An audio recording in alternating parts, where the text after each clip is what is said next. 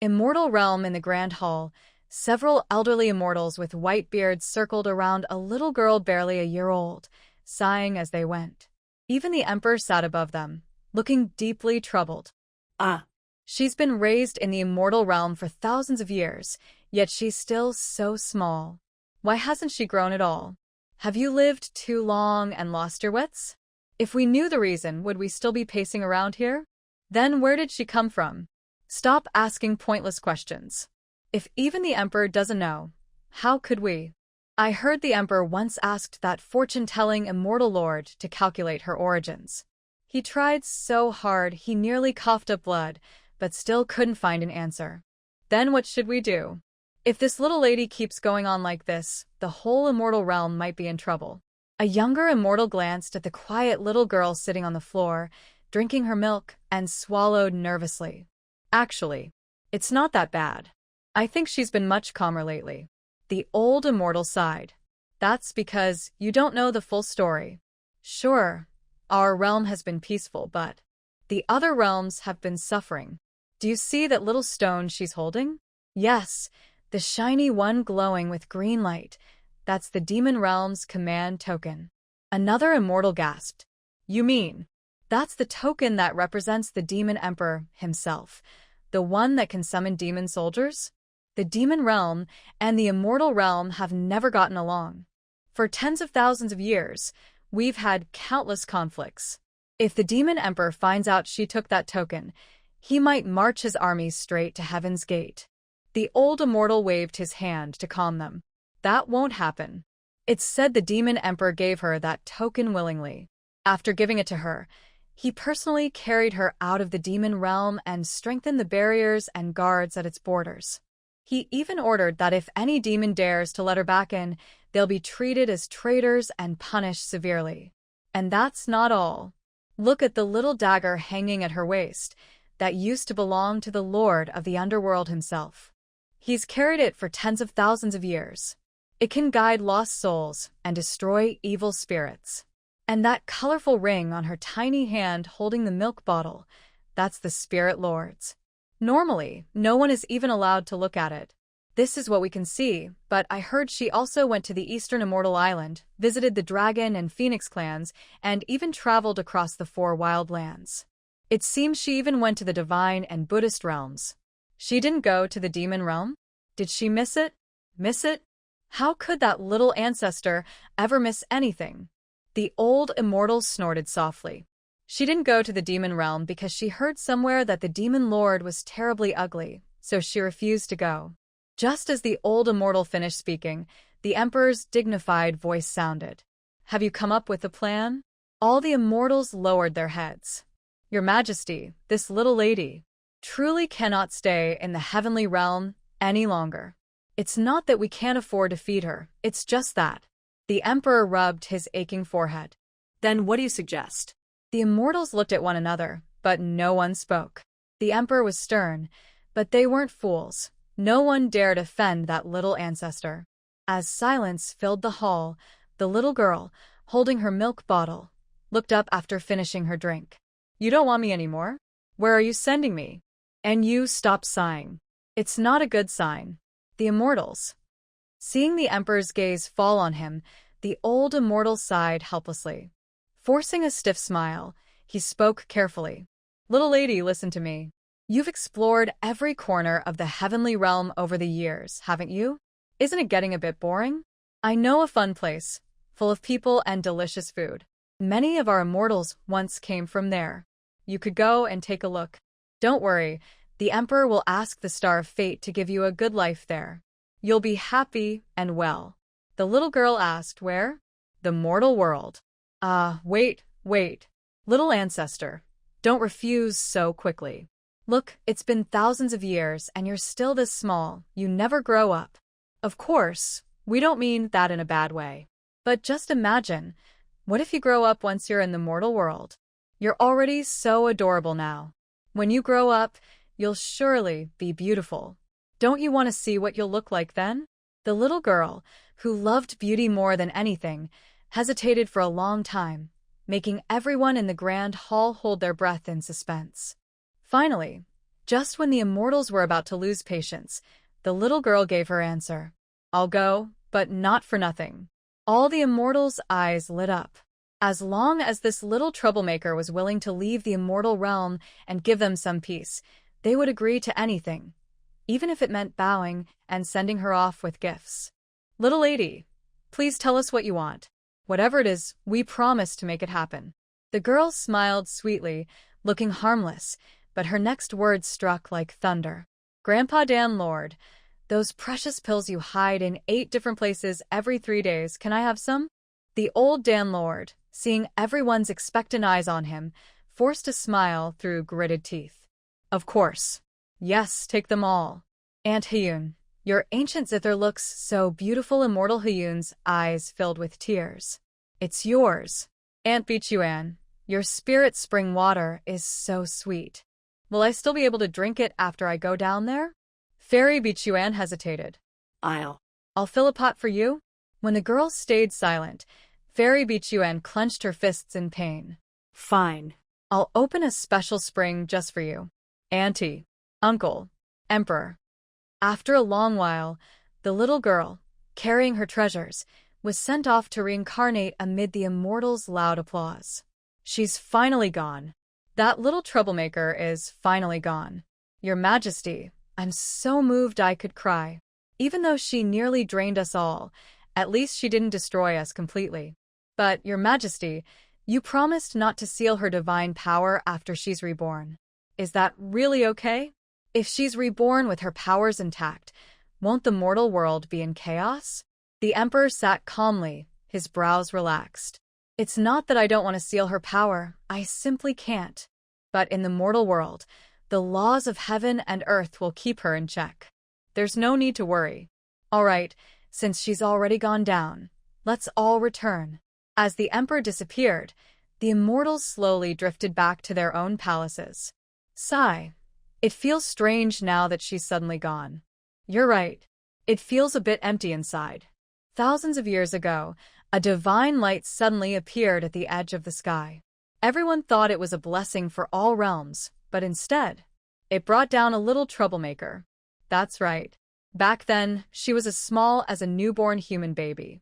The Emperor even took off his robe to wrap her up and carried her back himself. For the first few hundred years, this little lady grew slowly, but for the past 1,000 years, she's only grown wiser, not taller. No one knows where she came from. Her aura is sacred, but no one can tell how strong her power is. Only 2 months ago did she proudly tell us her name was Shuryi. Ask her anything else and she just says she doesn't know. Forget it. She's already gone to the mortal world. No point thinking about it now. As they neared the immortal palace, the youngest immortal suddenly said, "Don't you think the Emperor is hiding something from us? Why would he send her away after all these thousands of years?" Really? I don't think so. You're overthinking it.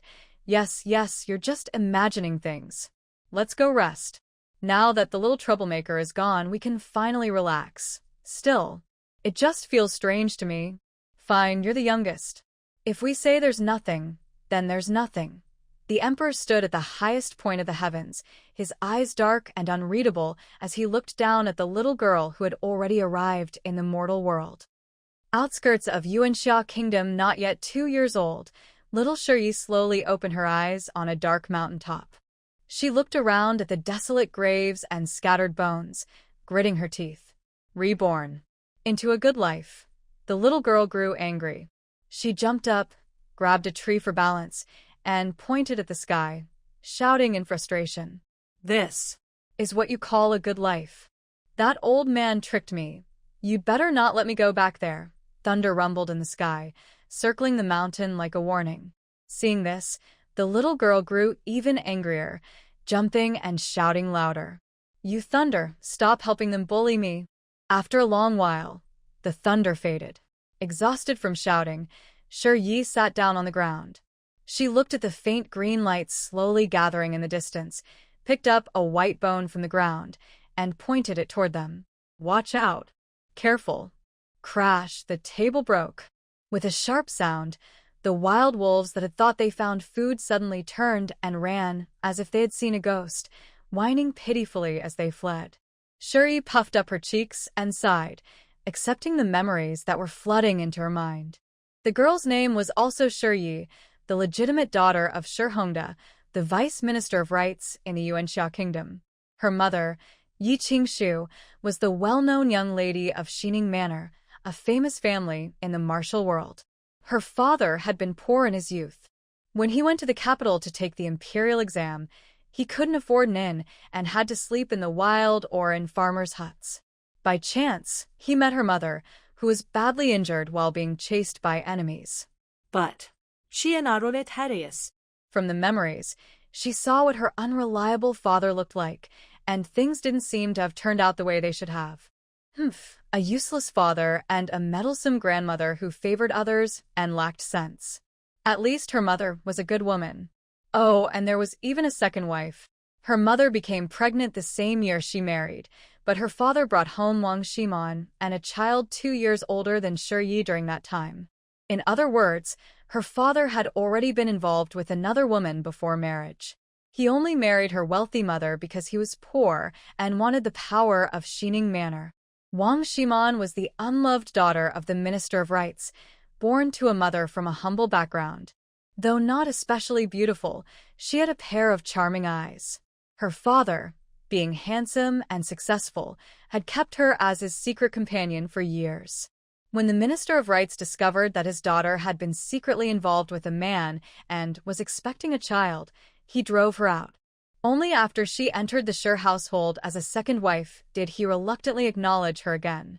Shuri's grandmother, who came from the countryside, thought that since Wang Shiman was at least from an official's family, she was better than Shuri's mother, who came from a martial background. From the moment Wang Shiman entered the house, the old woman's favoritism became obvious. It was the middle of winter. The chubby young Shuri stood up, patted the snow off her thick coat, and was wondering whether to roll down the mountain or walk down when she suddenly saw flickering torches lighting up below. "Madam, please don't worry. It's this mountain. I'll take the men up right away. You can wait here. I promise to bring the young lady back safely." Yi Qingshu grabbed the torch from the servant's hand and looked firmly toward the dark mountain ahead. "No, Madam Ji, I'll go find her myself. If anything happens to my daughter, I will make the Shi family pay. Just thinking about my daughter alone in this pitch-dark mountain. It makes me so angry I could scream. Madam," Yi Qingshu cried as she walked. "I regret it, I really do. I should have listened to father back then. When he asked to take another wife, I already knew what kind of man he was. But I thought the child needed a father, so I endured it. That was my mistake. Madam, they dared to harm my daughter. I will never forgive them." The people from Xining Manor followed behind, protecting and comforting her. "Young miss will be fine. As soon as the master received your message, he sent everyone out. We've already found where she is. As long as we reach her in time, there's still hope." Yi Qingshu's heart tightened. "Hope? What kind of place is this mountain?" The man hesitated, then answered honestly, "Halfway up the mountain. There's an unmarked graveyard." "An unmarked graveyard?" Yi Qingshu's body trembled. "That's a burial ground for the forgotten. It's already been 2 hours. My poor Shuri." Shuri listened to the voices carried by the wind and took a few deep breaths, trying to make her crying sound more real. Wah. "It's so cold." Wah. "Mother." The little girl sat back down, her presence quietly driving away all the wild animals nearby so they wouldn't hurt her mother. Soon, Shuri saw a beautiful woman rushing toward her, moving swiftly with a group of guards protecting her. Shuri. My dear Shuri. Thank goodness you're safe." Shuri reached out her chubby little hand and patted her mother gently, speaking in a soft, childish voice. "It's okay, mother." Yi Qingshu cried even harder. She held Shuri tightly in her arms. "It's all my fault. I promise this will never happen again. Mother will make things right for you." "Nanny, I'm here, madam." Nanny Ji wiped the tears from the corners of her eyes, looking at the child she had watched grow up, her heart full of pride. Her young lady had always been pampered since childhood. Only after marrying Shi Hongda did she learn to restrain her temper and try her best to be a good wife, supporting her husband, raising their child, and respecting her elders. But now, Nanny Ji looked at Yi Qingshu's cold, proud face. The confident young lady she once knew had returned. Sure enough, Yi Qingshu looked at the messy graves and scattered bones around her, her jaw tightening. Are there more hills like this nearby? Yes, madam. Nanny Ji nodded. About 5 miles south, there's another one. But that place isn't just an abandoned graveyard. It's a real burial ground where no one dares to go. They say wild animals often appear there. Yi Qingshu's eyes burned with anger. her voice was icy. Tell them to take Shi Yu honor there. Tonight. The next morning, little Shi Yi woke up early. After breakfast, she toddled around the courtyard on her short legs. She had just climbed onto the swing when the noise outside grew louder and closer. Madam, the second lady requests to see you. Yi Qingshu gently steadied her daughter on the swing, her voice cold as frost. Let her in. When Madame Wang entered the courtyard and saw Shi Yi happily playing on the swing, she was so shocked her eyes nearly popped out. Xie? Why are you here? Yi Qingshu lifted her daughter from the swing and sat her on a stone bench. Why? Where does the second lady think she should be if not here? Shi Yi murmured softly, on the mountain. Yi Qingshu looked helplessly at her daughter. Ever since they returned yesterday, the little one had become much more talkative. She would quietly echo bits of everyone's words, though only those close enough, or holding her, could hear what she said clearly. Madame Wang quickly waved her hands. No, that's not what I meant. I just heard yesterday that the second miss went out to play and hadn't come back. It's fine. She's back now, and that's what matters. Yi Qingshu ignored her after that, quietly fixing the 2 messy little buns on her daughter's head. Seeing that no one was paying her any attention, Madame Wang grew anxious. Madam, I came today because I have a favor to ask. Yuan'er disappeared early this morning. We searched the entire residence, but couldn't find her. Madam, please help us look for her. After finishing combing Shi Ye's hair, Yi Qingshu placed her on a specially made chair. While feeding her fruit puree, she instructed, Xiaqiu, send everyone from our courtyard to help the second madam search. Hearing this, Madame Wang became even more anxious. Madam, that's not what I meant. I was hoping you could ask the people from Xining Manor to help as well. Just as Yi Qingshu was about to speak, Shi Ye's father, Shi Hongda, arrived. Manhwa? When Madame Wang saw her husband, tears immediately streamed down her face. Shi Yi whispered, "What a performance. Unlike me, who always has to pinch my leg to cry. Husband, Yuan'er is missing. I came to beg Madam for help. She's my only daughter. If anything happens to her, I wouldn't be able to go on." Yi Qingshu finally turned to look at Madame Wang. Haven't I already sent people to help you search? Look around. Our courtyard is empty. Otherwise, how could you have come here without anyone announcing you? Madame Wang froze, then knelt down and kowtowed repeatedly. The servants in the residence are useless. Please, madam, let the people from Xining Manor help. I will never forget your great kindness. If Yuan'er can be found, I will no longer ask to be treated as an equal wife. I only wish to live quietly with my daughter and my husband for the rest of my life. Shi Hongda frowned at Yi Qingshu. Did you say that you should be a concubine? And how did Yuan'er go missing? Yi Qingshu slammed her teacup onto the stone table, startling Shi Hongda. She had always been gentle and soft-spoken since marrying into the family, never raising her voice, let alone throwing things. Madame Wang, when did I ever say you should be a concubine? Weren't you the one who said it yourself? Shi Hongda paused, displeased. When Mano entered the household, I said she would be an equal wife, with the same status as you. Everyone should address her as second madam. You are equals. Yi Qingshu gave a mocking smile. Equal wives? Shi Hongda, go out and ask around. Does our Yuanxia kingdom even have such a thing? Or which official's household allows it? An equal wife cannot be recorded in the family genealogy. If she cannot be listed there, then what else could she be but a concubine? Second madam, you really do know how to enjoy good fortune. In the future, second madam, you'd better be more careful. Don't make a scene outside and embarrass your daughters so they can't get married. 시에 아보케. 하하. What a joke. 예링쇼. When his daughter was mentioned, Sir Hongda finally reacted. 예잉쇼. Yuan'er is missing, and you still haven't asked the people from Xining Manor to help look for her. You're the lady of the house, and Yuan'er is also like your child. Aren't you afraid people will laugh at you for doing nothing? Yi Qingshu looked at Sir Hongda's face and wished she could slap herself. How could she have ever fallen for such a man? Sir Hongda, what do you mean by saying I'm doing nothing? Maybe Yuan'er just went out to play. Besides, I've already sent people to look for her. Sir Hongda grew angry. How can you say that? Yuan'er is just a little girl. How could she go out to play alone? She must have been taken away by bad people. Can't you ask the people from Xining Manor to help?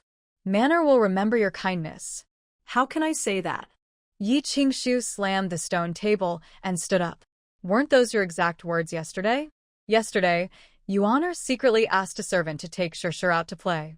Yuan'er came back, but Shir went missing. What did you say then? Yi Qingshu's eyes turned cold as she stared at Sir Hongda. You said Shir was just playing and would come back soon, so there was no need to look for her. Why is it that when Shir went missing, it was just playing and not worth worrying about, but when Yuan'er goes missing, it's suddenly dangerous? Sir Hongda was startled by her gaze and took a step back, but still tried to argue. Well, Yi came back, didn't she? Asking the people from Xining Manor to help won't cost you anything. It'll also show your kindness as the lady of the house. Kindness? What nonsense. I don't care about your so-called kindness. 시에 nonsense. 예잉쇼. Thinking of Sir Hongda's attitude yesterday made Yi Qingshu so angry she could hardly breathe. Shir came back because she was lucky, because she has a good grandfather, because I have a good father. Otherwise, my daughter would have died on that desolate mountain full of bones. Second, madam, you always think your family background is better than mine, don't you? Why don't you go ask your own family for help? After all, my daughter was found thanks to my family's efforts. Oh, right. Madam Ji, bring the storeroom key and give it to Madam Wang. Since you said Madam Wang is your equal wife, she can't just eat and do nothing. From today on, she'll manage the household. It's not fair for her to hold the title, while I do all the work. Sir Hongda looked at the anger in Yi Qingshu's eyes and felt a strange sense of unfamiliarity. It had been so long since he'd seen her truly angry that he almost believed she had forgotten how to be. But he had forgotten. When he first met Yi Qingshu, she had been bright, lively, and full of spirit, someone who couldn't stand injustice. Little Yi sat on a chair, swinging her short legs while eating fruit puree. Mother was amazing. But father... Cold Yi Qingshu looked down gently at her daughter, whose face was covered in fruit. Mother's here. What's wrong? Yi smacked her lips, put down her spoon, and said seriously in her soft childish voice, Cold, I want to change. Tired of this flavor? I'll have someone bring another kind. But the greedy little girl quickly hugged the bowl of fruit puree tightly and shook her head, pointing her chubby finger at Sir Hongda. No. Not change puree. Change. Change, father. Everyone. Yi Qingshu was the first to react and gave Xia Qiu a look. Soon, Xia Qiu brought out a piece of paper from the room. Yi Qingshu took it and threw it at Sir Hongda's face. Sign it. Don't worry, I'll take Shir with me. You still have Shir Yuan, and since you never cared about this daughter anyway, I'm sure you won't mind. This divorce paper had been written the night before, after Yi Qingshu found her daughter. She had cursed herself the whole time for being blind and foolish. Sir Hongda's eyes turned red as he looked at the paper. You really want to leave me? No. I won't agree. Yi Qingshu, you'll always be part of the Shir family. Even after death, you'll belong in our family's ancestral tomb. Yi didn't understand why her mother had to be buried in the Shir family's tomb after death. The little girl blinked her pretty eyes. Then, if the Shir family's tomb were gone, would mother not have to be buried there? The Shir family's tomb was in the southeast. No one paid much attention. While the little girl was playing with her small spoon, a faint light seemed to flash among the clouds on the horizon. Yi Qingshu's thoughts were different from the little girl's. She wasn't thinking about the ancestral graves. What she was thinking was, if she truly couldn't end the marriage, then living as a widow wouldn't be so bad either.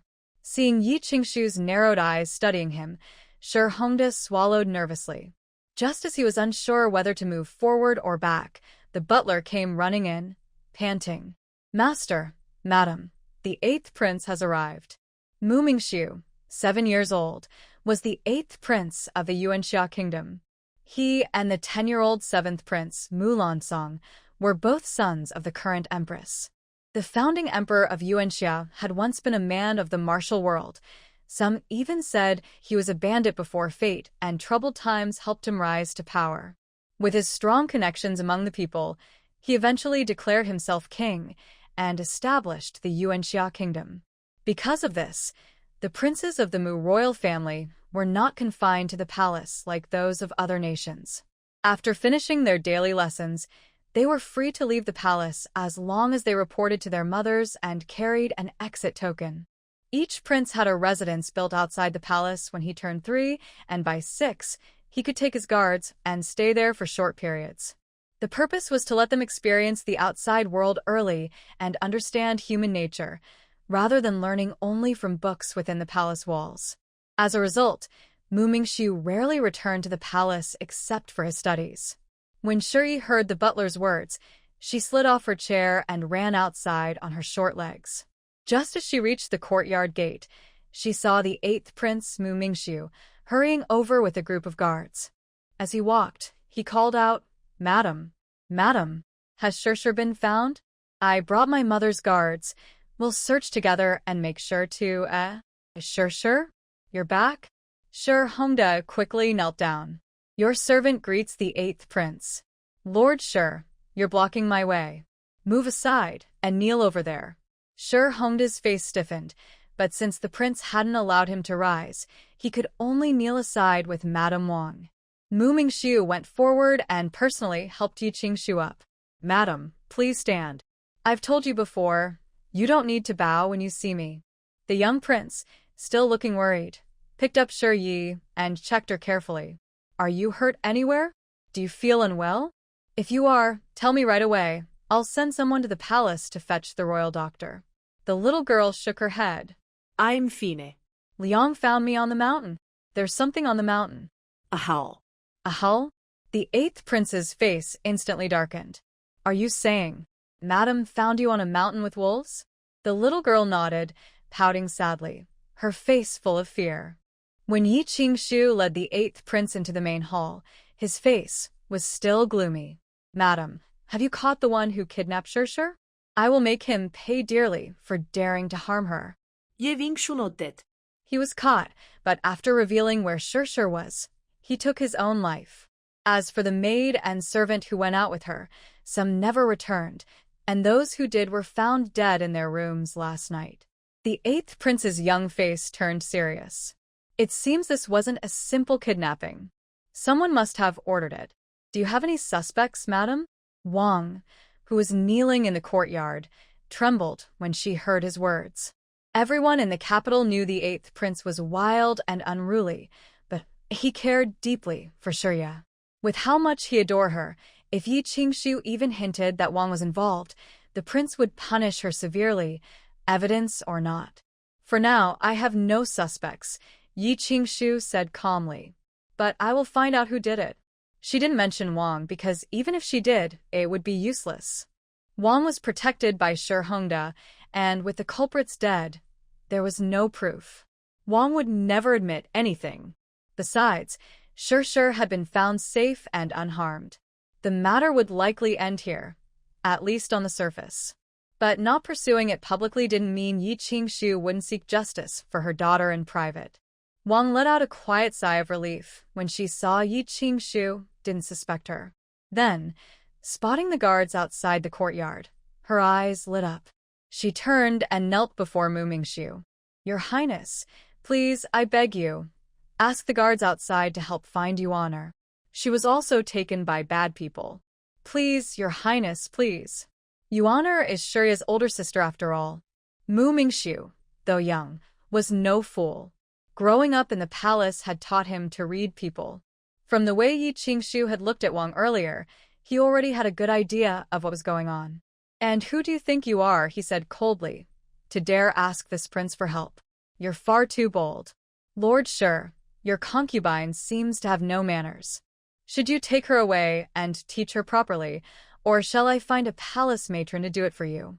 Shi looked up from where she was kneeling and blinked her pretty eyes at Shi Hongda. "Eighth brother." I'm scared. The eighth prince looked at the little girl in Yi Qingshu's arms and comforted her gently. "Don't be afraid. With eighth brother here, no one will hurt you. Come now, tell eighth brother, what are you afraid of?" Little Shi shivered, glanced at her father, then quickly buried her head in her mother's arms. Her voice was muffled. "Father." Glared at me. Hearing this, the eighth prince's heart softened at once. "Lord Shi, do you not value your eyes anymore? I've said before, even though Shi isn't related to me by blood, she's like my own little sister. She's not even 2 years old yet. She was lost just yesterday and only found today. She's already frightened enough. Instead of comforting her, you glare at her?" Shi Hongda's face turned pale, then dark. He hadn't expected that one secret glare would be noticed by the child, and worse, that she would tell on him. She used to be so quiet, not like this at all. "Your Highness, I didn't." Shi Yi is still young. She must have been mistaken. A shadow crossed Mu Mingshu's eyes. He warned Shi Hongda to treat Shi Yi well in the future, then left.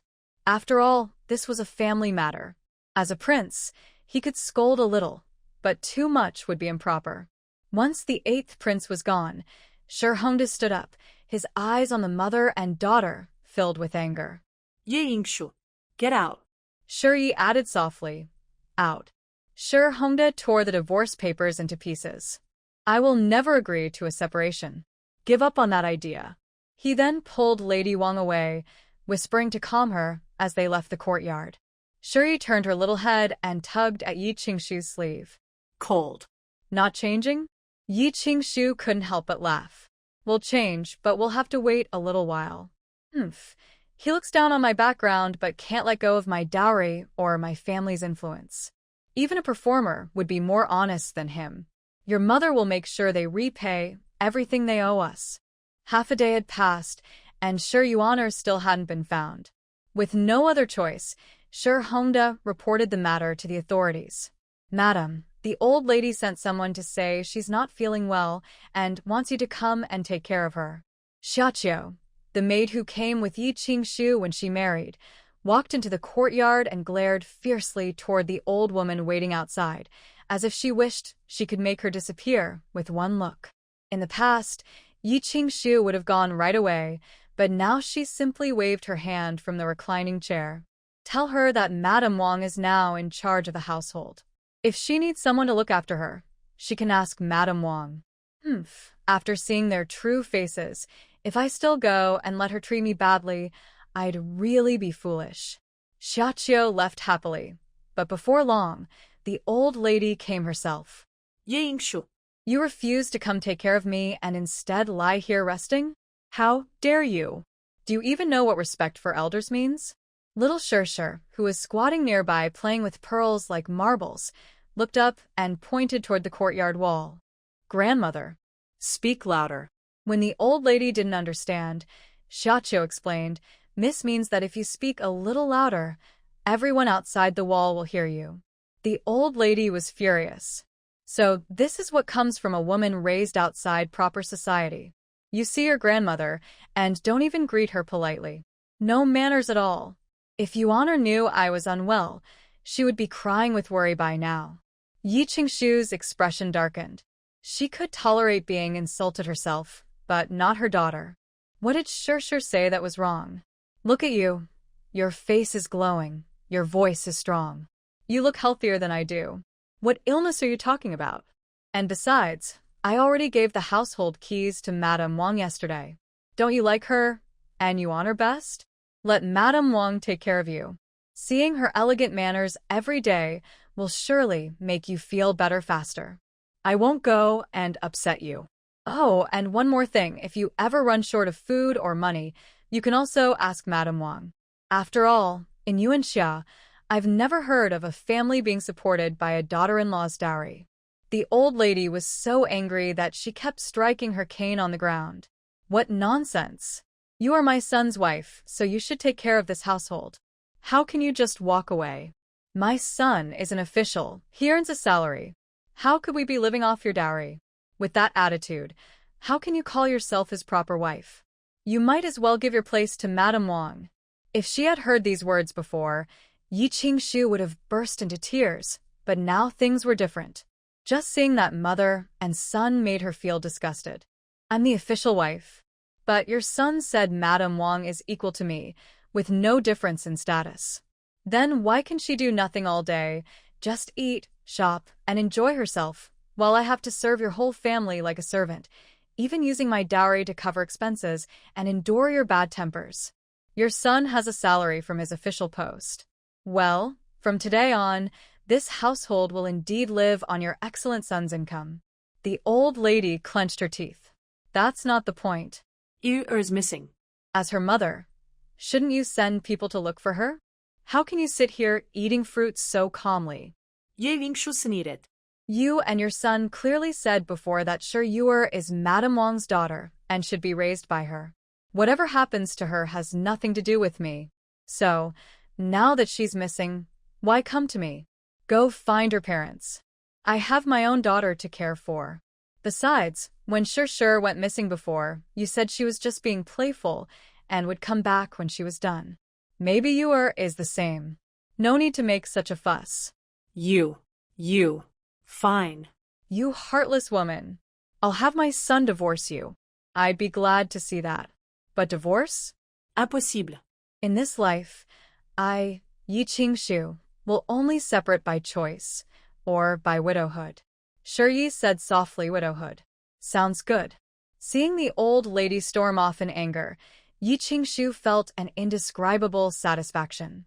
In all her years of marriage, she had never felt so free. Xiaqiu, from now on, don't send the goods from the estate to the main household. Bring them straight to our courtyard. Let them go hungry. She did. Yes, let them.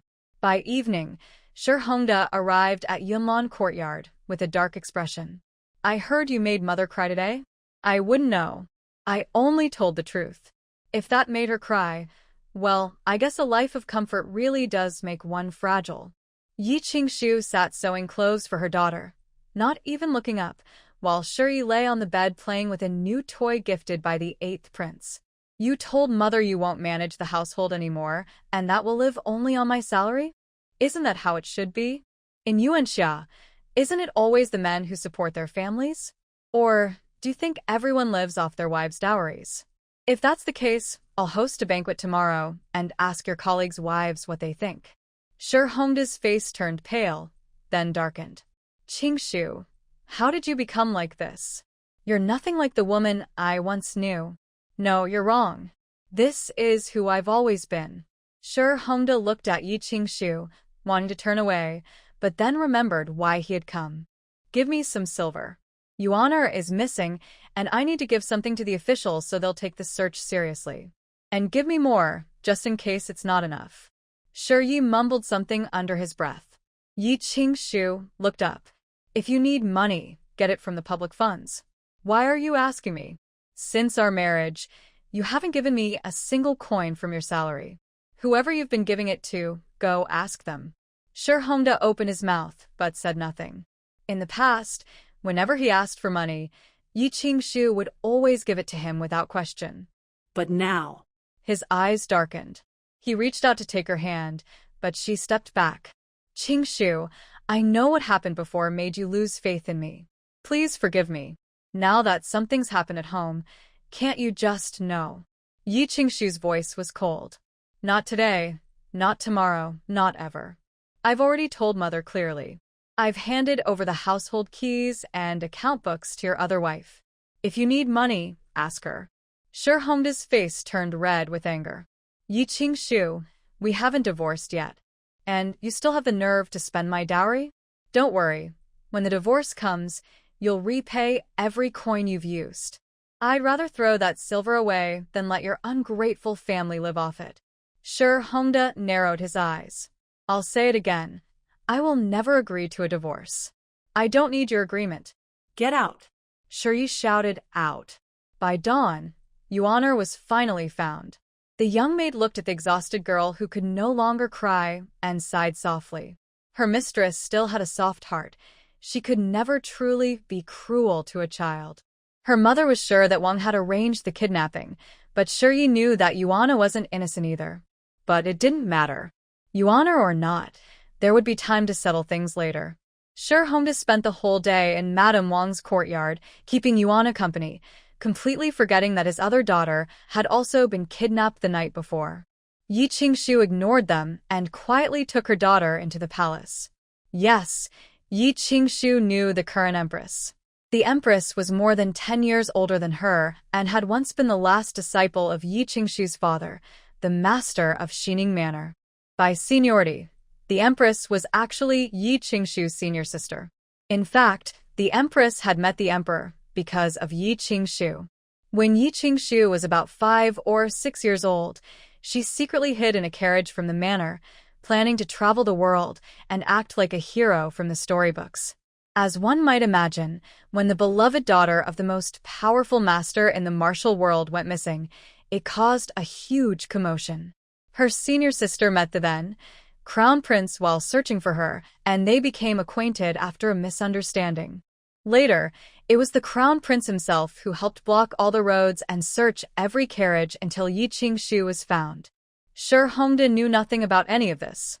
The 8th prince only told others that he had accidentally met Yi while she was out playing with Yi Qingshu. More than 10 years ago, Xining Manor was at its peak and had many enemies, so the empress had married under another name. However, all her dowry had come from Xining Manor. The empress was still deeply grateful. When she married, the master of the manor had secretly watched over her and prepared a grand wedding procession, treating her like his own daughter. In Fengyi Palace, the empress held little Shuri tightly, her eyes full of relief and lingering fear. I'm just glad you're safe. You really scared me. You don't know, when little 8 came to me, he was crying so hard his eyes were swollen. I heard he even went to his 7th brother's residence in the middle of the night, made a huge scene, and took away all his brother's guards. If I hadn't heard that Shur was found, I would have gone out of the palace myself to look for her. The empress was always warm with Yi Qingshu and never used formal titles when speaking to her. Hearing the empress mention the 7th prince, Yi Qingshu asked worriedly, "Senior sister, how is the 7th prince?" Still the same.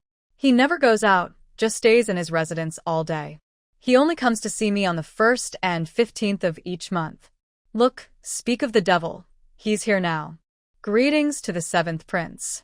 Yi Qingshu stood up and bowed politely, showing no sign of arrogance despite her friendship with the empress. Mulan Song gave a slight nod, signaling that Yi Qingshu did not need to be so formal. Little Shuri turned her head and squinted at the 7th prince, who was sitting in a wheelchair with the light behind him. So beautiful, she murmured.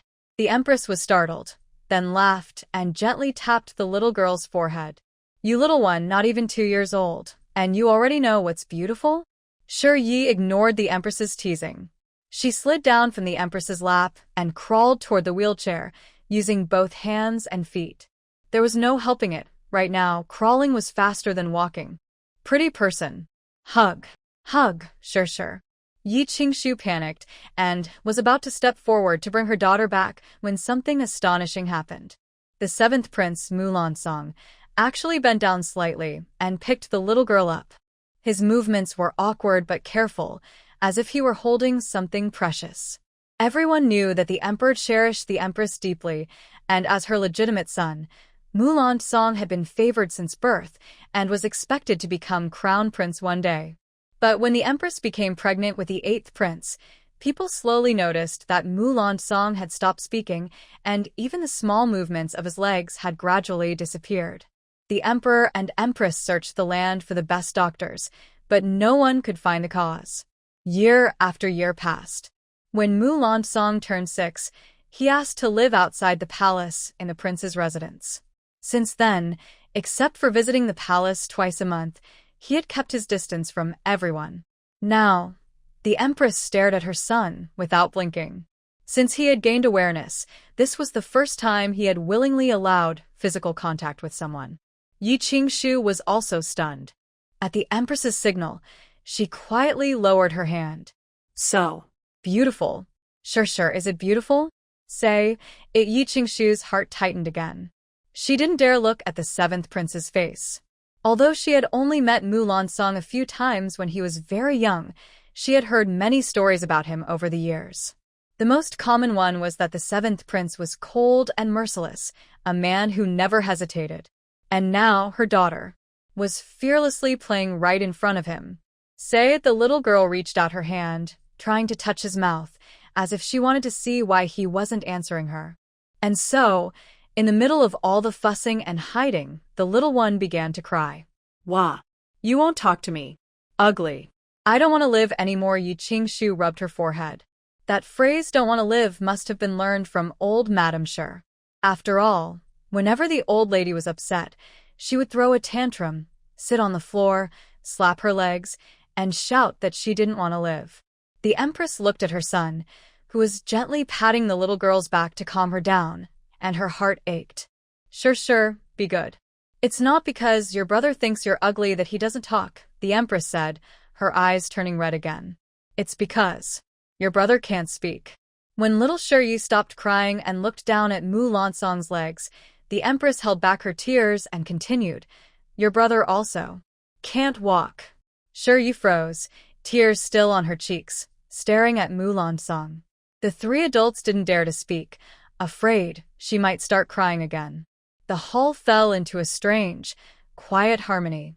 After a long while, Yi reached out and touched Mulan Song's face, then suddenly burst out in anger. She slid off his lap and crawled quickly toward the hall's entrance. She wanted to go out, but the threshold was too high. So she held onto the doorframe with one hand, pointed to the sky with the other, and shouted at the top of her lungs, loud enough for the whole thingy palace to hear. You! Why are you like this?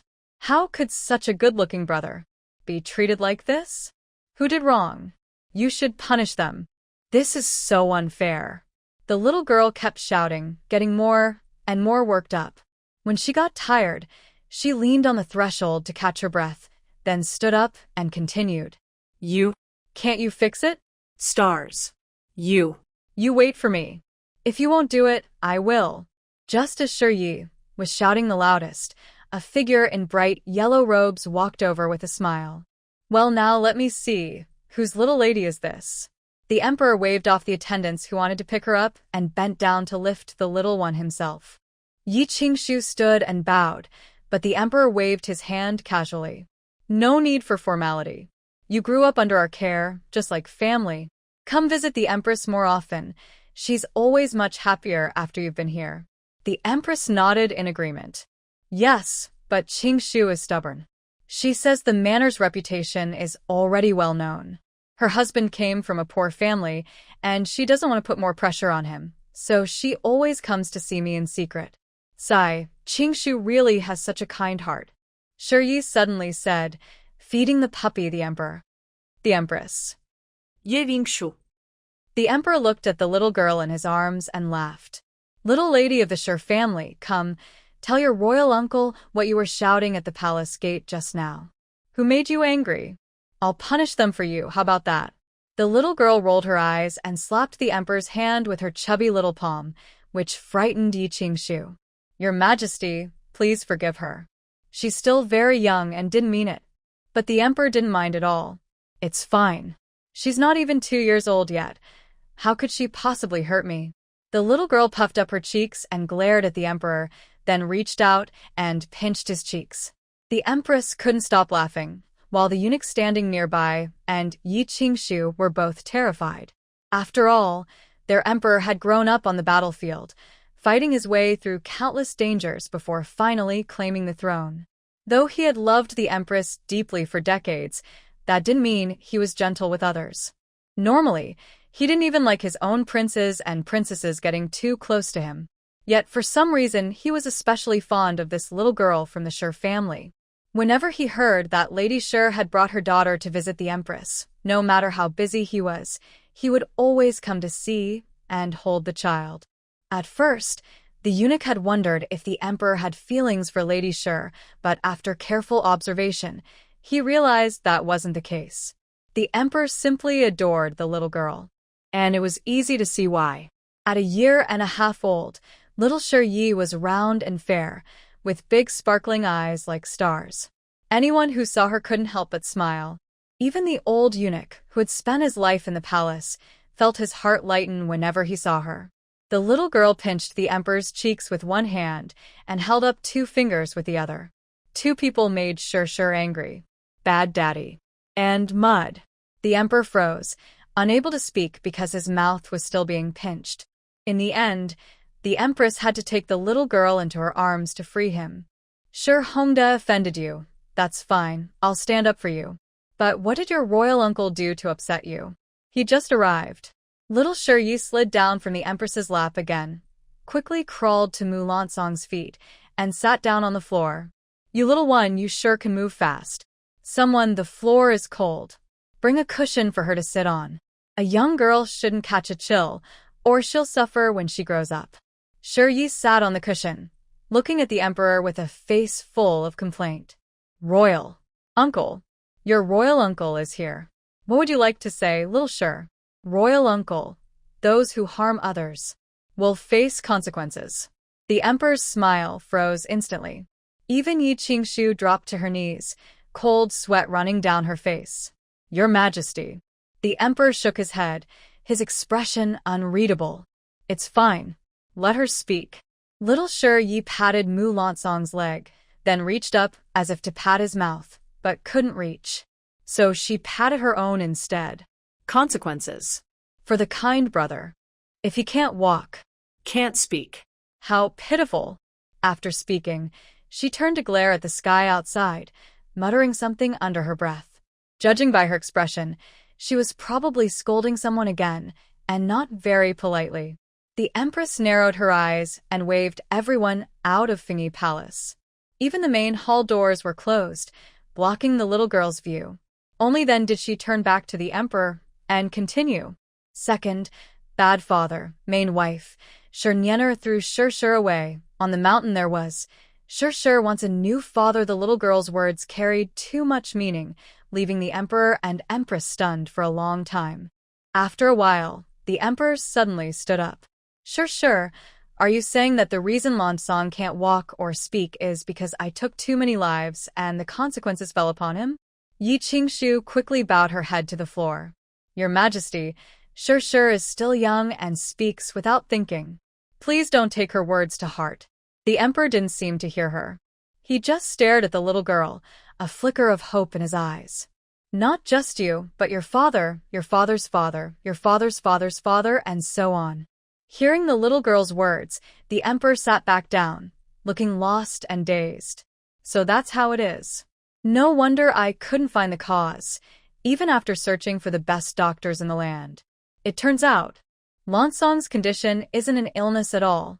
Your Majesty, please don't take what Shur said too seriously. She's still a child. The Emperor shook his head and looked at Yi Qingshu. No, Madam Shur, I believe her. Do you remember more than a year ago, when the Yuanxia kingdom suffered a terrible drought? You were expecting a child then, and you went to Xining Manor to open the granaries and distribute food. Because of overwork, you went into labor early. The Empress was worried when she heard the news, so she and I left the palace to visit you. I remember. The Empress came into the delivery room despite the conditions and stayed with me.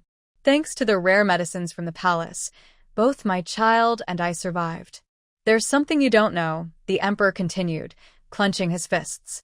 While you and the Empress were inside, the manor master and I waited outside. When Shur was born at dawn, the moment she cried, golden light filled the sky. Then thunder rolled, lightning flashed, and rain began to fall, ending the century-long drought. The sight was unforgettable, he said softly. The manor master and I feared that someone might try to harm the child, so we ordered everyone who witnessed it to keep silent. That's why no one knows about it to this day. Sure. She may not be an ordinary child. Yi, who overheard the emperor's words, clenched her teeth in anger. So the emperor had planned everything long ago. How clever. How perfect. She silently made another note in her little book. After finishing, the emperor turned to the little girl sitting on Mu Lansong's lap, whispering something softly. Sure, your beautiful brother cannot walk or speak. Do you know how to help him recover?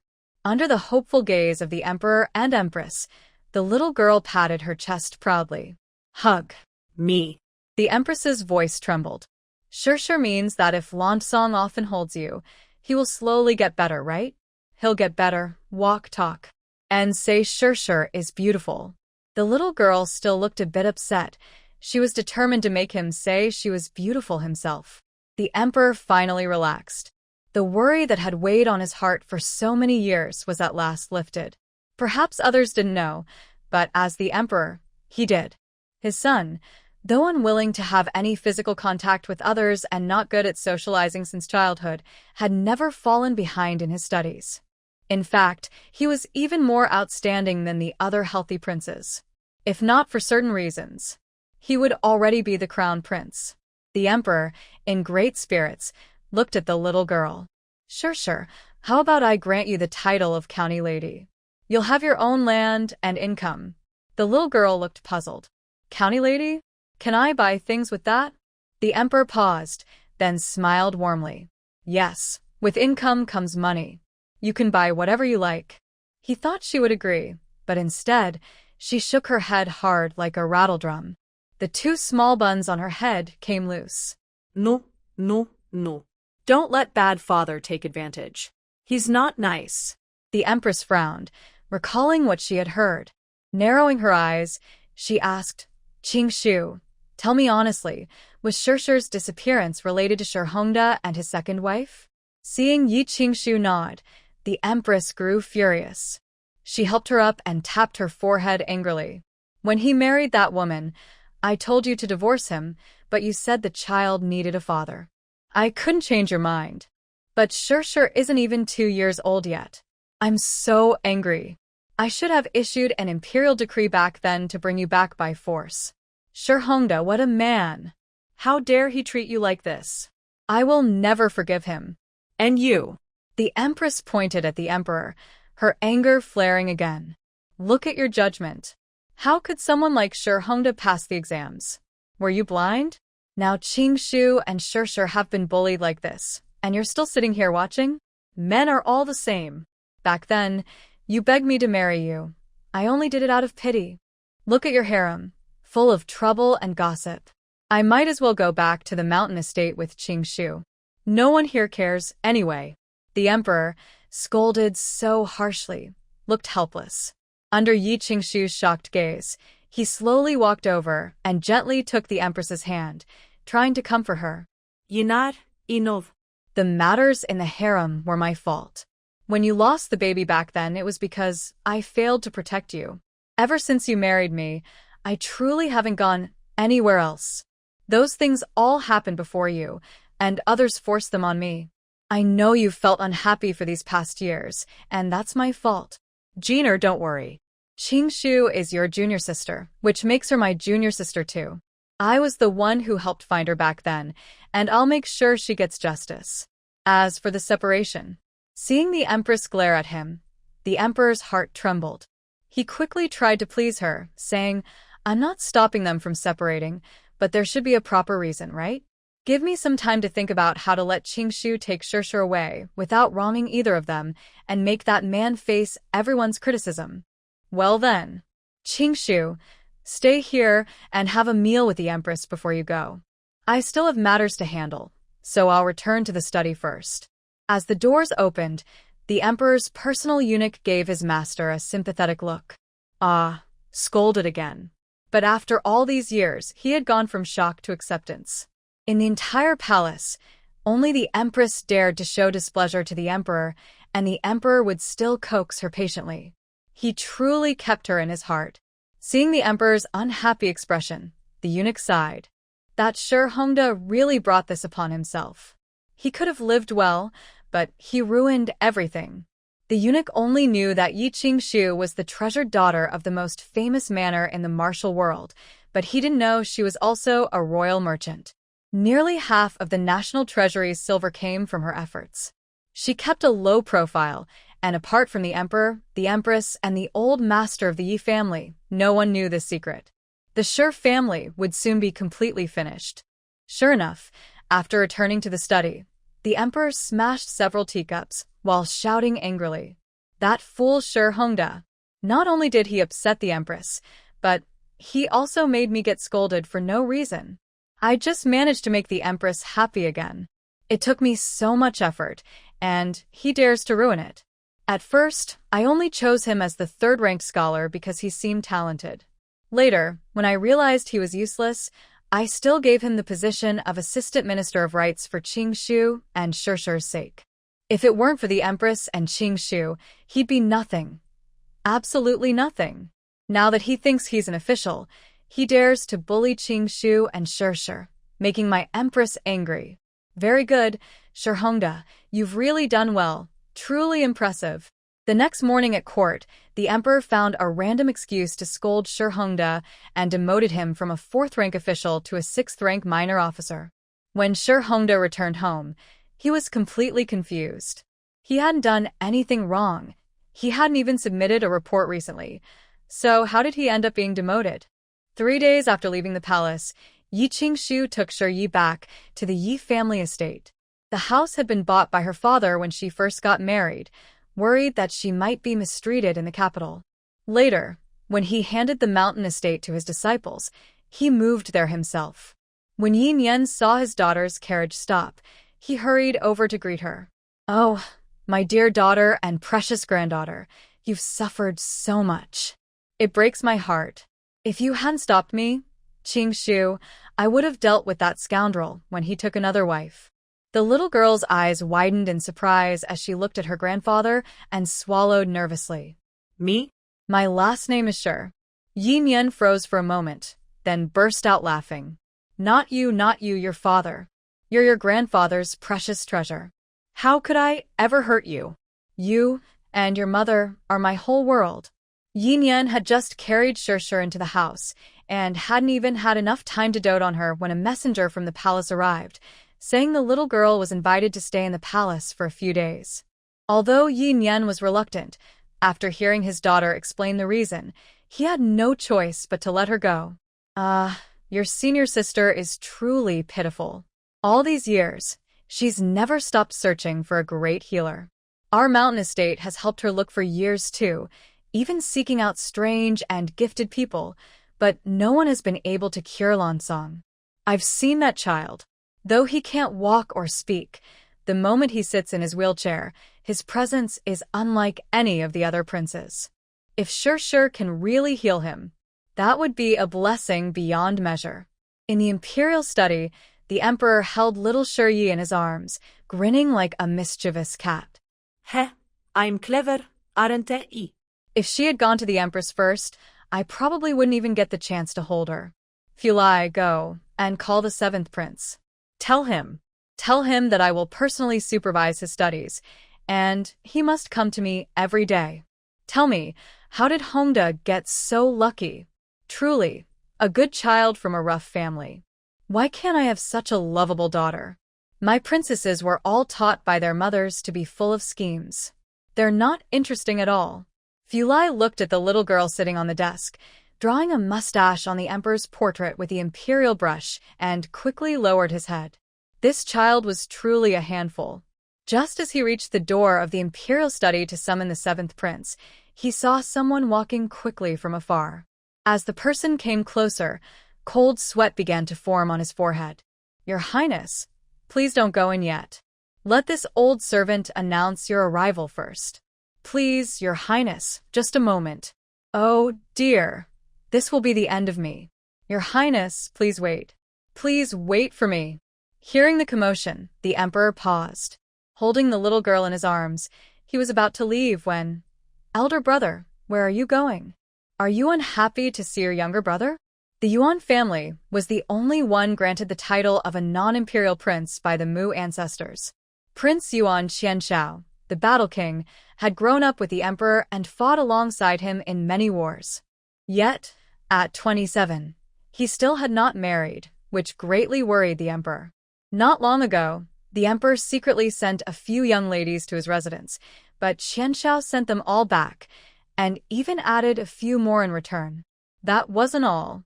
He even went to the empress to complain, saying it was the emperor who had ordered him to find those ladies, which earned the emperor a serious scolding and nearly a beating.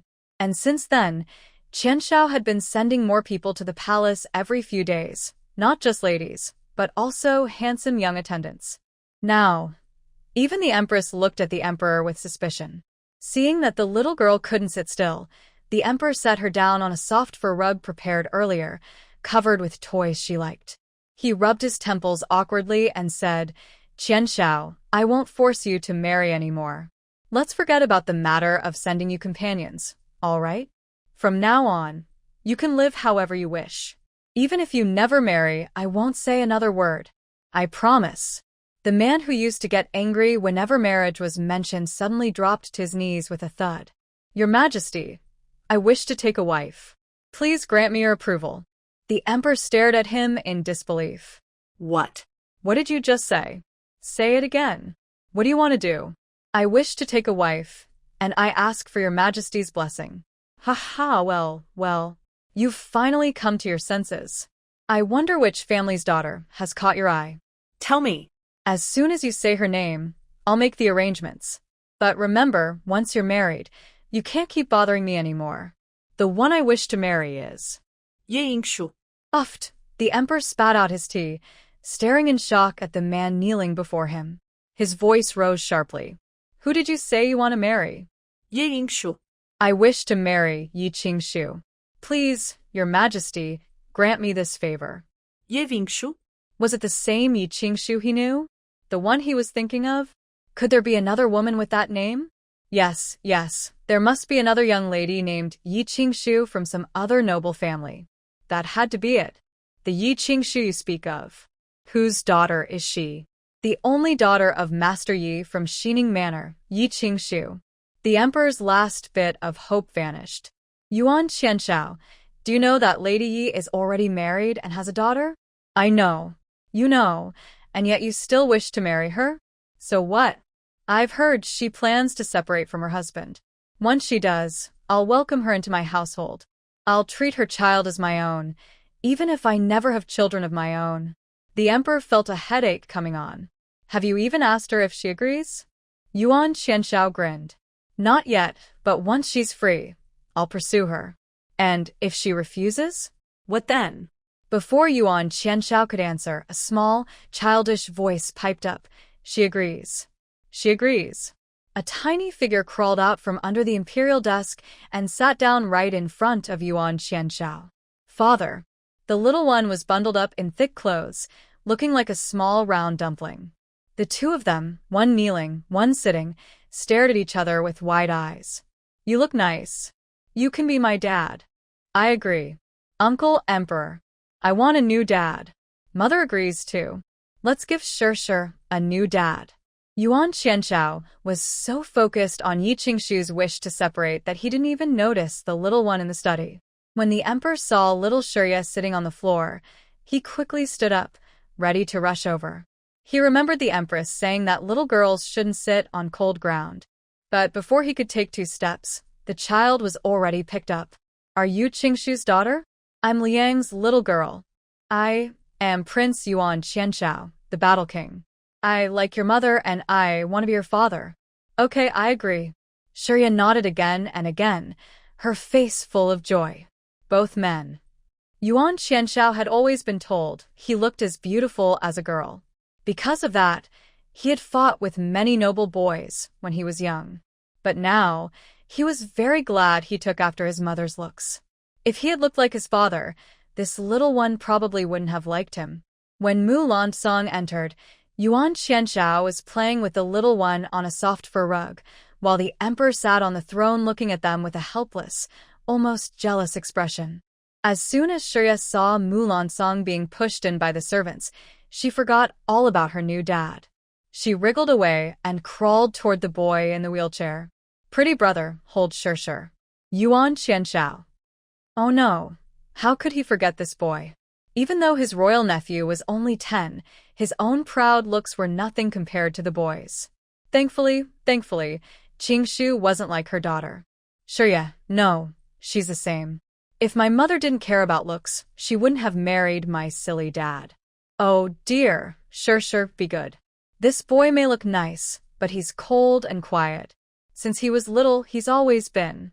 Before Yuan Qianshao could finish, Mulansang bent down and picked the little girl up with surprising ease, much more skillfully than yesterday. Not only that, he even took out some snacks from his pocket to quietly comfort her. Sure, how about letting Daddy hold you instead? Daddy can take you out to play, okay? The little girl looked at Mulansang, then at Yuan Qianshao, and shook her head hard. No. Pretty brother. Looks better. Yuan Qianshao. The emperor saw this scene and laughed heartily.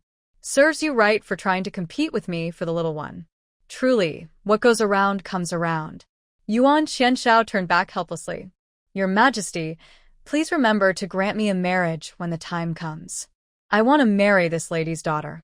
The emperor tried to hold back his laughter and waved his hand. That's not something I can decide. You'll need Miss Ye's consent first. When she separates from her husband, if she agrees, I'll grant you the marriage. But remember, if you marry her, you must treat her well. If you can't, then don't marry her at all. I don't want the Empress getting upset with me, and it wouldn't be fair to the lady either. The Emperor thought to himself, the Empress's temper is no joke.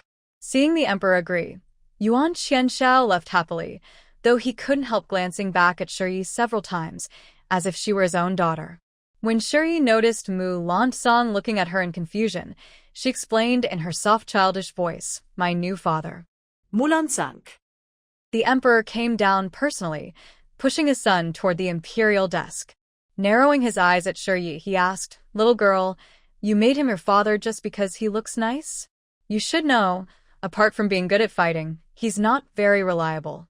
He was quite the troublemaker back in the day. Half the noble sons in the capital couldn't escape his pranks. He was as sneaky as my secret guards. Your Majesty? Ahem, weren't you leaving? Why are you back again? Caught speaking behind his back, the Emperor looked a bit embarrassed. I was just playing with Shirshir earlier and dropped my jade pendant among the toys. If not for that, I wouldn't have known that even the mighty Emperor likes to gossip. Just then little Shiyi spoke up. She looked at Yuan Qianshao, shook her head, then nodded. Not the bad father. He should be my father. The bad father lies. He's not good. Yuan Qianshao knew Shiyi was no ordinary child. When Yi Qingshu gave birth years ago, he had secretly watched over them until both mother and daughter were safe. Hearing Shiyi's words now, something stirred deep inside him. Sure. How did your bad father lie to you? He pretended. How did he pretend? He pretended to be someone else. He lied he's not good. Pretended to be me? Yuan Qianxiao's whole body trembled, his fists clenched so tightly that they cracked. He looked as if he was about to lash out, then turned and left. Hey, wait. Aren't you going to take your jade pendant? Fulai, go check that pile of toys and find the jade pendant. Send someone to return it to him. That's the Yuan family's heirloom. The Emperor paused, then added, also, have someone keep an eye on him. From the way he looked, I don't think it's a good sign. How did Shi Hongdid trick him? I'm actually curious. The little boy yawned in Mulansang's arms. Seeing the Emperor's curious expression, he lazily said, the old father. Can't be saved. Then he pointed outside the study. The new father saved him. The Emperor thought for a moment, and his eyes suddenly lit up. Fulai, do you remember about 4 years ago, when Qianshao returned victorious from battle and rescued a woman on his way back? Fulai, who was making tea, nodded. I remember, Your Majesty. I also recall that the Prince of War asked you to help him find her, but he didn't know her name or where she lived. Later, the prince even drew a portrait for you, but although he's good at many things, painting isn't one of them. The picture looked worse than a child's doodle. You and the Empress laughed about it for quite a while. Fulai's hand froze. Your Majesty, the woman the prince asked you to find back then, could she be? Could she be? The Emperor nodded, his face full of curiosity. It should be her. Otherwise, he wouldn't have rushed over so anxiously when he heard that Yi Qingshu wanted a divorce. Looks like he recognized her long ago, but since she was already married, there was nothing he could do. Forget it. Qian Shao grew up with me. I know his character well. He may be lively and outspoken, but he's kind and capable. If Qingshu really marries him, he'll treat her well, especially since she's the one he's waited for all these years. Speaking of which, that Hongda really isn't a good person. Back then, he probably took credit for Qian Xiao's rescue. Fulai handed over the tea with a look of amusement. If that's true, then Lord Shi might be in serious trouble. The Emperor paused, pushed Mu Landsong's wheelchair, and headed outside. As he walked, he said, Fulai, quickly send someone to check what that young man is doing.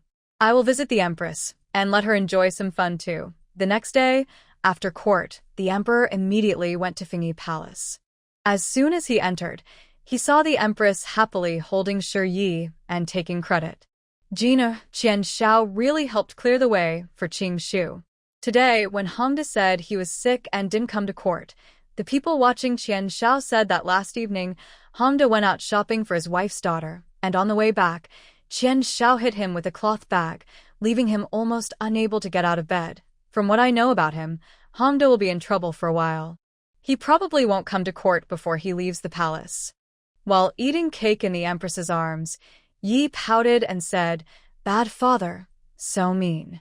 The Shi family is really unlucky. Unlucky? The Emperor didn't know what bad luck the Shi family would face, but Yi Qingshu did.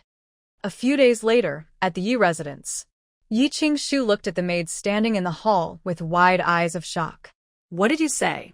You mean, the Shi family's ancestral grave was struck by lightning. The maid lowered her head, showing a hint of fear in her eyes. Lightning hitting an ancestral grave is a sign of divine punishment for doing something wrong. Yes, madam. It's true. Early this morning, the elders from the Shi family arrived. They said that a few days ago, on a clear, cloudless day, a lightning bolt struck during the night and hit the Shi family's ancestral grave. The head of the family immediately went to check.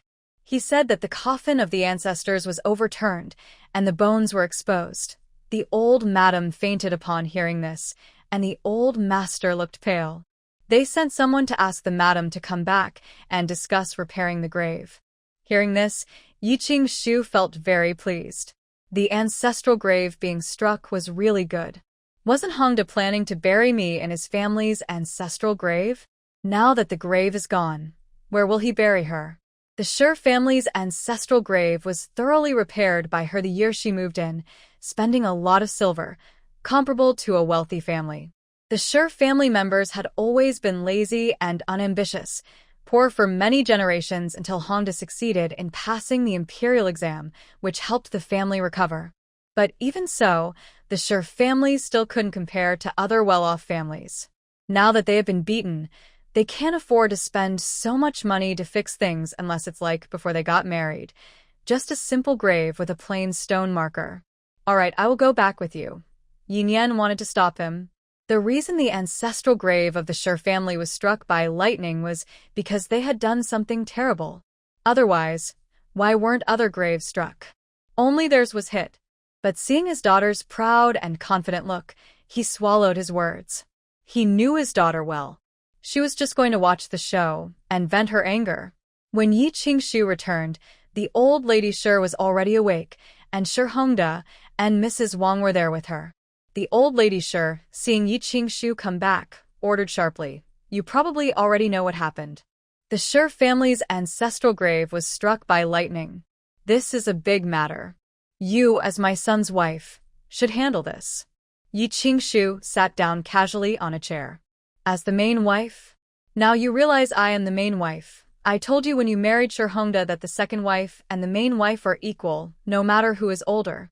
So, it's fine for Mrs. Wang to handle this. Besides, I've already handed over the management rights and the key ledger to Mrs. Wang.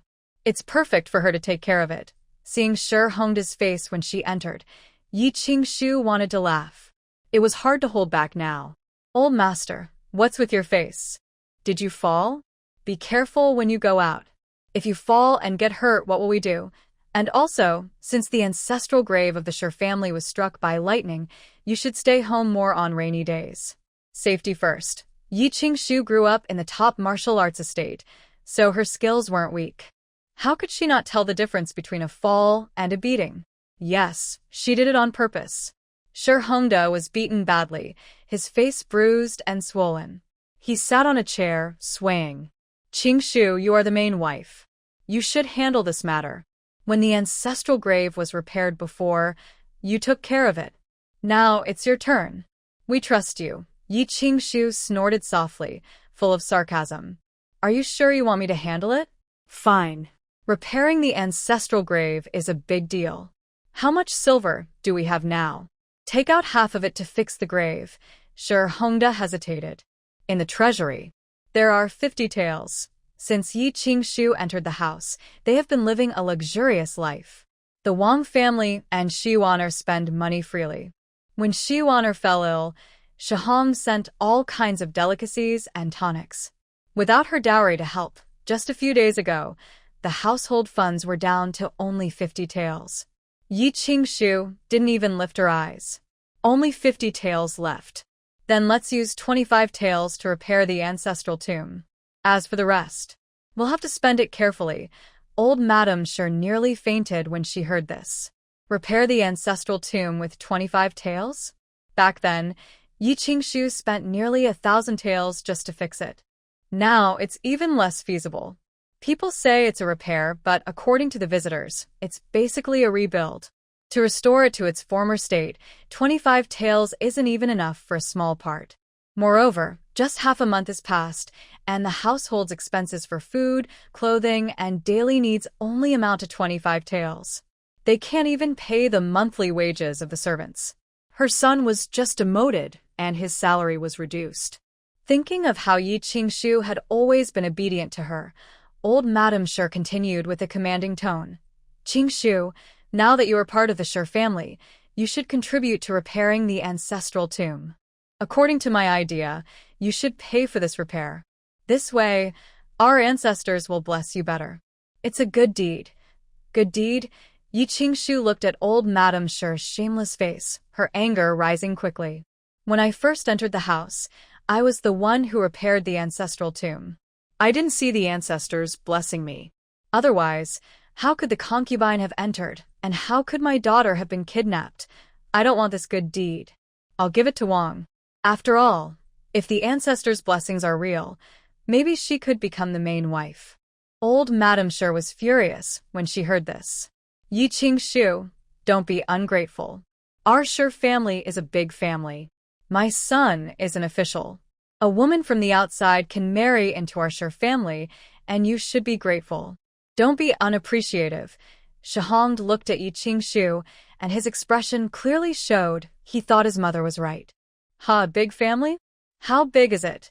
Does your Shi family have a deep cultural background or wealth that benefits generations? Just having many people doesn't make it a big family.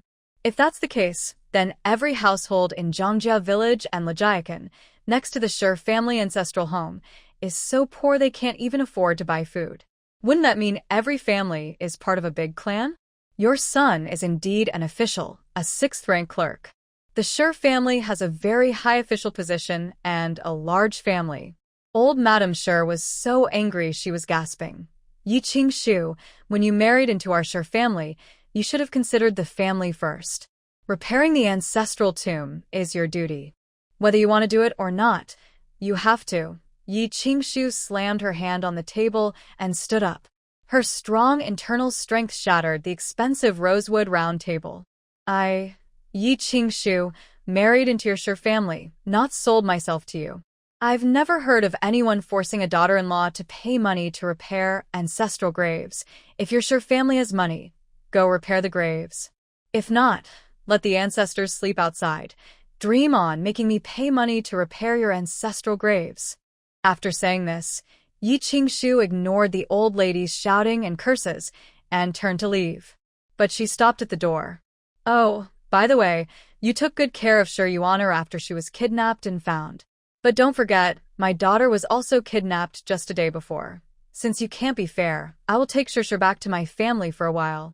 If there's nothing urgent, don't come to bother us. Yi Qingshu walked out. Hearing the continuous smashing and shouting behind her, she sneered inwardly. Smash, smash. After they finish, they won't have money to buy anything. Let's see what they do then. Xiaqiu followed behind Yi Qingshu, worried. Madam, your dowry is still in the private treasury. We're not at the estate. If they secretly take your dowry, a clever glint appeared in Yi Qingshu's eyes. Exactly. I want them to move my dowry when I'm not around. That way, when I leave, I'll have another reason. I can also take Shi with me smoothly because Shi shouldn't have a father and grandmother who steal from her. Keep an eye on them. They should act within these 2 days. Remember what they take and what they steal. There are even gifts for my senior sister inside. In half a month, it will be my senior sister's anniversary banquet. Knowing her temper, she might just issue an order to divorce on the spot. If Shi Hongda married me before our wedding without a matchmaker, and after I became pregnant, he brought his concubine and child into the house as the main wife and divorced me, the reason seems too weak. After all, in this imperial city, everyone has similar issues. But if he stole and conspired with others to secretly take the legitimate wife's child, that could cost him his life. The Shi family's ancestral grave was struck by lightning just at the right time. It was a good strike. In Yuanxia country, dowries are private property.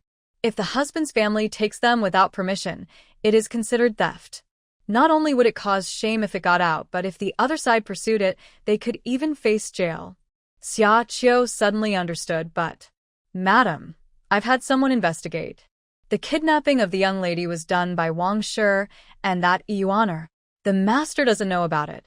He probably won't admit it when it comes out. Not admit it? Haha. It doesn't matter if he doesn't.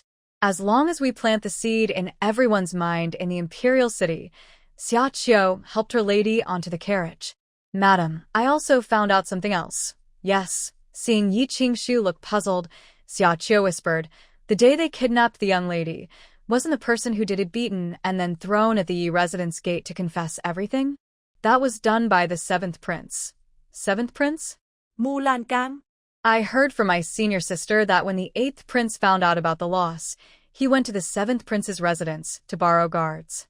So, it's not surprising that the 7th prince helped. Xiaqiu shook her head. No, my lady. I found out that the secret guards around the 7th prince had already been dispatched before the 8th prince left. They even crossed paths with our people on the way, and they arrived at the scene of the kidnapping just a little earlier than us. This matter isn't a big deal, but I think you should know about it. Yi Qingshu was stunned. I know that the 7th prince has secret guards. Over the years, although the 7th prince has been unwell, the emperor and my senior sister have never given up on him. So, when he insisted on leaving the palace to live in the prince's residence, the emperor sent the deputy leader of his secret guards to take care of him and protect him. The guards around other princes are mostly just skilled fighters. But he had already dispatched secret guards before the 8th prince left. Anyway, Lan Song is my senior sister's child. When she was 90 days pregnant, she asked me to bring her into the palace. Lan Song was there too. He's a good boy, with no bad intentions. In the palace, a young girl was clumsily running ahead, holding a tiny, specially made kite. Mulan Song was sitting in a wheelchair, following behind. The entire imperial garden was filled with cheerful, childish laughter. Beautiful brother, are you tall? Are you handsome? Shirya had been in the palace for several days. Every day, he asked Mulan Song multiple times if he was handsome. When Mulan Song nodded, he ran ahead again. Oh no, how dare you? Who does this little brat belong to? Can't see clearly? You bumped into the 6th princess. Shirya rubbed his sore little bottom and looked up. Just as he was about to speak, someone picked him up. 7th brother, why are you in a good mood today? Not planning to stay in your prince's residence waiting to die? The 6th princess, Mu Shirya, was 11 years old. She was the younger sister of the 14th Prince Mu Fansong, both born to Ming Fei. Because her older brother was the crown prince, she was spoiled and bossy from a young age. Now she looked at Mu Song with hatred and jealousy in her eyes. If only Father Emperor hadn't favored and refused to give up on this mute and paralyzed child, the crown prince position would have gone to her older brother. And this little brat, she had heard that recently, Father Emperor took her to the study every day, but she couldn't find out whose child she was. Mu Song didn't even glance at her. He carefully checked whether the little girl in his arms was hurt. When she saw the girl's scraped hand, a fierce killing intent flashed in her eyes. It was her. She bumped into she. How dare you lie? I am a princess. Could I possibly wrong this little brat? But since you're still young, kneel and bow to this princess to apologize. I'll forgive you this time. The maid beside the 6th princess tried to step forward to snatch her, but was stopped by a strong man who had been silently following Mu Song. He grabbed her wrist and slapped her. Seeing Mu Song look at her, he also struck the 6th princess. Both the man and woman fell into a nearby pond. The garden instantly descended into chaos. The 6th princess was rescued from the water, glaring at Mu Song with a murderous look. You useless cripple, deaf-mute. I called you 7th brother because I respect you. Someone like you, living, only tarnishes the royal family. I wish you were dead already. How could she hit me just because of such a small child? When I go back and tell mother and elder brother, they won't let you go. Hearing Mu Song being scolded, little Yi became angry. She struggled to get down from Mu Song. Even though she was still shorter than his knees, she stood in front of the wheelchair like a protector. The little girl's face was puffed up with anger, and her chubby finger pointed at the shivering 6th princess, shouting, You're not a good person. You should go and make trouble. People who do bad things will be punished. Are you going to tell on us? I will tell too. After saying this, the little girl climbed back onto Mu Song's lap and waved her small hand at the deputy guard who had just struck out behind him. Elbow. Go to the pig pen. Tell on us. Hurry. Push elbow. Otherwise, soon she will. She will turn the hoe upside down. The usually expressionless Wu Ren's chest rose and fell faintly, and he struggled to keep a serious face. Though he rarely spoke, he said at last, Miss Shiyi, it's not about turning the hoe upside down, it's about hitting back. Recently, Shiyi played with toys in the study every day, sometimes cuddling in the Emperor's and Mu Song's arms to listen to state affairs, and learned quite a few silly idioms. Yes, that's right. Turn the hoe upside down, hurry, elbow. In the study, the Emperor was discussing matters with his ministers. But the Emperor had already told Fu Lai that as long as it was Shiyi, no matter the time, he didn't need to report, just bring her in directly. So, Emperor, uncle, I want to tell on someone. Little Yi was carried over the threshold by Fu Lai and immediately struggled to get down, wobbling anxiously toward the throne where the Emperor sat. The Emperor, with sharp eyes, saw that the little chubby hand waving seemed to be hurt, and hurriedly came down to pick her up. What happened? Did you fall? Fu Lai, quickly get the ointment. The little girl can have scars. Oh dear, look at this small hand turning red. The Empress will be worried when she sees. The Emperor directly told little Yi to sit on the dragon desk and carefully checked her. Come, tell Uncle Emperor if anything hurts. Forget it, Fu Lai, don't use the ointment.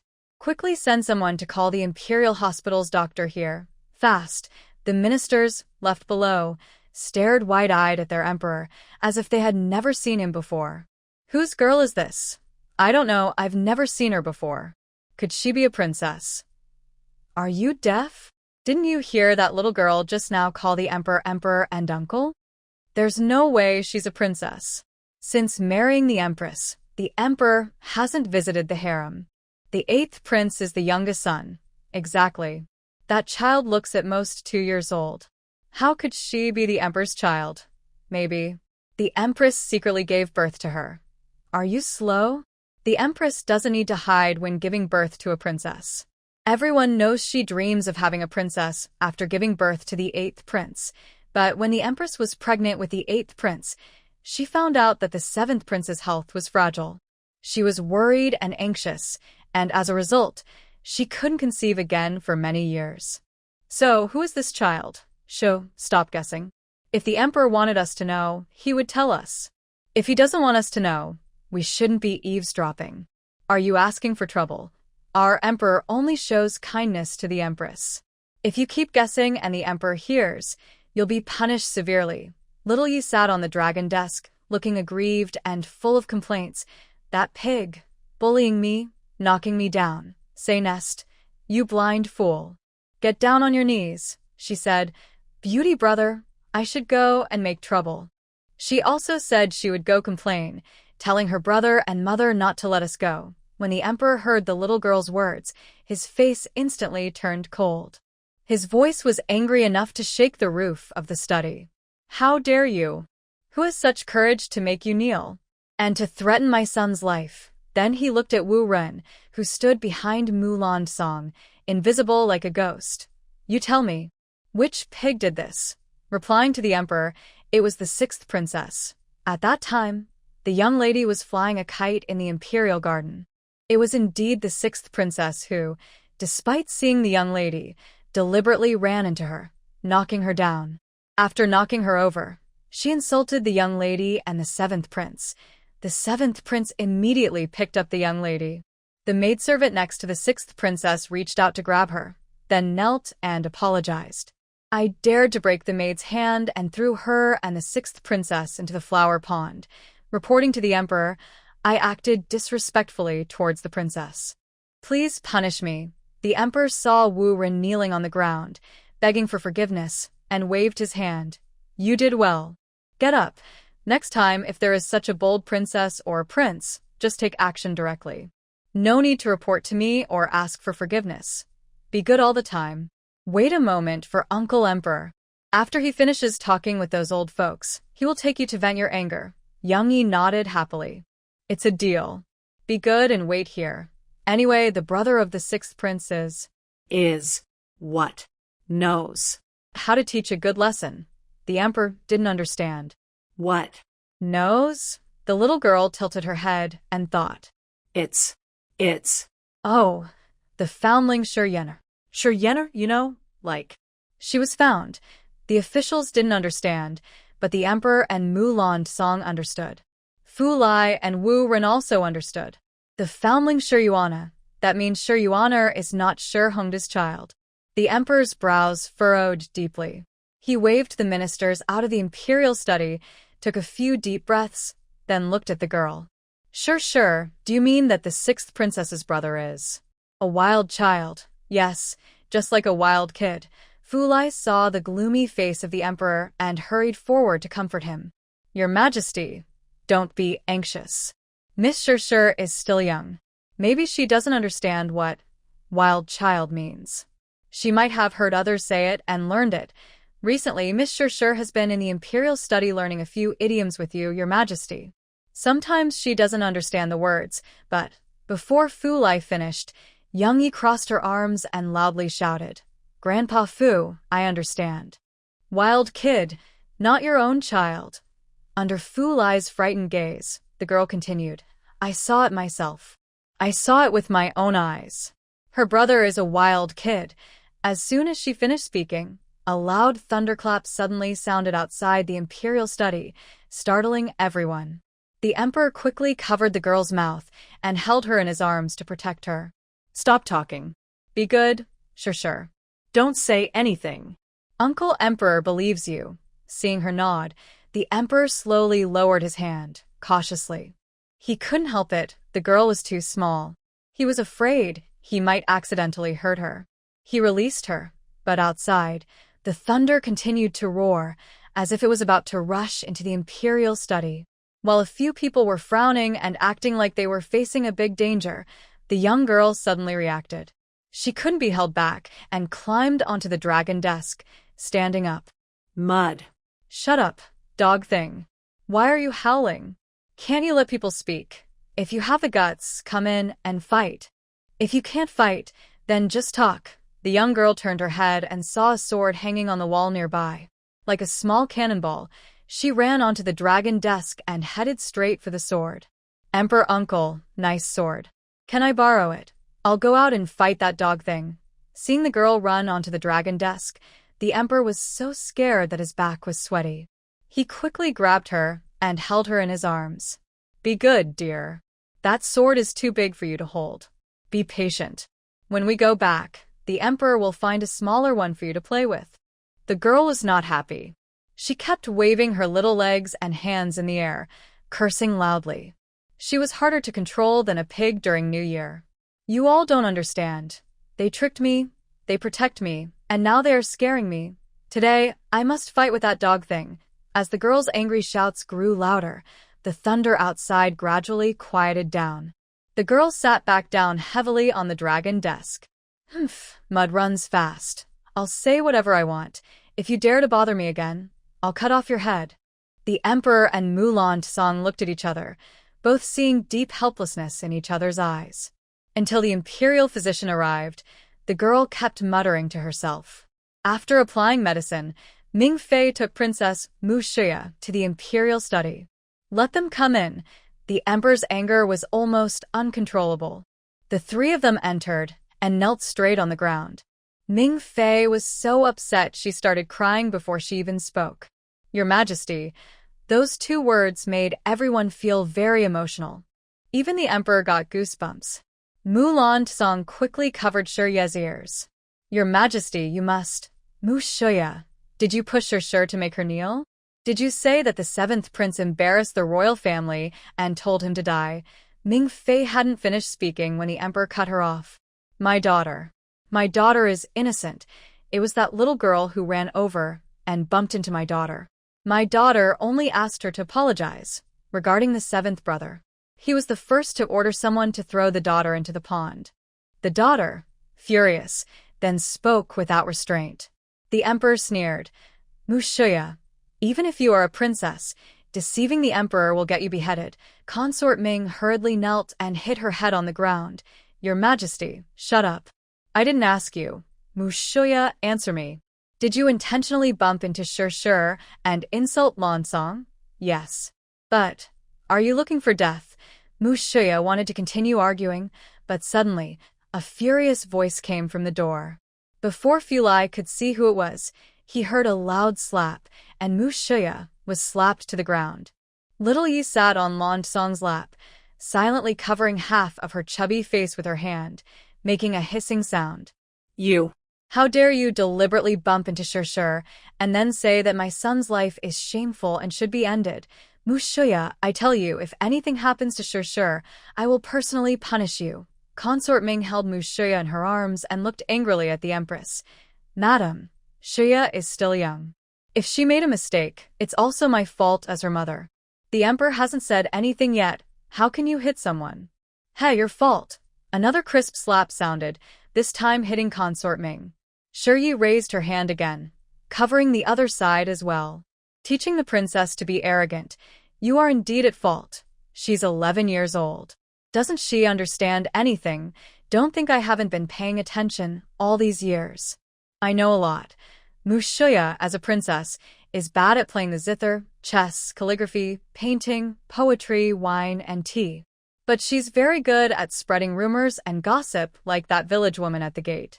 Not speaking with kindness and hurting others with words. After so many years in the palace learning etiquette and manners, she's forgotten everything, hasn't she? And you? If she hadn't heard these words from your mouth regularly, how could she say them? Bring the sixth princess out and slap her 50 times. As for Ming Fei, Emperor, you decide what to do. The emperor saw the empress slap both of them as soon as she arrived. Now, hearing her call for him, he quickly walked over and took her hand. You, why do you have to do it yourself when hitting someone? Don't you have palace maids? How does it feel? Does your hand hurt? The emperor, you hit both of them, but you can't hit me. Seeing the queen's cold, frost-like face, the emperor immediately straightened his expression. Servants, deliver my order. Ming Fei is demoted to a concubine starting today, confined to Mingyu Palace, and cannot leave without my permission. Ming Fei was stunned. This isn't right. She came here to seek justice. Your Majesty. Listen to me, I tell you, things are not like that, it's not like that. Ming Fei, with her enchanting looks, has always been tender-hearted when she cries since she was young. But now, her appearance only made the emperor feel annoyed. Concubine Ming, you'd better not bother anymore. Once I finish investigating the other matters, you'll have your chance to cry. Hearing the emperor's words, Ming Fei's face turned pale instantly. She dared not resist and left the imperial study with the maid. Empress, well done. It's a pity that Dongxi didn't come. What Dongxi? The empress looked confused. The emperor cleared his throat and recounted what Shi had just said. He thought the empress would be shocked, but she showed no extra expression at all. I've known about this for a long time. The emperor's mouth opened wide. You've known? Yes, I knew long ago. The empress, holding Shi calmly, said, Shi was right. The crown prince is not your son. He was born from Ming Fei's affair with her cousin when she returned home, aiming for the throne. I wanted to tell you, but considering your pride, I never said anything. Besides, you never intended to make the crown prince the heir, right? The emperor slumped on the throne, his expression changing several times before he finally sighed deeply. You're right. Although I agreed to those old men's plans and expanded the harem, I still placed hope on our children. Even though Lan Song's health isn't good, in my heart, he is the crown prince of Yuanxia. No one can compare to him. Shi, seeing the empress still unhappy, gently tugged at her lips with his small hand. Empress, smile. Smile. Shi sends a smile to Empress. Gold. The empress looked at little Yi and chuckled softly. She pinched her chubby little hand and said, You little miser, you always want to keep all the gold seeds the Empress Dowager gives away in your small purse. Can you give some gold to the Empress Dowager? Yi tilted her head and said, Of course, but not all the time, only when I understand. Understand what? Gold. Yes, gold. This time, even the emperor couldn't help but smile and shake his head. You see, he's a prince, of course he is gold. Are you planning to give someone else's gold to the Empress Dowager? No wonder you're so generous. I also have gold seeds here. Later, I'll have someone fill your small purse with them. Okay? But Yi kept shaking her head. They're not small seeds, they're big. Very big. As big as a mountain. Seeing how Yi was gesturing, the two couldn't help but laugh. The emperor looked at Yi and swallowed hard. A mountain that big? Could it be a gold mine? Not just one anyway, it's so big, they're transporting it in carts. Yi also wants some, to give to the Empress Dowager. The Empress Dowager will be happy if she buys some. In Ye's eyes, if she was in a bad mood, shopping made her happy. If she was still unhappy, she would buy more. Of course, if she could snatch it secretly, that would be even better. So, in the following days, the imperial study was brightly lit all night. A wave of secret guards came and went, and cups and inkstones were smashed one after another. The instigator was sent back to Ye's house. It's cold. Do you miss Yi? Qing Shu held her daughter, feeling her heart full, and kissed her face again and again. Of course I miss her. Has Yi been obedient in the palace these days? Yes, she's been good. I even did some good deeds. Qing Shu carried Yi to the small kitchen, placed her on a special rocking chair at the door, and started making her favorite cake while chatting with her. Oh, does Yi do good deeds at such a young age? Come on, tell Mom what good things you've done. The little girl held a milk jug and said, I found a new dad for myself. With a loud clatter, a basin fell to the ground and spun around. Qing Shu looked back at her daughter, covered in flour, and asked, You found a new dad for whom? I sent for one. He's very handsome. Mom will definitely like him. I also gave the Wild Mountain's big gold to the Empress Dowager, but the Emperor said that was called a gold mine. And also, the Wild Mountain's child isn't the Emperor's biological son. I can tell. At that time, the Emperor's face looked very bad, all green. Yi Qingshu was stunned like stone, standing there with her mouth wide open. Stepdad? gold mine? Bastard? Oh my goodness. What have I been doing all these days? 7 days before the Empress's celebration, the capital is full of lights and performances, and there is no curfew, so the people can celebrate together. Every year, the Emperor also secretly visits the palace with the Empress and walks among the crowd. Last year, When the Empress's celebration was held, Yu was only half a year old. Yi Qingshu was worried it was too cold outside, so she didn't take her out. But this year, the little girl is more sensible. When she heard about it, she insisted on going to play. Yi Qingshu had no choice but to hold her and go out. The biggest restaurant in the capital, Shitting Restaurant, belongs to Yi Qingshu. She had already arranged for a room on the top floor with the best view. Shuri had never been to the human world before. Everything felt new and exciting. Now, holding Yi Qingshu, she was so amazed her eyes almost couldn't take it. It's cold, spicy, and really strong. It can even spit fire. The little girl reached into her small pouch and pulled out some copper coins. After thinking for a moment, she took out one and said, "Aunt Xiaoqiu, here, a tip." No choice, her mother said she couldn't bring shiny seeds outside because they attract too much attention, so she exchanged them all for copper coins. Cold? Is that a sugar rabbit made of candy? I want to buy one. Yi Qingshu smiled and gently touched her forehead. You can buy it, but you can only hold it, not eat it. Kids shouldn't eat too many sweets, or they'll get cavities. Shuri took the sugar figure, smiling happily as she held it. She secretly licked it a few times while her mother wasn't looking. After a few licks, it was taken away. Cold, Yi Qingshu hugged her and kept walking forward. No use making that face. If you can't eat it, you can't. I won't eat it anymore. I just want to hold it and look at it. Really, Aunt Xiaoqiu will hold it for you, and it's the same, cold. No, you've already licked it several times. You can't lick it anymore. But cold, look over there. That's my stepdad. Yi Qingshu looked down at Shurye's small hand. Shi Hongda was holding Shi Yuan in one arm and pulling Wang's hand with the other, happily buying lanterns. Xiaoqiu looked upset and defended her master. Shi Hongda, no money to repair the ancestral tomb, but he has money to go shopping with his concubine. How shameless. Doesn't he know he has a wife and daughter? What kind of person is he? Shi kept waving his small hand and said, "No need to repair, it's a waste of silver paper." Yi Qingshu didn't want to meet those three people. She took the little girl to another place for a while, and then went to Shitting Restaurant. But unexpectedly, she still ran into them.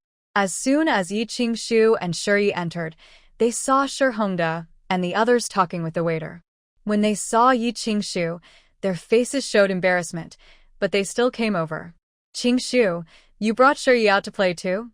Yi Qingshu didn't even glance at him and directly took Shuri upstairs. But Shi Hongda blocked her again. "Qingshu, did you book a room here?" "Perfect. Our family can sit together. I haven't seen Shuri for days and miss her." Yi Qingshu shot him a quick look. "You miss Shuri? When did you start missing her? How did you think of it? Did you miss her when you took Shi Yuan out to play? Or when you were shopping? Look at the big bag and small bag behind you. Is any of it bought for Shuri?" Shi Hongda blushed and hurriedly took out a paper bag from the servant. "Of course, I bought this egg yolk pastry especially for Shuri.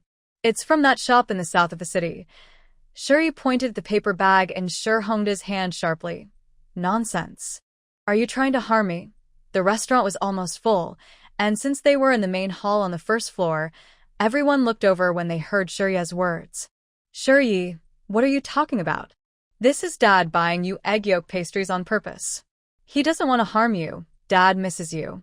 Come, let Dad hold you." Shuri turned around in Yi Qingshu's arms, facing her back to Shi Hongda, ignoring him and still shouting that he wanted to harm himself.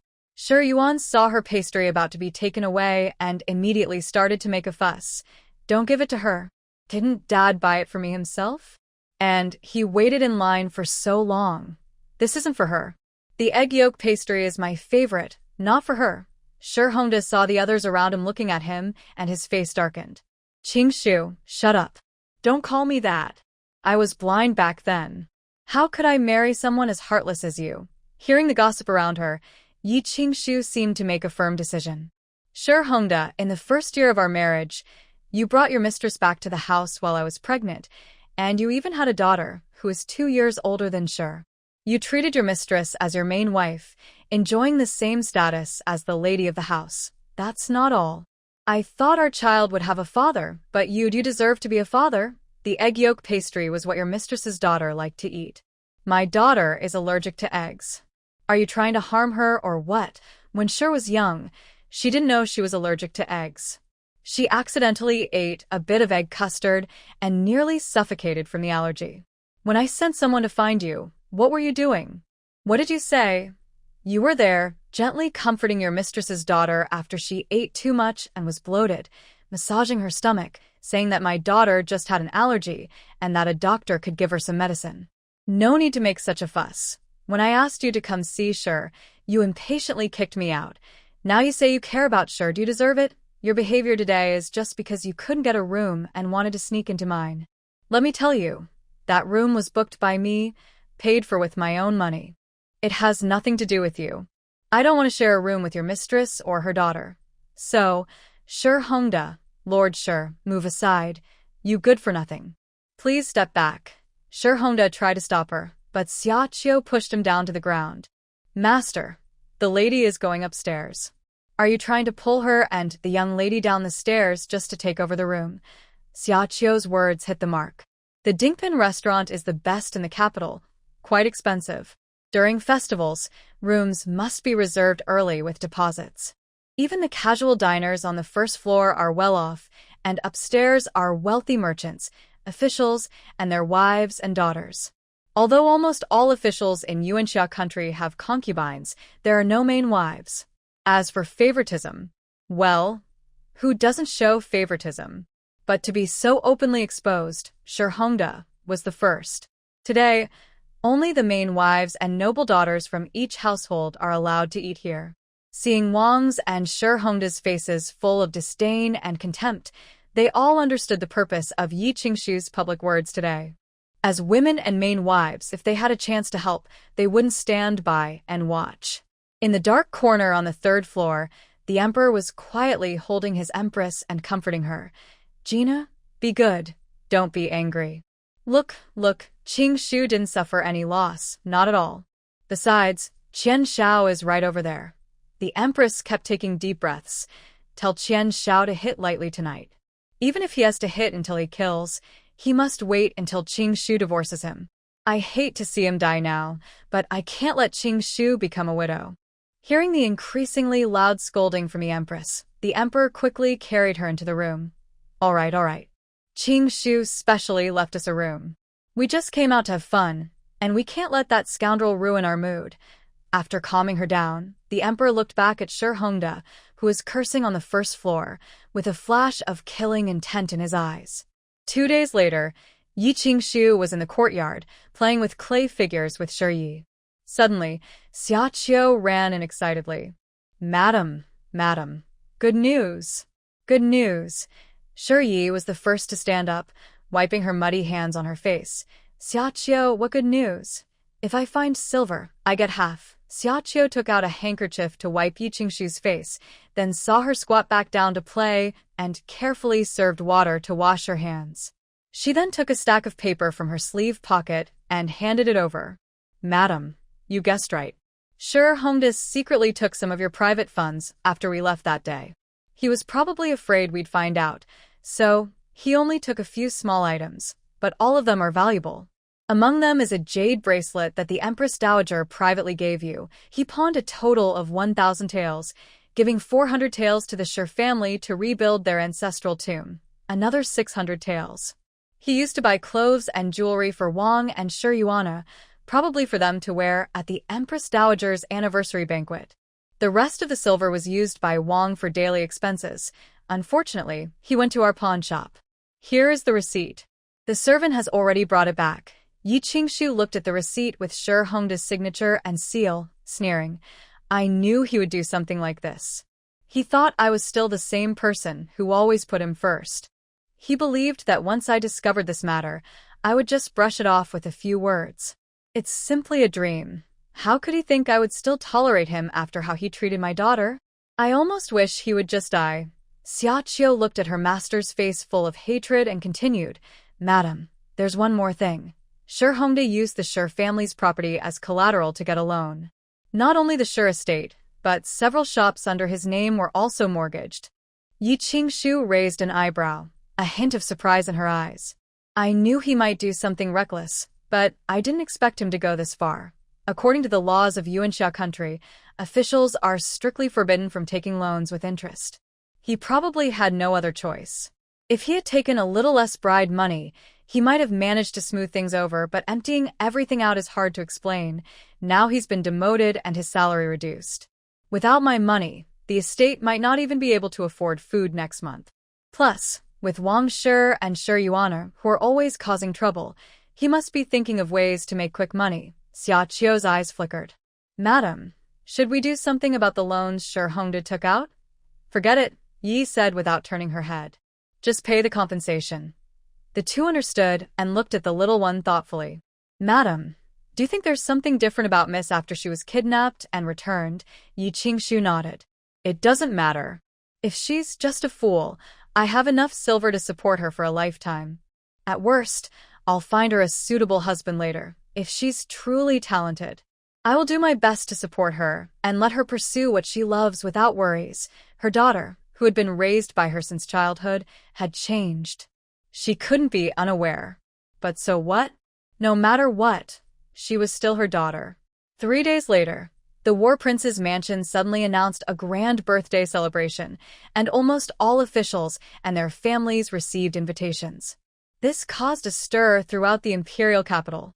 It's important to note that the War Prince's mother was a first-rank noble, and the old prince had long since stopped leading troops or passing on his title to his son. The elderly couple had been quietly enjoying their retirement at home. But now, they were holding a grand birthday banquet, which made many people sense something unusual. Old Lord Wang was a noble from a different family. He had only one wife and no concubines. Throughout his life, he had 2 sons and 1 daughter with his wife. The eldest son was Yuan Qianling, the second son was Yuan Qianshao, and the youngest daughter was Yuan Yunyang. Yuan Qianling died in a war when he was 25 years old. Yuan Qianshao, the second son, led troops into battle at the age of 13, a year after Yuan Qianling's death. He personally cut off the heads of enemies, reclaimed 3 cities occupied by a neighboring country, and captured 2 more. Now, at 27, he still hasn't married. Yuan Yunyang, the youngest daughter, is only 15 and at the age where she can look at her future prospects. Everyone in the imperial city with unmarried children of suitable age became very excited. Shuri looked at the invitation card in her mother's hand and tiptoed to see it. After finally seeing it, she realized she couldn't read. Liang, what does it say? She had just heard Xia Qiu say it was an invitation and she wanted to go play. Yi Qingshu held the little girl on her lap. It's an invitation from the War Prince's residence. The old princess is celebrating her birthday. Xia Qiu frowned beside her. But normally, isn't this invitation supposed to be sent to the Shi residence? Why did it come to the Yi residence? Yi Qingshu shook her head. Forget it. Since we received it, let's go. The little girl looked blankly at the unfamiliar characters on the invitation, scratching her head. War Prince's residence? Va? Why does that sound so familiar? It's like I've heard it somewhere before. On the day of the old princess's birthday, almost everyone important in the empire came. Especially the daughters of noble families, who seemed eager to be directly taken into the prince's residence.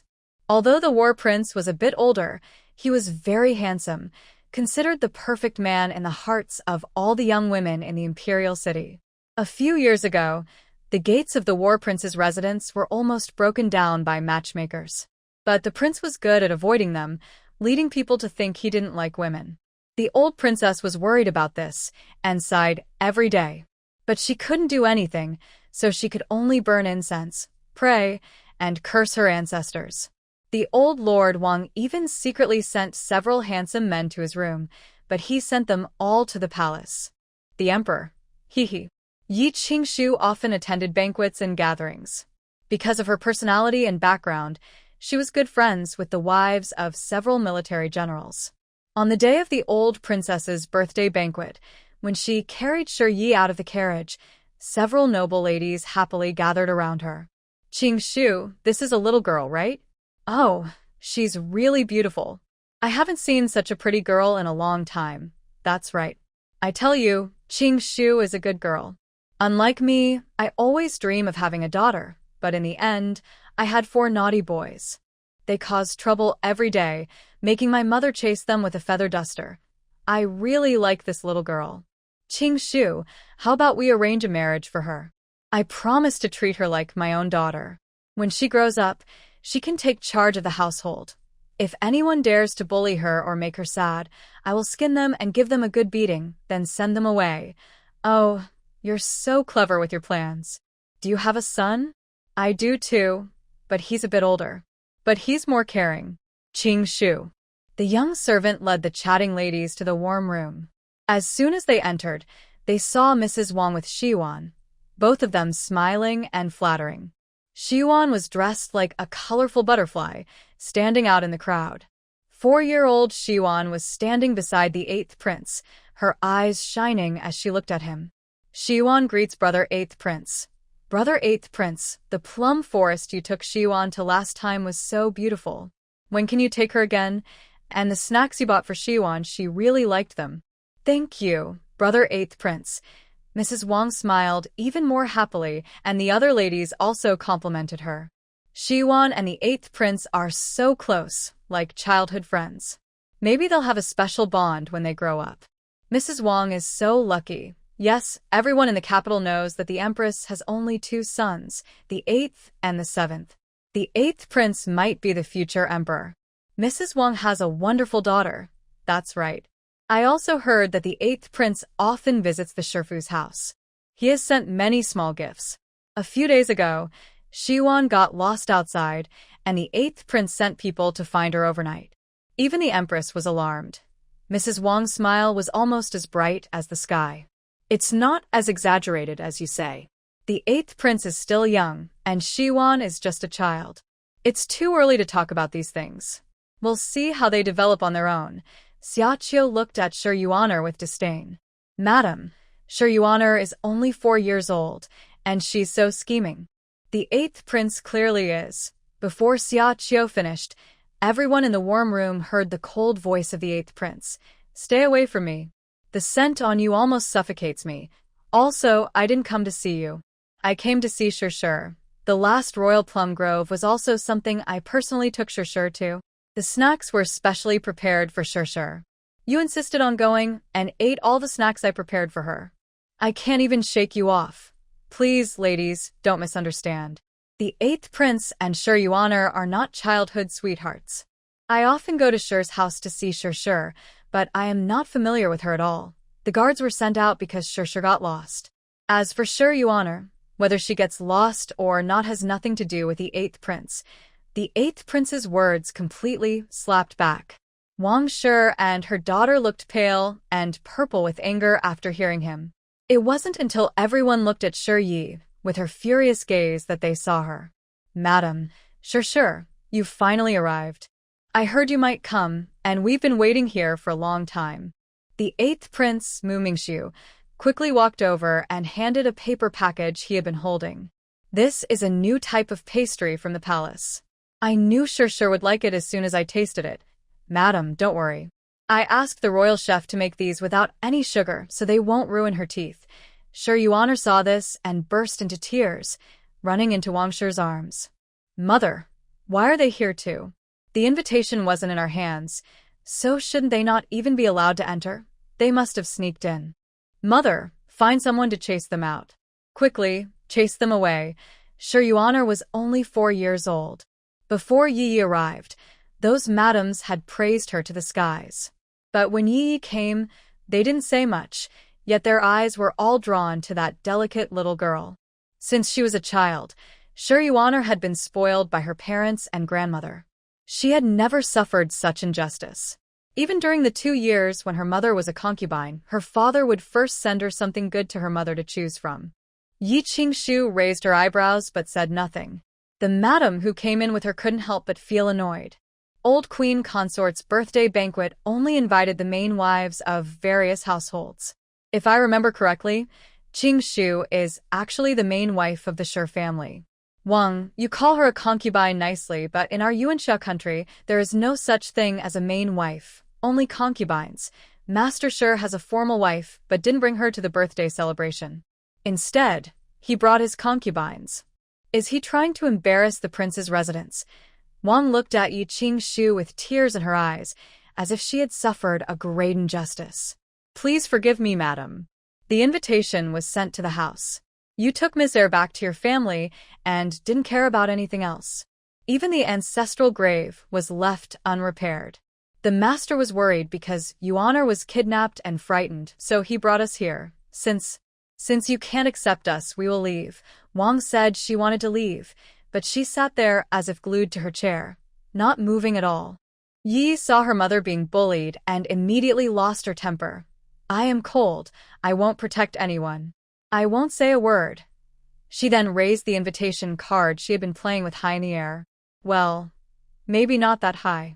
And also, the invitation. We came in through the main gate, properly. Everyone surrounding Wang were relatives of the Ministry of Rights. Even if Wang was a concubine daughter, no one wanted to offend her. But when they saw the women around Yi Qingxu, the previously angry people gradually quieted down and dared not confront those women. Just joking, the ladies around Yi Qingxu are either the daughters-in-law of generals or the daughters of military officers. Everyone in the imperial capital knows these women come from military families. They are hot-tempered and hate evil. If anyone really provokes them, they might be scolded so badly they lose face. Yi Qingxu looked at Wang with no expression on her face, and her words were cold. The madam, don't care about anything? My daughter was kidnapped the day before Yuan went missing. Master Shi is also a father. Has he ever come to see her? Has he ever asked about her? The ancestral grave was damaged and I didn't repair it? But isn't the Shi family in charge now? Moreover, I already said I would take half of the silver from the public funds to repair the ancestral grave that was struck by lightning. It was you who refused to use public funds and forced me to pay for it. That's why I didn't care. Old Queen Mother's birthday banquet. You can stay if you want or leave if you don't. Today, I brought an invitation from the Yi family. The invitation says Yi residence, which is my and Shi's name, and has nothing to do with the Shi family. The ladies present gasped in shock when they heard Yi Qingxu's words. Did I hear that right? Their ancestral tomb was struck by lightning. You heard correctly. I heard it too. It was struck by lightning. Oh my, if their ancestral tomb was hit by lightning, what kind of bad karma did they accumulate? Even heaven can't stand their misdeeds. Didn't you hear what Madam Yi just said? The Shi family's ancestral tomb was struck by lightning, yet they refused to spend money on repairs from the public funds. Instead, they forced the head lady of the household to pay. Such a family and their way of doing things. No wonder lightning struck their ancestor's grave. That's true. With the concubine in charge, the house is truly falling apart. Wang Shi pretended not to hear the gossip around her. She gritted her teeth and said, You are the lady of the Shi family. How can you say you have nothing to do with the Shi family now? Yi Qingxu sat down on a chair, smiling as she looked at her. Isn't the Shi family here with you? The young lady of the house is not missing. Besides the old queen mother, only Yuan Yunyang was a female family member in the Prince Zhan's residence. The old queen mother was quite old, and Yuan Yunyang had just come of age. So, this birthday banquet was hosted by the wife of the Wuan Marquis, Yuan Rong. Before the banquet, it was just casual chatting. But Yuan Rong, sitting in the main seat, looked displeased as she stared at Wang Shiman. Madam Wang, if you have time to speak, you might as well soothe the child. Everyone's gaze shifted from Shi Yuan and Wang Shi to her.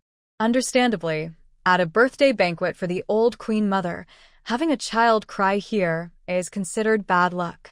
While Wang Shi gently tried to comfort Yuan in a soft voice, Yuan Rong stepped down from her seat and said, So, this is Miss Yi and Shi, right? No wonder. Miss Yi? Yuan Rong looked at Yi Qingxu with a puzzled expression, realizing she almost let slip. She quickly changed the subject. Haha, Shi, would you like Annie to hold you? But unexpectedly, the always smiling Yi Shuang frowned and shook her head. No. Yi Qingxu squinted and looked at the person speaking. Madam Du, instead of worrying about others, you should first take care of your own daughter. Chasing after the third prince all the time shows poor manners and upbringing. The eighth prince chuckled. That's right. A few days ago, my older brother told me that Miss Du from the Du family is so scared of him, she doesn't dare leave her house. Madame Du and the steward should really keep an eye on their daughter. Although our Yuanxia country is open-minded, it doesn't mean women can snatch someone on the street to be their husband. Moreover, if I remember correctly, Miss Du turned 16 last month, and she's half a year older than my third brother. Yi understood that the madam was talking about her. Seeing the colorful expression on her face, she said to her, "Always be polite. You know you shouldn't cry at the birthday banquet. If I don't let Annie hold me, I will get tired." Yuan Rong couldn't help but pinch the little girl's face and smiled. "You're so small, you won't tire Auntie." "Yes, I can," the girl said seriously. "Auntie has a baby in her belly." Yuan Rong's eyes widened in shock. What? "What?" Wang Shi, after soothing Xiwana, heard Yi Ye's words and looked at Yi Qingshu with a teasing smile. "Madam, the second young lady is still young. It's better not to let her speak nonsense." Yuan Rong was the youngest sister of the old Marquis, 35 years old. She fell in love at first sight with the Marquis Wuan. Even knowing that he had difficulty having children due to injuries, she still married him without hesitation. She had even prepared herself for a lifetime without children. Recently, she had been discussing with the Marquis Wuan about adopting a child from her clan. Yi Qingshu knew her daughter's special situation. Hearing Yi Ye's confident tone, she advised, whether she talks nonsense or not, it's best to have the family doctor check her pulse. If she is really pregnant, she should be careful. Yuan Rong nodded and asked someone to invite the family doctor. Unexpectedly, the old queen mother heard about it and personally brought her usual health practitioner to check. When she married into the family, her father-in-law and mother-in-law had already passed away. The large palace only had her husband and this young sister-in-law. The sister-in-law was still young, and the queen mother raised her almost like her own daughter. Wang Shi couldn't hide her cold smile when she saw the queen mother arrive. A little girl of only a year and a half who can't even speak properly caused chaos in the entire mansion just by speaking casually. If it turns out that Lady Ho is not pregnant, how will she and her daughter handle the situation? "Dr. Zhang, please check Lady Ho." While the doctor was taking her pulse, everyone's eyes focused on Yi Qingshu, her daughter, and Yuan Rong. Even the ladies who usually got along well with Yi Qingshu were nervously watching. Today was the old lady's birthday. If Lady Ho is truly pregnant, everyone would be happy. But if not, it would just cause trouble and might even lead to conflicts with the War King's mansion and the Wuan Marquis' mansion. Then, "Congratulations, Lady Ho. Congratulations. You're pregnant. Although the pulse shows only about a month, I am sure I won't be mistaken. Such great news. This is truly wonderful. If Lord Ho finds out, he will be so happy." Hearing the doctor's words, Yuan Rong was stunned for a moment, then immediately stood up and rushed to Yi Qingshu's side, hugging her and kissing her chubby little face.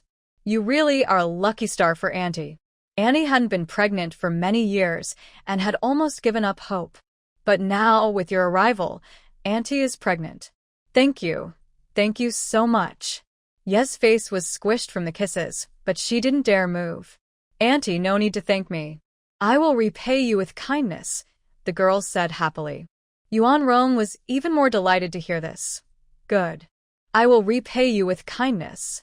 Just tell me how I should do it, and I will definitely do it." Everyone. This little girl was really brave to say such things, even suggesting that Lady Wuan should repay her kindness. In the country of Yuanxia, the War King's mansion and the Wuan Marquis' mansion were places people couldn't easily get into, even if they tried to flatter.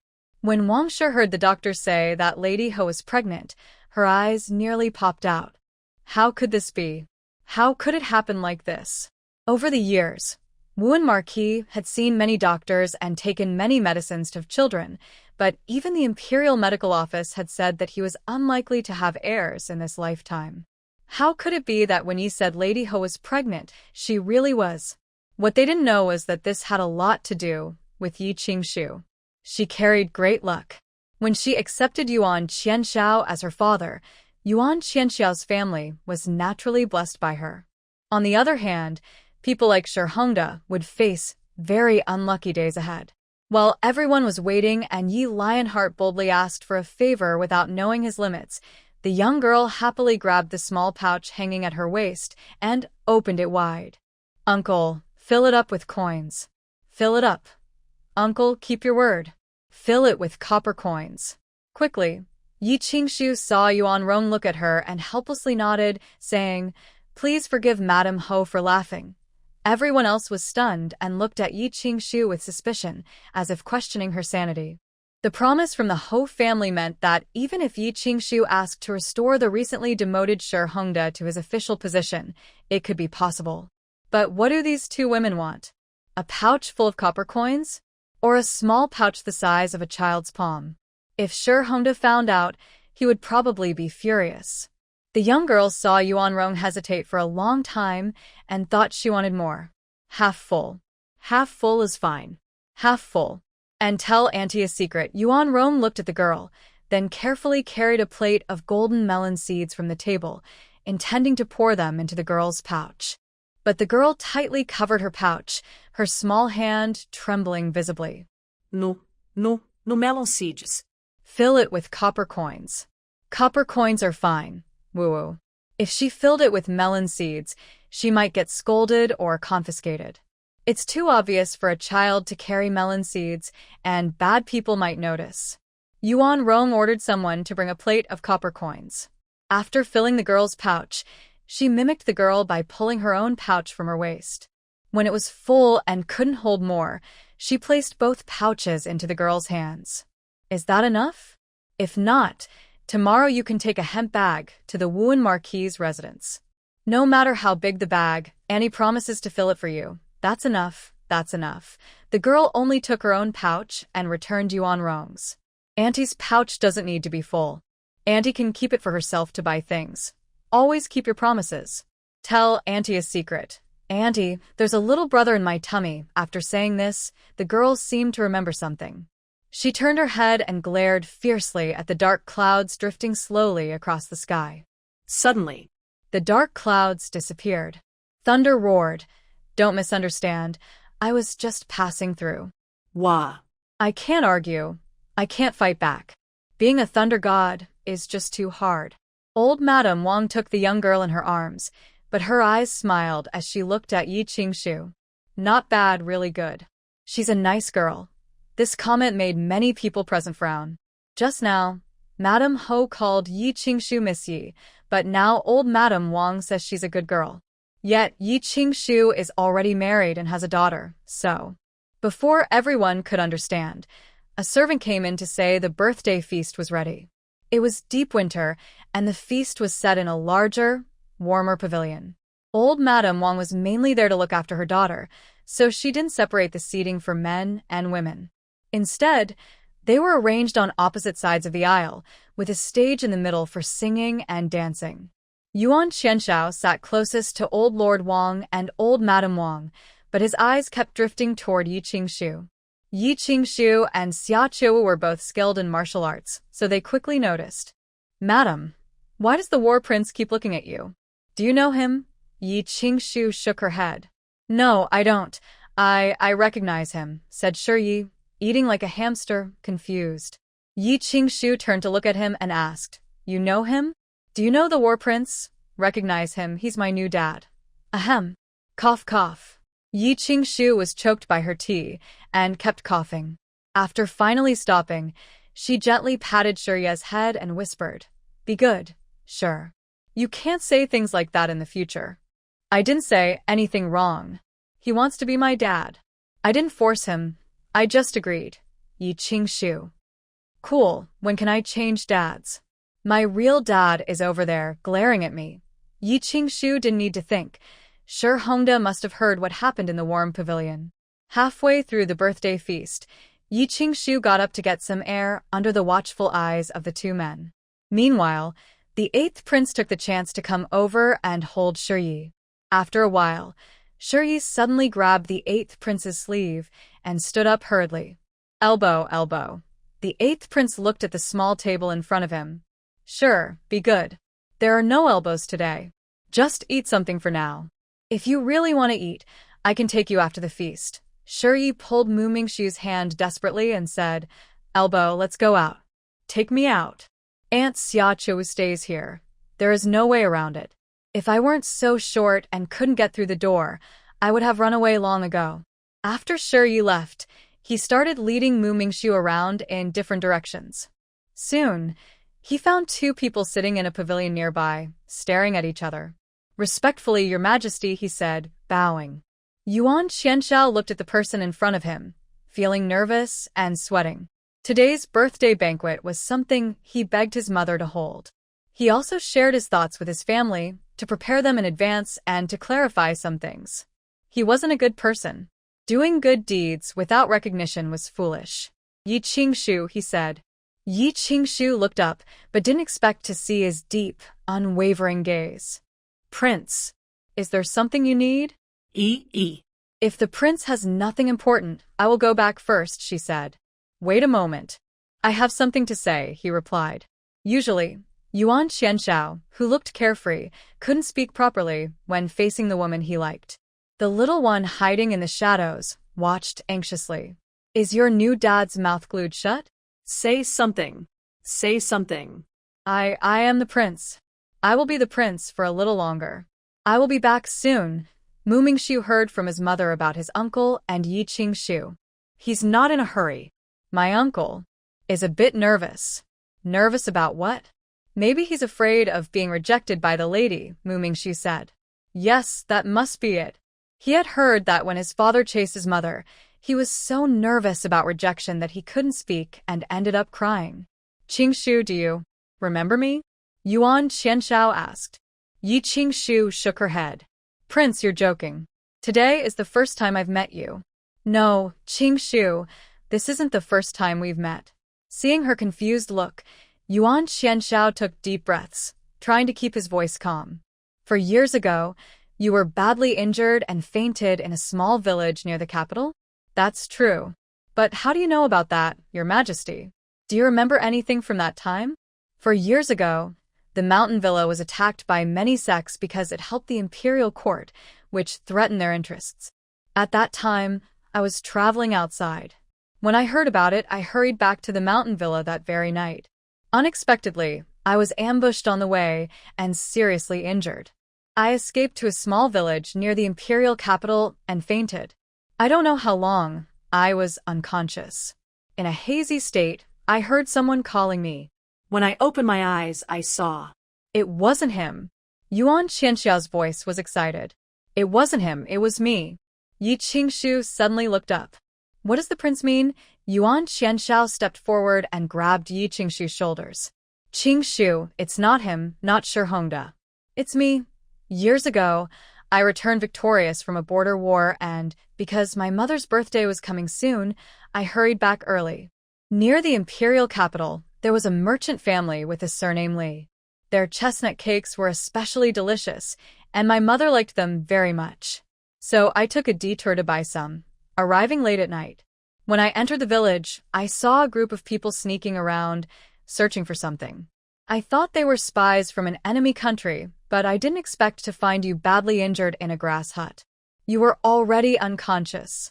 I didn't know how many of them there were, so I had to lead them away and kill them all. On the way back, I saw a scholar running away from the direction of the grass hut. Fortunately, when I returned, you were still there. I took you to the imperial city and left you at a medical clinic, caring for you for 3 days and nights. It wasn't until my mother's birthday that I returned to the royal residence. I only went back for 1 day. When I came back, you were gone. I searched everywhere for you, even involving my elder brother. It wasn't until 2 years later. At a palace banquet, I saw you, who was already married." Yi Qingshu's pupils trembled as she looked at Yuan Qianshao, her voice trembling. "Prince, are you saying that the person who saved me that year wasn't Hongda, but you? But I clearly saw." Yuan Qianshao clenched his teeth. "I ordered someone to investigate. That year, a farmer's wife went into labor early. When he went to call the midwife, he passed by that grass hut. When he sends the midwife back and comes to save you, you will already have been rescued by me. That year, Hongda ran away. Maybe he was the one who woke you from your coma, but when you fainted again, he had already left. That's why you thought it was him. Qing Shu. It's not him, it's me. Yi Qing Shu looked dazed and said, no wonder. When I woke up, all my valuables were gone. No wonder. Later, when I met Shi Hongdo on the street, who was so surprised even to bargain for a bun. No wonder every time I asked him how such a weak scholar could save me, he would dodge the question and say it was fate. Turns out it wasn't him who saved me at all. All these years, he has been lying to me. Yuan Qianxiao looked deeply at Yi Qing Shu. I didn't expect that just one day away, I would find you awake. Yi Qing Shu shook her head. No, I didn't wake up then. I was taken away by someone sent by my father. I only regained consciousness after half a month. My father even said he left enough silver at the medical clinic to reassure me. As for the person who saved me, the doctor at the clinic said they didn't want to reveal their name, so he didn't know who they were until I met Shi Hongda. Yuan Qianxiao sighed. Indeed, since I returned early from the army, I didn't make it known. Qing Shu. Yi Qing Shu stepped back again and bowed deeply to Yuan Qianxiao. Your Grace, I am grateful for your rescue. In the future, if you need anything, as long as it doesn't go against morality, I, Xining Mountain Villa, will never refuse. As for Shi Hongda, rest assured, Your Grace, my favor is not so easily taken. All these years, I have been thinking of the kindness that saved my life, tolerating them in every way. I never cared about money or possessions. Even if I wanted to leave them, I remembered their kindness and tried to give them some dignity. Now, I no longer need to. Yuan Qianxiao looked at Yi Qing Shu, his serious expression making her lower her gaze. Qing Shu, I fell in love with you at first sight. I haven't married all these years because I was searching for you. When I found out you were already married, I lost the desire to marry. I only want to protect you with all my heart. Over the years, I know everything about your life at the Shi family. When I heard you wanted to leave your marriage, I was so excited I couldn't sleep for 3 days. Qing Shu, after you leave your marriage, could you give me a chance? I missed out once before, and don't want to miss again. Seeing that Yi Qing Shu wanted to say something, Yuan Qianxiao spoke again. Don't worry. None of the worries you have will come true. I've already talked to my father and mother, and they all agree. My aunt also agrees. She is the Lady Wuan you saw today. As long as you agree, I don't need children. You will always be my own daughter. As for the title, I will ask my elder brother to pass the title to you. You will be the first female ruler of Yuanxia country from a different family. Qing Shu, don't carry this burden. Leave everything to me. Just think about whether you are willing or not. Just as Yi Qing Shu's face turned red, the little one ran over from afar, staggering with each step. I am willing. I, Voliang, am willing. I agree. Yi Qing Shu picked up Shi Yi, her face burning like fire. You little girl, how do you know enough to agree? I want him, my new dad. Yi Qing Shu looked at Yuan Qianxiao and bowed. Prince, after I leave my marriage, I just want to stay with my daughter and live my life. I never thought of marrying anyone else. I am sorry, but I will remember your kindness and help you whenever you need, as long as it doesn't go against morality. Yuan Qianxiao watched her hurriedly leave with her daughter, forgetting even to use her light skills. He heard the little one keep talking, her voice trembling with excitement. New dad, you can do it. Go, go. And I and Liang, destined to be pigs in life. The 8th prince stood beside Yuan Qianxiao, comforting him. Uncle, don't give up. When our father was alive, he relied on shamelessness to win our mother. Yuan Qianxiao smiled warmly and nodded. Don't worry, your uncle here is also shameless. Yi Qing Shu returned to the hall with her daughter and saw Shi Yuana sitting in front of an ancient zither, probably preparing to perform for the old princess. Summer and Autumn saw their master return and pouted. Madam, I think Lord Shi has already heard about Lady Ho and old Madam Wang liking Mississippi. Now he wants to use Mrs. Connection to get closer to the Zhan Wang Fu and has asked Shi Yuaner to perform for old Madam Wang. His plan is clever. Shi Yuaner is only 4 years old. Even if she can't play the guqin well, no one would criticize her. But if she can play a full piece at 4, that really makes her stand out. He's trying to climb up by stepping on you and the second young lady. That's so shameless. Yi Qingshu's mind was full of what Yuan Qianshao had just said. She wasn't paying attention to Shi Yuan'er at all. Meanwhile, Shi Yi quickly covered her ears. Cold. Sister, are you hitting the Guqin? Can you be gentler? You're making the Guqin cry. Summer autumn auntie. Shi Yi, looking pained, took a copper coin from her purse and handed it over. Auntie Summer Autumn, here's a tip. Please don't hit the Guqin so hard. It's so pitiful. Everyone attending the royal birthday banquet was from prominent families in the capital. They had seen many talents. Although Shi Yuan'er could play a piece at 4 years old, her performance wasn't particularly beautiful or outstanding. When they heard Shi Yi, they all tried not to laugh at the copper coin she took out. Hitting the Guqin? Well, it did look a bit like that. Yuan Qianshao, who had just entered, went over and took the copper coin, then threw a coin at Shi Yuan'er. This Guqin really does sound terrible. Our Zhan Wangfu has musicians. Let's listen to something more pleasant. Sure, would you like to sit in front with me? Later, I'll give you. Yongquan. Everyone watched Yuan Qianshao carry Shi Yi to a seat, then looked teasingly at Lord Shi Hongda. Soon, Lord Shi Hongda couldn't sit still. He pretended to be unwell and left early with Wang Shi and Shi Yuan'er. After the banquet, Yi Qingshu and Shi Yi got into the carriage heading back to their house. When they reached the gate of Ye's residence, they saw Lord Shi Hongda waiting there. Yi Qingshu, you are my wife. How can you be so reckless? Don't you know how valuable Yongquan is to the Marquis of Wuan's estate? I was demoted. You didn't ask Lady Wuan to help me get my position back. Instead, you just took a copper coin purse and caused trouble with Shi Yi. Are you that short of silver? After all these years, have I been lacking food or drink because of you? Tomorrow, go to the Marquis Wuan's residence and, under the pretense of visiting Lady Wuan, ask the Marquis to speak a few good words for me so I can get my official position back. Although Yi is not as talented as Yuana, he still has some use. He knows how to flatter the Marquis's wife by saying she is pregnant with a boy. When the Marquis finds out, he will surely agree. Suddenly, with a loud slap, a big slap stunned Shi Hongda. The Yi family has plenty of money, so when old Master Yi bought the house, he chose the best location, surrounded by noble families.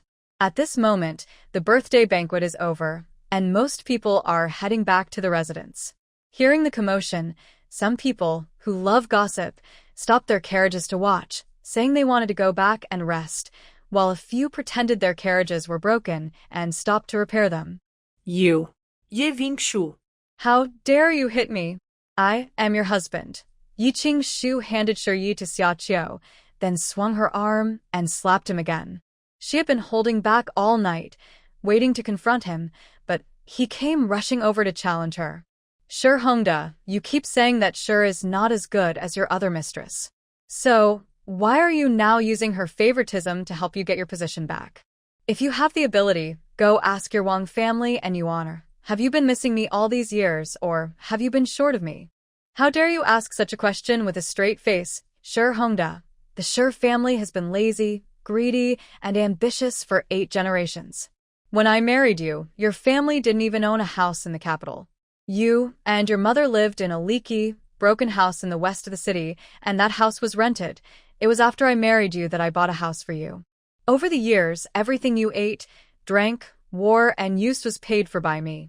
As for your small salary, I didn't see a single copper coin in over 2 years of marriage.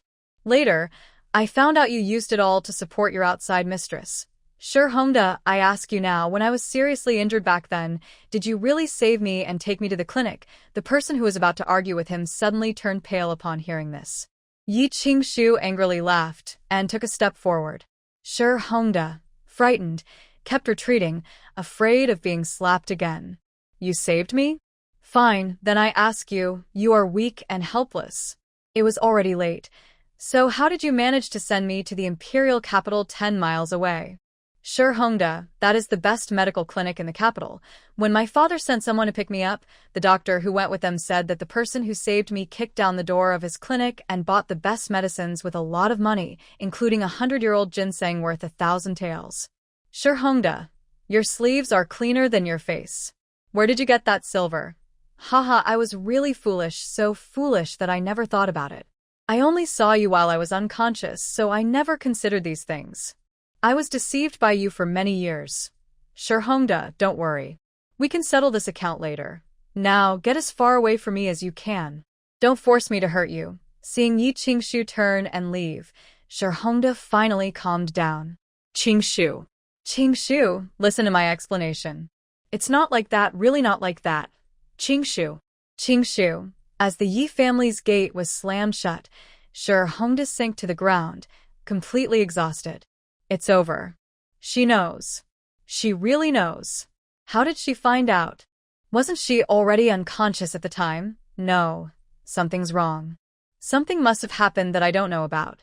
The nearby villagers and officials watching him secretly scoffed. Pa. What's this? Saving someone?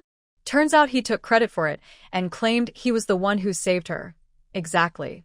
How shameless can he be? After all these years, spending the Yi family's money and supporting a concubine, and even a house in the estate was bought with Yi family money. Oh, and you don't know this, but I have a relative who delivers vegetables to the Sure family. I heard that Sure Hongda's mother, the old madam, is not a good person either. She eats and drinks at others' expense and looks down on the Yi family because they're not from a noble background. She should look at herself first. She's just a village girl who can't even read, yet she dares to look down on others. Before her son was demoted, he was a fourth-rank official. He truly thought he was the Empress Dowager, always wanting the best things and occasionally making his daughter-in-law follow strict rules. I think Lady Yi only tolerated this because she remembered his past kindness. Now that the truth is out, I fear that the adults will face serious trouble. He deserved to be demoted. He spent his wife's money to support his concubine and, in the end, promoted her to the main wife. I heard that his concubine had already been involved with him before he married Lady Yi, but he was reluctant to marry her because of her money. This kind of person is really shameless. I used to think my family's man was bad enough, but compared to him, he's actually quite decent. Tonight, it snowed heavily. Lady Yi sat alone by the window, watching shadows come and go. She held a secret report in her hand and felt like killing someone. In the past, she shouldn't have trusted her vague instincts and believed him without checking. Now she regrets it. When Yi Shi woke up, she staggered to Yi Qingshu's room with messy hair. Cold, go see a play, she said. Yi Qingshu, with dark circles under her eyes, held the little girl on her lap. While combing her hair, she smiled and said, "There's no play this early in the morning. If you want to see one, we'll go after lunch." "No, not that kind of play. The kind that makes Liang happy," the girl replied. "Liang, do you want to go to that restaurant where we ate the other day?" Yi Qingshu paused, then quickly remembered where the girl was talking about. "Yes, that shitting restaurant." "It's yours," she said. The girl's eyes widened and pointed at herself. "Mean it?" "It's mine?" "Yes, it's yours. Last year, I transferred shitting restaurant to your name. Not only that, but some other businesses too, and forget it. I want to tell you about some things when you grew up a bit, but since you're so clever now, it's okay. I'll even find a skilled maid for you," she added. "Once I cared too much about Sure Hongda and rarely used the people at the mountain villa. Even the maidservants were only you, the others were bought from outside. I was afraid of hurting his pride, which is why he was often kidnapped last time. Xia Qiu, the person who saved me back then, was not Sure Hongda, but King Zhan Yuan Qianshao. Sure Yi. Yes, he is my adoptive father." Xia Qiu was stunned in place, watching Yi Qingshu hand over a secret report they had found overnight. She clenched her teeth in anger. "Madam, Sure Hongda is really terrible. When he chased after you, he kept running to the mountain villa. The villa master didn't agree, but he stubbornly waited at the foot of the mountain every day. Look, because of his life-saving grace, you secretly helped him often. Even when he kept a concubine and made her your main wife, you tolerated it out of gratitude. Now, it turns out that even that life-saving kindness was fake. He is simply too hateful. No, I can't swallow this anger. I want to kill him. No, I can't kill him now. If I do, you'll become a widow. I want to give him a good beating. Before you divorce, I'll go beat him every day. I'll beat him to death." Yi Qingshu held back the eager Xia Qiu and patted her hand. You don't need to go beat him. King Jean already did. Remember last time we went back? You saw how badly he was beaten. Yi saw the two talking and couldn't help but get anxious. Lu, elbow, quick elbow, or we'll be late. It snowed all night and still hadn't stopped. Yi Qingshu had no choice but to wrap the little one up thickly and hold her as they left the house. At Shitting Tower, as soon as Yi Qingshu and the others entered the room, they saw the little girl sneaking to the door, peeking her head out and looking around as if listening to something. Soon, the little girl's eyes lit up. Lu, that concubine is right next door, next door, next door. Xia Qiu frowned. Concubine? Are you talking about Wang Shimon? Yes, just like her. She's with another man in the room next door, next door, next door. Lu, go listen. Go listen, okay? Seeing how excited she looked, Yi Qingshu picked her up and jumped onto the roof through the window. As soon as they landed on the roof of that room, the two with good hearing could hear voices coming from inside. Prince, you really must help us this time. Last night, Hongda went crazy for some reason and locked himself in his study. I kindly went to see him, but he yelled at me. As soon as she finished speaking, a cold voice replied, Isn't that because of your poor work? You've been in the Shi household for so long and haven't achieved anything. Now you have the nerve to complain to me. Wang Shimon's angry voice clearly responded, but I can't blame myself. The real problem is Yi Qingshu. Over the past year, she has hardly left her courtyard, staying mostly inside with Shi Yi. Recently, I finally found a chance for Yuan to trick that little brat out of Yi Qingshu's house while she was away. But those people only threw him on the mountain and didn't kill him. They even made Yi Qingshu come back to find him. That little brat is Yi Qingshu's own child. If he dies, Yi Qingshu will be half dead herself. Then I can take action and kill her. The family's assets will all belong to you, Prince. Didn't you see?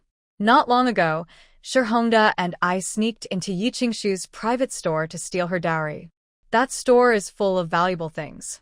If you get them, it will greatly help your plans. Once Yi Qingshu is gone, Shining Mountain Villa will be in chaos. You can use your accumulated forces to take over the villa. In a few years, that position will be yours. Prince, she only agreed to be Shi Hongda's concubine for your sake. Otherwise, I could have married a good family. Prince, you promise that when you succeed in your plans, I will be made a noble consort. Yi Qingshu rolled her eyes. A noble consort? She dared to dream. With that useless prince, who couldn't even secure his throne back then, now thinking he can just take over with his money and the influence of Shining Mountain Villa? They're both just foolish dreamers. When everything is done, I will not treat you badly. Oh, Prince, don't. This is a restaurant.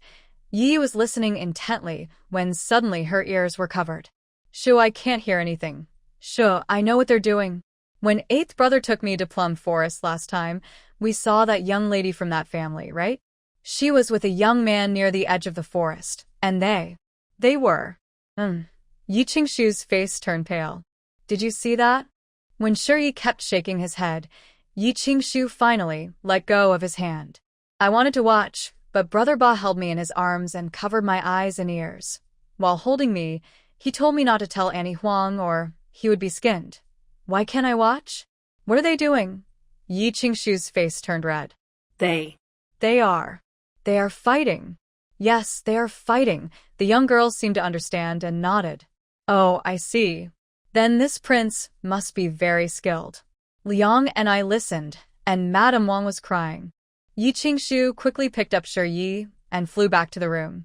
Summer Qi saw this, and immediately came over curiously. Madam, is it Madame Wang? Yes, and Prince Wenchuan. Summer Qi frowned. Prince Wenchuan. Isn't he the son adopted by the former emperor? And he was added to the royal family tree as the second prince. He asked to go to his own territory when the current emperor ascended the throne. How could he be with Madame Wang? Madame Wang and Prince Wenchuan had a relationship. Was Yuan er? Shi Yi swung his little legs. No, Auntie Summer Qi, I hate to disappoint you. Shi Yener really is the son of his father. But both of them thought Shi Yener was their child. Actually, he isn't. That Prince Wen. He can't have children. Can't have children? Is he sick? No, he isn't sick. He just has no children in his fate.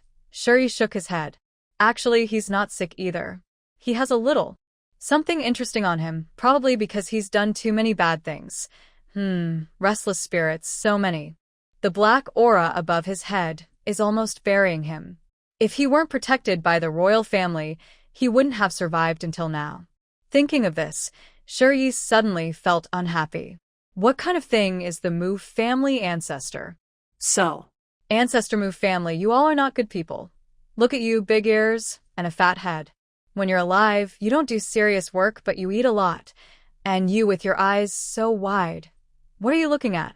You seem to have caused the most trouble, even sacked a city. You're not a good person either. But you're the sharpest. You know how to find powerful protectors and do good deeds.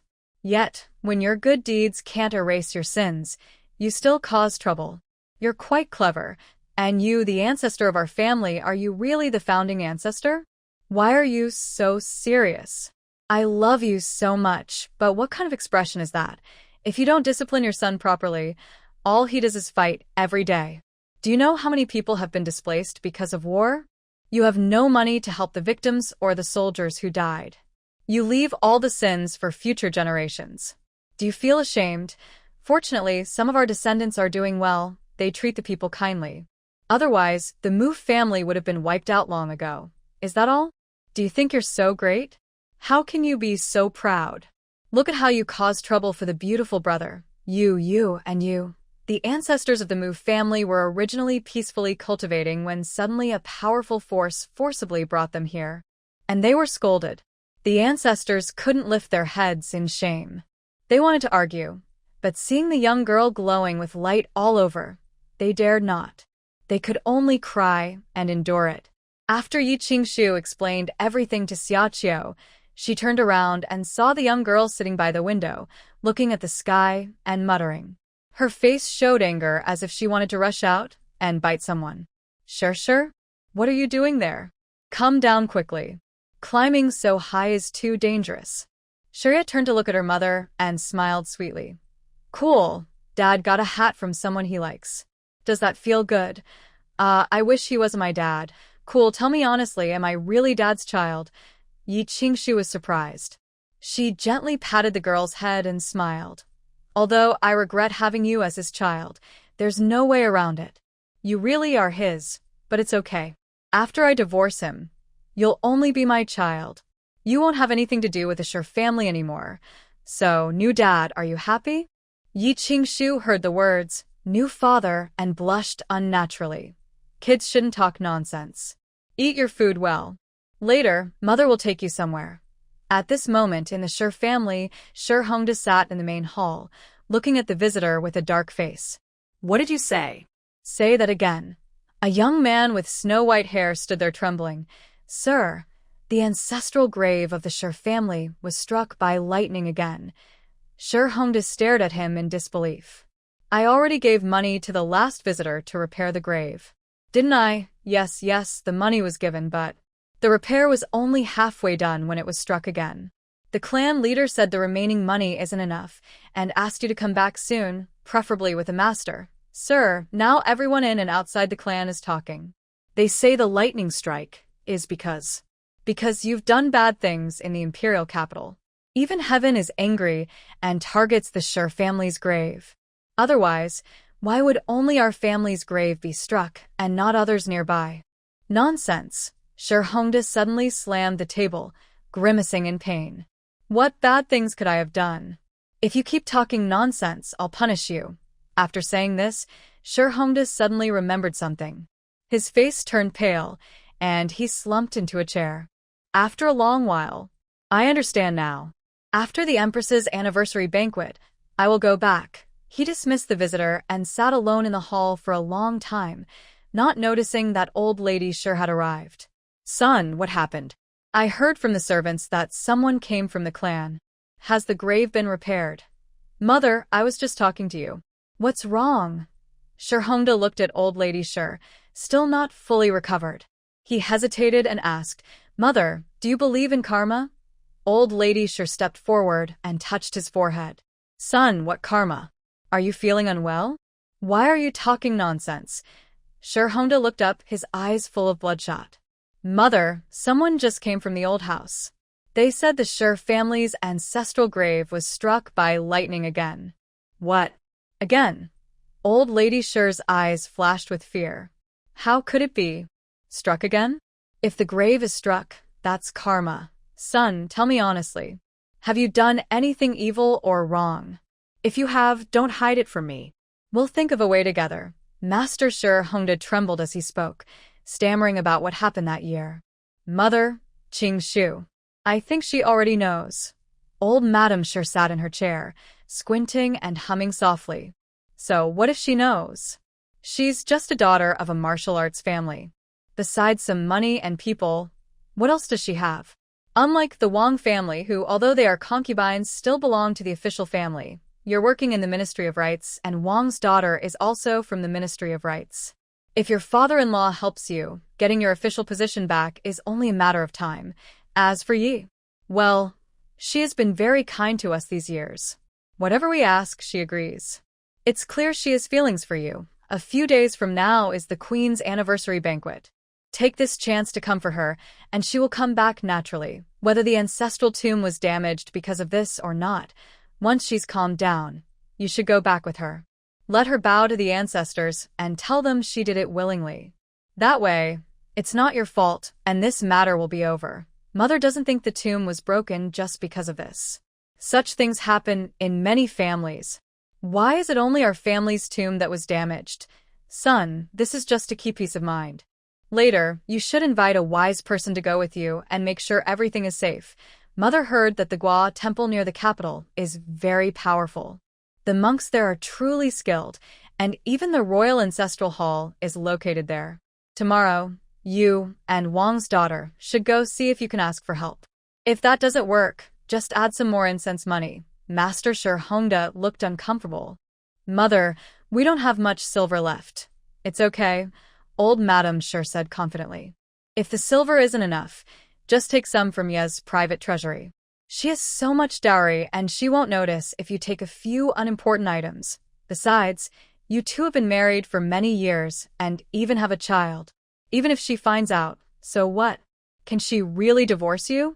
She's just trying to scare you. She's a woman who's divorced and had a child. Who else would want her? In her life, she can only be a wife of the Sher family. Just rest assured, that afternoon, Yi Qingshu received news that her dowry had been stolen again, and there was now a 20-year-old maid who could read and was skilled in martial arts by Sher Ye's side. That night, Yi Qingshu watched her little daughter sleep soundly, still talking in her dreams. She worried about her daughter's changed heart after being rescued. The next morning, she got up early, held her still sleeping daughter, and took a carriage to Guaigua Temple, hoping to get her a safety charm. Unexpectedly, at the foot of the mountain near Guaigua Temple, she ran into the Sher family's carriage. What a small world. Qingshu, why are you here too? Yi Qingshu held her daughter, Yi, and didn't even look at him as she moved past. Liang, where is this place? Yi Qingshu put her daughter down and led her up the steps. This is Guaigua Temple. Mom brought you here to get a safety charm. Who are we asking for? Before she finished speaking, she saw a small monk standing at the temple gate with his hands pressed together, asking, "Excuse me, sir, is your family name Yi? And is the young master's name Sher?" Seeing Yi nod, the small monk immediately smiled warmly, especially when looking at Yi. "Sir Yi, our abbot would like to see you." Yi looked at the bald little monk with a faint expression of mixed feelings. Behind them, Sher Hongda, panting heavily, saw the mother and daughter walking away with the monk. He hurriedly pulled Wang forward to stop them. "Little master, I am Ye's husband. We happen to be here to visit the abbot together." The small monk glanced at Sher Hongda, his smile fading instantly into a cold expression. "Sorry, sir. Our abbot only invited Sir Yi and young Master Sher. If you want to burn incense or ask for a fortune, please go to the front." After saying that, he continued leading Yi and her daughter toward the back mountain, leaving Sher Hongda and Wang standing awkwardly. "Master, when did the lady know the abbot of Guaigua Temple?" I heard the abbot is quite young and handsome. Some ladies even privately said he's a good-looking monk. Could it be that the lady knows him? Shut up, Shurhongda whispered harshly. This is Gwaigwa Temple, part of the royal ancestral hall. If you speak nonsense here, do you want to die?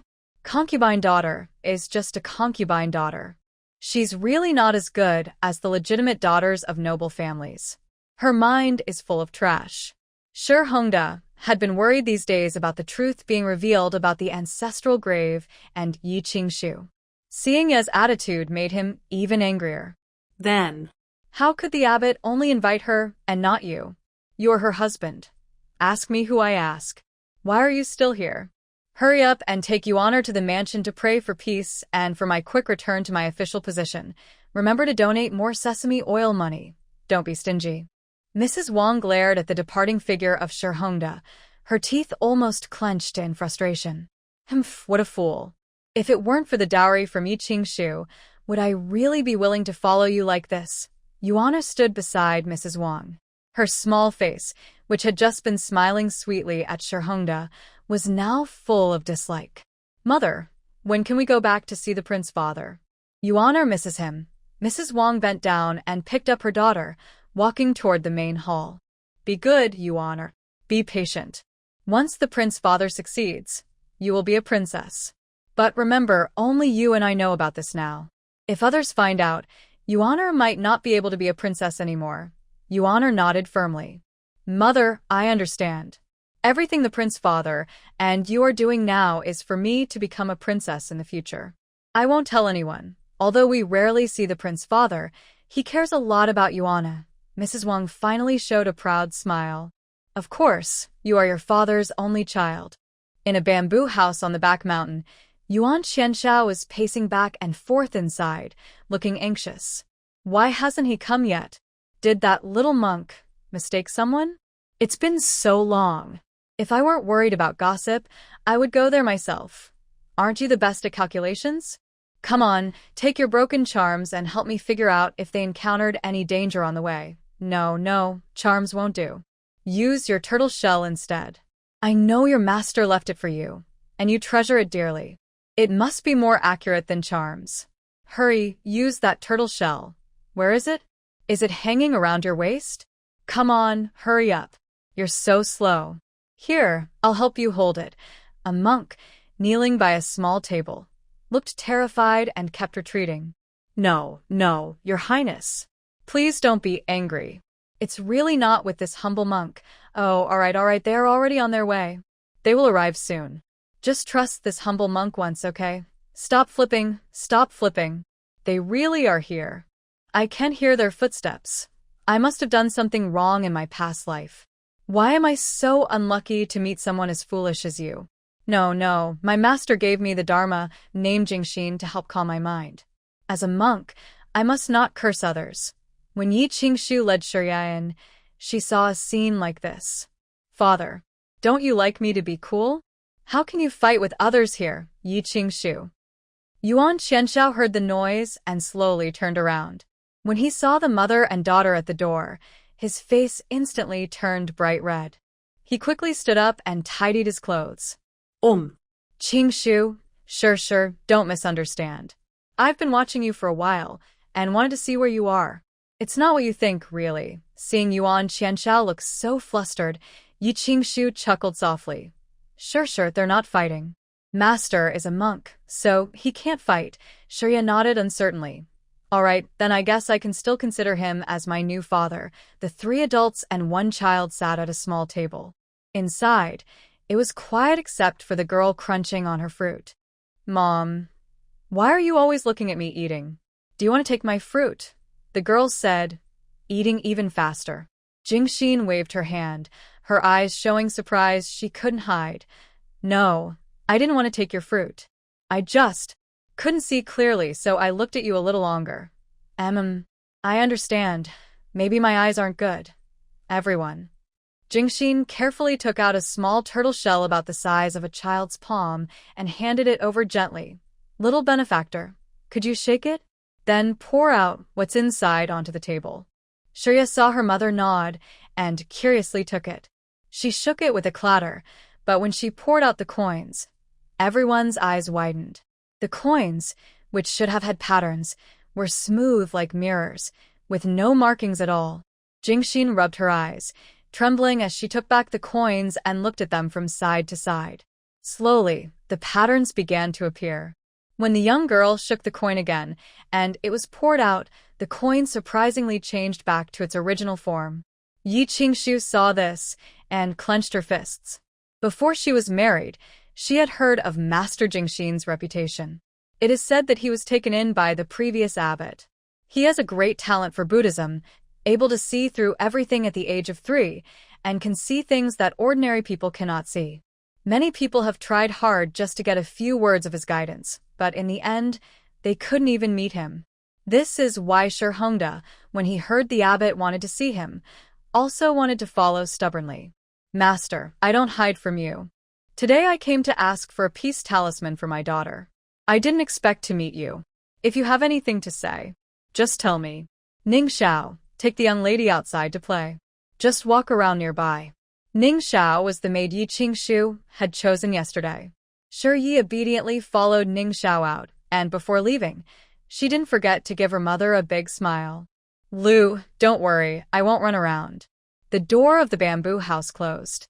Ning Xiao held Shi Yi's hand and asked, Young master, where would you like to go? Shi Yi tilted her little head and looked around. Suddenly, her gaze focused on the east. Let's go to the spicy edge. After walking for about half an incense stick of time, Master, there's nothing fun at the Royal Ancestral Hall ahead. Let's go back. But as soon as Shi Yi got down and started walking quickly inside, she said, Finally here. I've been looking for this place. Now I can finally scold them. Just thinking about handsome Gidge sitting in a wheelchair makes my heart ache. Ning Auntie, I'll stay here. No need to come inside with me. Ning Xiao nodded and quietly stood at the door, guarding. She had already looked around when she arrived. The bamboo house and the Royal Ancestral Hall both belonged to the back mountain area. All the soldiers were guarding at the foot of the mountain and wouldn't come up to disturb Master Jingxin and the peaceful place here. Inside the Ancestral Hall, Shi Yi sat cross-legged on a mat, looking at the tablet of offerings. She stretched out her chubby little finger and counted from top to bottom, one by one, more accurately than a family tree. Nothing was missed. The ancestors of the Mu family looked at the little girl sitting there, spitting saliva as she cried. They felt like crying too. It was too unfair. Just scolding was not enough. Now they even came to scold the family.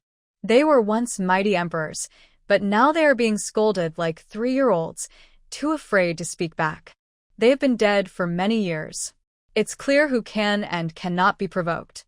The little one clearly cannot be messed with. Otherwise, after they were scolded and went back, even the Underworld Lord wouldn't look at them with such eyes.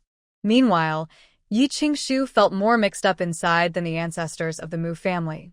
Master Jingxin, I didn't understand what you just said. What do you mean by it's always her but not her? Cannot say. Can you tell me if my daughter will have a safe, happy, and smooth life? Does she have any kind of bad luck or danger? Cannot say.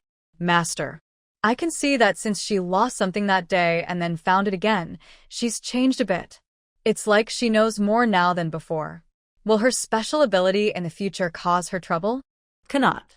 There was a secret medicine in the previous dynasty that could make people unable to speak without anyone noticing. Even the tongue would slowly rot away. Do you want to try it? It's sweet or salty, your choice. Looking at Yuan Qianxiao's threatening eyes, Jingxin sighed sadly. You know, some things just cannot be said. It's not that this monk wants to hide it. Yuan Qianxiao was angry. If you can't say it, then don't say anything at all. Half a sentence is not acceptable. Don't you know I hate hearing only half the story? Making Qing Shu anxious. Do you believe I would throw you into a remote mountain valley like I did back then, and you wouldn't be able to find your way back? Jingxin pouted in grievance. Your Highness, you're just threatening me. What kind of prince are you? You're bullying honest people. Oh no, Amitabha. I didn't mean to offend with my words. I didn't mean it. Just pretend you didn't hear anything, okay? I didn't hear anything. Yi Qingshu's anxious heart eased a little with their antics. She looked at Yuan Qianshao gratefully. Old fool. Hurry up and tell us what's really going on with her. Jingxin looked at the two and sighed. You really are. No wonder you two are married.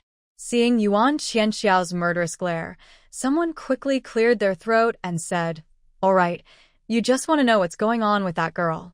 I'll tell you, but it's not that simple. That young girl. She's not an ordinary person, after a long pause. Is she gone?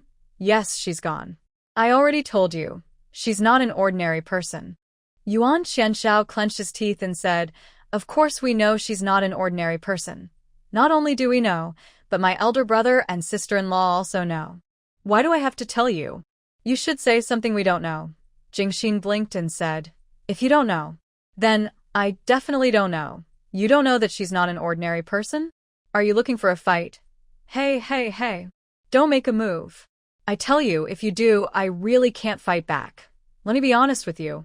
You might have heard that I have been different since I was young, able to see some causes and effects in future events that others can't.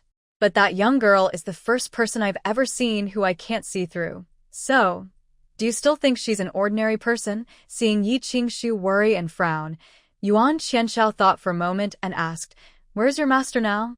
If we take her to find your master, can he see her?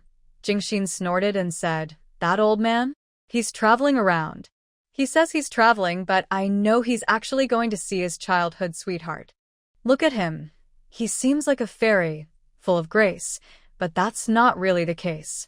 That old man has a heavier heart than mine, if it weren't for the fact that only the Buddhist temple can protect us and help us clear our karma. Who would want to stay here? You don't need to find him. If I can't see her, then he definitely can't see her either. He's not better than me, but I still want to remind you. Although I can't see her karma or future, her dazzling aura almost blinded me. She must have great virtue, a kind of heaven-defying virtue. But besides virtue, it seems there are some other things too. People like this usually have only two outcomes. Either they destroy the world or they sacrifice themselves for it. You should be clear about that. Yi Qingshu took a deep breath, thanked them, and left feeling heavy-hearted. Come on. Why are you still standing here? It's hard enough to borrow the monk's name to get people to come and see you, just to ease your longing. Now that you're here, don't you want to go out and comfort yourself? All day long, just bullying me. Yuan Qianshao glared at someone and quickly followed out. When he saw Yi Qingshu standing in the yard with red eyes, his heart felt like it was being tightly squeezed, making it hard to breathe. Qingshu. Yi Qingshu wiped her eyes and bowed slightly. Thank you today, Your Highness. If it weren't for your help, I might not have been able to see Master Jingxin today. Don't cry. Master Jingxin is just a bit different, but I've known him since we were young. We share a deep bond. He never wanted to be a monk. He's here because he has no choice. Don't see him as too mysterious. He's just an ordinary person. As for Shirshir, as long as I live, I will protect her every day. Trust me, a few days ago, I was not in the Imperial City. When I received the news and rushed back overnight, Shirshir had already been found. It's my fault. I didn't protect you and your mother well. Qingshu, don't worry. Whether you agree to marry me or not, I will always stand behind you. No one can hurt you or your mother, not even if you marry someone else. I will still wish you happiness. Yi Qingshu blushed and took a step back. Your Highness, I understand. I know you haven't divorced yet. I can wait. Today, I only asked that the dead monk send someone to call you here because I was worried about your reputation. Just as Yi Qingshu was about to speak, a loud bang sounded. The door behind them was suddenly opened. Hurry! Go to the Ancestral Hall. Yuan Qianshao was startled and shouted, Are you upset because I talked to Qingshu? Do you think I should stay here in the Guardian Temple and not see others doing well? The Royal Ancestral Hall is full of ancestor tablets. Even if thieves come to the Guardian Temple, they wouldn't be foolish enough to go there. Plus, there are guards at the foot of the mountain. No one can go up without permission. Jingxin pulled Yuan Qianshao and ran outside, calling out to Yi Qingshu as they hurried away.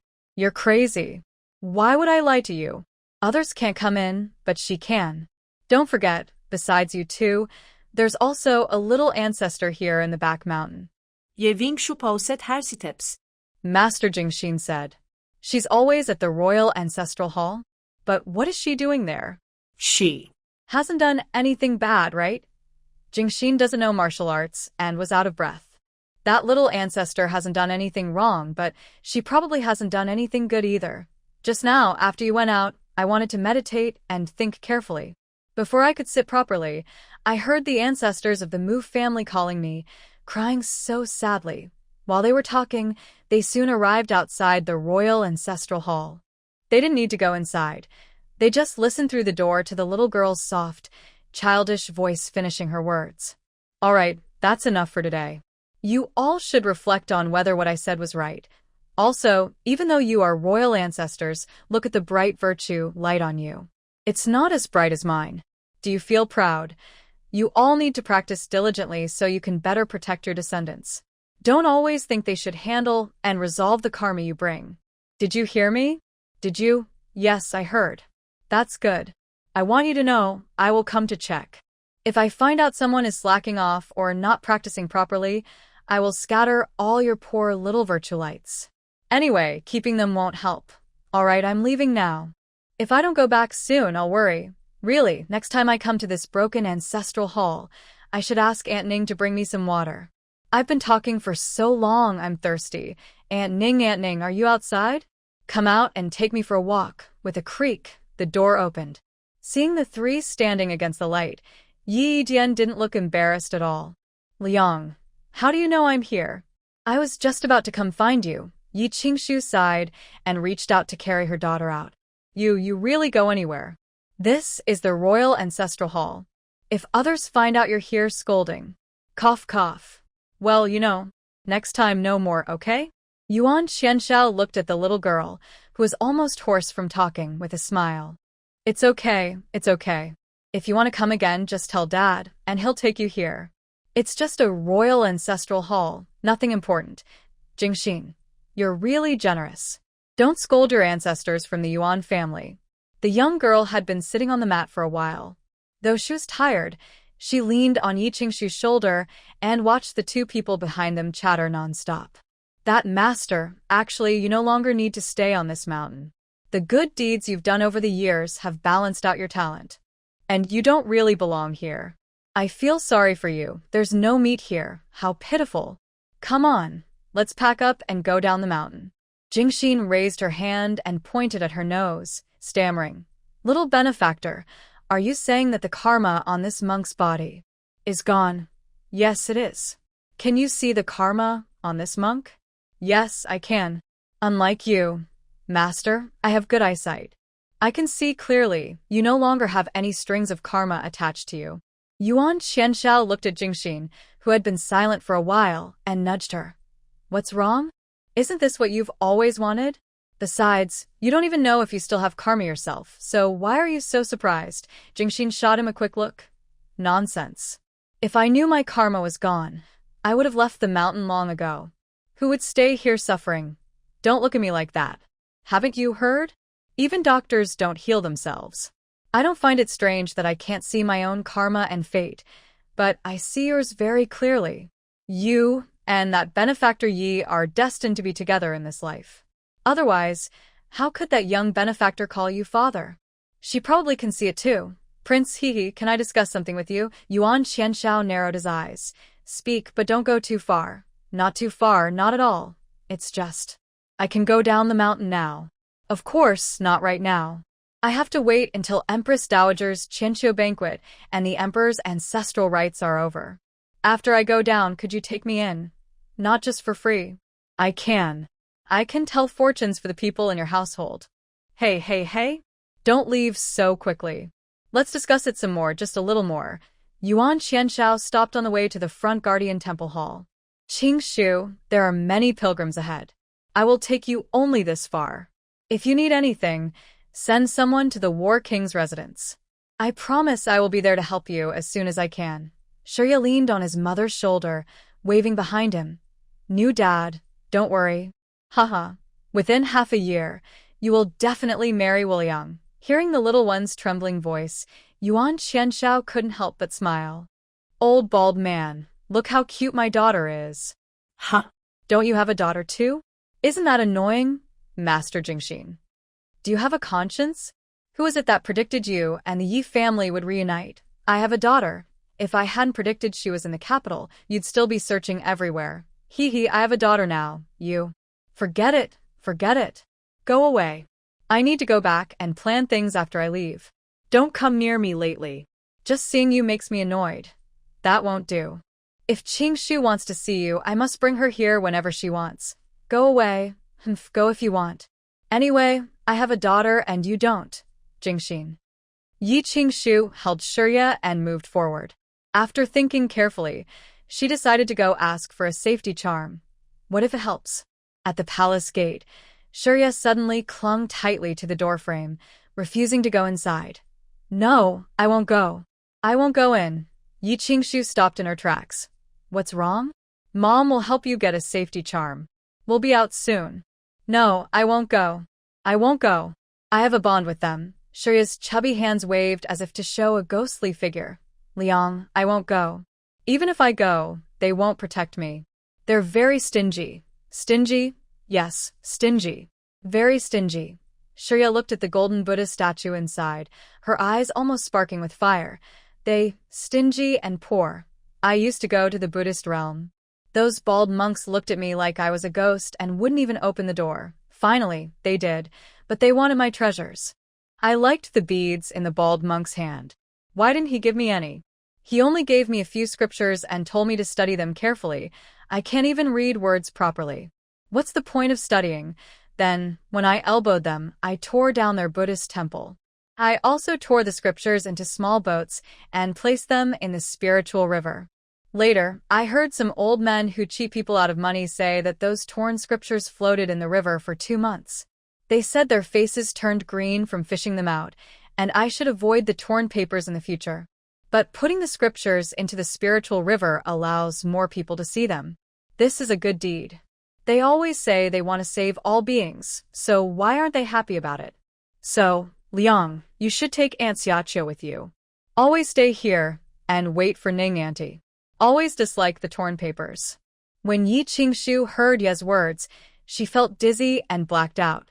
When she looked into the main hall where the golden Buddha statues are worshipped, she felt a strange coolness and a sense of resistance from the Buddhas, as if they didn't like it. Sure won't go, and Mother won't go either. Let's go back. On the carriage back to the mansion, Yi Qingshu thought about what Yi had just said. Going to the Buddhist realm, can ordinary people really go there? And tearing down the Buddhist temple and ripping scriptures. Who is her daughter really?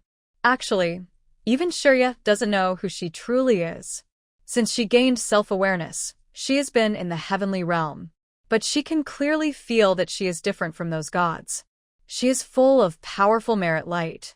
But it seems there is another mysterious force hidden inside her. Whether that force is good or bad, she isn't sure. While mother and daughter each thought their own things, the carriage suddenly stopped. Madam, the carriage from the Shifu is broken ahead. Master Shifu is blocking the road. Hearing Shahongd calling her outside, Yi Qingshu didn't even show her face. Don't mind them. Let's go our way. If he still blocks us, just crash through. Just as the coachman was about to wave the whip, an arrow suddenly shot out from nowhere and hit the horse directly.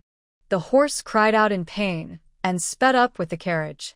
Yi Qingshu immediately used her light skills to carry her daughter out of the carriage. Looking at the black-clad people around, Yi Qingshu narrowed her eyes. One hand held her daughter tightly, and the other drew a soft sword from her waist. Xiaoqiu and Ning smiled, protected the mother and daughter behind her. The coachman also released the fireworks from Shining Mountain Villa. If there were disciples practicing outside from Shining Mountain Villa, they would come quickly. Just a few steps away, Shihongde turned and ran when he saw Yi Qingshu and her daughter surrounded. He even forgot about Wang and Shi Yuaner, who were still waiting in the broken carriage. Wow, they're so dark and mean. Sure, be good. Don't be afraid. Close your eyes and hold Mom tight. It will be over soon. The black-clad people said nothing, only aiming deadly attacks at Yi Qingshu and her daughter. Although Yi Qingshu and her 2 companions are skilled fighters, they are outnumbered. And they also have a 1.5-year-old child with them. Yi watched his mother protect him with her back, blocking a sword aimed at her. Her eyes turned red with effort. She tried to use her spiritual power, but she only managed to trip the attacker. The laws of the universe? Well, you all are really something. Suddenly, Yi had an idea. Master Jingxin, help. Someone is trying to hurt the children. Did you hear that? Master Jingxin, I'm calling you. Go back to your nest. If you don't, I won't know if you heard me or not. Yi shouted loudly, and also addressed the black-clad men. Hey, you're not orphans, right? You were kidnapped by silver traders, and they are your leaders. Working for silver traders, huh? You really are something. See, you're not very professional. You missed your target with that sword. Oh, come on. Why are you so close to us? Do you feel sorry for him? No need to feel sorry. Really, no need. His parents have been looking for him all these years, but sure is different. His parents don't want him. See? Don't you believe us now? Was kidnapped when he was little. He doesn't remember much, but he has a burn on his left arm. That was from before he was taken. I told you, right? The little chatterbox really slowed down their pace. Even though they were trained professionals, they still hoped a little for their family. In their eyes, the mother and daughter would definitely die here today. Since that's the case, they might as well listen to a few more words. After all, the leader's left arm really does have a burn. Master, why aren't you here yet? Did you hear me calling? There is silver to kill children now, I just hate the bald paper man the most. As soon as Yi finished speaking, she saw a few people rushing quickly from afar. Yuan Qianxiao used his lightness skill to the extreme. Almost in the blink of an eye, he reached the mother and daughter. Seeing the wounds on Yi Qingshu's body, Yuan Qianxiao's eyes nearly burst with anger. You're asking for death. Follow my order. Kill everyone without mercy. Leave a few alive to find out who is behind this. Yuan Qianxiao said, protecting the mother and daughter behind him while comforting her. Qingshu, does it hurt? Hang in there, it will be over soon. After it's done, we'll go back right away. We'll use the best medicine to make sure you don't have any scars. Don't be afraid. Dad is here. Dad will protect you and your mom. Yi sniffed and looked at her mother's wounds, finally breaking down and crying. Woo-woo. Dad finally came. I called that bald paper man for so long, but he ignored me. I thought we'd be stuck here today. I can fight, but I don't want to fight alone. I want to fight, woo-woo. It's the best fight. Bald paper man, indeed, isn't a good person. From today, I can only stand with one side, either the Buddhist temple or us. With Yuan Qianxiao and his people joining, Xia Qiu and Ning Zhao's pressure eased a lot. Ning Zhao heard Yi's words and helplessly corrected, Miss, it's a matter of opposing sides. Right, opposing sides. That selfish bald paper man, he's not far from the Guardian Temple, yet he pretends not to hear us and refuses to help. Come, cool down, have a sweet, and you won't feel the pains so much. Yi is blowing for you. While no one was paying attention, Yi secretly took a pill from her space and directly fed it to her mother. Yi Qingshu didn't know what Yi had given her, only feeling the sweet taste melting in her mouth. A warm current rose from her dantian and spread through her body, making the pain less intense. Seeing her mother's pale face turn visibly red from blood loss, Yi finally relaxed. All the black-clad men had been killed by Yuan Qianxiao's people. The few captured had also taken poison and committed suicide. Yi was furious and ready to curse the bald man again. Before she could speak, she saw a figure staggering from afar, running over breathlessly. Little ancestor, please stop scolding. I beg you, please stop. My head is about to explode from your scolding. Jia stared at the approaching person with wide eyes, pointing her small finger and accusing him. Hey, did you hear that and not come back? Jingxin, panting heavily, leaned against a tree, looking at the fallen black-clad men on the ground. After pretending to recite a few phrases of Amitabha, he began to defend himself. Little ancestor, I didn't ignore you. I just really can't go back. After I heard your message, I immediately ran to find the prince. I was thinking about returning to you while running, but every time I tried, my head hurt like needle stabbing. I can't use light skills, so I could only run. When I reached the foot of the mountain and saw the prince, I don't know what some treacherous guard told him. He went crazy and used his light skills to run away. I don't know where he went. I just chased after him. He ran, I chased, and look, I've lost one of my shoes. Fortunately, the prince came to find you. Otherwise, if something had happened to you because I didn't notify you in time, I might never have come down the mountain in my life. Yuan Qianshao, while tidying up, glanced at him and said, "Aren't you good at calculations? Just figure out where I went." Jingxin's face darkened. "If you didn't speak, no one would think you're mute. I was just too anxious and forgot. And I ask you, just now I was shouting desperately behind you. Did you hear me? If you heard, why didn't you respond? Are you deliberately ignoring me? Do you just want to run away and leave me behind?" Yuan Qianshao carefully helped Yi Qingshu onto his carriage. "No time. I received news from the secret guards that Qingshu is in danger. I can't care about you now. Enough, stop wasting time here. I need to send Qingshu for treatment quickly. You can go back by yourself. Lin Yu, stay here." Watching the group leave in a hurry, Jingxin pitifully looked at Lin Yu. "Guard Lin, you're that dog." "No, you're the prince's personal guard. We grew up together, right? Please give me a ride back. When I get there, I'll tell your fortune, okay?" Lin Yu shrank his neck and took a few steps back. I don't dare trouble Master Jingxin for a fortune. I have other things to do, so I'll be leaving now." Watching the fleeing figure disappear into the distance, Jingxin clenched his teeth. "Fine, you all don't care about me, do you? If you don't, then forget it. I refuse to believe that as the abbot of the Guardian Temple, I can't find someone to send me back." Watching the people who had just been involved in the fight run away in a hurry, crawling and tumbling onto their carriages to escape quickly, Jingxin showed a kind smile. "Sir, I am a monk. Sorry, my wife isn't feeling well right now, so we need to return home quickly. Please take this small amount of silver and use it elsewhere for charity." "Sorry, really sorry." "That monk, move aside quickly, don't block the way, or we won't be responsible if you get hit. Mother, that monk looks so pitiful. Maybe we should. Mind your own business outside. Didn't you see the prince just leave him here? Maybe they don't get along." "We shouldn't get involved." "The War Prince's residence is not a place we can offend. Hey. I am a monk." Phew, phew, phew. Several carriages sped away, kicking up dust that splattered into someone's face. "Aka me piaka. Fine. I've run all this way. I don't believe I can't get back. I'll just walk." Not far from there, someone started crying. Ugh. What kind of thing is this? When I came, it didn't seem so far. Why haven't I arrived yet? One of my shoes is gone. The little monk isn't strong enough to hear me calling him. Why am I so miserable? Ugh. I'll endure a little longer. Just 1 month, and I'll leave this Guardian Temple. When I leave this temple, I want to eat meat. Drink wine. I want to get married. Great days are waiting for me ahead. I can't die of exhaustion here. Death, Yuan Qianshao, you bastard Yuan Qianshao, just wait. When I leave this Guardian Temple, I'll stay at your War Prince's residence and never leave. I'll make you regret it."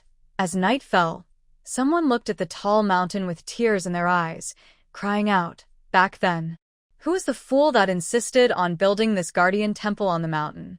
I live in the back mountain. I'll have to climb 2 mountains to go back." While this person was crying and climbing the mountain, the Yi family was brightly lit. From the butler to the maids, everyone looked serious and stern. Yin Yan was even holding Shi Yi, refusing to leave Yi Qingshu's door. "Thank you, Prince, for saving my daughter and my granddaughter today. I've told the old man what happened back then. You saved my daughter twice. From now on, you will be a benefactor of Xining Mountain Villa." Yuan Qianshao bowed to Yin Yan and said, "Master, no need to be polite. Honestly, I fell in love with Qingshu at first sight. We just didn't have enough luck to be together. Now, I hear Qingshu wants to leave her marriage. I want to renew our relationship. I will treat her and her daughter as my own, and I won't ask for my own children anymore. Please, Master, Trust me and give Qing to me. I will treat them both as my own family and will never let them suffer even a little bit. Hearing Yuan Qianxiao's words, Yin Yan's eyes filled with tears. Your character is trustworthy. As long as Qing and Shi agree, I have no objections. If Qing can marry you someday, I will give her a big wedding with 10 miles of red banners. I agree, and Liang also agrees. Shi looked toward the room and said, Grandmother, don't worry. Liang will be fine. She just needs a few days to rest. After all, that pill is a fairy pill. The old man hiding it probably kept the best stuff. Shi thought for a moment and pretended to take out 2 round, shiny white pills from her sleeve. Here, grandmother, new father, have a sweet. It's very tasty. The 2 took the pills without hesitation and put them in their mouths. In an instant, they felt a strong, warm current flowing through their meridians, as if a force was quietly protecting their hearts. Seeing their shocked expressions, Shi silently turned around and leaned on Yin Yan's shoulder. Should she explain? How to explain? Better to pretend she didn't know. She didn't give them healing medicine. These pills were for immortals to strengthen their bodies. For humans, they were like giving them a second life. Not only could they make ordinary people healthier and free from sickness, but they could also add 10 or even 20 years to their lifespan. Seeing that Shi didn't want to explain, they silently agreed not to ask. After all, this little girl was just trying to help them. Meanwhile, the divine doctor at Xining Mountain Villa was inside treating Qing injuries when the butler came to report that Shi Hongda had arrived. Let him in. I want to see what face he has to come here. Qing is still not divorced. Please, your highness, avoid him. She also wants to learn. Today, she finally understood that the world has rules that suppress her powers, preventing her from doing whatever she wants. But that doesn't matter. If she learns martial arts and still has some remaining power, she won't be easy to deal with. It's just about not fighting. She can learn to control herself. If that doesn't work, she can always use her words. For thousands of years, since she learned to speak, she has never lost an argument. While she was lost in thought, Shi Hongda came over with a pale face. Shi, how are you? Were you hurt? Where is your mother? Is she okay? Dear father-in-law, how is Qing? Can I see her? We are husband and wife. I should be with her now. Yin Yan kicked him and said, Want to stay with her? How did you run so fast when she was surrounded? Why didn't you say you wanted to stay with her then? Aren't you just afraid of dying and hoping my daughter will die soon so you can take her dowry? Let me tell you, my daughter is lucky and strong. She won't die. Seeing that he couldn't argue, Shi Hongda turned to Shi Yi. Shi, a few days ago I didn't take you out to play or buy you anything. Here, this jade pendant is a gift from me. It was worn by your grandfather. It's a family treasure of the Shi family. I am passing it to you now. Shi Yi struggled to get up and walked over to Shi Hongda. He took the seemingly worthless jade pendant, and Yin Yan and Yuan Qianxiao looked on with a cold feeling. Yes, no matter what, Shi Hongda is still Shi Yi's father. A 1.5-year-old child naturally hopes for his father to be kind to him. Seeing Shi Yi accept the pendant with a big smile, Shi Hongda secretly thought that children are easy to fool. As long as he makes Shi Yi happy and close to him, he believes Qing won't do anything to him for the sake of the child. Then, he can secretly take her dowry and the ancestral tomb and continue to deceive her. Their family can still enjoy Qing working hard to serve them and spending her money. Shi Yi put the pendant on his waist, compared it, then looked up at Shi Hongda and said, Look, does it look like my father? Shi Hongda. Yin Yan. Yuan Qianxiao. Ask me if it looks like your father. Do you think it looks like your father when I wear this pendant? Shi Hongda wanted to get angry, but after seeing Yin Yan step forward, he could only force himself to say, No, it doesn't. Shi Yi nodded seriously and casually threw the jade pendant back. I don't look like my dad either. If I could choose, I really wish I didn't have such a dad. Or maybe I am my dad's child. From the moment I was born, I could control him so he wouldn't harm good girls. Seeing how angry and red-faced Shi Hongda was, Shi Yi turned and went back into Yin Yan's arms. She couldn't help it. She was too young now, couldn't use divine power or martial arts. But she knew how to read the situation. She had a strong backing. Yuan Qianshao was laughing on the roof, trembling with laughter, completely forgetting the fear from before. All he could think about now was, what a good daughter. She is truly my good daughter. Do I look like your father? Ha ha ha ha ha ha, it's just a broken jade pendant, like it means anything. With that kind of quality, even the servants of the War King's residence wouldn't care, let alone someone like Shi Yi, who was raised by the wealthy Yi Qingshu. Shi Hongda looked at Shi Yi being picked up again by Yin Yan, still not giving up. Shi, I am your father. Ugh, I am your son. Lord Shi, I tell you, if you don't stop, I might call your father to come and talk to you. If your dad sees you, he might get happy and take you away, you know? Then you and your father could be reunited. My mother always says, people shouldn't do bad things. Lord Shi, do you feel a bit cold? The wind is howling. Hearing Shi Ye's words, Shi Hongda didn't believe it at first, but when he thought about his ancestor's grave and what he had done, he couldn't help feeling guilty. Father-in-law. Well, since Qingshu is fine, I won't bother her anymore. I'll let her rest and come back tomorrow to see her. Watching Shi Hongda hurriedly leave, Yin Yan rolled his eyes at him. Coward. Such a waste of my good daughter. If it weren't for him insisting he saved my daughter, I wouldn't have married her to someone like him, even if I had to die. Hee, but I don't regret having Shi. Shi, you are my precious. Your scolding just now is perfect. Really touched my mother's heart. Shi Yi waved her little hand. It's nothing, just a small matter. If I were older, I'd want to have lightning strike him. Someone like him doesn't deserve to be my dad. When talking about this, Shi Yi couldn't help but remember the old man in the sky who tricked him into good fortune.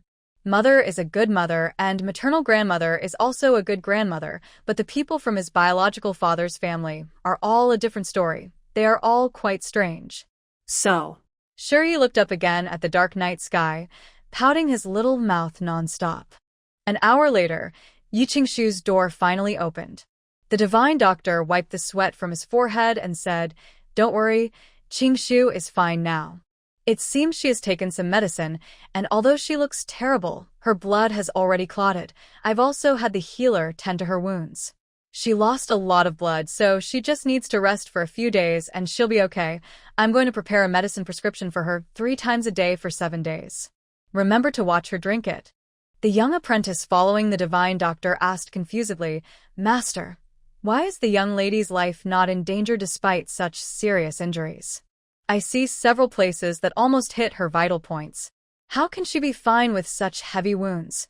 The divine doctor glanced at his young disciple and said, "Don't ask about things you shouldn't. Just remember that the young lady is lucky and protected by the gods." That night, Yuan Qianshao personally stayed by Yi Qingshu's side all night. The secret guards of the War King's residence were frantic because of their master's anger.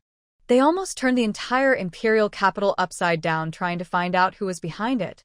Meanwhile, Yin Yan was reading secret reports back and forth in the study all night and didn't sleep. Moreover, a little kid also sneaked out of the residence under the cover of night. "Nyang, do you know where the prince's residence is?" Ning smiled, holding Shi Yi on her back as she looked around from the roof. "Little master, are you talking about the War King's residence?" "I know. Yes, my new dad's residence." It's that king. Oh, look at my silly head. What's his name again?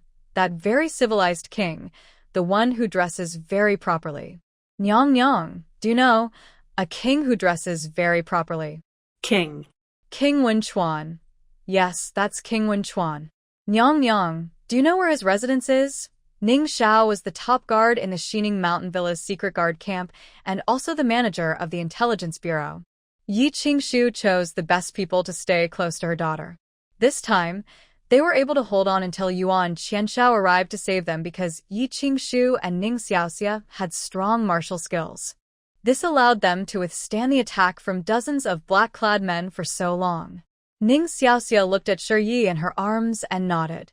"I understand, but Lord Wenquan is not at his residence now. He's at a side courtyard outside the capital. Do you want to go?" "I want to go, but will I be back before dawn? If I don't return, Liang will worry. Also, I heard Brother Ba say that the city gates close at night. Ning Xiaoxia looked at her with affection. You can come back before dawn. As for leaving the city, our Xining Mountain Villa has its own way to get out at night. From the moment Yi Qingshu chose Ning Xiaoxia, she told her that her only loyal person was Shi Yi. Some things didn't need to be kept from her, and even her orders could be secondary to Shi Yi's. So, Ning Xiaoxia only has one master, Shi Yi. No matter if her daughter has changed or not, she doesn't want her to become a naive saint who gets played around in the future. She can be kind, but she must not be unable to distinguish right from wrong. She needs to have her own ideas. After more than half an hour, Ning Xiaoxia carried Shi Yi and stood outside the study of King Wenquan. The secret guards in the residence were no match for Ning Xiaoxia's skills. She quickly defeated them one by one.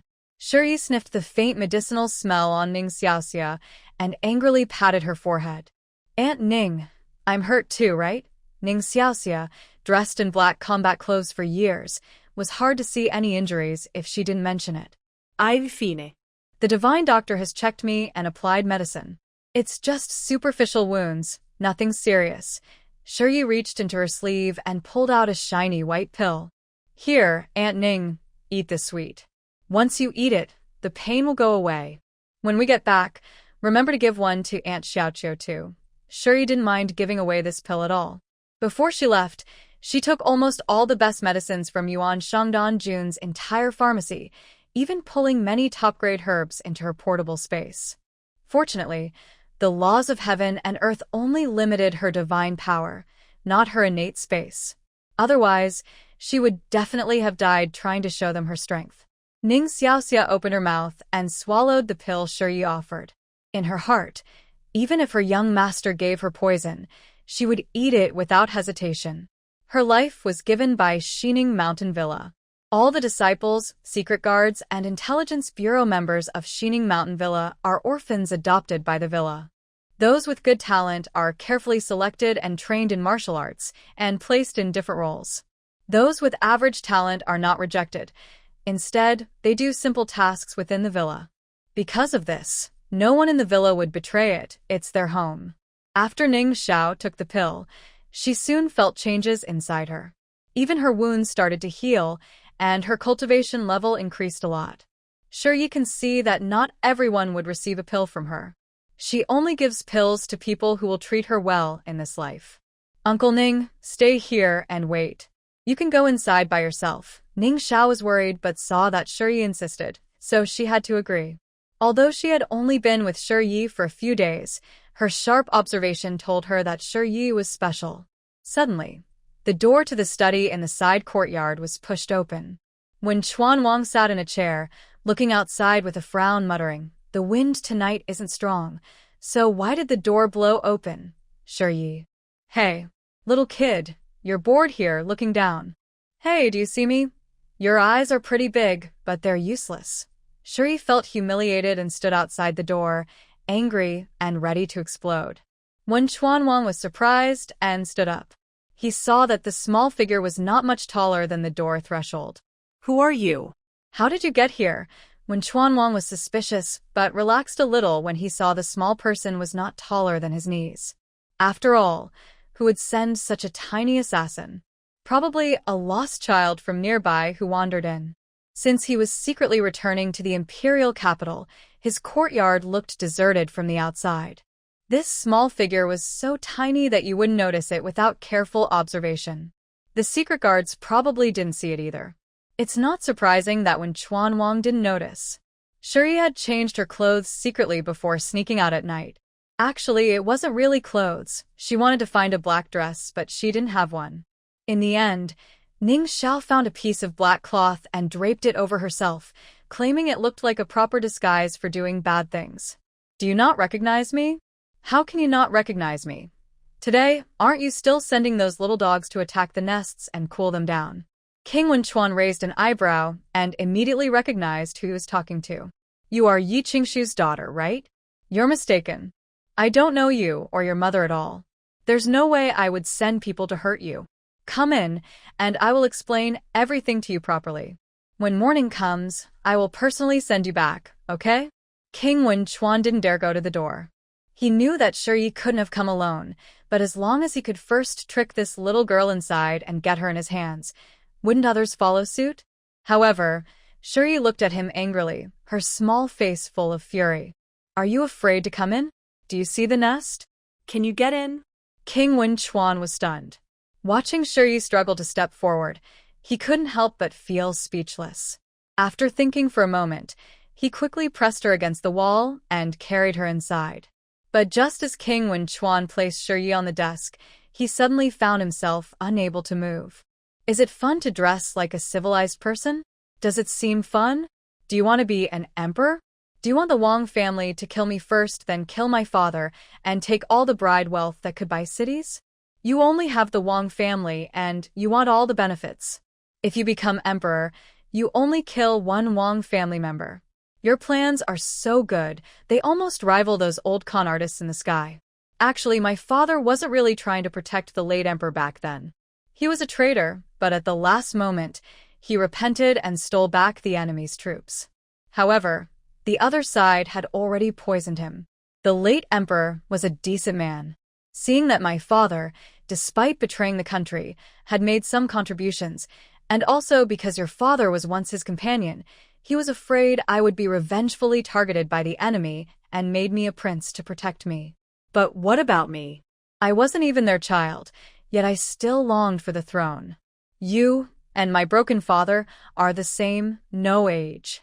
For the throne, I betrayed my own father, colluded with the enemy, secretly amassed troops, exploited and harmed the common people, and leaked intelligence that caused innocent soldiers on the border to die unjustly.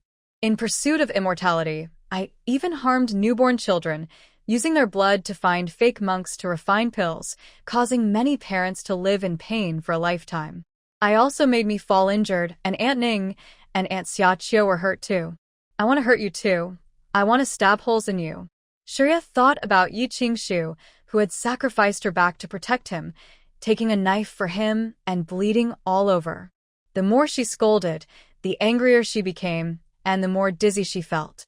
When Chuan Wang stood there, stunned, watching the small child suddenly become serious. Even his aura changed in a way that made people feel afraid. He wanted to call for help and struggled hard, but it was as if someone had pressed his acupoints. He couldn't move at all, not even speak. He could only watch as Shi's pupils slowly turned golden. If you looked closely, you would see faint red streaks within the golden pupils, surrounding the gold. Shi slowly stood up from the desk, her golden pupils fixed on Wen Chuan Wang. Her expression was completely emotionless, and her voice sounded different. In the name of the gods, I revoke all your protections. From this moment, you will no longer be blessed by the royal merit. You will pay the price for everything you've done. Shi raised her small hand and pointed at him. A golden light entered Wen Chuan Wang's body. You will suffer greatly and die. After death, your soul will burn and open the way for the rebirth of those innocent babies and fallen soldiers, guiding them into reincarnation. Your soul will forever vanish from this world. As soon as she finished speaking, Shi seemed to lose all her strength. She closed her eyes and fell heavily backward onto the desk. Ning Xiao had been watching Shi through a crack in the window. At first, she could hear her cursing, but after Shi stood up, she couldn't hear anything. Soon, she saw Shi lying on the desk. Aunt Ning, did you help me with the trouble? Sleepy? Ning Xiao didn't believe it but still nodded. I didn't cause any holes, but I knocked over the candle in his room when I left. I know the young master doesn't want him to die so easily, so I already led people from the outer courtyard inside when I left. Death isn't possible, but he will definitely face some punishment. Shi nodded. Before saying anything else, he fell asleep again, even snoring softly. After returning, Ning Xiao still felt uneasy. While Shi Yi was asleep, she called the divine doctor and Yin Yan to explain what had happened. The result of checking his pulse was, this little guy has a fiery temper and fainted from anger himself. The next morning, Yi Qingshu opened her eyes and saw Yuan Qianshao sitting quietly by the bed, with dark circles under his eyes. As soon as she looked at him, his face lit up with happiness. Qingshu, you're awake. Are you feeling unwell? Does anything hurt? I will find a divine doctor for you right away. Are you hungry? Thirsty? Tell me what you want. I am right here. I'm glad you're okay, Qingshu. I'm really glad you're safe. Yi Qingshu looked at Yuan Qianshao, who seemed a bit nervous, and smiled slightly. Thank you, Your Highness, for yesterday. Don't worry, I'm fine now. I just feel a little weak, but nothing hurts. Yuan Qianshao clenched his fists, looking at her pale face. Don't worry. I've already asked someone to investigate. Whoever wants to harm you, no matter who they are, I won't let them go. The secret guards don't seem to be doing much. It's been a whole night, and they haven't found any useful information. Yi Qingshu shook her head. No need to investigate. I know who it is. Before she could say more, a childish voice came from the door. Liang, you're awake. Are you feeling unwell? If you are, I have some candy for you. After you eat it, the pain will go away. If a certain alchemist from the fairy realm knew that her precious pill was being used as a simple painkiller, she might get very angry. Come here, Tang. Come to Mother. Were you scared yesterday? Did you get hurt? Shi obediently walked over and leaned in. Liang, it's nothing. I just feel sad for you. Don't worry about the new stepfather anymore. Last night, Ning Auntie and I went to confront the person who was trying to harm me. We almost burned him alive, and he won't be alive for many days. Shi's eyes flicked, and suddenly he slapped his forehead. Oh, I forgot. There's still Wang's family. They're not good people either. Just as Shi turned to run, he saw Xiaqiu walking over angrily. Madam, Shi Hongda is here again. The master won't let him in, so he's just standing at the door, saying that our Yi family is holding his wife and daughter, not letting him bring them back. Qingshu, rest well. I will go. Yuan Qianshao was about to stand up, but his sleeve was pulled. New stepfather, you stay with Liang. I'll go, Ning Auntie, let's go. Seeing the brave little girl run off quickly, Yi Qingshu hurriedly told Xiaqiu to follow. She didn't care about her reputation, but he was worried that Shi Hongda, in a desperate rage, might do something harmful to Shi. As Shi reached the door, he heard Shi Hongda shamelessly shouting and knocking. Father-in-law, father-in-law, just let me see the madam and daughter. I haven't spoken properly to them in a long time. Please, father-in-law, Qingshu is my wife. She's hurt now, and I should be with her. My daughter needs me too. Father-in-law, please open the door and let me see them. No matter how you hit me today, I won't back down. I must see my wife and child. The old housekeeper stood inside the gate, stomping angrily. Dog stuff. What kind of thing is he? Standing at the door shouting nonsense. He's going to ruin the reputation of Shining Mountain Villa. Listen to what the people outside are saying. It's so ugly. They say our Shining Mountain Villa is bullying others, holding their wife and children hostage, separating families. They don't know anything. No, I must go out and teach him a lesson. Otherwise, I'll be so angry I'll die. Everyone step aside. Stop blocking me. He's insulting the young lady and the young miss, and now he still dares to cause trouble here. I'll fight him. Oh, young lady, why are you here? Go back quickly. Tell the young lady not to worry. I am here, and I won't let that beast step into the Yi residence. You just focus on healing. Yi went over to comfort her. Grandpa Butler, don't be angry. I came to see. Don't worry, I won't let him get away with this. After finishing, she lifted her head proudly and waved her small hand. Open the door. The butler saw Ning Xiao nod and then instructed the servants to open the door. Before opening, he repeatedly warned her to be careful and not to fall for the other person's tricks. The gate of the Yi residence creaked open, and the curious townspeople outside all stretched their necks to look inside. Hey? Only a young girl came out. I thought it would be Lord Yi himself. Who is this girl? She looks so small. Could she be Lord Yi's daughter? That's possible. Every child wants to see their father. Lord Yi is too harsh, not letting anyone see his wife and daughter. It's really unfair. After Ning Xiao was carried out past the threshold, she listened to the villagers' gossip and sat down on the ground, starting to cry loudly. Her voice was so loud it seemed the whole street could hear her. Father, why are you so late? Boo-hoo. Your daughter is so scared. Yesterday, Liang Daiwa went to Hugua Temple. On the way back, she met some men in black sent by that woman. They almost hurt Liang and me. Boo-hoo. Liang was injured protecting me and is still not awake. Father, your daughter is really scared. Boo-hoo. Yesterday, I saw you and Liang. Why didn't you save us? You turned and ran. I called for you, but you didn't even look back and ran even faster. Boo-hoo. Does that mean you don't want us anymore? Are those men in black sent by you and Mrs. Wang? Maybe. Boo-hoo. You've never liked me since I was little. You only like my sister and Mrs. Wang. Liang and I are just the true wife. I was kidnapped and you didn't ask. My sister was abandoned, but you want to find her yourself. Father, boo-hoo. I think you're going to be disappointed this time. Liang is lucky and strong, so she might not be able to marry. Your plan to take her dowry will probably fail. Father. Boo-hoo, go back. Liang, and I still see the shadow of you leaving us yesterday, when you ran away. We don't want to see you now. Don't provoke Liang anymore. Boo-hoo. Liang said that you didn't save her back then. I didn't believe it at first, but Dad always said he could give his life to us when he asked for money before. But this time, my daughter believed. Boo-hoo. We still don't want your life, but you ran away. You could have called someone to help, but no, you just hid and watched us struggle. If we used it, the bride price would belong to you. Boo-hoo. Since you don't like us mother and daughter, then we don't want you either. Boo-hoo. From today, I have no father. Boo-hoo. Aunt Ning, take me home.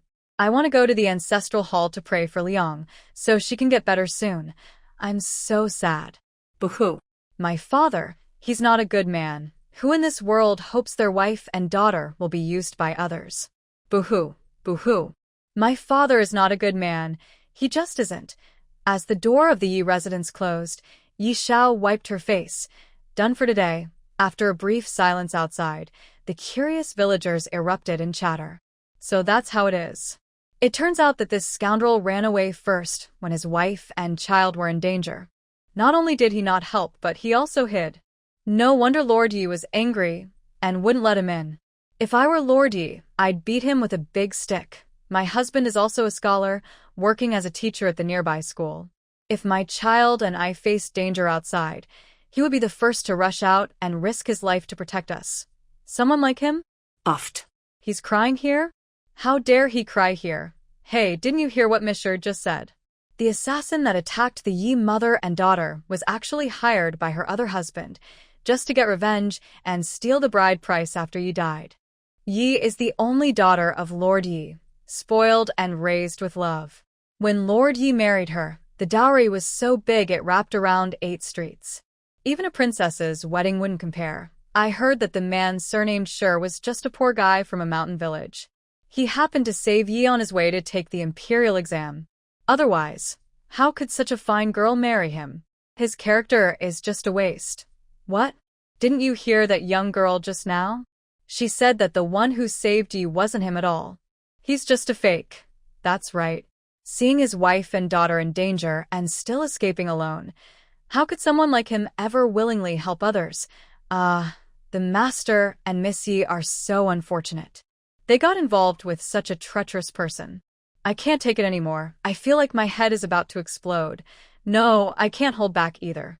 Every time there's a disaster, Xining Mountain Village helps by giving porridge and grain. Today, their daughter and granddaughter are wronged, and I feel upset too. Come on, everyone. Let's beat him up so he won't go bothering Master Ye's daughter again. The villagers who had just been defending Shihongda now all became furious. They grabbed whatever was nearby and started throwing it at him. In just a moment, Shihongda was covered in rotten vegetable leaves and smelly eggs. You reckless troublemakers. I am an official of the court. Beating a court official in the street can land you in big trouble. If you don't stop, I will have the guards arrest all of you. A few guards watching from the side looked up at the sky silently. Huh? The weather is pretty good today. Yeah, it really is. There's not much to patrol here, because it's so peaceful. Let's go check the next street. Right, let's go. We'll tell others that we've finished patrolling this street, so they don't need to come here anymore. Shihongda. Seeing the guards run away like that, the villagers became even more aggressive. Some women, often bullied by their husbands, even started hitting him. I'll beat you to death for not treating your wife and children properly. You're not fit to live. And you dare to cry and make a fuss? If that girl hadn't come out, we wouldn't have known what you were up to. How did you become an official? You're just acting so well. You might as well go join a theater troupe. Beat him. Beat this scoundrel. Beat him to death. The housekeeper watched from a crack in the door as Sir Hongda ran away in panic, laughing happily. Miss, that was clever. Now, everyone knows what that scoundrel has done. Having Missy say it herself is much better than us telling the master. Missy is so young, but so smart. Great, great. Our mountain village has a bright future. Missy nodded with satisfaction, slowly walking back with her hands behind her back, hiding her talents and fame. Thanks to Shurya's medicine, Yi Qingshu only stayed in bed for 1 day and was able to get up the next day. Shurya looked at Yuan Qianshao, who was still leaning on the Yi family and smiling happily. She moved closer and asked, Father, I have something to ask you. Yuan Qianshao heard Shurya call her father Yi Qingshu and didn't object. She smiled with her eyes full of warmth. Good girl, go ahead and ask. Father, is my martial arts skill very good? Well, it's okay. Why do you suddenly ask about this? Father, I want to learn martial arts. Can you teach me? Just teach me how to fight and fly. That. Yuan Qianshao hesitated and looked at Yi Qingshu. Yi Qingshu blushed and nodded. Since you want to learn, I'll trouble the prince. No trouble, no trouble. Sure is my daughter, and I'm happy to teach her. But learning martial arts is hard work. I just don't know if she can stick with it. As soon as he finished speaking, the 8th prince, Mu Mingxiu, pushed Mulan Song into the room. Sure wants to learn martial arts? From Uncle Emperor. Can I also learn? Uncle Emperor's martial arts are among the best in the 3 kingdoms. I asked him before, but he refused, saying he was busy looking for someone. Sure. Can you help me ask Uncle Emperor if I can learn too? I promised to bring Chi Go with me every day. Is that okay? Shuryi heard that he would bring Mulan Song every day and happily nodded. No need to ask. That's my father. I can decide. Starting tomorrow, 8th brother, you can come to the Yi family and learn with me. Yuan Qianshao looked at Yi Qingshu, who was smiling as if he didn't care much. Yes, I am Shure's father. From now on, she and her mother can decide everything. But not tomorrow. Tomorrow is the Empress's anniversary banquet, day after tomorrow then. Starting the day after tomorrow, I will come to the Yi family every day to teach you. The next evening, Yi Qingshu took Shuryi and got into a carriage heading to the palace. Yuan Qianshao was reluctant, but could only look back 3 times as they left the prince's residence. On the way back, he silently told himself that after today, as long as he got through today, he could openly be with Qingshu and her daughter. Yi Qingshu arrived early at the palace gates. There weren't many people there yet.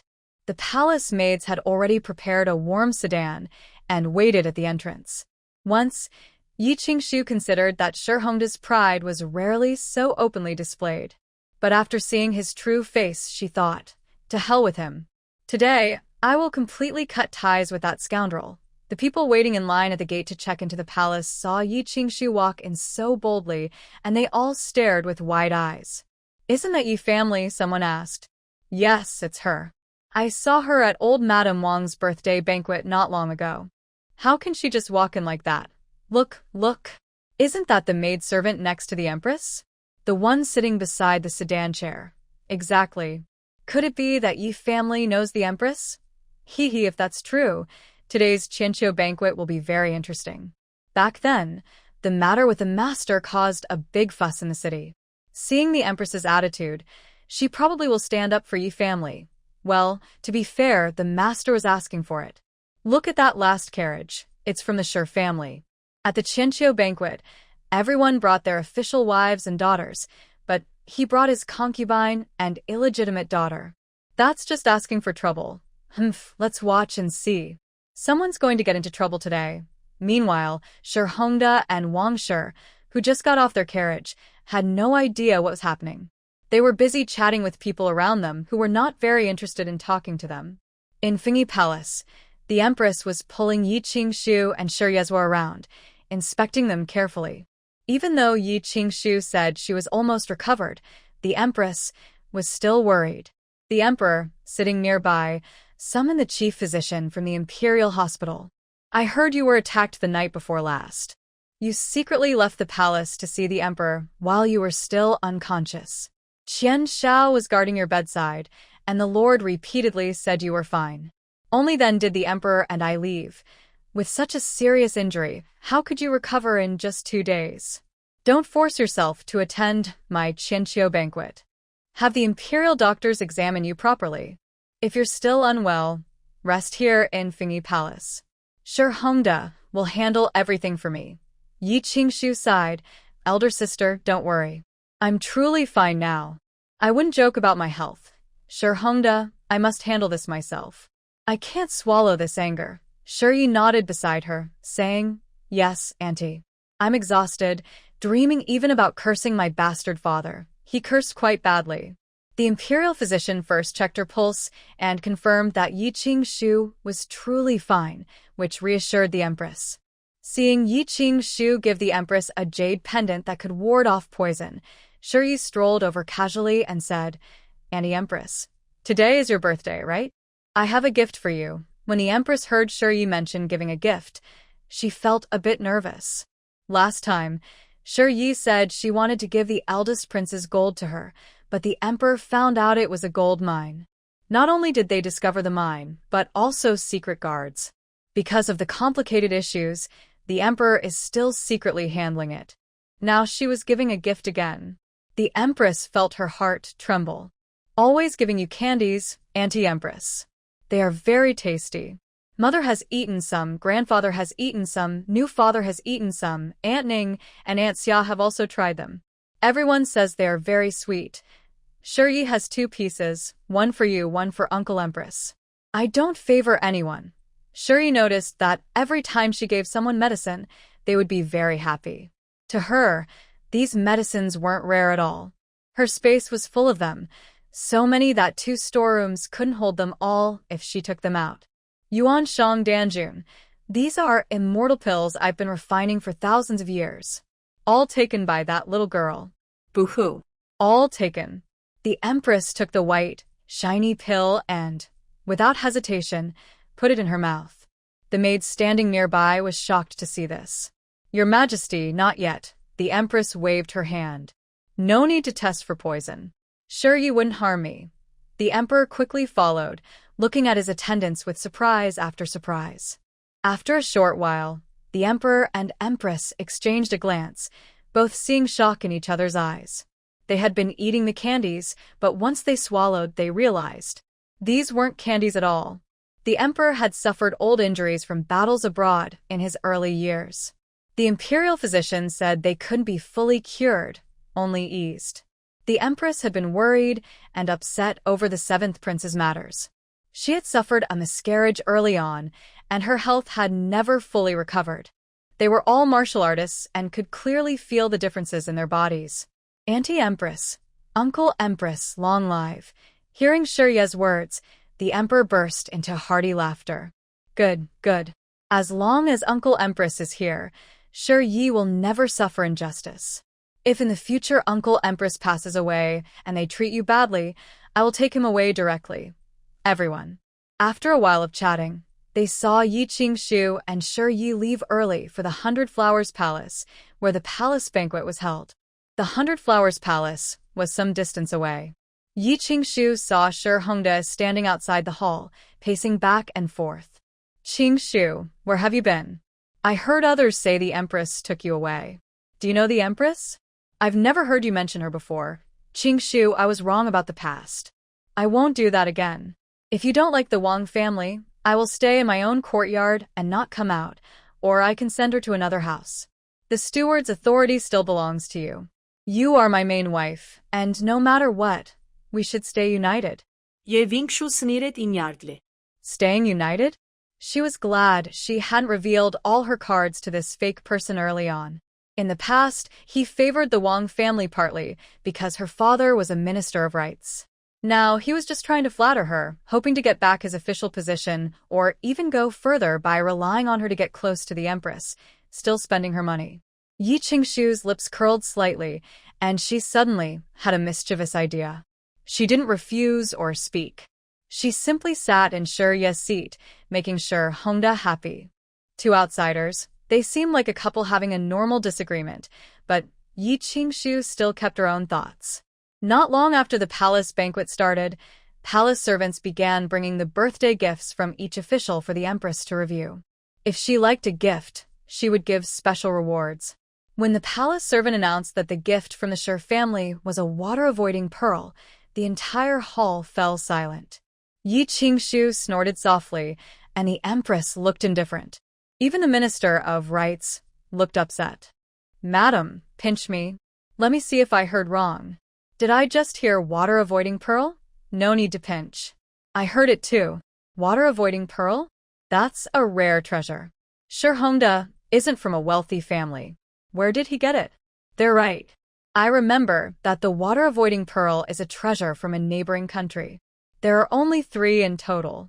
It's said that holding it in your mouth can hold your breath underwater for the length of an incense stick." During the 2nd year of the emperor's reign, he personally led an army to defend against an invasion from a neighboring country. When the envoys came to negotiate peace, they presented a water-avoiding pearl as a sign of sincerity. How could Shi Hongda have one? This event happened before Shi Hongda entered official service, and only a few old officials knew about it. Shi Yi saw the dark blue beads on the tray and was about to rush to the main hall, but Ning Xiao quickly caught him from behind and held him in a hug. "Let go of me. This is my stuff, my beads and paper. Why are you taking my things to give to the Empress Dowager? Do you have any of your own? Ning Auntie, please let me go. This is mine. It's in my cool storage room. I even played with it before. I told you I was given these beads and paper." Everyone was surprised. "So, this isn't from the Shi family, but from the Yi family. I knew that when Lord Shi first started working in the court, he was very poor. I didn't think he could give such a treasure as a gift to the Empress. Turns out it's from the Yi family, but that doesn't make sense. This is a gift from a neighboring country. How does the Yi family have it? This was given to me by the Emperor." The Empress sitting above looked at Shi Hongda with a teasing smile. "I gave this to Qingshu. When she was 5, she was playing and accidentally fell into a pond. Since then, she's been afraid of water. When Qingshu got married, I gave her this water-repelling pearl and put it in her dowry. Shi Hongda, you actually took the dowry I gave Qingshu and offered it to me as a gift." Shi Hongda was stunned. He stared at Wang Shi angrily. "Shi-man, what's going on? Didn't I tell you to prepare a birthday gift for the Empress? Why did you take Qingshu's dowry?" Wang Shi-man was also shocked. She had indeed taken the water-repelling pearl from Qingshu's dowry. She had deliberately chosen smaller items, thinking that since Yi Qingshu had so many dowries, she wouldn't remember them all. The list was kept in the storage room, and she picked a small one, so she wouldn't know. But she never expected that Yi Qingshu knew the Empress, and that the beads were a gift from the Empress herself. What she didn't know was that Yi Qingshu had asked Xia Qiu to deliberately place the dowry list in the storage room. "Sir, I didn't know this was a gift from the Empress. I just took one casually. Besides, didn't you tell me to get it from the ladies' storage room?" Wang Shi-man wasn't stupid. She threw all the blame on Shi Hongda. She said it nicely, she was a wife, but in reality, she was a concubine. Stealing from the main wife's belongings would get her beaten to death, let alone stealing dowry items. Don't say it's about yourself.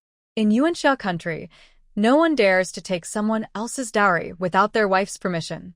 If they do, they will go to jail. Shi Hongda's face turned pale, and he was full of regret. He comes from a poor family. In this imperial capital, where a single sign can kill 3 young noblemen, he always feels inferior, especially in front of Yi Qingshu. He feels he can never lift his head high. Only when he's with the gentle and obedient Wang Shiman does he feel like a real man. "How is it my fault? The lady clearly allowed you to take it, but you chose to take something else, something given by the Empress to Qingshu. Hurry and apologize to the Empress. The Empress, please forgive me. I didn't mean to." I am a common girl who has never seen good things before. I didn't recognize this water-repelling pearl and didn't know it was a tribute. That's why I took the wrong one. I will immediately send someone back to exchange the gift. I will go right now. Please, Empress, stay calm. Qingshu, please help your husband beg the Empress for forgiveness. Yi Qingshu walked to the center of the main hall and knelt down under Shi Hongda's expectant gaze. Many ladies present looked at her with disappointment, especially a few wives of generals who were friends with her. If her husband hadn't stopped her, she might have already rushed out. I'm so angry, so furious. Hongda is a treacherous beast. How can Qingshu forgive him so easily? If you hadn't stopped me yesterday, I would have gone to the estate and beaten that beast. When my wife and daughter are in danger, he just runs away. Is he even human? He's so small-minded. If I were the head wife back then, I would risk my life to save Qingshu and her mother. General Zhenguo looked helpless and gently advised, Madam, please stop scolding. Or maybe we can lower our voices. Everyone is watching us. Even the Empress is looking. Princess Huainan also gritted her teeth and said, You're right. I heard about it yesterday and wanted to go, but my family kept me at home. If I had fought him, I could have gone out. Qingshu might already be a widow now. I knew Qingshu before she married. She was a bright girl. Over the years at the Shi family, she has probably endured the hardest days of her life. I have wanted to advise her to leave her marriage many times, but she was already pregnant then, and I couldn't bring myself to say it. It really made me so angry. Prince Huainan carefully comforted her. Madam, don't be angry. What I did yesterday was for your good. At that time, Hongda still had his official position. If you had killed him, you would have to pay with your life. Taking revenge on such a person would be a big loss for us. Besides, even though I tied you to the chair yesterday, I also knelt beside you to keep you company. Please, madam, don't be upset. If you get sick from anger, what will we do? Don't worry. I believe that Lady Yi is clever and won't be easily fooled. Let's stay calm for now. If later Hongda refuses to behave, Prince Huainan's eyes flashed with a fierce look as he leaned close to his wife. I will secretly send him to meet our ancestors. After calming their wives, General Zhen and Prince Huainan exchanged a secret look, then looked at Shi Hongda with hatred, as if they wanted to tear him apart. Empress, I beg you to decide. I want to divorce Shi Hongda. I have mentioned this to him before, but he refused. That's why I dared to bring it up today at the Queen's long celebration. I hope you won't be upset with me. Shi said, Yes, my father even said he wanted to bury me in his family's broken ancestral grave. Hearing Yi Qingshu's words, the ladies wanted to clap their hands in applause. Well done. Divorce him, and after we do, let's see how we deal with him. If he can live peacefully in the imperial capital, then we are all useless. Your Majesty. Shi Hongda stood up and knelt beside Yi Qingshu. Empress, please don't listen to Qingshu's nonsense. We only had some misunderstandings these days. Qingshu is angry now, but she doesn't really want a divorce. If we really divorce today, she will regret it. She's been divorced before, and even had children. What will she do for the rest of her life? Yi Qingshu knocked her head on the ground. Madam, I am not acting out of anger. I have already made up my mind. For years ago, I was seriously injured and unconscious in a small village outside the imperial city. When I was unconscious, I saw Shi Hongda for a moment. When I recovered, I met him again, and he insisted that he was the one who saved me. He knew that his wife came from Xining Mountain Villa. Since then, he went to see her outside the villa every day, using different excuses. Over time, his wife was moved by what he called true love. She married him with a 10-mile bridal procession, took care of his mother, and gave birth to a daughter. She also spent her savings on his needs. But when she was pregnant, he brought a concubine into the house as a formal wife. At that time, they even had a daughter who was over 2 years old. His wife thought about his life-saving kindness and their daughter. She decided to endure everything and continue living like this.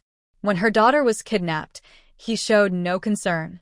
He even said the child was just playing and would come back soon. However, He cared deeply for the daughter of his concubine, who had also gone missing, and searched everywhere for her. He never looked at his wife's daughter, only came to ask for money. Later, she found out that the person who saved her years ago was not him. When she confronted him, he denied everything. He even ran away alone when she and her daughter were attacked by a black-clad assassin. Such a man is not fit to be a husband or a father. Regarding the birthday gift for the Empress, her husband did not ask her permission to take her dowry. They took it without her consent. Not only the water-diverting pearl, but also some of her other dowry items were stolen by Shir Hongda and his concubine while she was away. They exchanged them for silver at a pawn shop, with Shir Hongda's fingerprint on the pawn ticket. She asked the Emperor and Empress to see it. Shir Hongda's face turned pale. He looked at Yi Qingshu with a desperate expression. "Madam, let's go back and talk properly. Today is the Empress's birthday celebration. Don't cause trouble here." He pleaded, "You can't accept that Shimon is my wife. I promised to send her to the estate after we return. Our children are almost 2 years old. What are you upset about? Do you really want to become a divorced woman?"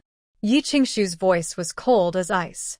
"Even if I become a divorced woman, it's better than being married to a beast like you." Everyone present was an official in the same court. They usually saw each other often, and even if they disagreed politically, they could get along. But now, even they didn't want to look kindly on Shir Hongda. Pa. It's shameful to serve in the same court as such a person. Exactly. He looks decent on the outside, but he's done worse than a beast. If I were Yi, I would divorce him too. In half a month it will be the new year.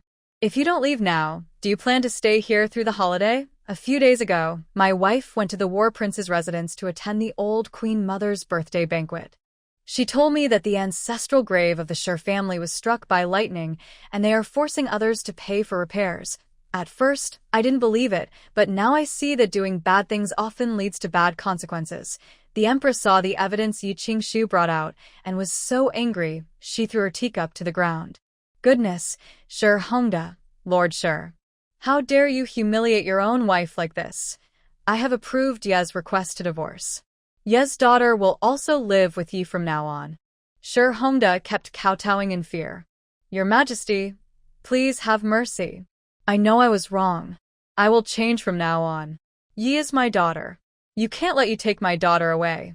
The Empress's face turned pale. "Your daughter? Do you even consider her your daughter? Let me tell you, I also come from Xining Mountain Villa, and I have watched Qingshu grow up since she was a child. No matter if I am the Empress or Qingshu's senior sister, I cannot stand by and watch Qingshu's husband, who is always hoping she will die and trying to take her dowry. Nor can I allow Qingshu's daughter to have a thief for a father. Lord Shir, since you like your concubine so much, I will give you one more decree. After Yi Qingshu divorces Shir Hongda, she will be granted Wang's family as her official family. If you do not agree, you are not allowed to divorce and you cannot remarry. From now on, you two are locked up forever in my palace. As for the rest, Your Majesty, please decide." Seeing the Empress angrily throw the evidence in her hand at him, the Emperor rubbed his nose and felt a deep dislike for Shir Hongda. "Shir Hongda, you favor your mistress and abandon your wife, falsely claim others' achievements, steal her dowry without permission, and run away alone when your wife and daughter are in danger. Such a person is unworthy to be an official of our Yuanxia kingdom. Starting today, all of Shir Hongda's official positions are revoked. His family members and relatives, 3 generations of men, are forbidden from entering the court to hold office, and women are not allowed to marry into the royal family or noble clans. Ye's daughter, Shir Yi, will no longer be a member of the Shir family from today. She will be removed from the family genealogy. Whether she is listed separately with Ye's family or included in Ye's genealogy is up to Ye's family to decide. Additionally, Ye's daughter, Shir Yi, is to be officially titled the first-rank Princess Yangon. With her own estate and income, Shihongd heard the Emperor's words and collapsed to the ground completely. "It's over. I'm finished. My whole life is ruined. Not only am I doomed, but my daughter and the entire clan are also dragged down because of me. Your Majesty, please have mercy. I know I was wrong. I truly know I was wrong. The emperor gave a glance, and the palace servants temporarily moved him aside. They didn't throw him out of the palace because there was still a part of the play left to act.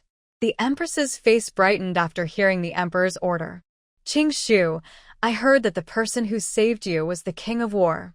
When the empress said this, everyone in the hall was stunned, including Shahongd. He never expected that the credit for saving someone, which he falsely claimed, actually belonged to the king of war. Seeing Yi Qing Shu nod, Yuan Qianshao stepped forward. Empress, on this special day of the imperial banquet, I have a humble request. Ever since I saved Miss Yi, I fell in love with her at first sight. Later, due to some misunderstandings, we couldn't be together. If Miss Yi is willing, I humbly ask the Empress to allow us to marry. I promise that I will only have Miss Yi as my wife in this life. I won't take concubines or have a separate residence. I will treat her as my own daughter. I hope the Empress can help me speak on this. The Empress smiled at the two of them. Actually, when they were at Fingyi Palace today, the Emperor and Empress had already asked Yi Qing Shu. Her blushing face at that time had already made them understand her feelings. Qing Shu, the king of war, is deeply devoted to you. He hasn't married anyone all these years because of you. Now, he wants to marry you as his princess. Do you agree? No. No. I won't agree. Yi Qing Shu, you are my wife. Even if we divorce with your status, how can you marry a prince? Shahongd was so angry, he almost lost control, shouting loudly in the hall. But when he shouted, Yi was unhappy. The little girl climbed onto a low table with a kick, hands on her hips. Why? Why can't I agree? I'm cool, why not? I'm cool, I look good, I have a mountain villa, I can fight, and I have endless money. My new dad is the prince, very handsome, good at fighting, and only has me in his heart. And you? Besides that broken mouth, what do you have? At first, if it weren't for me, my stepfather would have been the head of the family. They are destined to be together. It was just a twist of fate that I took advantage of the situation. Your heart is really dark. You just can't stand to see me happy, can you? I understood what Uncle Huang just said. Anyway, I am no longer your girl. I will fight for myself. Watching Yi rush forward, Ning Xiao quickly grabbed her and lifted her into his arms. The small arms and legs waving in the air made everyone in the hall laugh, and they all started to act as matchmakers. Miss Yi, the War King has gone so many years without marrying just for you. If you like him, just agree. Yes, Qing Shu, the War King is really a good man. Why not accept him? Yuan Qianshao looked at Yi Qing Shu's hesitant expression and suddenly understood something. Qing Shu, if you agree to marry me, I can write a separation letter for you. No, a divorce paper. I will stamp it with my hand and ask the emperor to seal it with the jade seal. If one day I fail you or let you down, you can just leave me. I promise. Everyone was surprised. The man couldn't help but give a thumbs up, and the women looked at her with envy. Yi Qing Shu's eyes turned red as she looked at him, and finally she nodded. Yes, from the information she gathered and how he had taken care of her these days, she could see his feelings for her.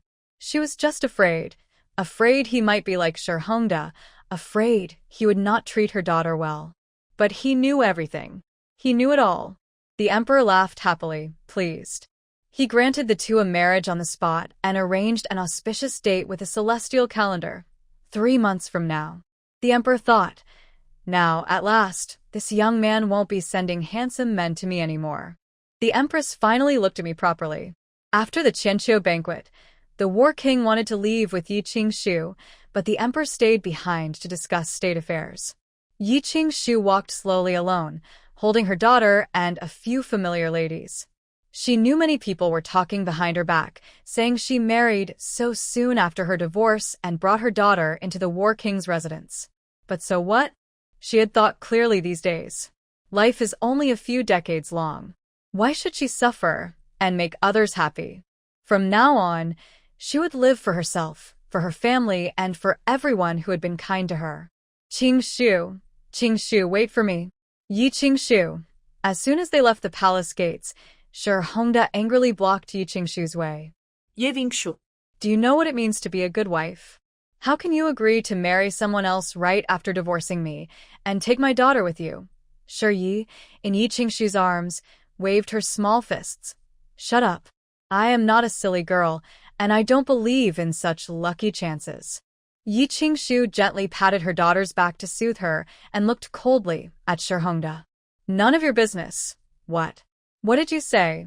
Hongda stared at Yi Qingshu in disbelief, as if he had never seen her before. I said, none of your business. Yi Qingshu raised an eyebrow. What? You don't recognize me?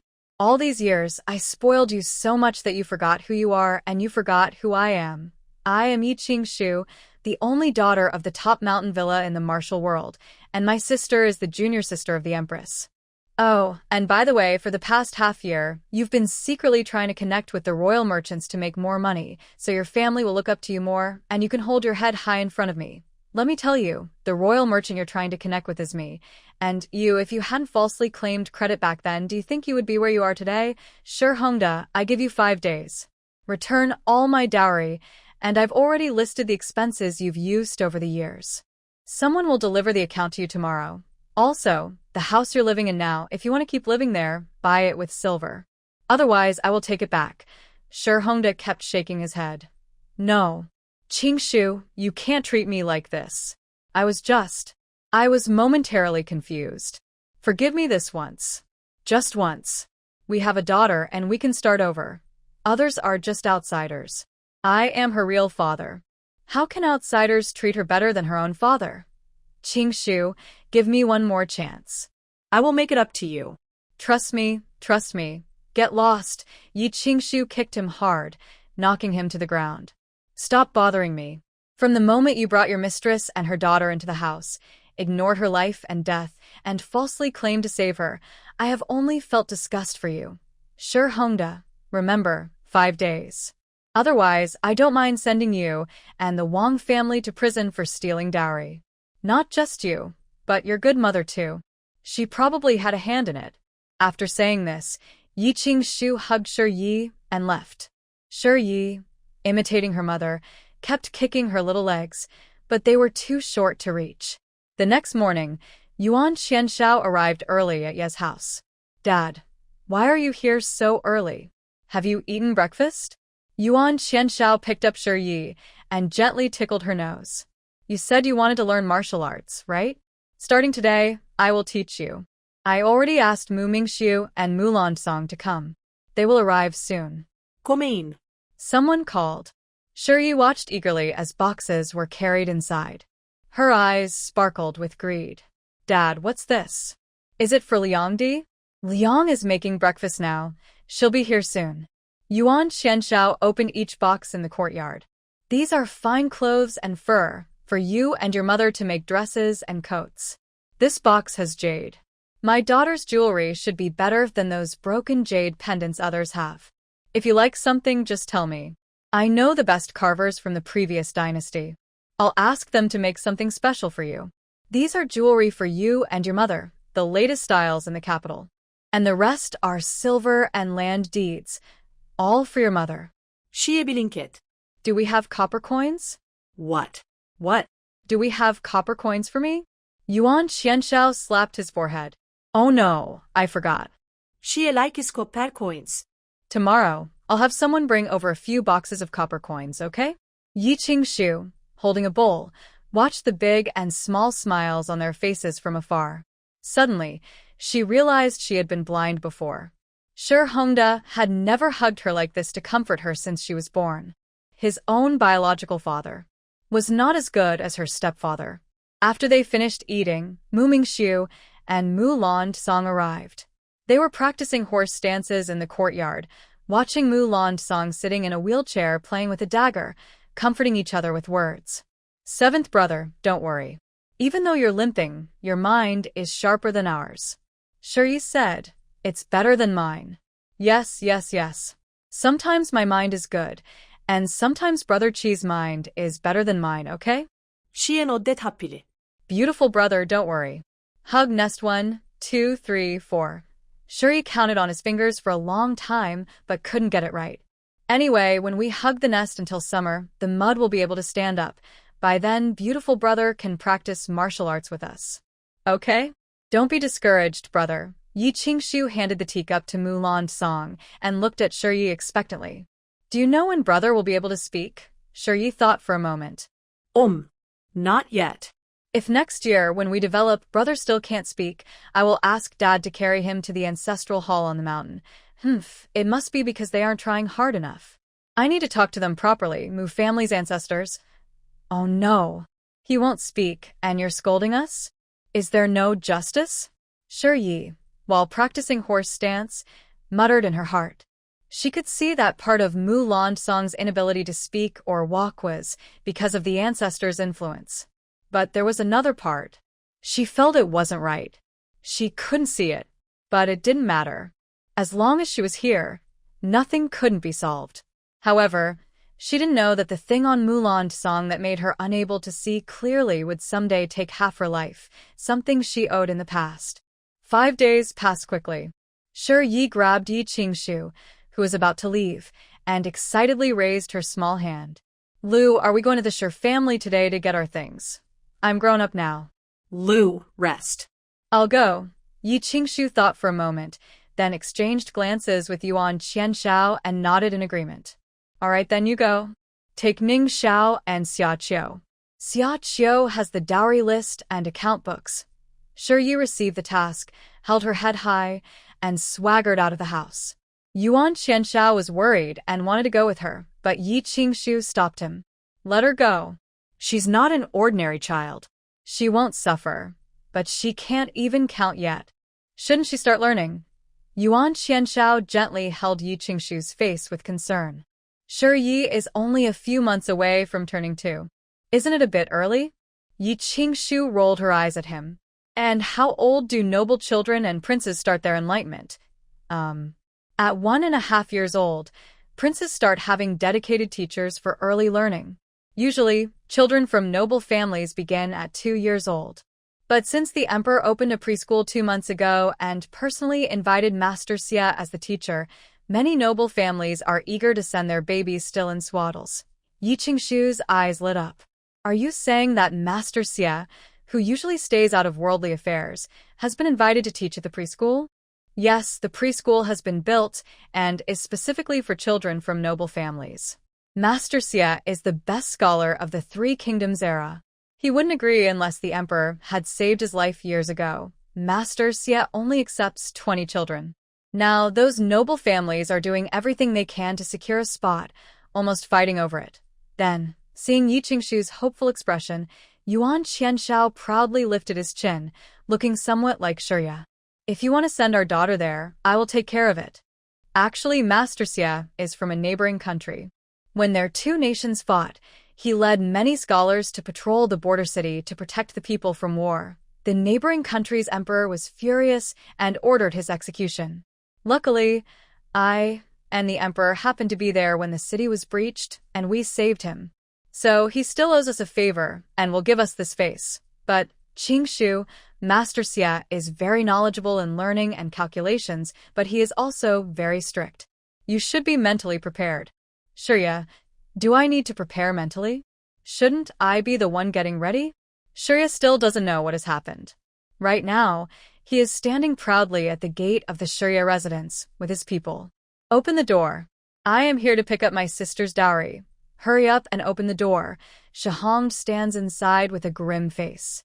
He didn't expect Yi Qingshu to be so ruthless, actually sending people to take things. Master, it seems to be the young lady. Should we open the door? No, if we don't open, they can't do anything to us. We can just go out and hide for a few days. When Qingshu calms down, I can go and beg her. He had been saving money for 5 days but still hadn't gathered enough. Everyone following are from the War Prince's residence and Shining Mountain Villa. Seeing the villa's disciples knocking on the door, Shiyi stepped back and waved his hand. Bring the silver. Break down this door for the princess.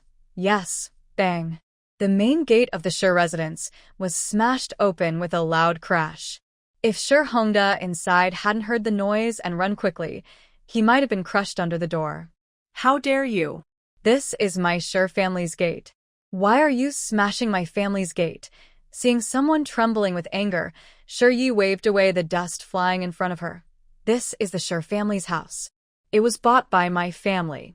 We can tear it down if we want. Everyone follow me into the house. If anyone tries to stop us, hit them with a big stick. She had already asked Xiaoqiu earlier. She was now a high-ranking princess with her own land and income, backed by the emperor and empress. As long as she didn't cause trouble, she could walk freely in the capital. Shiyi led a group to the house they used to live in. It hadn't been lived in for a while, so a thin layer of dust covered the rooms. All of you stay here with Auntie Xiaoqiu. Count the dowry and move everything dusty out. You guys follow me somewhere else. Shi Hongda blocked her. Shiyi, why are you the one coming? Where's your mother? Why didn't she come?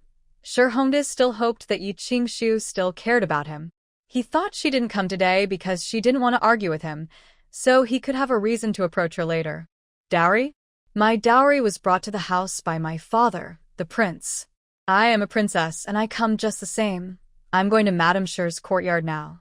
If I remember correctly, there should be a lot of my dowry items in her room. She said, since we're divorcing, everything must be settled. Not even a leaf should be left behind cheaply. Come on, guards, block the way for this Shi family member. Clear the path for me. Shiyi thought to herself. Being a princess is really great, so powerful. No wonder so many people want to be emperor. After a stick of incense, Shiyi looked at the old lady Shi, who was crying and shouting she didn't want to live anymore, and smiled sweeter than honey. Her eyes flashed with a sharp light as she looked at the items in the room. Move this out. This is a treasure chest filled with my dowry. And this, the carved jade screen, also part of my dowry. And also, that's right, and there's also this bed. It was bought long ago by the old lady with her thick face, and the money was spent by Hua Liang. All of it was given to us. Shi Hongda helped the old lady while soothing her and handed her a stack of silver notes. This money is enough to buy this house. Can you all leave now? Shiyi pretended to look around and finally handed the money to Ning Xiao, who had been following her. She couldn't read numbers, not now, and not before when she was in the heavenly realm. Even though she had been there for 1,000 years, because she never grew up, all the elders thought she was a child and never taught her. Seeing Ning Xiao finish counting and nodding at her, Shiyi understood. All right, then. The house is yours. Shi Hongda clenched his teeth. Since that's the case, can you all leave now? The money he had saved over 5 days included interest from loans he had taken, and the rest was the savings of the old lady over the years. He lost his official position. If he also lost the house, he would have to sleep on the street, with no chance to turn things around in the future. What are you talking about? The house belongs to us, but not everything inside it. Aunt Ning, let our silver move all the things inside this house to the princess. Dig up that big tree outside and take the bird's nest on it too, and all the things on the ground, on the table, in the kitchen, pots, bowls, utensils, rice, oil, salt. Everything belongs to the princess. They were bought with our silver. Oh, and the clothes they're wearing and the headgear, they all need to be taken off. Worn by them, made by us. But don't take the clothes back. They've been worn too many times. It's bad luck. Just burn them in the yard. We're not short of that, right? Why do I see Wang Shi and Shi Yan? Where did they go? As soon as Shiyi finished speaking, she heard crying and wailing from afar. Master, mother, what's going on? A group of people suddenly came into my yard, and Yuan's yard. They're taking everything, walls, even the wall plaster. Please help us. Shiyi, why are you here? Did you bring those people? Master, he's your father. What are you trying to do? Ning Xiao went up and slapped Wang Shimon hard across the face. How bold! You refuse to kneel and pay respects to the princess, and you still dare to question her? How many brains do you have? My father is the Minister of Rights. Ning Xiao looked at her coldly. The Minister of Rights?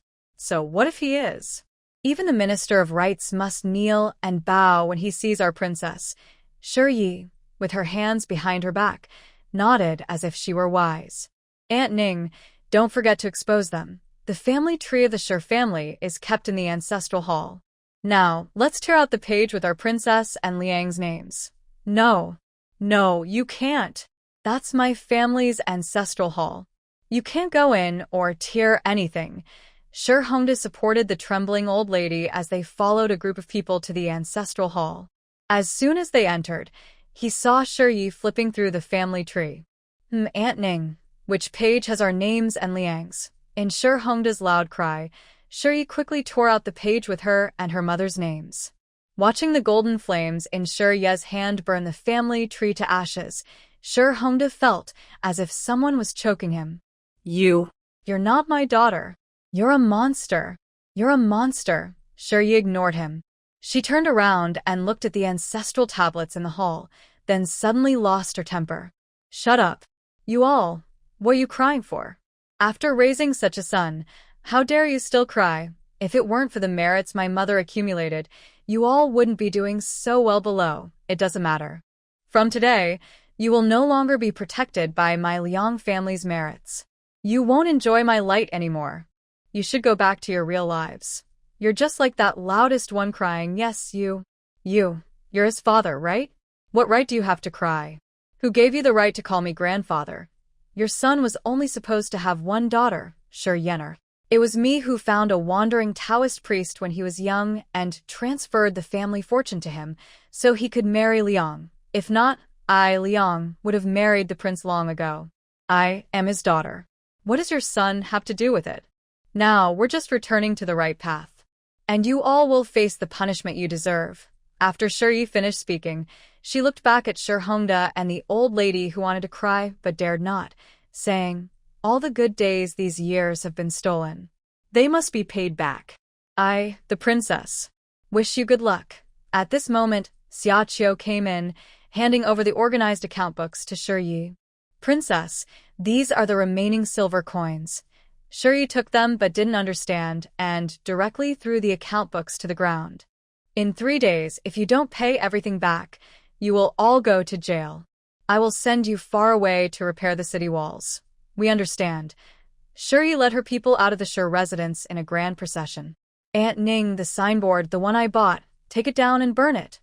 On the way back, Shi deliberately did not ride a sedan chair. She led the way on foot, and she kindly explained things to the confused villagers.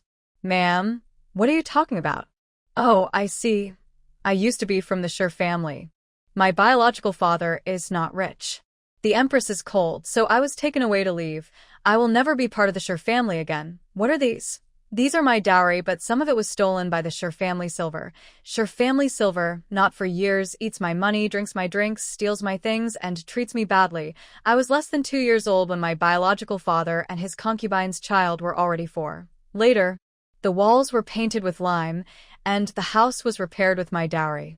Those things that weren't silver were meant to harm me and my family. The wall paint was all scraped off. Uncle, do you think I did a good job? Yes, I think I did well. No, I said we can't kill silver randomly. That kind of silver will bring retribution. Don't be sad. They still haven't paid back my silver paper. I will come back in 3 days. When the development is finished, I will marry the prince's father. Everyone can come and share the happiness. There will be delicious food and money to take. Thank you all. I am not suffering. I am fine. Although I have a biological father, I also have a prince's father. He treats me very well, even better than my real father. When we met the assassin, my biological father turned and ran. It was the prince's father who saved us. Yes, I didn't hear what Grandma said. When my biological father and I faced danger, he ran away very quickly. He is not like Silver. My biological father is called Shumi. His name is Shi Hongda, and he lives on the street in front. He used to be a minister of rights. But now he is no longer an official. The emperor doesn't want him anymore. Yes, I am Yi from Shining Mountain Villa. Everyone, don't be so polite. You don't need to call me princess. Just call me Shi. No, I can't accept that. Aunts and grandmothers, please don't do this. I can't take your things. You should keep them to sell for money, Shi said as she walked, and soon a crowd of curious villagers gathered around. The villagers felt very sorry after hearing her story. They kept giving her fruits or vegetables they just bought or wanted to sell. Shi couldn't refuse, so she finally accepted and let Xia Qiu give her money at market price. The villagers took the girl to the gate of the Yi residence, still wiping tears. I heard about the Yi family and the Shi family a few days ago. I thought it was just rumors, but it turns out to be true. Yes, how could there be such a cruel father in this world? The young princess is so lovely, smiling like a little fairy in the sky. Is that Sher's eyes blind? Even a fierce tiger wouldn't eat its own cubs. Exactly. I was so heartbroken listening to that just now. The young princess and Yi Shi encountered a killer. They must have been very scared. That Shi didn't even go to find help and ran away himself. He deserves to be cursed. That night, many unknown liquids were poured at the gate of the Shi residence, and the smell was so strong that the whole street could smell it. The Shi family members were not doing well either. Their bed was gone, and their food was taken away. Even a glass of water was unavailable. Old Lady Shi fainted several times from crying. Shi Hongda was busy taking care of her and didn't notice that Wang Shi had secretly left with Shi Yuaner. The next morning, Shi Yi was pulled out of sleep. She looked at Yi Qingshu, who was dressed neatly, and Yuan Qianshao, who was waiting early in the yard, feeling confused. Cool, it's not even dawn yet. Where are we going? Yi Qingshu was combing Shi Ye's little hair and yawning constantly. Tomorrow, the preschool starts officially. Today, I will take you to meet your teacher. Kindergarten? Yi Qingshu knew that all the children were very resistant to going to school, so she was mentally prepared early on. Sure, look, this time when you went to collect money, did you not understand something? When you were tearing the family tree, you didn't recognize your own name, right? All these kindergartens teach that, and we only go in the morning for half a day. When you grow older, you'll go all day. At noon, your mother will come to pick you up to sleep, and in the afternoon, you can learn martial arts with Lord Wang. Worried that her daughter might resist, Yi Qingshu finally tempted her. And if you go to the academy and study with the teacher obediently, I will give you 10 taels of silver each month for you to buy things. Is that okay? 10 taels a month? Shi Ye's eyes lit up. Okay, it's a deal. 10 taels, no less. On the carriage, Shi Yi took a nap in Yi Qingshu's arms again. When they arrived outside Master Xia's house, it was just bright. Prince, please come in. My father is in the study. The three followed the servant boy slowly toward the study. As soon as they entered the yard, they heard loud, frightening screams from inside. Grandfather, please put down that ruler. Your grandson is scared. I'm really scared, boo-hoo, boo-hoo. Grandfather, I know I was wrong. I really know I was wrong. A stern voice came from the study. Tell me, what did you do wrong? Wrong. Wrong for sleeping during class. Have you recognized your mistake? What are the disadvantages of sleeping in class? The disadvantage is boo-hoo. Sleeping on the desk isn't as comfortable as sleeping in bed. Smack. Wow. Grandfather, I was wrong. I really was. I won't sleep on the desk anymore. Ouch. It hurts, grandfather. I really won't sleep on the desk. From now on, I will sit up straight and sleep, boo-hoo. The door of the study was opened by the young servant boy. Master Xia looked at the three people standing at the door with an awkward expression. Please forgive us for the scene. This is my unworthy grandson. You. Hurry over there and finish solving the questions from earlier. If you can't figure them out, you won't have lunch today. Yi Qingshu thought Shi Yi might be scared seeing this scene, but when she looked down, she saw that the little boy's eyes were actually a bit curious. Master Xia invited Yuan Qianshao and Yi Qingshu to sit down. This must be the future princess consort and young lady of the prince. The prince has good taste and is very lucky. How old is the young lady now? Yi Qingshu respectfully replied. She will be 2 years old in 4 months. Master Xia watched the obedient and well-behaved young lady, nodding happily, with a look of deep envy in his eyes. She is half a year younger than my useless grandson. Ah. It's better to have a young girl. Young girls are more obedient and well-behaved. It's just that I, an old man, am not lucky enough to have more children in my life. Let's hope for grandchildren. But both my sons each had a son, so I guess our family isn't destined to have a daughter. Yi Shi sat upright and nodded seriously. Yes, old grandpa. I guess our family just isn't destined to have daughters. Not only that, but we also don't have sons, and neither do our grandsons nor their sons. Let's put it this way, your family has no daughters for generations. Yi Qingshu felt a cold sweat break out when she heard Yi Shi's words. She quickly covered the young girl's mouth with her hand. Master Xie, please don't mind. Sometimes she thought Master Xie might be angry, but instead, he paused and then burst into laughter. His laughter carried a hint of helplessness and disappointment. It's okay, it's okay. The princess doesn't need to be nervous. Prince already told me yesterday about the young lady. It's a good thing that she can receive guidance from Master Jingxin and gain good fortune. Don't worry, I won't tell anyone about the young lady. For such a young child to have this ability, if malicious people find out and try to use her, that wouldn't be good. Yi Qingshu turned to Yuan Qianshao with gratitude. She didn't expect him to be so thoughtful, even considering this matter. Yes, Shir is still young and unaware of social rules, and she speaks without thinking. The children in the school are also young. If this gets out, people might think she's a spirit or a demon. In Yuanxia country, they are very superstitious about spirits and demons. It is said that when the Mu family ancestors first established Yuanxia, they almost destroyed the country because of spirits and demons. But if Shir's ability comes from Master Jingxin, then it's different. With Master Xie present, Shir's special abilities probably won't be exposed too early. She plans to have a good talk with her daughter about this matter when she returns, so she will be more careful with her words in the future. After all, you can't always hurt people's feelings when you're outside, right? Don't worry, Prince and future princess, I have taken the young lady as my student. Tomorrow, she can start classes at the kindergarten. If it weren't for the prince and the emperor saving me back then, I might have lost my life long ago.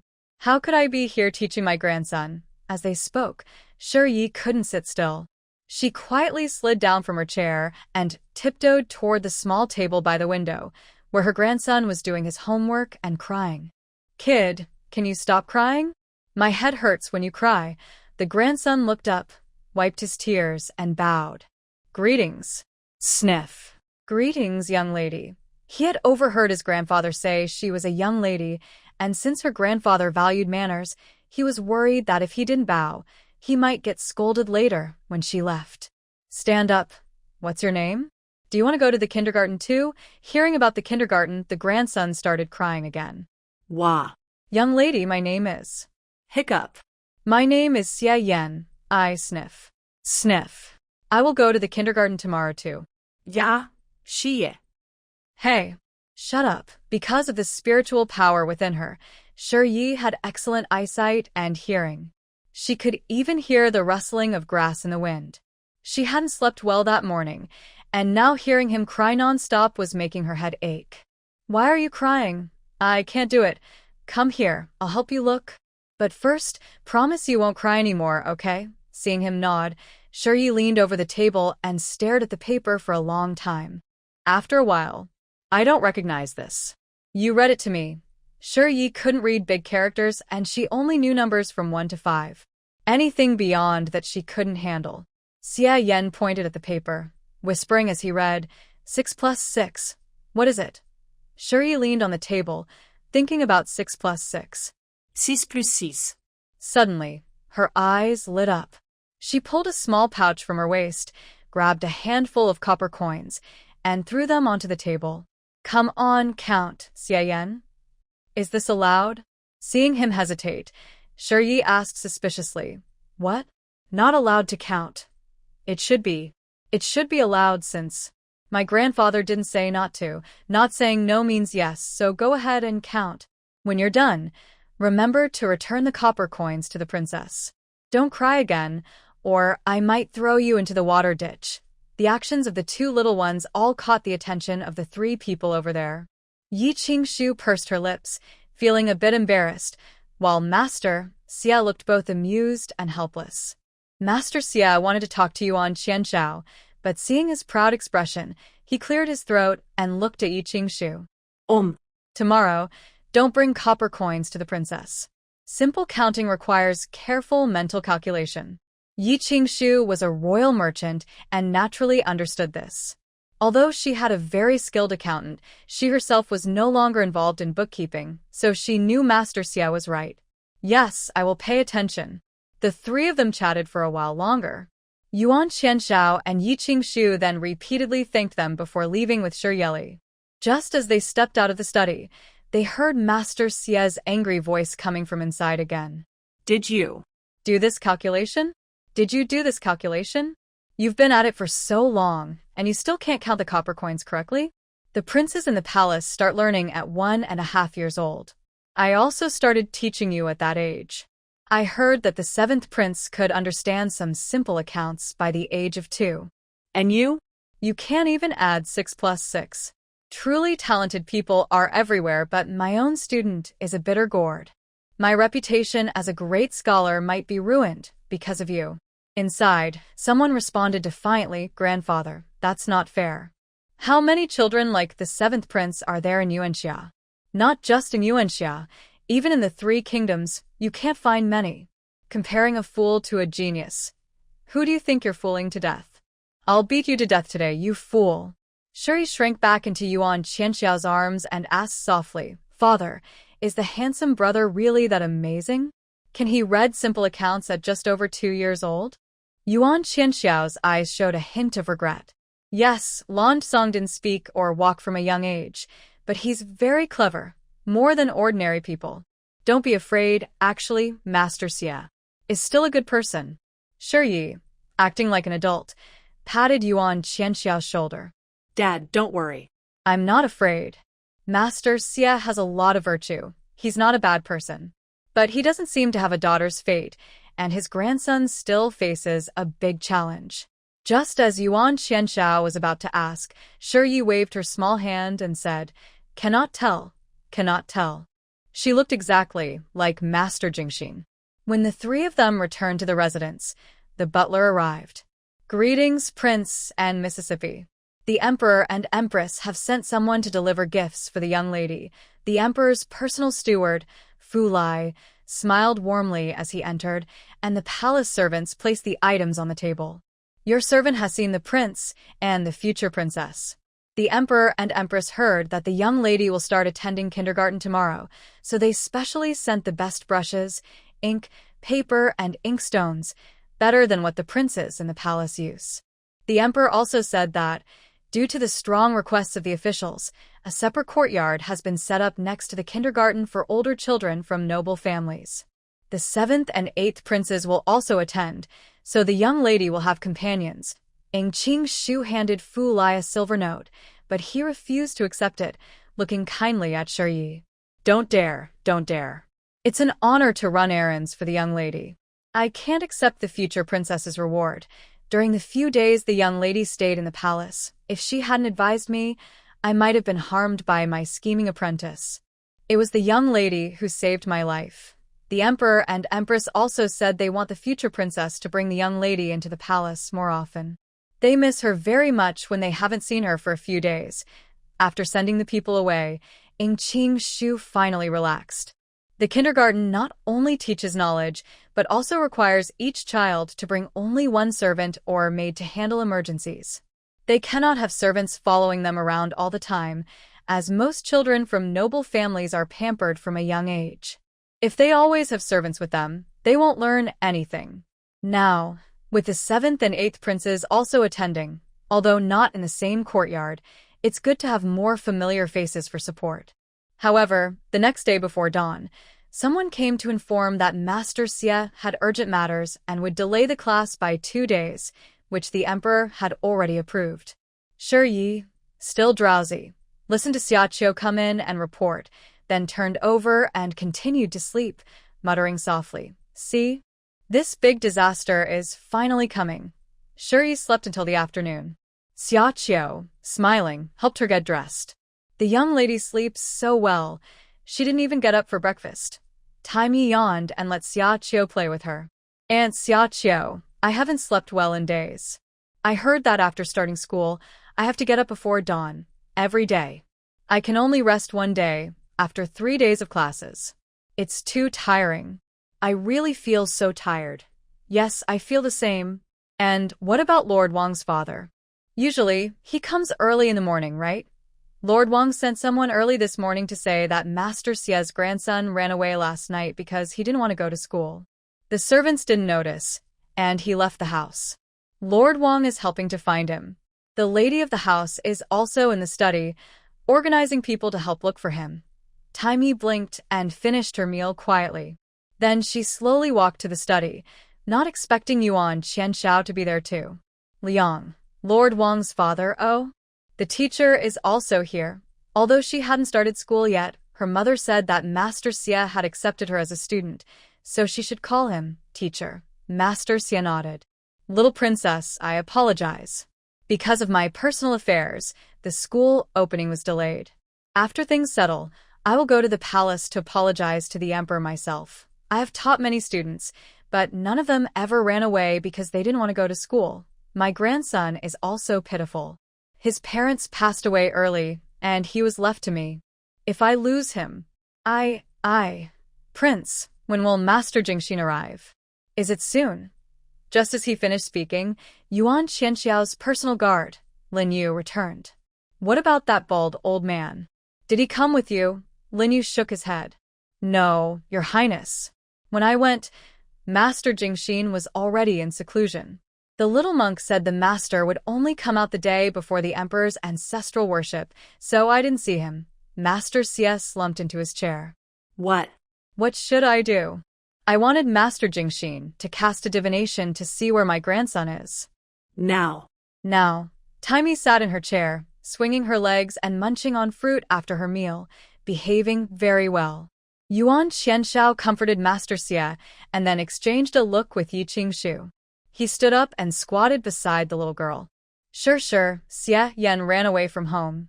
Yes, and Xiaqiu already told me. Look, how sad it is that the teacher's grandson ran away. Isn't it? Yes, I think so. Does Sure know where Master Xie's grandson is? Got it. Can you? Not to be said. Yi lowered her eyes and didn't look at them. Finding someone is really too troublesome. If she had that much time, she'd rather go back to sleep a little longer. Master Xie heard Yi knew where his little grandson was and hurried over. But no matter how much they threatened or coaxed, the girl refused to speak. Yi Qingshu felt helpless and gently picked up the girl, whispering, If Sure tells, will it have a bad effect on her? Yi thought for a moment. No, I'm much stronger than that bald old man. As long as I don't hurt the harmony, nothing can hurt me. Yi Qingshu understood she was annoyed by the trouble, so she said, Forget it. If Sure doesn't want to say, then don't. I was going to tell you that yesterday, when you two were counting copper coins, one of them fell into Xie Yan's shoe. What? Yi, who had been lazily lying there, suddenly widened her eyes. She slipped off Yi Qingshu's lap and quickly ran outside. Aontning, hurry. Prepare the carriage. I want to find the copper coin. That copper coin belongs to me. No one is allowed to touch it, not even by accident. From now on, I want to control my silver. Only 10 taels of monthly silver and 1 copper coin. Isn't that risking my life? Yuan Qianxiao held back his laughter and helped her onto his carriage. The royal carriage was large enough to comfortably fit 3 adults and a child. On the carriage, Yi looked at Master Xie, who wanted to ask something but was afraid. She rolled her eyes and said, Master, it's not good to keep things bottled up. Master Xie nodded and bowed slightly. Young lady, I want to know, my little grandson is still alive. That's good. As long as he's alive, that's enough. I will teach him well from now on, so such things won't happen again, and it won't trouble the young lady anymore. Yi felt a bit sad but decided not to hide her feelings. She sighed and said, Forget it. I shouldn't be so secretive. It's too frustrating. That grandson of yours, Xie Yan, he's missing something. Master Xie nodded repeatedly. Yes, young lady. My grandson really is missing something. He's a bit slow, always has been. I've known it for a long time. Several people. No, Master, that's not the main issue. He's liked to collect things since he was young. Actually, his soul is just too weak. If it weren't for the virtue light on the Master protecting him, he would have lost his mind in just a few months. In Yi's mind, losing his mind means being foolish. Master Xie was surprised. If they weren't in the carriage, he might have jumped up. Young princess, are you saying Xie Yan's soul isn't complete? He's missing a part? No, not missing now. It's just too weak. But in a few years he will be missing more and then he will be completely foolish. Just. No matter how you teach him, he won't listen or understand. Master Xie thought. Isn't that what he is now? The carriage followed Shurye's directions to a broken temple outside the south of the city. It was almost evening now, and there was no sound inside. Qing Shu, you, Sure, and Master Xie stay here. I will go. Seeing Qing Shu's worried look, Shurye slowly snuggled into her arms. Don't worry, Your Highness. The prince's father won't be in danger. There's nothing inside except the grandson. Shurye's breath was strong. Wherever she went, all evil spirits had to stay away. Sure enough, Yuan Qianshao soon carried the unconscious Xie Yan back to the carriage. Yenner, what's wrong? Wake up, answer grandfather, say something. You'll not. Shurye covered her ears. Don't cry out loud. You won't wake him up that way. Young princess, what's wrong with Yenner? Is he going to be okay? Shurye waved her small hand. He's fine. That's good. As long as he's okay. He's really fine. He just lost a part of his soul, but he's still alive. Master Xie heard Shurye's words and couldn't cry or laugh. His face froze. Young princess, I'm tired of this. Hey. Don't cry. I told you he's still alive. He just became foolish this time. Prince Father, quickly check if there are any copper coins in his shoes. Yuan Qianshao checked and shook his head. No, there are no copper coins in his shoes. Shurye's small face puffed up in anger. Just like that, even if he wakes up, he won't tell us anything. Do I have to find his soul to bring him back? Ugh. Finding a soul is too troublesome. But if I don't, I won't have my copper coin. The carriage continued to the Xie residence, and Shurye was still worried. Yi Qingshu gently held her and whispered in her ear. It's okay, it's just a copper coin. Mother will make it up to you, okay? That's dangerous. We shouldn't do it. In Yi Qingshu's heart, she was willing to help if it didn't harm her daughter. But she just heard that Xie Yan had lost a soul. In these 3 kingdoms, even the most skilled soul-reviving master affects himself when summoning a soul. So, her daughter, who is less than 2 years old, is even more vulnerable. She won't allow her daughter to be in any danger. If doing good might harm her, then she would rather not do it. If Master Xie pleads desperately, she will do the bad thing herself. Şiye lanet on ye Kingshus shoulder, vishiperin softly. Liu, actually. There's no real danger. It's just, forget it. I'll go find his soul. After all, it's my copper coin. If I don't get it back, I won't be able to sleep tonight. Master Xie naturally understood Yi Qingshu's worries. If his grandchildren had to risk danger, he wouldn't want that either. So he didn't speak all the way. Master, I'm hungry, Shurye said. Back at the Xie residence, as soon as Master Xie laid Xie Yan on the bed, he heard Shurye call out that she was hungry. He immediately asked the servants to prepare food. It's the master's fault. The little princess is hungry. Thanks to the little princess for helping us find Yan. It's late now. After she eats, she should go rest. Tomorrow. I will go to the young children's school to teach. As for Yan, he has his own fate. We can't force it. I will always remember the kindness of the little princess and dedicate my life to teaching her everything I know. Shurye looked at Master Xie with some pity in her heart. Tomorrow, I won't go to school. I will find his soul. Looking at Master Xie's shocked expression, Shurye quickly said, calm down. I don't want to wake early, but at midnight I need to find his soul and bring it back before dawn. All right, take tomorrow off. The school starts the day after tomorrow. Thank you, little princess. I'll go check if the food is ready. Little princess, you must eat more later. If Yenner really recovers, his life will belong to the little princess. From now on, let him stay by your side, serve as a little servant, or run errands if needed. Yi Qingshu's brow twitched as she kept waving her hands. No need to thank Master Xie. No need for that. You are always a teacher to Sure. As long as it doesn't affect Sure, we will definitely help if we can. Besides, Sure is still young. Master Xie, having seen many people, naturally understood what Yi Qingshu meant. Madam, don't worry. I am very grateful that the little princess has stepped in. As for the outcome, That's Yenner's fate.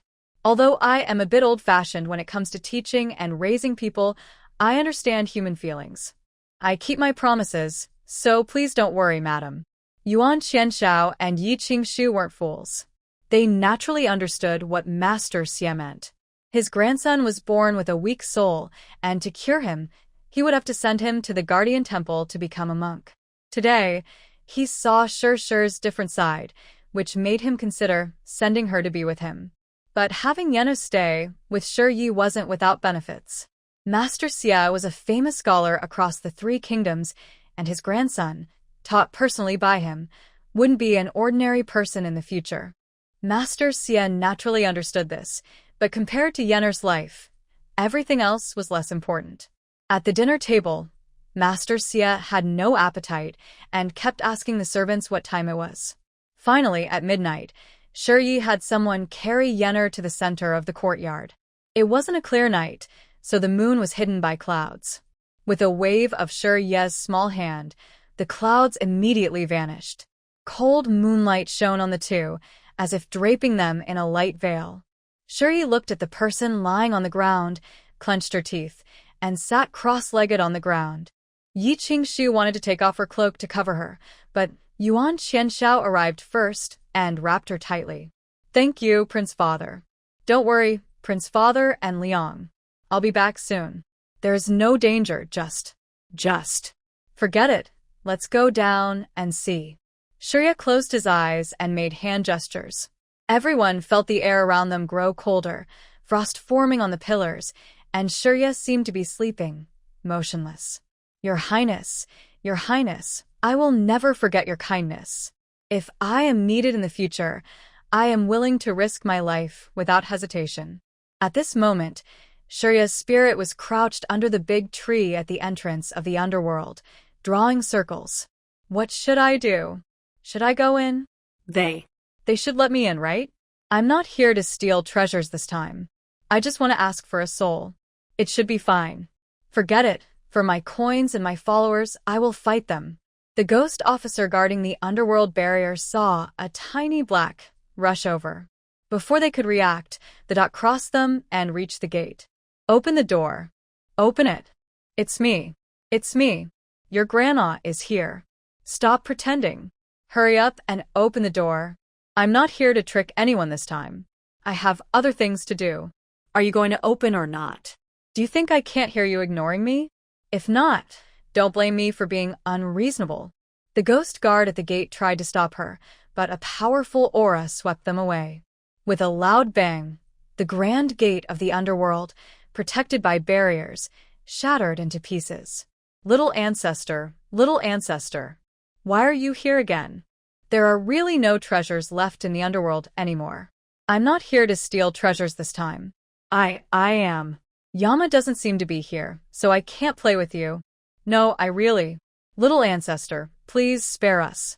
Since you left last time, Mengpa searched for 3 days for a pot, and the torture devices in the 18 layers of hell are all broken or lost. We haven't even replaced them yet, and there's more. The judge looked at the person crying loudly, not much taller than his own leg. This grandma is really hard to deal with. Wah. Isn't it said that those born from the heavens bring blessings? Bah. That's clearly a disaster. She cleared her throat and said, "Judge, I really didn't come here to play this time. I have an important matter. If you don't let me handle this today, I will have to come back tomorrow." The judge looked sad and squatted on the ground. "Little ancestor, as long as you don't cry in the Underworld, we can handle any important matter. If we can't, when Lord Yen returns, we will try our best. It's known that they once made this young lady cry because they didn't satisfy her. She cried for a long time, and that day, the punishment hovered over their Underworld for a long time. Purple lightning, as thick as a bowl, seemed ready to strike their heads at any moment, frightening the souls in the Underworld almost to extinction. She followed the judge into the Underworld, looking around as they walked, making the judge feel anxious. "Little ancestor, what is the reason for your visit this time? Let's handle it quickly and leave. I'm here to find Ian. His soul is weak, and he lost one of his souls. He should be in your place, right?" "One soul? The person isn't dead, just lost a soul? That's not easy to find. Seeing her look like she was about to cry, the judge quickly changed the subject. Even if it's hard to find, we can find him. I will stay with you and help search until we do. I just said it's hard to find because he isn't a complete soul. Many people lose some of their souls each year, but only a few can be called back. The rest stay in the underworld. They each have their own place. Follow me. I will take you there. She had just stopped crying, but when she saw the endless souls below the cliff, she felt like crying again. No, little ancestor, they are all here. Really, all of them are here. The person you're looking for must be here. What is his name? Let's try calling him. Xia Yan. All right, the judge made hand seals and kept calling Xia Yan's name, but there was no response. Don't worry, little ancestor. Summoning souls works like this. Some souls are too weak to be called back. Do you know what he looks like? Or should we go down and look for each one? She was speechless. He is a few months older than my great-aunt and is already over 2 years old. Is there no other way? Moreover, although his soul is a bit weaker, he hasn't completely left his body. It's just that an evil spirit has disturbed his soul. Don't you all care about this? The judge looked worried and sighed. We do care, little aunt. How could we not? Lord Yama is currently investigating this matter since he's not in the underworld. This isn't a small issue. I heard that these evil spirits don't know where they came from. They are not only wandering in the human world, but also appear in other realms. The soul that has been disturbed by evil spirits is naturally weaker than others. We can only find them one by one, or try to find a way to stimulate the soul, to see if we can help it regain some awareness. Stimulate it? Sure Ye's eyes suddenly lit up. Standing on the edge of a cliff, he shouted loudly at the endless wandering soul, "What's 6 plus 6? Ask me. What's 6 plus 6? I've been taught for so long, but still don't know. Just make your hand thicker." Suddenly, a crying sound echoed through the bottom of the cliff. 10, it's 10, right? Wha? I've figured it out. 10 is definitely right. 6 plus 6 equals 10. The judge was stunned. He reached out and caught a semi-transparent soul that was crying. Little aunt, is this the person? Looks like him, Xia Yan. Thank you, judge. He's just like my important matter. Once that's done, I'll take him away. The judge sent the person and the soul to the gate of the underworld and was about to breathe a sigh of relief when he saw Shuri turn back with a serious face. Little aunt, do you have any other instructions? Shuri hesitated for a long time. Just when the judge's back was about to be soaked through, he finally said, "Tell Lord Yama, I don't know why, but I have a bad feeling. Tell him to be careful." Watching the person disappear into the distance, the judge felt a mix of emotions. Woo-woo. Has this little aunt had a change of heart? This time, she didn't cry or grab things, and she even cares about Lord Yama. It's no wonder he gave her his most precious treasure. Hey? Wait, what did the little aunt just say? She has a bad feeling? No, I must quickly tell Lord Yama. This young lady is not an ordinary person. The emperor once said that she can predict great calamities in the world. When she feels something is wrong, it means the Underworld Lord is definitely in danger. Sure, you didn't care what the judge was thinking. Anyway, she had already warned him because the Underworld Lord had once given her a treasure. Now that she is human, even if she doesn't care, no one can say anything. As Shuri Yi returned with her soul, the elders in heaven gathered in the main hall. Is the emperor in seclusion? Why did he suddenly close himself off? I heard he's trying to break through another level.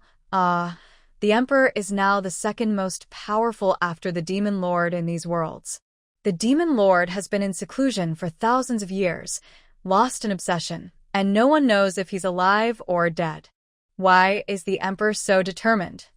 What should we do? Those evil spirits and monsters appeared from nowhere. We've been investigating for days, but no clues. The Underworld Lord hasn't returned to the underworld yet. What can we do?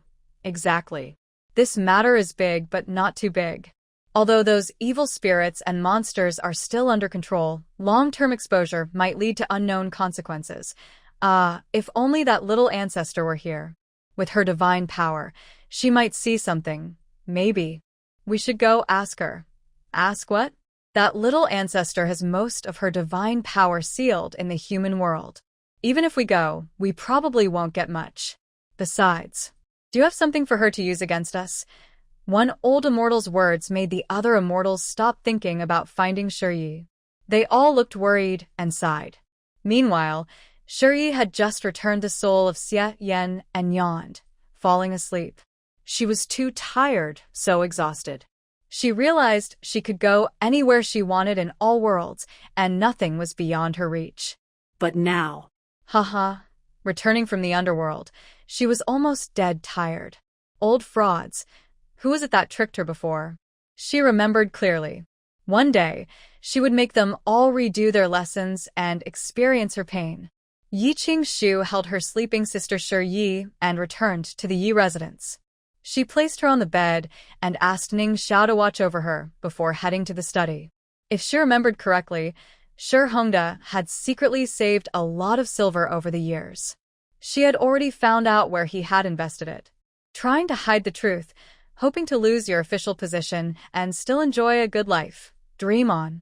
Shiyi was lying in bed, sleeping soundly, when suddenly he felt someone whispering in his ear.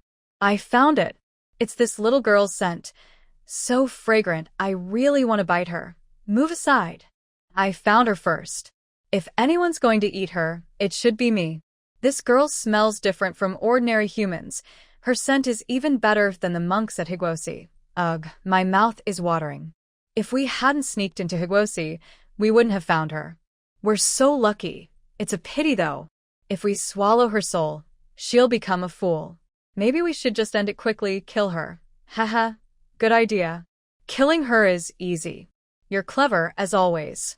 One of us killing her isn't a big deal. I already smelled her earlier. Not only does she smell good, but her mother and grandmother do too. They're not as fragrant, but still nice. We shouldn't waste this chance. Hey, should we tell the boss? If we eat such a fragrant food and get caught, we might be punished.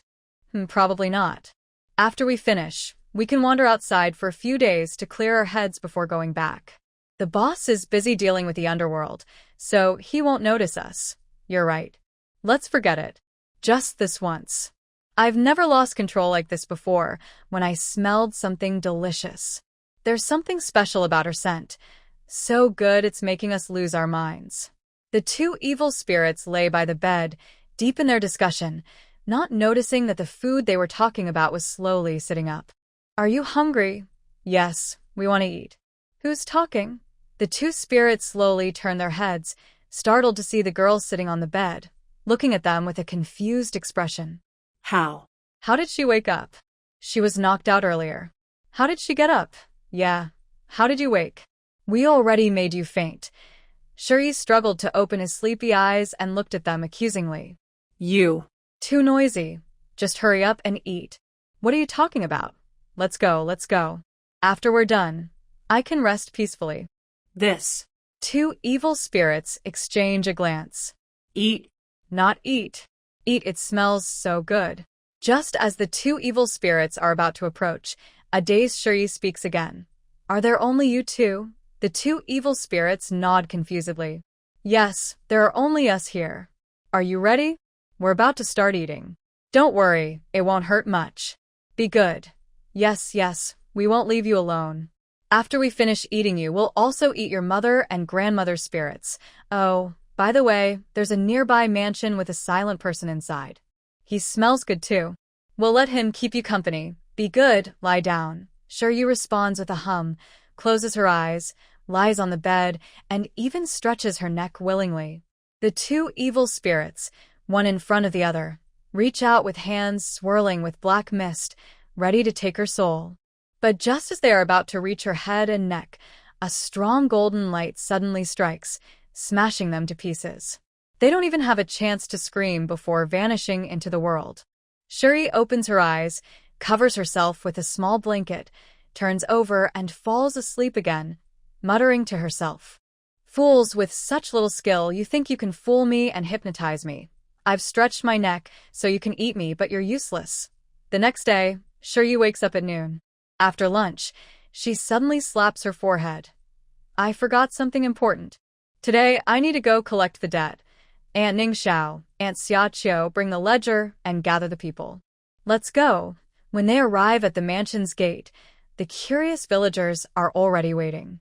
Here comes the young lady. The young lady has finally arrived. Some kind-hearted villagers see Shi and quickly gather around. Young lady, I sell vegetables on this street. After hearing what you said that day, I moved my stall to the mansion gate to watch over you. Others also set up stalls at the back door and other entrances. Guess what? We actually guessed right. That sure guy really wants to run away. Yesterday, he brought the elderly lady out through the front door, but we stopped him. Later, in the middle of the night, he tried to leave through the back door, but the villagers watching him caught him in the act. Don't worry, in these 3 days, not a single fly has flown out of the estate. We've been very strict. Only the butler has been coming and going.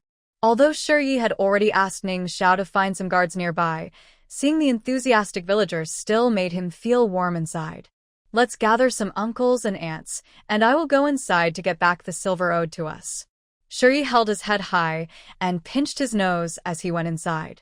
The smell at the door was just too terrible. Because the Shi family didn't have enough silver to pay the monthly wages, they dismissed most of the servants. Now, only the butler and a few personal attendants remain. Since there's no more door, there's no need for guards. Shi Hongda, it's time to pay back the money. Pay back the money. Do you hear me? Today is the last day. If you don't pay back now, I will report to the authorities. Hearing Shi's voice, Shi Hongda felt a shiver down his spine. His face was full of beard and looked like he hadn't rested well for days. He staggered out. Here, take it. Shi Hongda knew he couldn't escape today. He handed over all the money he had saved over the years and even sold a few shops. He usually asked Shi Yiqingshu for money to run his business, and some of the shops were quite profitable. This gave him a taste of success, which made him want to connect with the royal merchants. Seeing how Shi Yiqingshu spent money like water every day, he preferred to be a wealthy merchant rather than a government official.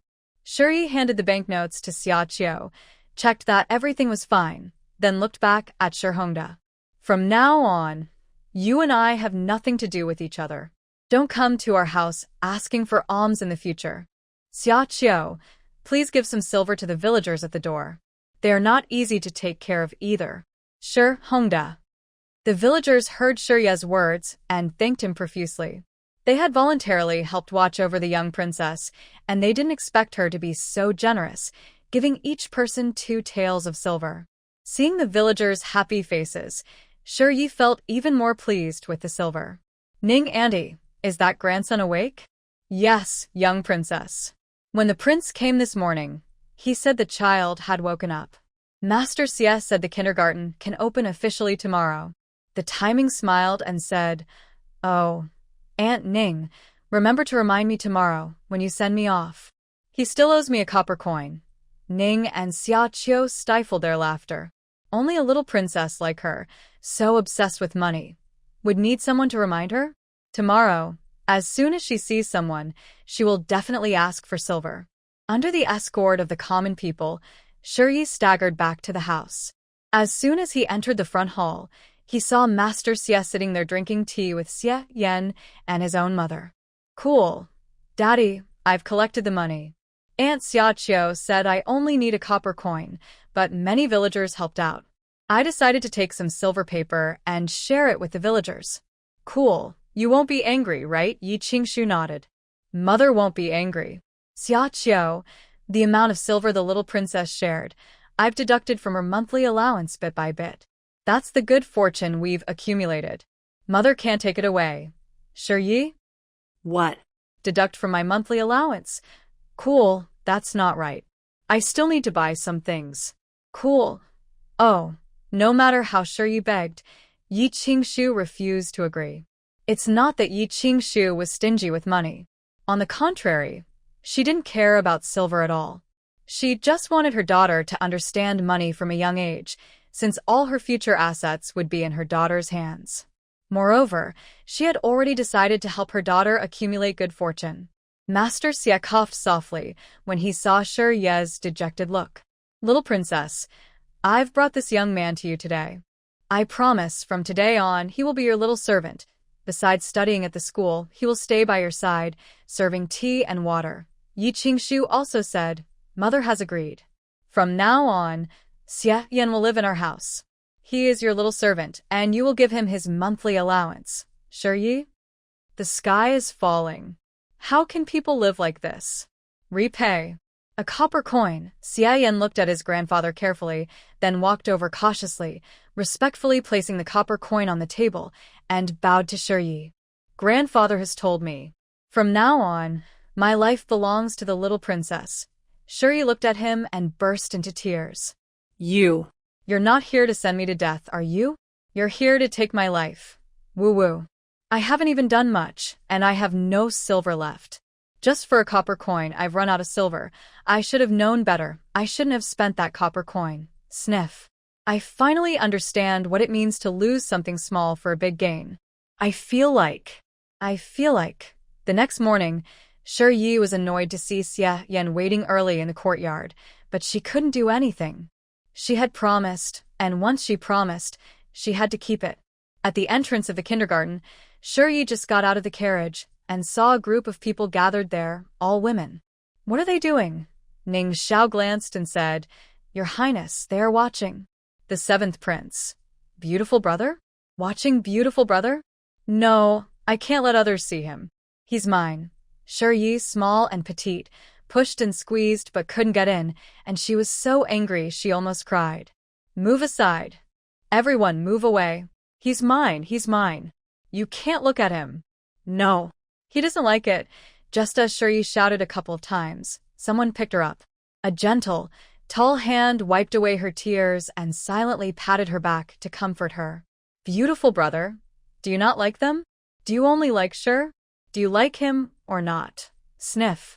I can't like them, I can't sniff. For some reason, the moment Shi Yi saw Mulan Song, she thought of him as her own possession, forbidding anyone from looking at him, as if Mulan Song was born to belong to her. Ning Xiao watched the little girl glaring angrily at everyone around her and found it amusing. Her little princess was protective of her things. Mulan Song looked at Shi Yi, who kept crying, feeling heartbroken. He kept wiping her tears, wishing he could speak and walk himself.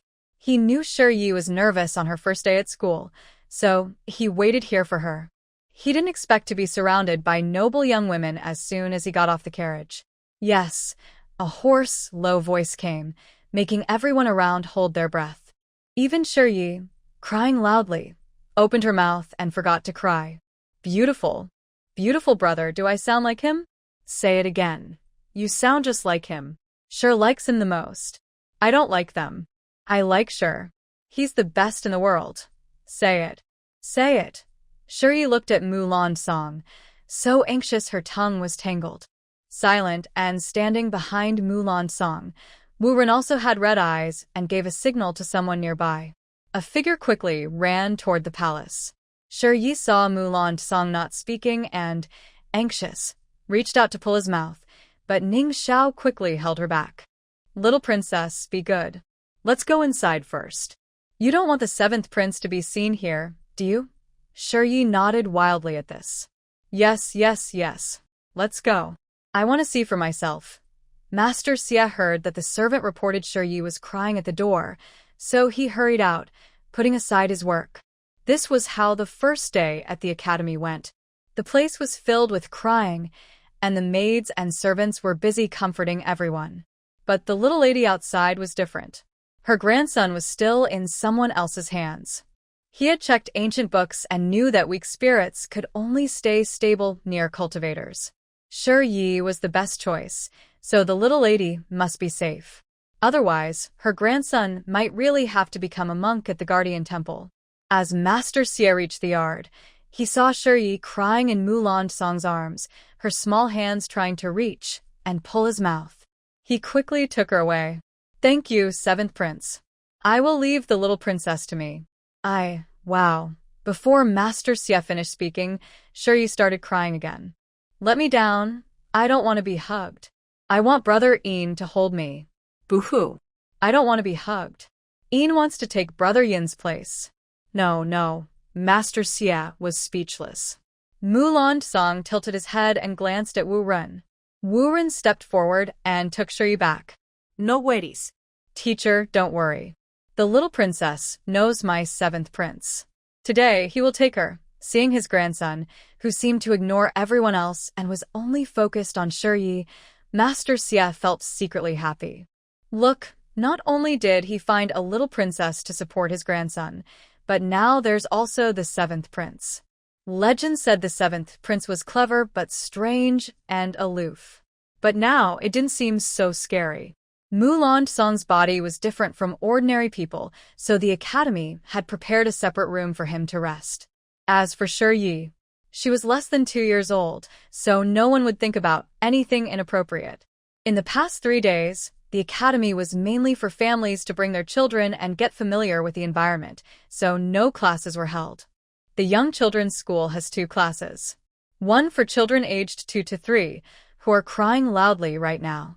The other for children aged 4 to 6, who want to cry, but don't dare. In this preschool, only Shiyi is the youngest and holds the highest status. At this moment, Xiadaju only wants to slap himself. Why did he agree to this task? If children cry all the time, he will live fewer years. Just a wall away, the older children's class is much quieter. They are divided by age, with children of all ages, taught by Xiadaju students. Shiyi is currently being comforted repeatedly in Mulan Song's special room. Wu Ren looks at the small girl with red eyes. Usually quiet, he can't help but squat down and say, "Little princess, be good." Those noble girls just don't see the 7th prince often. When they suddenly see him, they are a bit shocked, so they gather around him. Bam, I can show them, it's mine, boo-hoo. It's mine. Okay, it's the little princesses. I won't let them see anymore. No matter who they are in the future, I promise to chase them all away. Is that good? Keep your word. Absolutely, I always keep my promises. Ning Xiao and Xiaqiu exchange glances, and both sigh. The 7th prince is only 10 years old, and already so eye-catching. When he grows up, the noble ladies in the capital will go crazy. Don't let them go wild. Don't, it's ours, boo-hoo. Ning Tiao. Xiaqiu suppresses a laugh and teases. The 7th prince will get married someday. You can't just not let him marry, right? Wow. No. Shiyi is crying sadly, tears falling like beads, making people feel both sad and amused. Okay, we won't let others see the 7th prince, and we won't let him marry. Is that better? When the 7th prince is old enough to look for a bride, you should prepare a big pouch. We'll put him inside and carry him around every day. Oh, my little princess, please don't cry anymore. The noble girls outside are listening. Aren't you ashamed? Wow. No. I won't let the handsome brother marry. Shiyi suddenly stops crying, perhaps thinking of something, and stares blankly at Mulan Song. Beauty brother, you won't marry, okay? Seeing Mulan Song nod, Shiyi wiped her tears with her sleeve and then gently turned his face toward herself. No, when I grow up, I want to marry you, okay? The 7th prince was surprised, and a rare smile appeared on his face. He slightly parted his lips and said with effort, "Okay." Ning Xiao and Xiaqiu were already laughing uncontrollably. The little princess was not yet 2 years old, and the 7th prince was 10. They thought the 7th prince was just joking about waiting 13 years until she was of age. By then, he would be over 20. Everyone just thought it was a joke and didn't take it seriously, believing the 7th prince was just teasing the child. The noble daughters outside, who were eavesdropping, also felt speechless. They had been forced by their families to come to the academy, but knowing that the 7th and 8th princes would also come made them willingly accept it. Young noble daughters from noble families were taught about household affairs and how to choose a husband from a young age. Since Yuanxia was a free-spirited country, even though they were only about 10 years old, they already had their own thoughts. Is that the newly appointed princess, crying so sadly? And she's so young. Yes, that's her.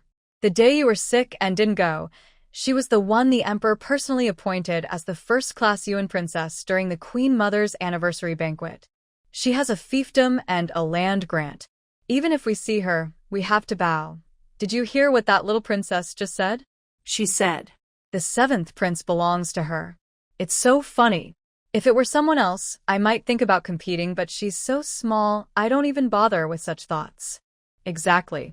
Marrying and choosing a wife depends on ability. Competing with that little one makes me blush. I thought the 7th prince was. But after seeing him today, it's okay. The 7th prince is about our age. I heard that when the eldest prince was 11 or 12, he already had a concubine. That's right.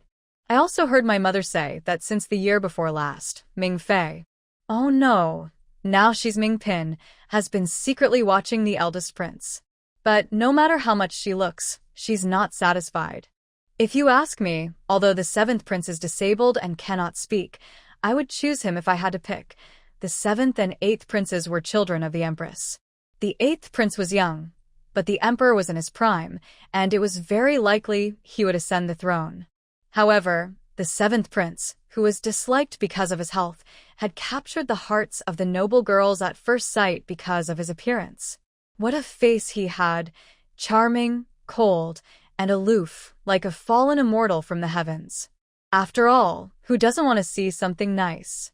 Ye's ears twitched when she heard the noble ladies outside trying to compete for her attention, and she almost cried.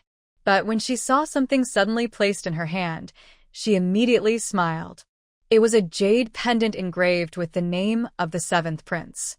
Each prince received one at birth, and when choosing a future princess consort, they would give it as a token of trust. Yi didn't understand the reason behind this. She just thought her handsome brother was giving her a gift, which made her very happy. She didn't care about the flowers and grass outside. Wu Run and Ning Xiao, among others, just thought the 7th prince was trying to cheer up a little girl. Seeing Yi stop crying, everyone relaxed. Ning Xiao quickly dampened a cloth to cover her eyes, worried that the lady and the prince would be upset if they saw her crying. Especially the prince, who spoiled his daughter endlessly. He would give her the moon if she asked. Even if Yi wanted to set fire to the war prince's residence, the prince would probably light the fire himself and hand her the matches. Xia Yan, who had been standing quietly nearby, looked confused. He didn't understand why the young princess was crying so sadly, but he was glad it wasn't because of him. His grandfather had told him that if he ever made the young princess cry, he would be beaten with a ruler. When they returned to the estate at noon, Yuan Xianxiao came to pick them up personally. Originally, Yi Qingshu was supposed to come too, but when the empress heard about Mu Lan Song's speaking this morning, she happily summoned him to the palace. Actually, they had gone together in the morning, but Yi Qingshu was afraid Yi would cry, so she got out halfway and turned back. When Yi Qingshu returned to the estate, she saw Yi clumsily hiding something in a small quilt behind her. Sure, are you crying and begging the prince to buy you candy again? Yes, I didn't. Yi Qingshu picked her up and shook her gently. Candy was falling out of her small sleeves, pants, and legs. Liang, it doesn't look like you're crying and begging the prince to buy you candy. It looks like the prince is crying and begging to buy it for you. Yi Qingshu. Yuan Qianxiao. It was. I was crying and begging to buy it for sure. Qingshu, don't be angry. Today, I will personally cook something delicious for you both. Good girl. Come on. Let's go to the kitchen and help Dad. Watching Yuan Qianxiao quickly carry his daughter away, Yi Qingshu helplessly shook her head. Xia Qiu, search the young lady's room thoroughly, inside and out. Make sure not a single piece of candy is left. The little girl, feeling upset, leaned on Yuan Qianxiao's shoulder and said, The candy is gone. I want my candy. Dad, you are always the best dad, and I like Lord Wang the most. Can you pick me up from the academy tomorrow at noon? Don't bring cold things, and then Dad will cry and beg to buy me some more.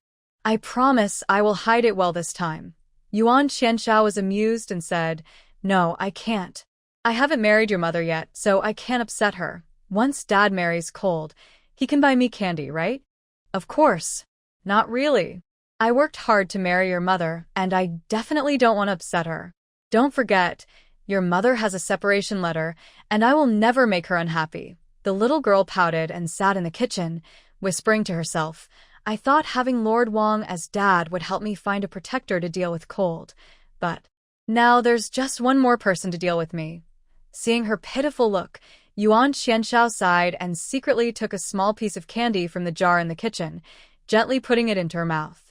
After she happily finished eating, he carefully rinsed her mouth several times to make sure no candy was left on her teeth before going to cook. Don't tell your mother. This is our little secret. Also, you can't eat candy anymore or you'll get a toothache. Your mother is doing this for your good. Let's be obedient. Just this once.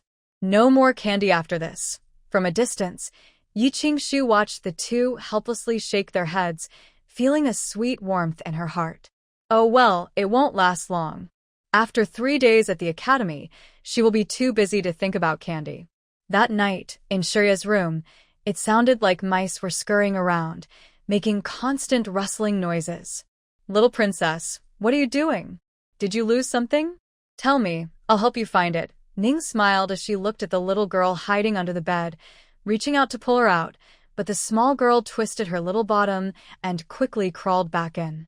I'm looking for candy, Aunt Ning. Help me find it. I hid it under the bed during the day, but now I can't find it. Sniff. I don't want to eat anything else except candy, so I only hid candy. Is it possible that Xiaoyan took it secretly?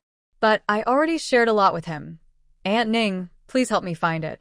In the wardrobe, the dressing table, under the corner of the table, and in my summer shoes. Aunt Ning, why are you just standing there? Please help me look. If I can't find it, I won't be able to sleep tonight. Ning looked at the small head peeking out from under the bed and pursed her lips. Little princess, stop searching. The lady already sent someone to look today, and they didn't leave a single candy. Shurya. 3 days quickly passed. Although the children in the preschool didn't wanna, they finally stopped crying.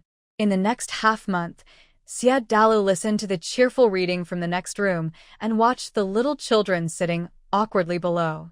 He suddenly felt very jealous of his own students. If the emperor hadn't specifically asked him to teach these little ones, he would have already gone to the next courtyard. 1 Yuzheng, what number is behind the third? 5. The general guarding the city wall covered his face, feeling ashamed. The general has 3 sons and 1 daughter.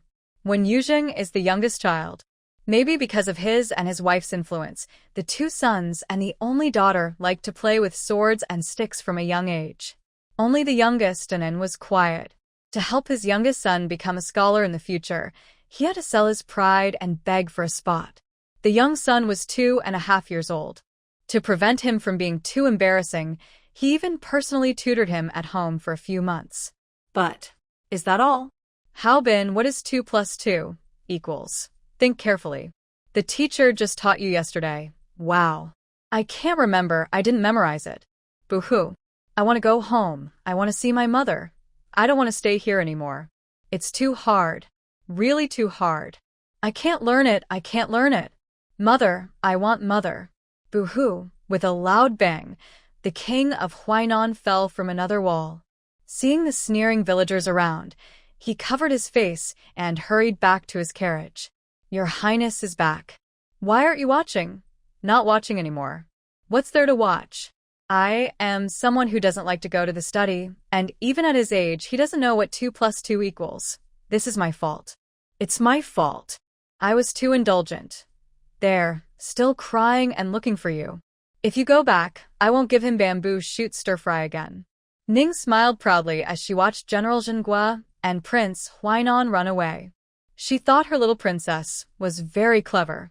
She was sure the questions her husband asked would be answered correctly, especially since the past half-month, her lady and the prince had been watching the children in the house every day.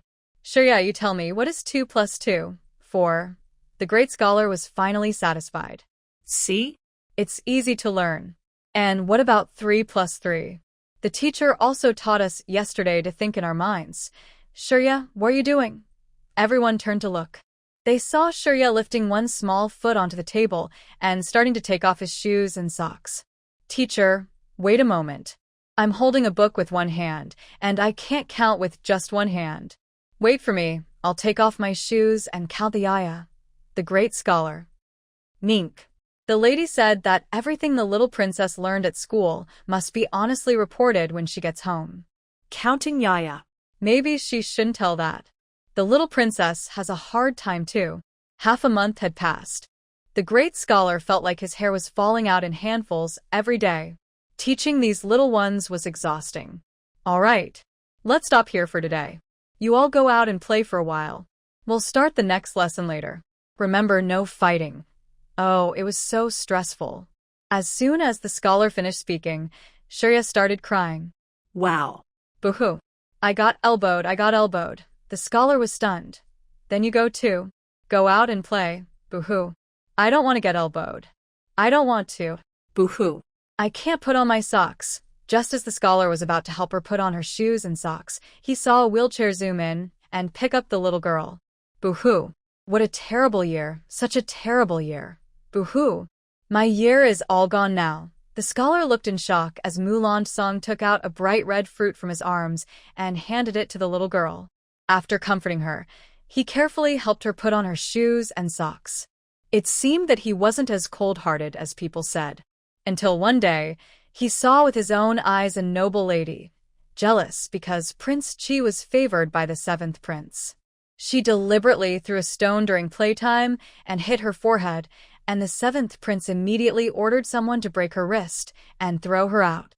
Only then did he realize that Mulan Song's gentle side Was only shown when facing Yi. He could understand, after all, he had watched her grow up. That night, Mulan Song had the same dream again. In the dream, a beautiful girl, about 16 or 17, sat by the Milky Way, barefoot, smiling charmingly at a man. Lan Song, I lost my shoes and socks. The man took off his cloak, wiped her feet, and then bent down to carry her on his back. You again sneaking out to play? How many pairs of shoes and socks have been washed away now? It's okay. I have you here. Yes, with me here, I will always be here. The scene suddenly changed. The sky turned dark and frightening. In the 6 realms and 8 wildernesses, everything was black and white, as if it were the end of the world. The girl stood in midair, looking sad. Lan Song, I might not be able to stay with you anymore. No, you can't leave me. We agreed to get married like ordinary people. I will prepare a wedding gift for you, make you wear the most beautiful phoenix crown and bridal dress. We will watch our children grow up together. You can't break your promise by not speaking. The girl's eyes turned red. With our status, we shouldn't be together. Without me, you won't have to bear such pressure. This 1,000 years, I've stolen them. I am content. Go back and continue being your young master. As for me, I am truly sorry. The girl's figure gradually became transparent, whispering softly, but I really don't want you to forget me. I miss you so much. Watching her figure slowly fade into the world, the man suddenly calmed down. Even a faint smile appeared on his lips. If I have know you, what's the use of being a young master? Living or dying, what's the difference? You're so heartless to leave me, but I can't do it. I can't. Aren't you most afraid of loneliness? Wait for me. I'll come to be with you. No matter where you go, I'll stay with you, even if my soul disperses and I never reincarnate. As the figures disappeared, countless shadows quickly flew across the sky. Seeing the two vanish, their eyes nearly burst with anger. They could no longer hear what was being said. Mulan Song woke up suddenly, sweating all over. Was the man in the dream him? If so, who was he? And who was the woman? But if not, why did his heart feel so painful? Meanwhile, at the Yi residence. Stop it. I won't do it. Why should I do it? I'm not done enjoying my good days yet. If anyone wants to do it, let them. I won't. I don't have a tricky mind. What does it have to do with me? Ugh. I won't do it. I won't. You all can do it if you want. Yi Qing-shu heard her daughters crying, quickly put on her coat and rushed over. Seeing the girl was having a nightmare, she gently held her and comforted her softly. Sure, be good. Don't cry anymore. Mom is here. We won't die. Whoever wants to die can die. We won't. We'll live well. Mom will protect you. No more crying, no more. Shuri struggled to open her eyes, tears streaming down her face. Lung, I had a bad dream. Yi Qingshu gently patted her back. What kind of nightmare was it? Tell Mama. Once you say it, it won't come true. I forgot. Yi Qingshu laid her back on the bed and kept comforting her. Soon, she heard her snoring. Ningxiao, tomorrow we'll choose 2 more secret guards to protect the young lady. Yes, madam, rest assured. Yi Qingshu didn't sleep much that night. Just thinking about her daughter's crying face made her feel heartbroken. Her daughter's abilities were becoming more and more obvious. She could see the past, predict the future, and even summon spirits. How should she protect her? Will her future really be as Master Jingxin said? During the rest period, Scholar Xie came to the Yi residence to see his grandson. When Shi saw him, she clung tightly to Xie Yan, looking like she was putting on a brave face, which made people want to laugh. Master, we already agreed. You can't come to complain at the house. You're an adult. You should keep your promises. Don't talk nonsense, everyone. Xie Yan was so scared his palms were sweaty. Young lady, please stop talking. Grandfather hits hard. That long ruler. You've seen it before, I have seen it before, so this isn't about asking my husband not to complain. My feather duster is longer and makes a loud noise when I tap the table. So, husband, I'm not here to complain, right? Master Xie looked at Yi Qingshu and Yuan Qianshao with a twinkle in his eye. All right, I'll ask you a few idioms. They are all new to us. If you can answer them all, I won't complain today. Deal? Okay, as long as you don't complain, I'll try. Master Xie sat smiling on his chair, watching the children. What does bringing someone back to life mean? That I know. It means waking up as if about to use something, then lying back down and coming back to life. Yi Qingshu. Yuan Qianshao. What about fading away quickly? Just a quick jump and it's gone. The words of a dying person are kind. It means hitting someone so hard they almost faint, then they start talking nicely. Master Xie looked at Shurya's proud expression and felt a dark cloud pass over him. Little princess, stop talking. Your mother's face is turning black. Me see, I'm happy like I've cooled down. I have such a smart girl to be proud of. Yuan Qianxiao's brow twitched. He quickly moved the feather duster away from the table. Qingshu, have some tea. The children are still young. I'm not angry. Yi Qingshu kept taking deep breaths. Sure, Yu and Xie Yan go play outside. Mother and husband will talk. Sure, Yi pulled Xie Yan to go outside, then looked back at Master Xie with a deep gaze. Don't worry. I promise I won't complain. Little princess, rest assured. Xie Yan, stay with the little princess and don't make her cry. Yes, grandfather. Seeing Shi Ye's satisfied look, Xie Yan felt a bit sorry. His grandfather had already complained, but the little princess didn't seem to notice, and was still enjoying herself. Master Xie saw the children leave, and then stood up to bow to Yi Qingshu. Thank you, madam, for letting Yan stay with the little princess, and for letting him live at the Yi residence. Sorry for the trouble. This is a small token of my gratitude. I hope you won't mind. Yi Qingshu quickly refused the silver note held by Master Xie, saying, This won't do. Master Xie is too kind. Yenner is only half a year older than Shi and is still a child. How much could she possibly spend on food and lodging? Actually, Shi, I've heard about her. Although she's young, she's quite clever in the academy. Master Xie has taken good care of her, and I should thank him. Master Xie kept waving his hands. The young princess is the youngest in the academy, but she's very smart. It's just that her cleverness isn't always used in the right way. Usually the young princess doesn't trouble me much. Except during classes. Most of the time she's carried away by the 7th or 8th prince. Both princes, no matter how cold it is or whether it snows, always appear at the door before class and to wait for her. Every day, without fail, I can see that the 2 princes truly care for the young princess. Meanwhile, other noble girls are often upset, but they can't argue with a child under 2 years old. While the 3 were talking in the front hall, suddenly they heard Shreya crying. They rushed out and saw the little girl sitting under a tree in the yard, crying loudly, while Xie Yan was trying to comfort her nearby. Xie Yan, I told you not to make the young princess cry. Don't run. Just wait. I'll skin you alive. Xia Yan was crying and shouting. No, I didn't make the young princess cry. It's not my fault. I didn't mean to. Yi Qingshu picked up Shurya and stood to the side, watching the big and small chase each other around the yard, trying to comfort them, but Master Xia didn't listen. Madam, you don't need to persuade him. It's a blessing that this boy stays with the young princess. It's a matter of saving his life. How could he make the young princess cry? Tell me what happened. Xia Yan was crying loudly, circling around the big tree. It's the young princess. She wanted to dig a hole under the tree to plant copper coins, but she's too small and digs slowly. You're a boy, and you're half a year older than the young princess. Why didn't you help her dig the hole? I did dig, sob. Look, the big hole under the tree is mine. Then why is the young princess still crying? Sniff. I finished digging. The young lady was about to throw the copper coin, but she said it wasn't safe to plant it in the yard because it might grow and be stolen. So she asked me to move the hole into her house. Xia Yan wiped his nose in tears, crying, I really can't move it. Grandfather, you come move it instead.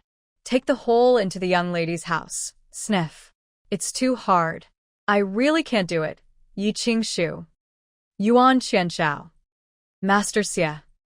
Well. All right, I'll let you go this time. I'll go back now. Your grandmother is waiting at home for me to have dinner. Sniff. But grandfather, you just finished eating, right? Xia Yan, crying and feeling wronged, looked at his fleeing figure and shouted, Grandfather, I'm doing fine here. If you have nothing to do, don't come anymore. Sniff. Please don't come again. Xi silently looked up at the sky, as if this matter had nothing to do with her. She just secretly added an extra chicken leg to Xia Yan's bowl during dinner. After dinner, Yi Qingshu took the two full children for a walk in the yard. Xia Yan, for example, let's say, for example, young lady, you say, for example, I have a secret. If I don't tell, it might not be good for others. If I say it, it might not be good for myself. So, should I say it or not? Xia Yan thought for a moment and shook his head. Grandfather said, those who know their destiny don't stand under rocky walls. Maybe you shouldn't say it, but if I don't say it, I feel a little uncomfortable inside. What should I do? I feel so conflicted. Xia Yan also frowned and said, maybe you could say it in a different way, like making it a bit more secretive, giving an example or something. Xi lowered her head and didn't speak for a long time. No one knew what she was thinking until she circled the yard 3 times. It's cold. Just suppose not real, okay? If the earth starts to shake tomorrow, do you think I wouldn't have to go to the academy? When the sun just rises, the ground shakes. See, why are you looking at me? Stop talking. See, if the ground shakes, will the academy collapse? Then maybe I wouldn't have to go for a long time, and I wouldn't have to get up early. Half a month has passed, and every morning I wake up feeling like my coffin lid has been lifted. It's really uncomfortable. It's cold. Yi Qingshu stared blankly at Shi for a long time then. Xia Qiu, have someone notify everyone. Tonight, at the Yin hour, everyone must gather in their own courtyards. No matter the reason, no one is allowed inside the houses. Make sure they wear warm clothes. Ning Xiao, watch over the young princess and Xia Yan. Let them go to bed early, and remember, they must be in the courtyard by the Yin hour. I need to go to the War King's residence. Watching my mother climb walls like a ninja, Shuri looked up at the sky and waved his little fists. I didn't say anything, I swear I didn't. Big matters like this, if I talk about them, it might cause trouble. I'm not stupid. Go away, get lost. Anyway, I didn't say anything. If you guess it yourself, that's your problem. Aren't you leaving? Or shall we fight? Just as Yuan Qianshao hurried toward the palace, a carriage was speeding along the official road outside the city. Hey, slow down. My bones are about to shake apart. No, it's too slow. I need to get to the palace quickly. This is a big deal, life and death. The monk driving the carriage almost cried. Abbot, should you go faster or slower? Or maybe you should run there? The carriage jolted so much that someone bit their back teeth and said, hurry up. As fast as possible. I'll tie myself to the seat. Thank goodness this broken seat has 2 holes. or I wouldn't have anywhere to tie myself. Oh my god, I might get killed. In the palace, in the imperial study, the emperor looked at the person standing below him with a sleepy face. He had just finished reading a report and was about to lie down when he was called. Qian Shao, I understand if you used to come to me in the middle of the night to chat and complain when you couldn't find anyone. But now you've found someone and the marriage has been arranged. If you and the Yi family can't sleep at night, why not have some tea or play chess? If that's not enough, go look at the moon on the roof. Oh, tonight there's no moon, but even without the moon, we can still look at the sky, right? I've been busy with the private soldiers of the Crown Prince and the gold mine lately. As long as it's not a catastrophe, whatever you say is fine. Brother Emperor. Yuan Qianshao interrupted the emperor's rambling. This is a catastrophe. What? Did you argue with the Yi family? Men should be proactive. When they are angry, they should be comforted. Like me, I don't know how many times the Empress has kicked me out of Fengyi Palace, but I still stubbornly climb over the wall to go back. Yuan Qianshao, elder brother. There was an earthquake at sunrise. Oh, an earthquake? You say so, and it's up to you who moves. Wait, what did you just say? Who moved? The emperor's confused mind suddenly cleared, and even his eyes, which were about to close, widened in surprise. An earthquake. At dawn. There will be an earthquake. Seeing Yuan Qianshao's confident look, the emperor frowned. Where did you get this news? Did you go to the Guardian Temple? Always talking about it, Yuan Qianshao recounted what Yi Qingshu told him to the emperor, one after another. The emperor stood up and paced around the study room, walking countless rounds before finally making a decision. Filai, have someone ring the palace bell at the hour of the tiger, and make it ring longer. Make sure everyone in the capital hears it. Also, summon all the officials into the palace to prepare for disaster relief. Send people to nearby towns to check the situation. Make sure to wake up all the common people. Old Fu hesitated. Your Majesty, maybe you should think again. What if? It's just the little princess joking about going to the academy. Besides, our Yuanxia kingdom hasn't had an earthquake in hundreds of years. The palace bell is usually rung only for major national events, like enemy attacks or rebellions. Once the bell rings, all the people in the capital will be on high alert. But if nothing happens, the emperor looked firmly at the dark palace outside. It won't happen. Although she's young, sure is clever and sensible. I believe she wouldn't say such things casually. This matter is only known to us. If anyone asks, say it was. I had a dream warning from the late emperor. If nothing happens, I will take full responsibility. Also, call the empress to the side hall next to the study. Let her rest there. If something really happens, I can protect her immediately. Also, the 7th and 8th princes. Yuan Qianshao continued, when I entered the palace, Jing Shu had already gone to the 7th prince's residence. The 8th prince also stayed overnight at the 7th prince's house today. Qing Shu will bring them together to the Yi residence. Rest assured, elder brother. Filai saw this and didn't say much, only quickly stepped out to send a message to the palace attendants. Thank you, elder brother, for always protecting Shishir, Yuan Qianshao said gratefully. The emperor glanced at him impatiently.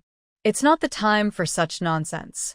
Even without you, I would still protect Shishir. As they paced around the imperial study, a young eunuch hurried in, looking anxious. Your Majesty, Master Jingxin requests to see you. He's waiting at the palace gate.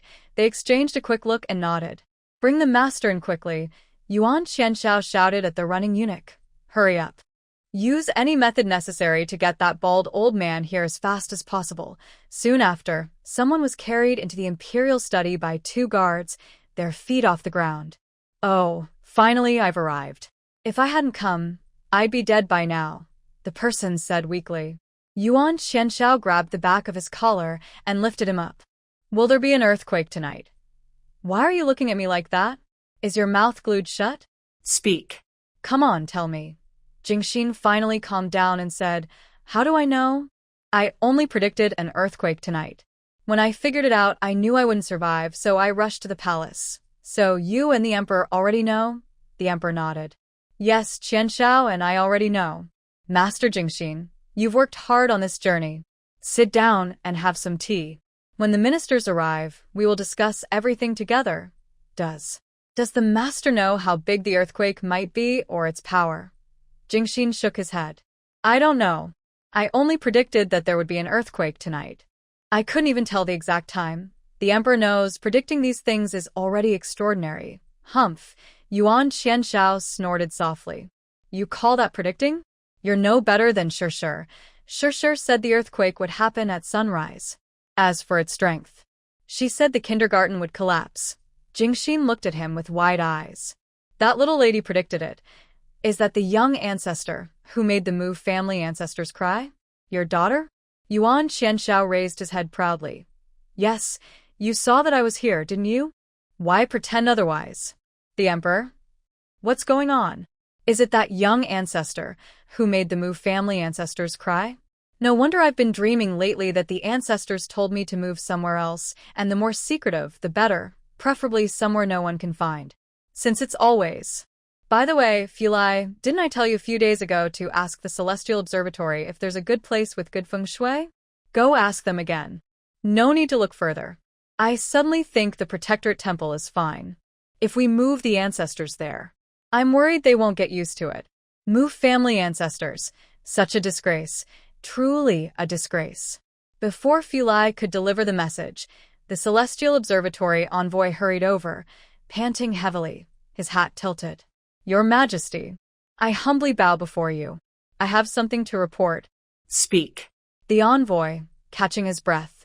Your Majesty, I observed the stars last night and found that there might be a natural disaster soon.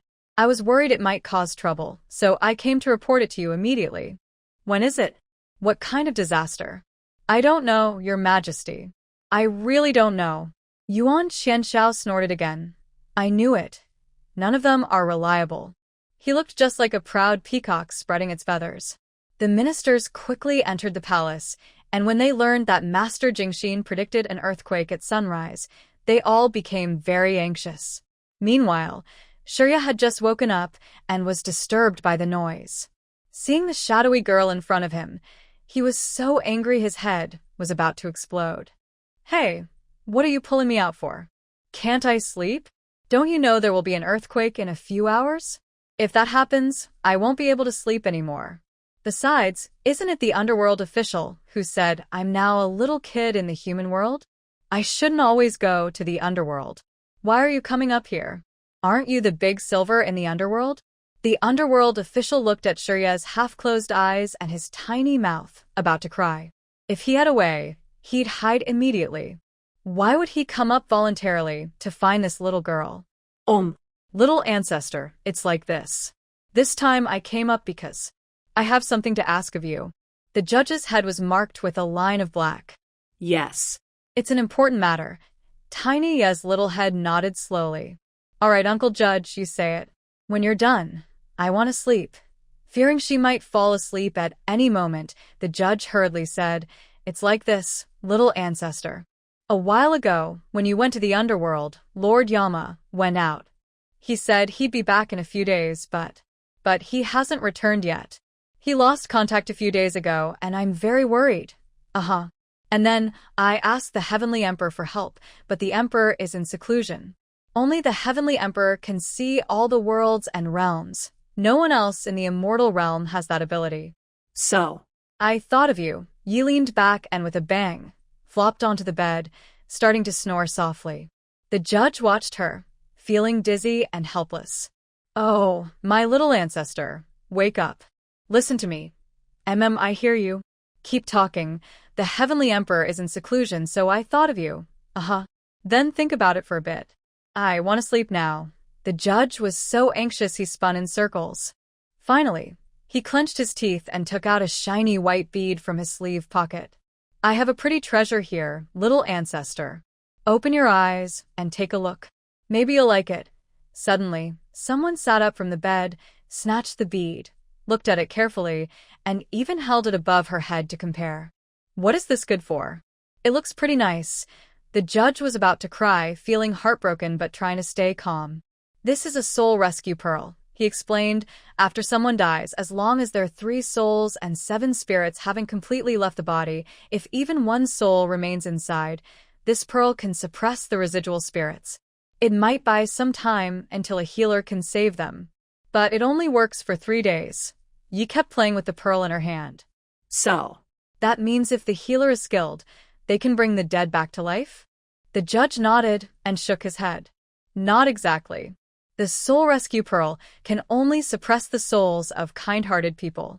For those who are wicked and evil, it might have the opposite effect. Yi held the pearl again and lay back down. Thank you, Uncle Judge. I like it very much. If there's nothing else, you can go now. I want to sleep. The judge was stunned. what? Little ancestor, I have something to do. I really do. If you have something, then say it.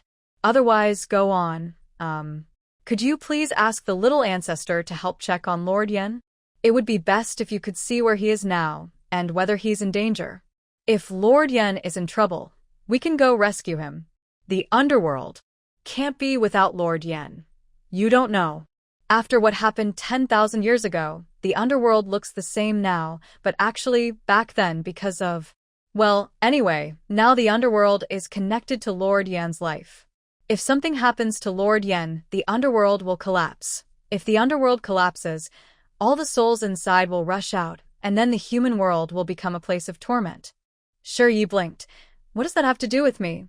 Besides, didn't Judge Uncle say last time that I am a silver spirit and can't use divine power freely? It's not good for me. So, I'm going to sleep now. Judge Uncle, take care. The judge's eyes turned red. Little ancestor, think about it. You've been in the human world for a while now. Don't you care about anyone here? Your father, mother, family, brothers and sisters. Can you really bear to see them eaten by wild ghosts or torn apart by evil spirits?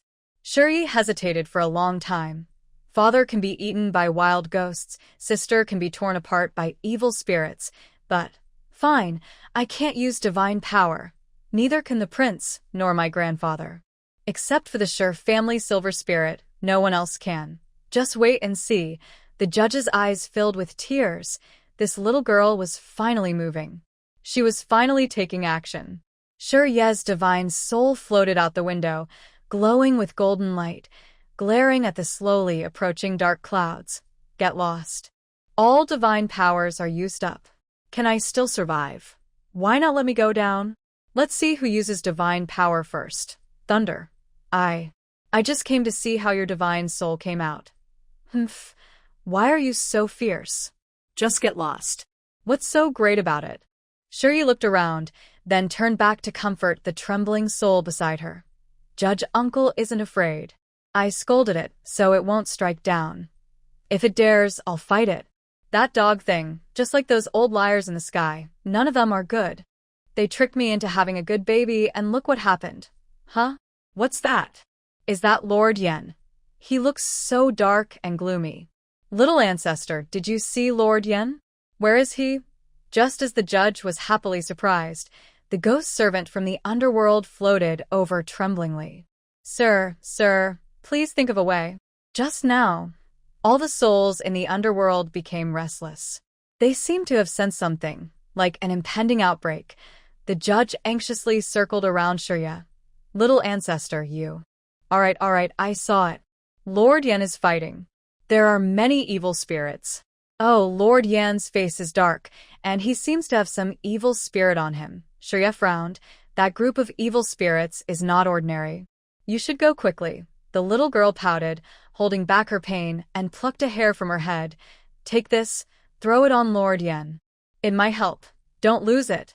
If you lose it, we won't have any. I don't have many hairs to pull. If it's lost, then let's use all our strength together. After sending the judge away, Shurya was about to lie down and sleep when Ning Xiao carried her out. Good girl, the hour is late. Let's go to the yard.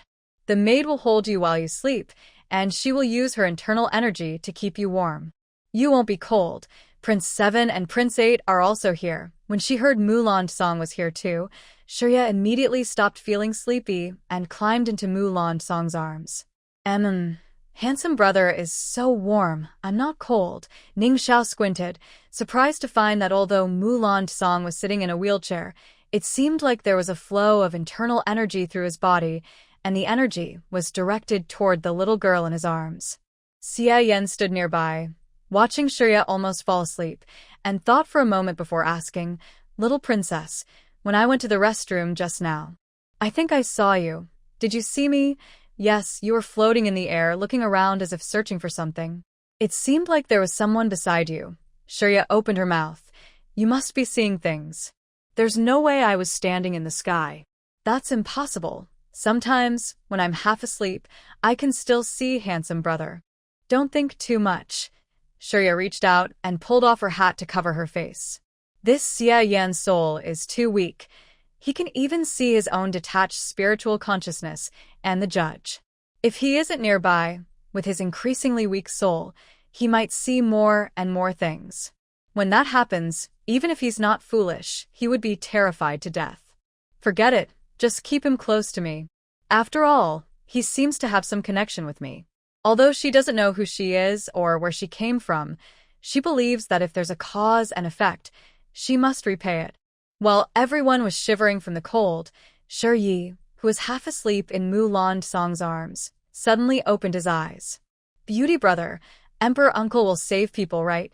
Seeing Mulan Song nod, Shi Yi tugged his hand. "Then, can we not let Emperor Uncle save Broken Dad? And that old lady too. They seem so kind and gentle." Mulan Song nodded again. The unarmed guard behind turned to look at the tree nearby. Ning Xiao squinted, thinking that after tonight, only a few people from the Shi family might still be alive. It's a pity that Wang Shi and Shi Yuan'er are not here. At the hour of Yin, the palace bell was struck on time. All the people in the imperial city were awakened, hurriedly dressed, grabbing hose, knives, pots, and bowls, rushing outside. "What's going on? Are the enemies attacking the city?" "I don't know, but listen, it's definitely the sound of the palace bell. It's still ringing now. This is the imperial city. If enemies attack, they wouldn't have no warning in advance. Then what's happening? Does anyone know? If there's no problem, shall we go back to sleep?" "Go to sleep if you want, but I dare not. What if something happens and I die without knowing how?" While the people stood at their doors, looking at each other in confusion, the sound of a gong from the end of the road suddenly rang out. "Everyone, be sure to wear warm clothes, stand in open areas, stay away from houses, and no one should stay inside. Remember, no one stays inside." The city patrol guards rang their gongs and shouted loudly, afraid that someone sleeping soundly wouldn't hear. Meanwhile, Shi Hongda was in his yard, crying and drinking. Why? "How did it come to this? I have passed the imperial exam and become a successful scholar. My future looks bright, but how did I end up losing my official position? I only kept a concubine, so why did my wife leave me and take our children away? Mother, tell me, how did I end up losing my family? Yi Qingshu had so much money. She was my wife for nearly 3 years. How could she be so cruel? If she had told me earlier that she was the younger sister of the royal merchant or the queen, I wouldn't have let Wang's family come into our home. Now, Wang Shimon doesn't even know where Yuana has gone. The officials from the Ministry of Rights saw me and refused to open the door, saying Wang Shimon's daughter wasn't here. Mother, how did I end up like this? I was supposed to become a high official someday. Even if I didn't, I had shops and savings. I used Yi Qingshu's money to buy many shops outside, but I still asked her for money sometimes, just to hide it from her. I saved a lot of silver. I thought if I bought this house and paid back Qingshu's dowry, the remaining shops could make a profit, and we could turn things around. But just a few days ago, my shops caught fire, closed down, and everything was gone. Nothing left. All the investments I made have been cheated. Now we only have this empty house. Mother. Sniff. How did it come to this? How did it happen? Old Lady Shi, despite her illness, looked at her drunken son with great sadness. Son, don't blame yourself. It's not your fault. It's all because of Yi Qingshu. She's so narrow-minded, she can't accept Wang's family and Yuan'er. It's all her fault. All her fault. Son, be good. If things get worse, We can sell this house and go back to our hometown. The house is worth a lot of silver, enough for us to live on. Later, I will find you a wife, and we can live a good life again. We can start over. Sure, Hongdae shook his head and kept drinking. It's no use, mother. Do you know? We can't go back to our hometown anymore. The emperor has issued a decree. Members of the Sher family and their relatives, 3 generations of men, are not allowed to serve as officials, and women cannot marry into the royal family or noble families. We have brought trouble to our clan. If we go back, we might be beaten to death. We can't go back. We really can't go back. I can't do this anymore, mother. I can't keep going like this. I want to become a grown-up and rise above. I never want to go back to those hard days. That's right, I will go, asked Qing Shu. I don't believe she has no feelings for me after these 3 years. We have a daughter. Our daughter is a princess. I am the princess's father. No matter who is in the imperial capital, they will look up to me. I will go now. I will go, asked Qing Shu. I will kneel and beg her. She will soften her heart and come back. She won't really marry the king of war. She's just angry that I spoiled Wang's family. I will change. I will change everything. I will treat her and her mother well from now on. I promise. I will go now. I will go now. Meanwhile, Shuri looked at the slowly rising sun in the sky and pouted unhappily. It's bright again, and it doesn't care if I'm tired or not. When it's bright, it's bright. As soon as he finished speaking, a loud thunderclap sounded from the sky, and the ground shook violently. Yi Qingshu and Ning Xiao quickly protected the children. Yuan Qianshao, Old Master Wang, and Old Madam Wang also arrived in time. Don't be afraid, children. Don't be scared. We're all here. We're all safe. Hearing the screams of the villagers and the sounds of collapsing buildings, everyone's hearts were in their throats. The earthquake didn't last long, but its destructive power was very strong, especially in the southern part of the city, where all the poor families of the imperial capital lived. Many houses hadn't been repaired for years, and almost all collapsed. The Yi family's house was okay. Yi Nian had been living in the imperial capital for his daughter these past few years. Every year, he sent people to repair the house. A few days ago, he returned to Xining Mountain Villa to prepare a dowry for Yi Qingshu's wedding. Shuri's usually chattering little mouth closed tightly at the moment the earthquake started, and she hid her face inside her big hat. Mulan Song thought she was just scared and kept holding her, gently patting and comforting her. Until the shaking gradually stopped, Mulan Song, worried she might be overwhelmed, pulled her little head out of her hat and saw Shuri's eyes, already red. Shuri looked at Mulan Song's worried and caring eyes and suddenly burst into tears. Ugh. So sad, so sad. Many silver coins, they didn't come out of the house. So much silver. Ugh. Handsome brother, let the emperor go save them. If that's not possible, I can go too. I saw it, sob. I saw everything. Shuri suddenly sat up straight while crying, and with chubby little fingers pointing at the sky, he started scolding. You're blind. You're blind. Do you hear me? You're blind. There's so much silver here, but you won't let them use it. What did those good silver do wrong? You let them suffer so much. Aren't you usually pretty strong? One moment you're scaring me with that broken thunder, and the next you're scaring me again. Why are you silent now? Are you joking? Are you joking? Dog Heavenly Way, what exactly are you trying to do? Where did you go? Before, you could explain the big truths to me. I'd fall asleep, and you'd keep talking. You seemed crazy, talking nonstop. I really want to talk to you now. You good for nothing. Meanwhile, a few old men lying on clouds looked down below. Yuan Shangdanjun held a pill bottle in one hand and a fairy herb in the other, then let out a sigh of relief. Thank goodness the little ancestor is fine. Otherwise, my carefully crafted pills might be wasted again. It's just a pity for my fairy herbs. I finally grew a sprout, but I pulled it out. If I had known she was okay, I wouldn't have pulled it out. It's the best fairy herb for spiritual energy. I don't know if it can survive if I replant it. Next to them, Fairy Bichuan also held a teapot. Yes, I was worried the little ancestor might get hurt, so I brought her some spiritual spring water. And me, it's really great that the little ancestor's fine. But She did curse a bit harshly. That's nothing. She hasn't cursed us yet. Haha, if she opens her mouth, we'll have to start a family tree defense battle. Alright, everyone go back. We can't interfere in human affairs, and we shouldn't stay long. If the higher-ups find out, it'll be over. A young fairy lord followed behind, helping carry things while muttering. Can't interfere? Then why are you here? I heard there's a disaster in the human world, and everyone's so anxious. They even brought out their treasures and are running for their lives. Look, there are so many things, they can't carry them all, and they pulled me down. The heavenly way was scolded by that little ancestor and didn't dare to make a sound. Looking at it now, it seems the heavenly way isn't that scary after all. Yuan Shang Danjun glanced back and kicked him. You just came up a few days ago, you don't know anything. That's the heavenly way. The little ancestor scolds it, but if you try to scold it, what will happen? Do you want to lose your family honor? Forget it. Since you've already come down, just send these things to that little ancestor. We'll cover for you.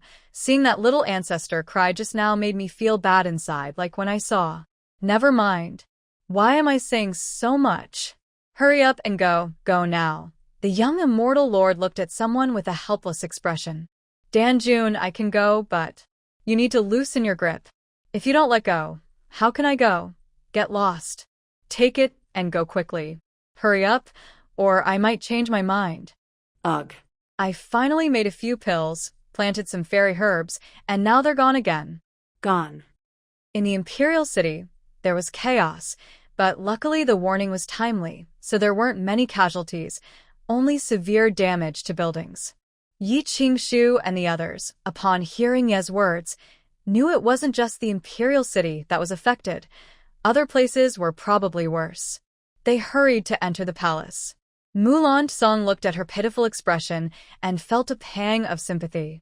He also followed outside. Outside, many houses had collapsed and the roads were blocked. The horses couldn't pass, so they had to walk. Shiyi leaned on Yi Qingshu's shoulder, watching the survivors who had escaped disaster, and suddenly felt a warm sensation on his body. Merit light? Is this because I did a good deed? Oh?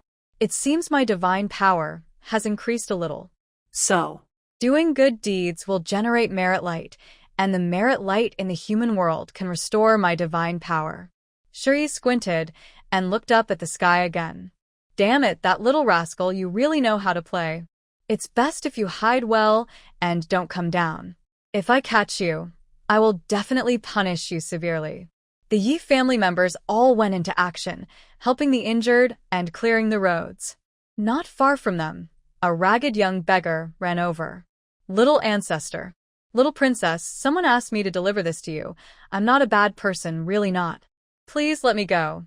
Taimi frowned at her beautiful eyebrows, feeling that this person looked familiar. Aunt Ning, let him come over. The beggar quickly shoved a paper bag into Taimi's hand. Yes, hold it tight. Wait until I leave to look at it. I'm leaving now, right away.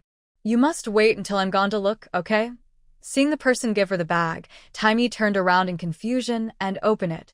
When she looked inside, she was shocked. Stop. You poor king.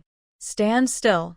Taimi struggled to get up and, imitating her mother's past actions at the palace gate, kicked at the person's back. But because the snow on the ground was too slippery, she sat down hard.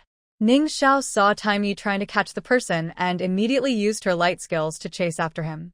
Even Wu Run was sent by Mulan Song to help. They didn't expect the person to disappear around the corner.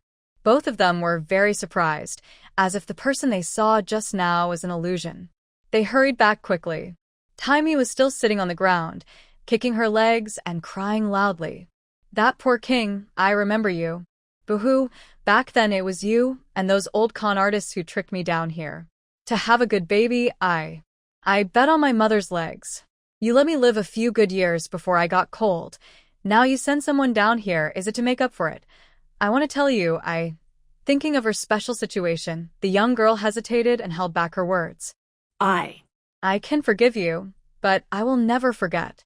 Do you hear me? I will absolutely not forgive you. That poor king. I'm waiting for you. When I catch you, you'll get a good punishment." The people around shook their heads helplessly. Beggar. Poor king? Well, that seems about right. Meanwhile, the so-called poor king was standing on the ruins of an old temple, cursing loudly. "Didn't I say you all would protect me? I only came down because I was told to be protected. Are you all gone now? Say something. Don't you need me anymore? Hey, there's a fairy here. Look at me. There's a fairy here. Won't you really leave me here as a beggar? I don't even have a copper coin on me. Why don't you take me back? Humans have their powers sealed when they come down here. I can come down myself, but I can't go back. Hey, look at me. Hey, did you all hear that? Yuan Shangdan Jun Bichuan Fairy and Yun Fairy, please help me. Please help me. Sniff. Please help me. I don't want to be a poor king anymore." A child helping his family clean the house from afar saw someone crying loudly and tugged at his mother's sleeve. "Mom, look over there. He seems to be scared silly. He even said he's a fairy." The middle-aged woman sighed. "He's quite pitiful. Didn't you just find a bun? Take it to him." Our house is buried, and we don't know how much we can find, but at least we're still alive. Meanwhile, a certain alchemy master in heaven who was drinking tea with a few others suddenly scratched his head. "Why do I feel like I forgot something?" Yin Fairy, sitting nearby and playing the zither, didn't even look up. "What could it be? We already checked on that little ancestor." "Don't worry." Bichuan Fairy nodded. "Yes, it's probably just that little ancestor scolding us a few times. We can't hear it, so it doesn't hurt or bother us. Come, my tea is ready. Come try it. This fairy tea brewed from spiritual spring water smells so good." The poor king, whom everyone had forgotten, was sitting on the ruins, crying and munching on a steamed bun. Shurya finally stopped crying and looked at the bag in his hand. He didn't want to throw it away, but he also didn't want to keep it. In the end, he angrily hugged it and went into the palace. "Grandma Emperor, I'm here." "Oh? The master is here too? Are you here to see Lord Wang?" Lord Wang went to find Uncle Emperor. "I'll go too. Hurry up, let's go. Seeing bald men just makes me annoyed. I have a deep dislike for bald men." Jingxin looked helpless. "Little princess, are you still holding a grudge? I really didn't ignore you last time. I just didn't make it in time. Little princess, you're generous. Don't be angry." Shurya climbed onto the Empress's lap and turned his little bottom toward someone. "I'm just a little kid. I don't have that much patience." While they were talking, a palace maid hurried in, looking worried. "Empress, something's wrong. Lord Wuan and his wife are outside asking to see you. I saw that Lady Wu An's face doesn't look good, and there seems to be blood on her skirt." The Empress was very shocked and stood up quickly with Yi Qingshu. "Quick, send someone to come in and go call the imperial doctor. Madame Ho is pregnant. This earthquake might have caused her to lose the baby." Everyone knew things might turn out badly, but when Marquis Wuan carried Yuan Rong in, they all gasped in surprise. "What happened? How did she get hurt like this? Hurry, put her on the bed, and go next door to the imperial study to call King Zhan." Marquis Wuan trembled as he gently laid the unconscious Yuan Rong on the bed. His eyes were red as he tightly held her hand, refusing to let go. "It's my fault. I didn't protect my wife well, and she got hurt. A few days ago, I was out of the city on patrol as ordered by the emperor. Last night, I received news from King Zhan's residence and rushed back. When I arrived home, the earthquake was happening. Madame was trying to save me, so she was hit by a collapsing pillar. Your Majesty, please save my wife. She finally became pregnant, and you don't know, since she got pregnant, she hasn't stopped smiling. If the baby can't be saved, then..." My wife, the Empress, having given birth to 2 children, looked at the bloodstains that had soaked the bed and felt her heart tighten. She said, "Marquis, rest assured. I will do my best to save Madame Ho and the baby. But right now, the pregnancy is still early. You should be prepared." Marquis Wuan took a deep breath. "Thank you, Your Majesty. I understand. If the baby can't be saved, it's okay. Please do everything you can to save my wife. It's all my fault, all my fault. Blame me, blame me. I just want to take her place." While Marquis Wuan was lost in thought, Yi Xiao pushed her little bottom and squeezed her way onto the bed. She held a white porcelain bottle in her hand, sat on the bed with her legs crossed, and opened the lid. She took out a few shiny white pills and one by one, fed them into Yuan Rong's mouth, muttering as she did so. Not good, not good. If I don't take them, I won't be able to save her. Once I take them, she'll be fine. I'm about to cry. My head feels like it's going to explode. I'm already blessed to have brought her here. I will protect her. Besides, my mother is like my uncle and aunt family, no need to be polite. Keep taking the pills. Those sneaky things are good. All of them, not a single one left. Watching Lord Wuan try to lift Lady Shi, the Empress quickly grabbed him to stop. Don't move. Look, the lady isn't bleeding anymore, and her face looks much better. Lord Wuan was surprised and stared at Shi as if she were a divine being. Young princess, are you talking to the lady? Shi glanced at him and said, No, I was just chatting with Nir. When Yuan Xianxiao brought in the imperial doctor, he overheard this and almost tripped over his own feet trying to throw the doctor out. Hey, slow down, your highness. Take it easy. Right now, only I am in charge of the palace. Everyone else is out helping the common people. Please, be gentle with me, and spare my life. Thank you, your highness. Thank you. Yuan Xianxiao carried the doctor over with light skills, then quickly stepped aside to let him check Yuan Rong's pulse.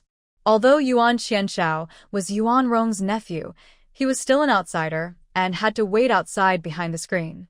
After a while, the old doctor raised his eyebrows in confusion and looked at everyone. Lord, are you sure? That Lady Wuan is really hurt. Lord Wuan was furious. Nonsense. Can't you see the bloodstains on the bed?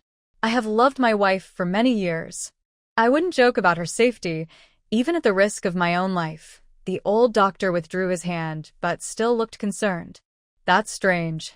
From her pulse, Lady Wuan seems to be recovering well, with no signs of injury. Even the baby in her belly is fine. But, Lord Wuan relaxed a little, but then asked, But what? Speak plainly, I can handle it. Lady Wuan is a bit overheated. I will prepare some cooling herbal soup for her. Drinking it for 2 or 3 days should help. Shi lowered her head, playing with her fingers. I think I might have fed her too much earlier. Yuan Shangdan Jun. That was medicine I prepared to save your life. Ordinary people only need 1 pill to come back from the dead. Wasteful. Seeing the old doctor leave, Lord Wuan knelt on the ground and bowed his head firmly to Shi. Thank you, young princess, for saving my wife. To be honest, I had already asked the family doctor to check her before. He said the child in her womb couldn't be saved. If it weren't for you, young princess, my wife might have lost her life today. Looking at Yi Qingshu helping someone up, Shi waved his hand and said, No need to be polite. The old man who sent us here is not bad at all. Empress, just now that old man said that many people outside the city are injured, is that right? The Empress also looked worried. She told the maids to change clothes and serve well, then took the others to the outer hall. Yes, this earthquake didn't just affect us. Several nearby towns also suffered. The imperial city was prepared in advance and avoided the worst, but last night, there were still places that weren't warned in time. Among them, Jinzhou town was hit hardest, with many casualties and the river breaking its banks. The emperor is discussing this with officials in the nearby study. He hasn't slept all night. Shi blinked and then turned to Mulan Song in her arms. Empress, does it seem like the academy collapsed? Do I need to go to the academy? Do I need to get up early tomorrow? Everyone. Yes, the collapsed houses reported include the kindergarten, but the kindergarten was personally overseen by your uncle emperor. It was the least damaged among all the collapsed buildings, but now the imperial city is chaotic, so there's no need to go to the kindergarten for now. You can stay in the palace and study with the princes and princesses. Shi? Empress, I want to go to that town with the bamboo. I want to do good deeds. Finish your meal first. I don't dislike you going to the academy, but woo-woo. I really don't want to get up early. For the first time, the loving empress refused Shi's request. No, it's too dangerous there. There's always a risk of another collapse. Besides, you're too young to go. Stay in the palace with me. Your uncle Emperor will handle the other matters. Seeing no one supporting her, Shuri glared at someone sitting nearby pretending to be dead. Master, do I really have to go? I guess I have to go. Jing Xian pointed to her nose. Me? I'm just a fortune teller. I can't carry or lift anything. What can I do there? I might as well go back to Hugua Temple to pray for the disaster victims. Shuri rolled her eyes dramatically. Fine, you go. I'll go. Just let that bald paper master protect me there. After speaking, he covered his heart with a look of pain and said, Oh, you wicked creature, truly wicked. When the master needed help, he didn't go to save him. Back then, he was no better than a stray dog. If the master knew about this, he would be unable to close his eyes. Forget it, I guess it doesn't matter. If I can't close my eyes, so be it. It won't stop me from burying him. Just dig a hole and toss him in. I may not have silver, but I can still buy a broken straw mat. This unfilial disciple. Wow. Jingxin stared wide-eyed. I really don't know if I can go to Jinju town to see if my master is there. I want to go and collect his body. No, I want to save him. Please, little ancestor, stop chanting so much. Shurya nodded with satisfaction. When the emperor entered, his expression suddenly turned serious. Your Majesty, I want to go to Jinju town. Otherwise, the earthquake might happen again. I will go with that bald man. Tell him, Your Majesty, that you agree.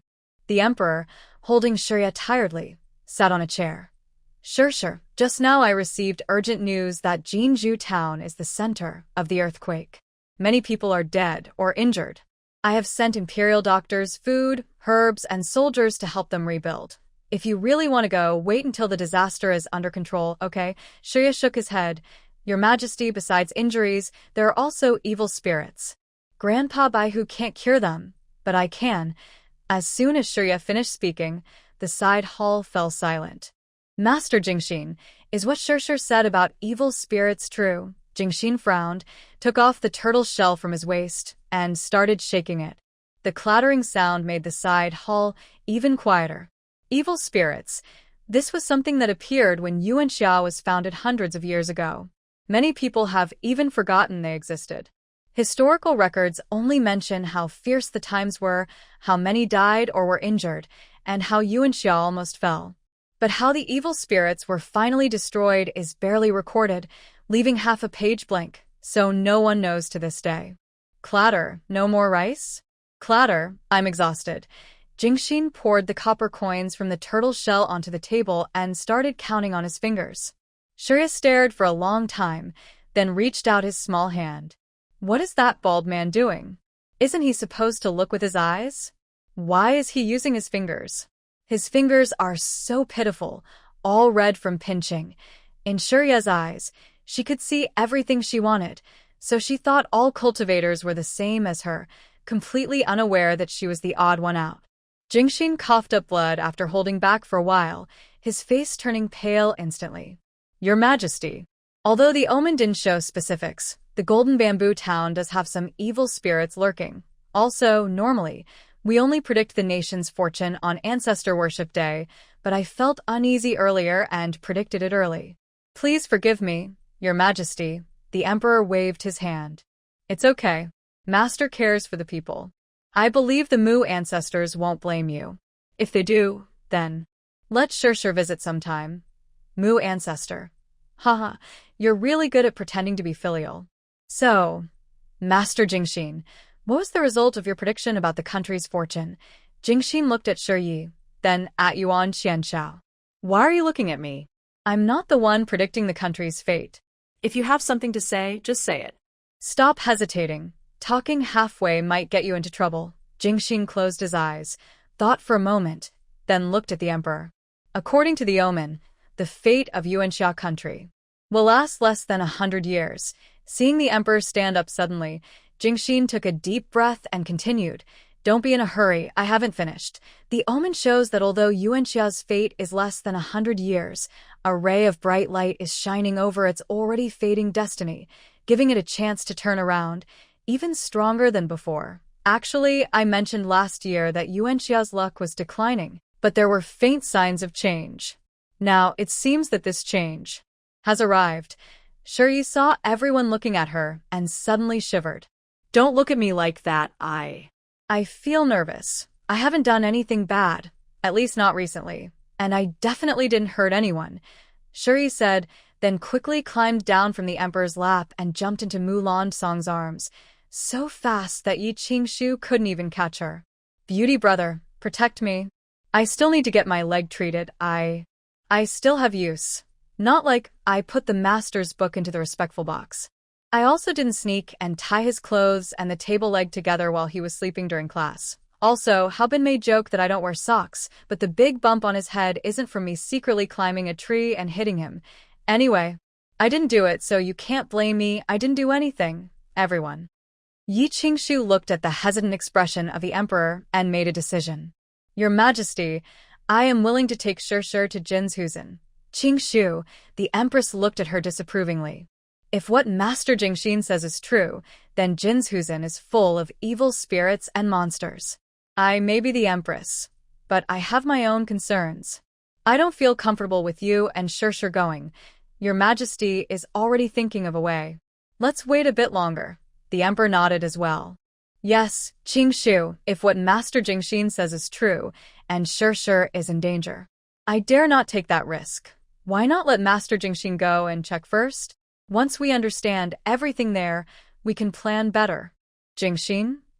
So I guess I have to die alone. Seeing the emperor in a dilemma, Yuan Xianshao stepped forward. Brother Emperor, since Shi insists on going, let her go. I will go with Qingshu and Shi. Wuan Marquis also stood up and bowed to the emperor. Your Majesty, I am willing to escort the young princess to Jinzhusen with Lord John. My wife. We'll have to trouble the empress for now. Wu Ren, seeing his master turn to look at him, also stepped forward. The seventh prince and I are willing to go together.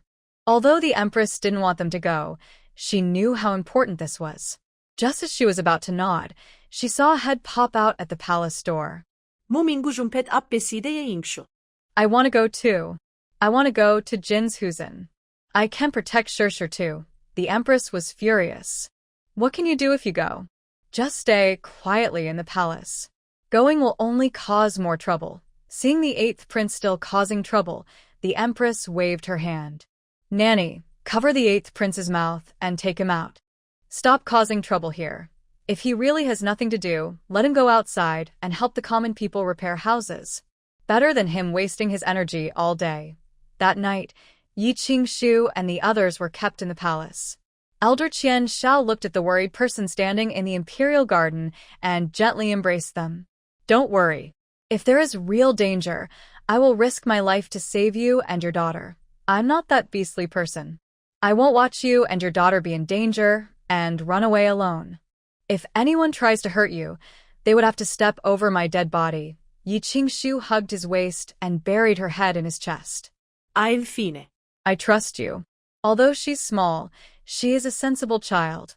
At this moment, that sensible child was lying at the entrance of a palace, looking around. Aunt Ning, look. This is Mu Shiyue's sleeping hall, right? It was her who deliberately knocked over the nest.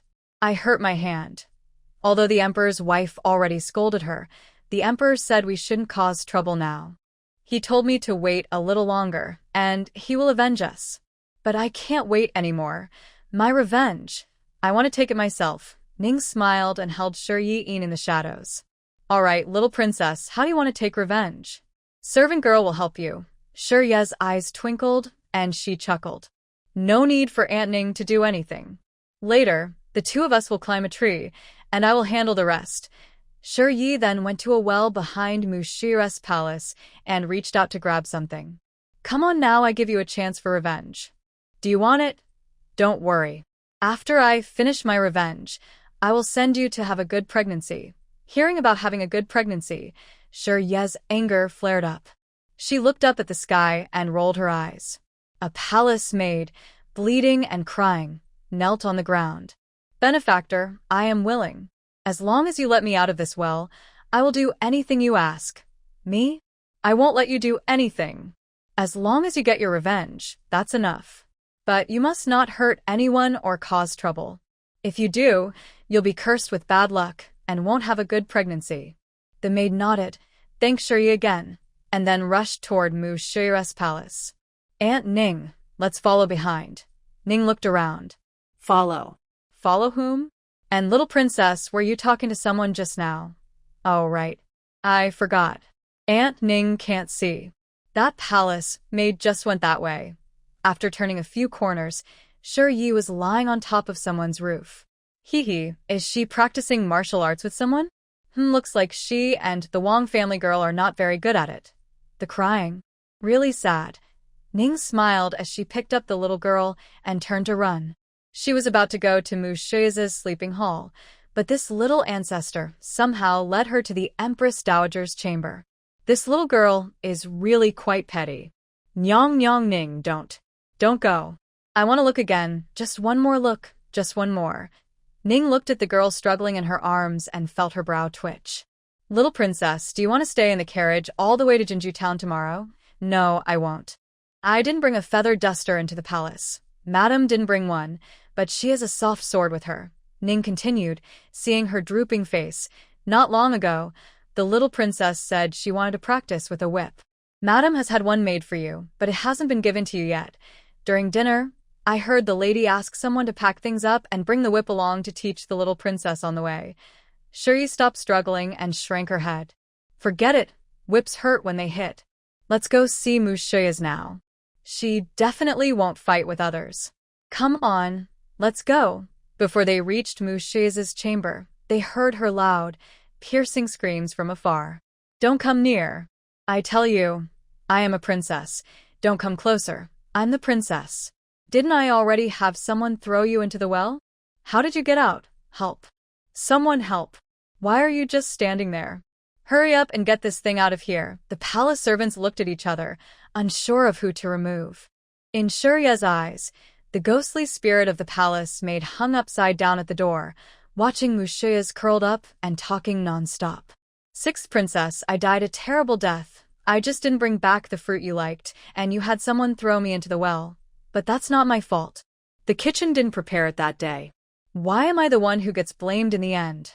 Sixth princess, I died with my eyes open. There were snakes and mice in the well, biting my body. No matter how much I begged for help, no one could hear me. I could only wait to die in that well. Sixth princess. I'm so scared. I'm really scared. Come and stay with me. Come keep me company. Mu Shiyi was so frightened she was rambling. Who made you look prettier than me? Seeing your face makes me angry. I wish I could scratch it all up. What are you doing? Don't come over. Just as the palace maid's spirit was slowly approaching Mu Shiyi, she was suddenly burned by a faint golden light. Huh? What is this thing? Shiyi looked closely and was almost amused by anger. All right, it seems they didn't take my last warning seriously. After saying that, Shiyi waved his hand, and the faint golden light instantly disappeared. Mu Shiyi cried all night. The next morning, the emperor and empress personally saw off Shiyi and his group outside the city, dressed in everyday clothes. Empress, do you think Shir always seems to be glaring at me today? I don't think I upset her. The empress shot him a sharp look.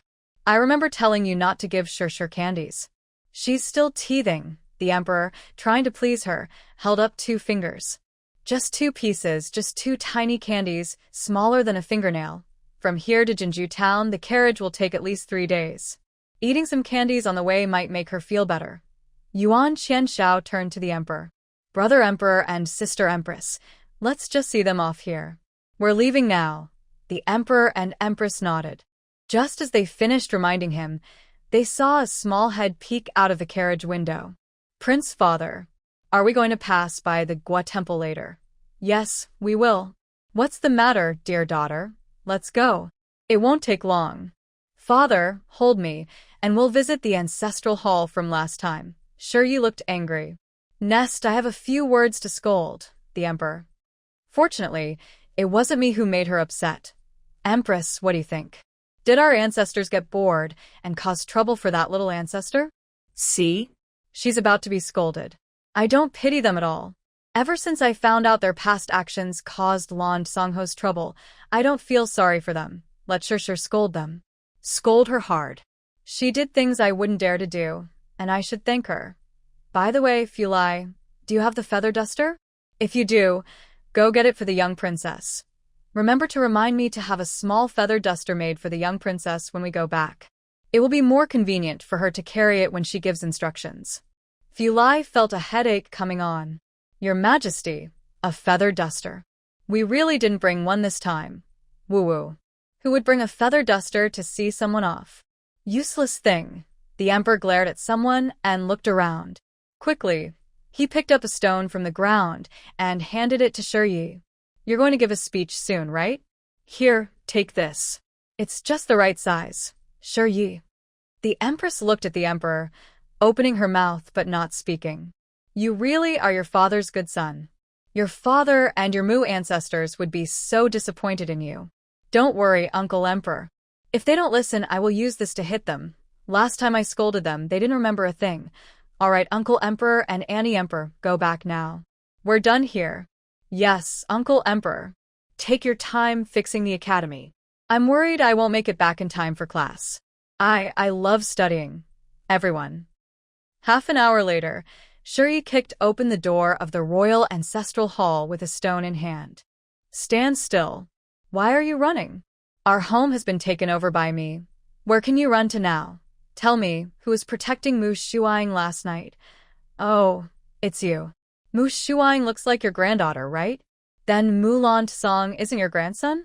Why don't you let Mu Shuang be a cripple or mute? I told you to protect Mu Shuang. I will smash you. The stone flew out of Shi Ye's hand so fast that Yuan Qianshao couldn't even stop it. He could only watch helplessly as one of the plaques on the altar was knocked to the ground. Listen up, have you learned your lesson? If I find out again that you're protecting that troublemaker, I will burn that broken plaque of yours. All right, I get it. Oh, and that stone, your son gave it to me himself. Enjoy yourself secretly. Even if you're not much, you have a good throw. Yuan Qianshao. Oh, little lady, the Emperor is probably going to be tricked to death by you. That night, the Mu ancestors tried to visit the Emperor in a dream, but unfortunately, the Emperor was too busy to sleep. He kept knocking over and setting up the ancestral tablet, tossing it all night. Master Jingxin went ahead to Jinju town to save his master. Meanwhile, Shi, being too small for the carriage, couldn't travel fast and had to go slowly. On the way, Yuan Qianshao worried that Shi would get bored, so he made a grasshopper for her to play with. Shi had never seen one before and showed it off everywhere. Nyang Nyang, look. This is the loach daddy made for me. Little princess, this is a grasshopper. Oh, yes, it looks like a grasshopper. Soon after.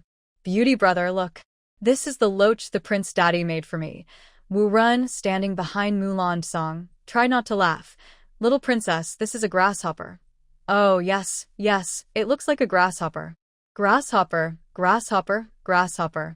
Okay, I remember now. Look, Nyang Nyang, this is a frog daddy made for me. Isn't it fun, everyone? During a rest break, Yi Qingshu called Shi over and took out a small red whip, handing it to her. Sure, over these days on the road, Mother will teach you some simple whip techniques. If something happens, even if you can't defend yourself, you can at least scare people. Shi happily examined the small red whip. Cool. It looks so nice, but it's a little heavy. Maybe I should learn swordsmanship instead. That soft sword I pulled out during the fight last time. So impressive, so good, it looks so light. Shi, holding Yi Qingshu's leg, started to act spoiled. Nyang Nyang, that soft sword of yours, can I have a look? Just a look, okay. Yi Qingshu's eyes flashed with a sly smile. She drew the soft sword from her waist and handed it over. This is what you wanted. Be careful with it. Shi excitedly reached out her hand, but the moment Yi Qingshu loosened her grip, she plopped onto the ground, and the soft sword clattered to the side. That. Nyang Nyang, I suddenly think the whip is better than the soft sword. I want to learn the whip. That soft sword, I'll return it to Nyang Nyang. Sorry for the trouble, Nyang Nyang. Can you pick it up for me? I want to get to know the whip better. Shi carried the whip to a nearby tree and muttered to herself, thinking no one was listening. But everyone around was skilled in martial arts and internal energy, so they heard her clearly. Shrimp? I thought the soft sword would be lighter, but I almost accidentally hit my noble lady. Really mean. If you had told me the soft sword was so heavy earlier, I wouldn't have taken it. Years of losing. Losing in front of so many silver coins. Even the handsome brother is laughing at me. Just a year of age, can I save some face and lose a little less? This year of mine. I've lost so much. On the first night, a group of people stayed outside the city. Shuri was very excited because he had never stayed outside before. Xia Yan, who had stayed at Ye's house for a while, was familiar with everyone. He thought he was an honest kid, but after losing the pressure from the great scholar Xia, he turned out to be a little troublemaker. Xia Yan, come quickly. Grandpa said you should practice martial arts with me. If you do it like this, you'll be able to use it better in the future. Maybe I can save you if you're in trouble. Yi Qing-shu finished eating with the two little ones and started teaching basic skills. Haha, horse stance. Cool, can I not do this? I'm not refusing. I just want to wait until handsome brother is ready, then I'll do it with him. Cool, let's learn to use a whip. Is that okay? Dad teaches Xia Yan and brother Ba sword skills. Cool will teach me to use a whip. Not long after. Ugh. Cool, help. Prince and father, help. Hold on. I need to use it now. Ugh. What is this? Not on the tree, but wrapped around my neck. My neck is so short, how can it wrap around? Little Red, I already talked to you about this. We're good friends, right? The second best in the world. Little Red, the small red whip Yi Qing-shu just gave her. Yi Qing-shu held back a laugh. Who is the number one in the world? Of course, it's handsome brother. Oh, right. Handsome brother sat in the carriage all day, and I haven't even let him hold me. What's wrong? Cool, the steps are the same as a horse. We'll practice again tomorrow. Shuri turned and ran straight into Mulan Song's arms. The chubby little person almost knocked over the wheelchair.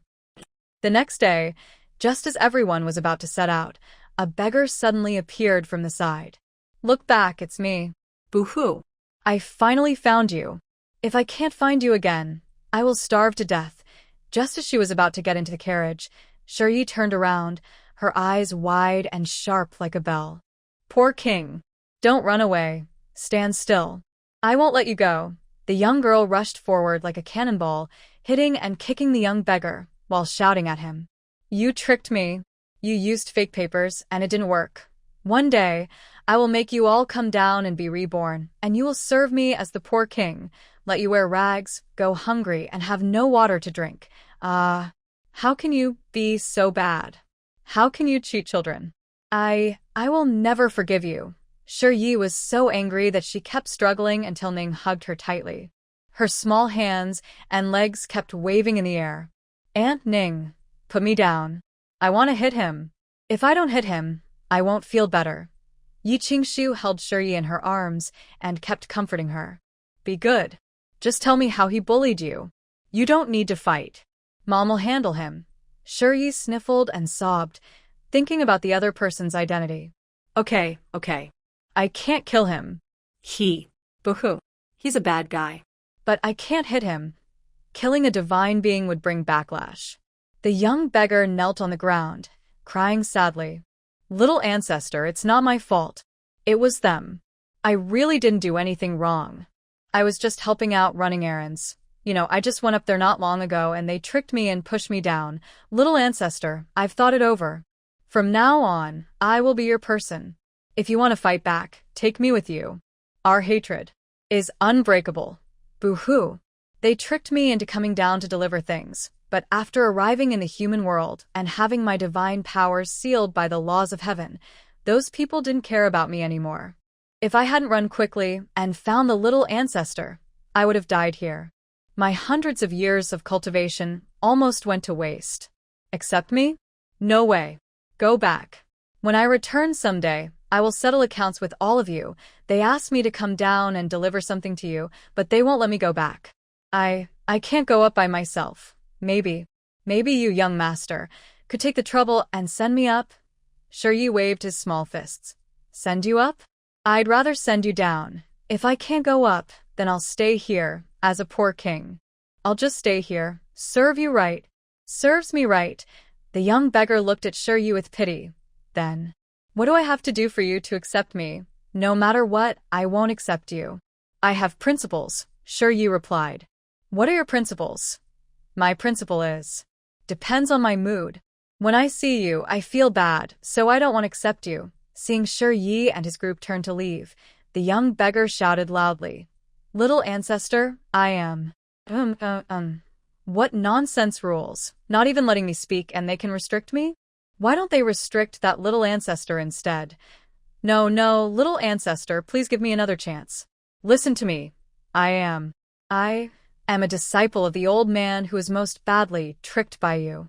You asked me to stay with you. I can treat illnesses and make pills. I often like to go to the hidden, the place where you read books. I've read many books.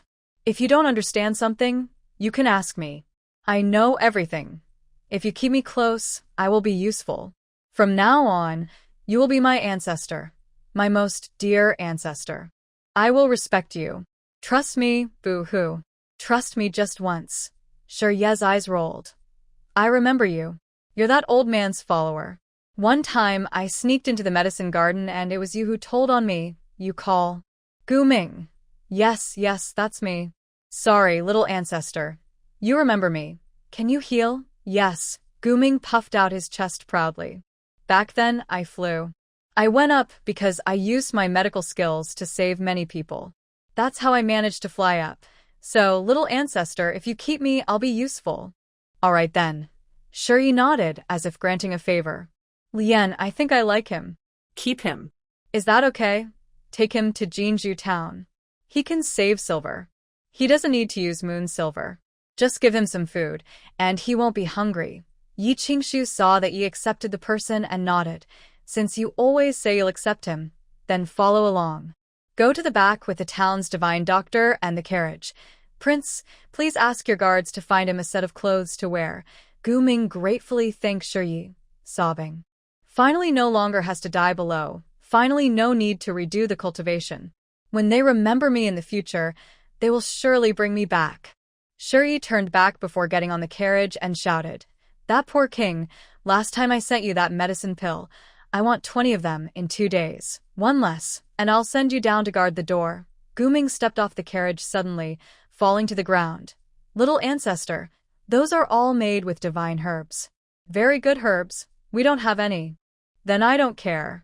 The next carriage is full of medicinal materials.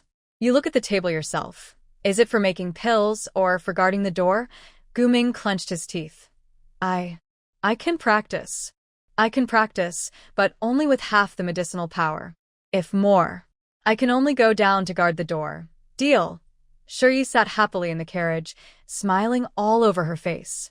Stealing that old man's disciple to refine pills felt really good. 2 days later, they finally arrived at the city gate of Jinju town. Yuan Qianshao looked at the tightly closed city gate and frowned. Is the city sealed? He hadn't received any news about a city lockdown on the way here. Moreover, his message to Jing Xian via pigeon was also silent, with no response at all. Gu Ming saw the carriage stop and came down with dark circles under his eyes. Little ancestor, here are the 20 you asked for. Count them, not a single one missing. Sure Yi glared at him fiercely. You. The first day you met me? I don't know how to count. Ning Xiao saw the pill bottle handed over, trying hard to hold back his laughter as he finished counting. Young princess, it's indeed 20 pills, not a single one missing. Sure Yi hummed and waved her hand as a blessing. All right, poor king, you go back and rest for a day. Tomorrow I will arrange another task for you. While speaking, he poured the pills from the bottle. Here, take one, your highness, father, take one, Aunt Ning, take one. Summer auntie, you also take one. The rest will be shared with the other silver-haired ones. Don't forget the handsome brother, too. This one isn't as good as the one given to Lady Ho, so it won't cause heat. Gu Ming? He had stayed up all night and day to refine the pills. And now this little ancestor was giving him these health-boosting candies to eat? He was angry but dared not speak. It was okay. From the moment he decided to come find this little ancestor, he had prepared himself. Staying close to this little one, there was no obstacle he couldn't overcome. Only endless challenges. As long as he didn't die, and wasn't forced to restart cultivation. Everything else could be negotiated. When he looked up suddenly, he was startled and took a step back. Ah, Little ancestor, please don't tell me we're going into the city. Yeah, we're at the city gate. If we don't go in, why are we here? I think you're a bit silly. Guming pointed at the city gate, his face turning green. My little ancestor, I can't go up there, but I'm not just an ordinary mortal. Look back, do you think this is a place you can just walk into? Shuri turned his head and blinked. What's wrong with going in? Just open the door and walk in. Oh, I'm so nervous. I mean the black fog covering the top. Didn't you see it? I saw it, but what does that have to do with whether we can go in or not? Are you scared? Shuri looked at the trembling person and chuckled. Being scared doesn't help. Since the day you followed me, I decide everything. Even if your master comes to find you, as long as I don't give you silver, you'll never go back. Is it so easy to be my servant? Is that so good, Gu Ming? Did he choose the wrong path? Is it too late to regret now? Maybe being a poor king isn't so bad. At most, he'd be hungry and shameless for a few more days, but that wouldn't kill him. Dad, knock on the door. Let's go in. And, oh, are you sure all the candies I let Aunt Ning share last night are gone? Yuan Qianxiao nodded. They all ate them. Dad watched them eat it himself. No one was left out. Gu Ming pointed at himself. Little ancestor. What about me? Why didn't I get any? Clay doesn't make itself. You need to practice it yourself. Don't waste my supplies, I don't have many. Gu Ming's mouth kept twitching. You don't have many supplies? When you arrived, you almost took all the immortal pills from Yuan Shang Donjuan's entire pill room. You don't have many? You have more pills in your pocket than in the entire fairy world. Yuan Qianxiao sent someone to call the door. After a long time, a guard opened it. When they heard the King of War was here, they were so happy, they almost cried. Great! The King of War is here. The King of War has really come. Quickly, go tell the master to open the city gates. The carriage convoy slowly entered the town. Everyone looked at the deserted streets and collapsed houses, feeling a bad premonition. What's going on? Yuan Qianxiao protected Yi Qingshu and Shuri's carriages, walking with a young guard. Your Highness, a few days ago, there was an earthquake in Jinju town. Many villagers were hit by collapsing houses. Some died, some were injured. We worked overnight to handle it, but the next day, we found something strange. Jinju town is on the way to the imperial capital. It's busy, and when the disaster happened, Lord Fong immediately ordered everyone to gather the injured for treatment. He also had the dead bodies moved to a single place to prevent disease. But the pile of bodies is getting smaller. Gradually, people noticed that those who had no breath left and were carried away actually came back. They were unharmed and looked just like normal people. Lord Fong wanted to gather all those people first, then wait for officials from the imperial capital to investigate. But the villagers were so happy about their loved ones coming back to life that no one wanted to hand them over.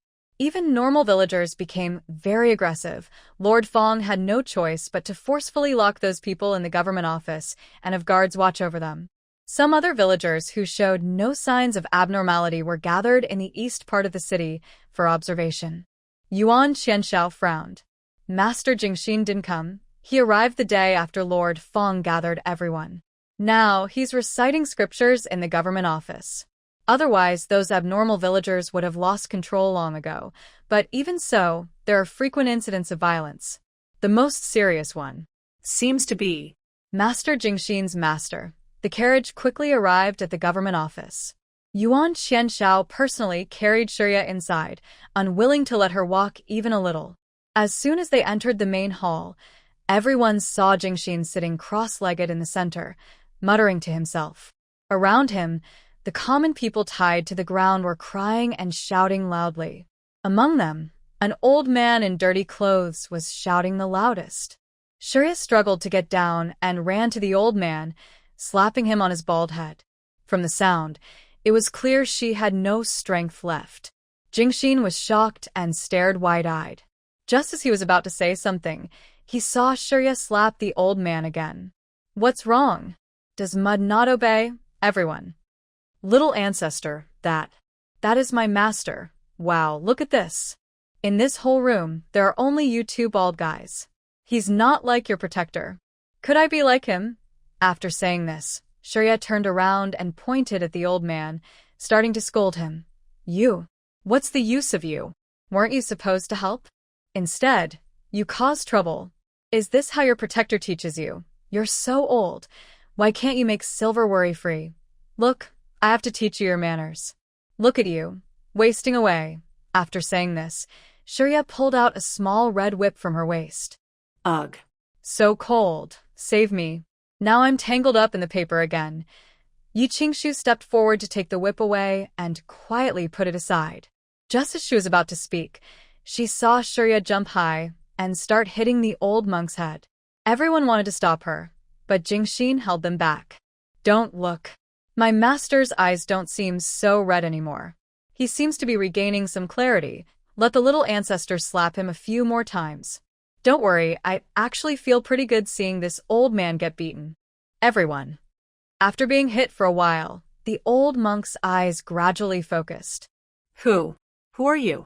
Little kid, how dare you hit the old monk? Smack, like mud ancestors, I hit just like mud. Useless old guy, I'm tired of you. Brother, my hand hurts. Sure, you was born and raised naturally. If we consider seniority, calling him an ancestor isn't wrong. Mulan Song held Shurya's small, red hand with great care, blowing on it. His gaze at the old monk seemed to carry a hint of anger. Jingxin? Why are you here? Who hurt you like this? Jingxin rolled her eyes and said impatiently, with my cultivation level, besides you. Who else could it be? The little ancestor is right. You're just here to cause trouble. Tell me, aren't you going to see your old childhood sweetheart? Why are you in Jinju Town? Is your old sweetheart here? The old monk's face turned red. And no, don't talk nonsense. I didn't go looking for that old childhood sweetheart. She's just my former neighbor. She passed away 3 months ago. I was originally nearby. When I heard Jinju Town was severely affected, I wanted to help. I didn't expect there to be monsters here and I was caught off guard. Did you save the master? Jingxin pouted. Me? I don't have that ability. Look over there, that little ancestor saved you. She's Princess Yuan, appointed by the emperor, daughter of the battle king. The old monk coughed lightly, able to put down his pride. Poverty-stricken monk, a Kong. Thanks to the young princess for saving my life. Sure, Yi waved his small hand. No need to thank me. I just did what I should. I saved you so you could save the common people and eliminate evil spirits. Otherwise, I would be at odds with all those bald monks in the world. Sure, you really disliked bald men. They were slow, nagging, and stingy. Guming came from the Immortal Realm, knowing about Shurya's conflicts with the Buddhist world. He silently turned away, afraid to speak. The Buddhist world always considered itself noble, pretending to save all beings. Not only Shuryi, but even he felt uncomfortable looking at those old Buddhist monks. But the little ancestor's conflicts with the Buddhist world didn't seem to be directed at her. Initially, this little ancestor secretly went out to play with the Emperor Lord. She was focused on pouring hot water into an ant hole in the bamboo forest, sticking out her little bottom and kneeling on the ground. A passing old monk from the Buddhist sect saw her. The old monk scolded her, his hair standing up in anger. Later, the Buddhist elders came to the Emperor Lord to settle the matter. Without hesitation, the Emperor Lord recreated the scene. At that time, the old monk saw her and accused her of not respecting life, claiming all beings are equal and that she was too young to have kindness. The young girl initially ignored him and was only playing with the ants. It wasn't until the old monk snatched her small water kettle filled with hot water that she finally lost her temper. Hey, did you step on the ants while walking here? Hey, did you eat rice? All beings are equal. Do you think the rice you eat has life? If rice is life, how does it grow? Why didn't I see you starving the ants to protect all beings? Are you using that basin and paper to beg for food? My rice is earned by my own effort. Why should I give it to you for free? Why are you so shameless? Don't you work to earn your food? You can't even manage your own basin and paper and you want to boss me around. You're even stealing my water kettle? You're just begging for food. After saying this, Yi snatched the small water kettle and poured all the hot water into the ant-hole. Then she leisurely walked away with her hands behind her back. Left alone, the old monk stood there, confused and overwhelmed by the wind. The Emperor Lord protected his child. After the other celestial beings and several Buddhist elders watched, he softly hummed, "Do you all think I said anything wrong? Well, even if I did, we won't change. If the elders have nothing to do, you can go back now. After all, in our heavenly realm, there are no free meals or free vegetarian dishes." Seeing the Emperor Lord carry away the girl who was making faces, the Buddhist elders looked on with surprise. If they weren't practitioners, they might have started scolding. The monk, I am begging for alms, not asking for food. Yes, yes, please go ahead. I have been practicing for so long. I have already abstained from food. Begging for alms that's practicing. Understood, understood. Be careful where you step. The monk was worried that the young girl might grow up to be wayward, so he kindly advised her.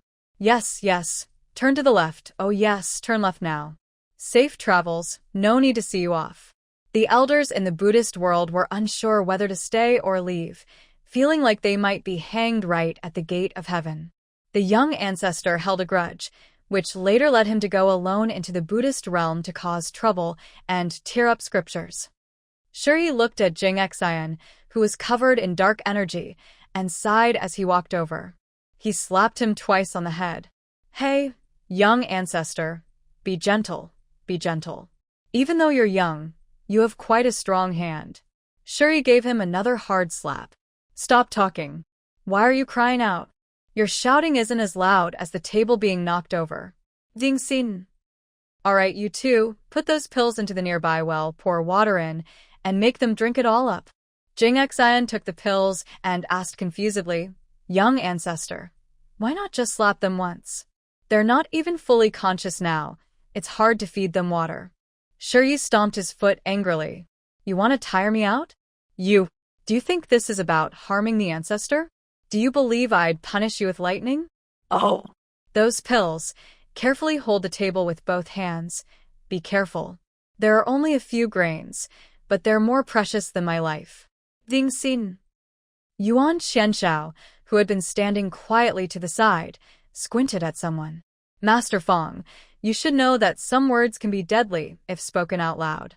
Fong Yiheng, who had been an official in Jinzhou town for many years, naturally understood what Yuan Xianshao meant. Don't worry, Your Highness.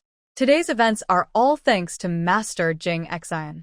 He saved the people of Jinzhou town. Your Highness, the government office is almost collapsed. Only a few rooms remain for people to stay. If you don't mind, you can stay at my official residence. When the group arrived at Fong's house, Shi, who had been sleeping, suddenly opened his eyes sharply. Master Fong. Young lady, I am here. Did that bald man come to visit our house? Even I haven't returned to the residence for several days. Shuri glanced at him with a look of slight disdain. Oh, I see. This princess wants her real wife to serve her today. Is that okay? Master Fong looked a bit uncomfortable. Replying to the young princess, my wife isn't feeling well. Perhaps my cousin can serve you instead. She also lives in the house. Shuri snorted softly. Then let my real wife and cousin come together. The prince's father brought a famous doctor this time, and I also found a poor but capable healer along the way, just right for my real wife to see. Guming, yes, yes, I am that little ancestor, a poor king who learned to heal along the way. Woo-woo. Before ascending, I was at least a divine doctor, accumulating merit by saving many lives.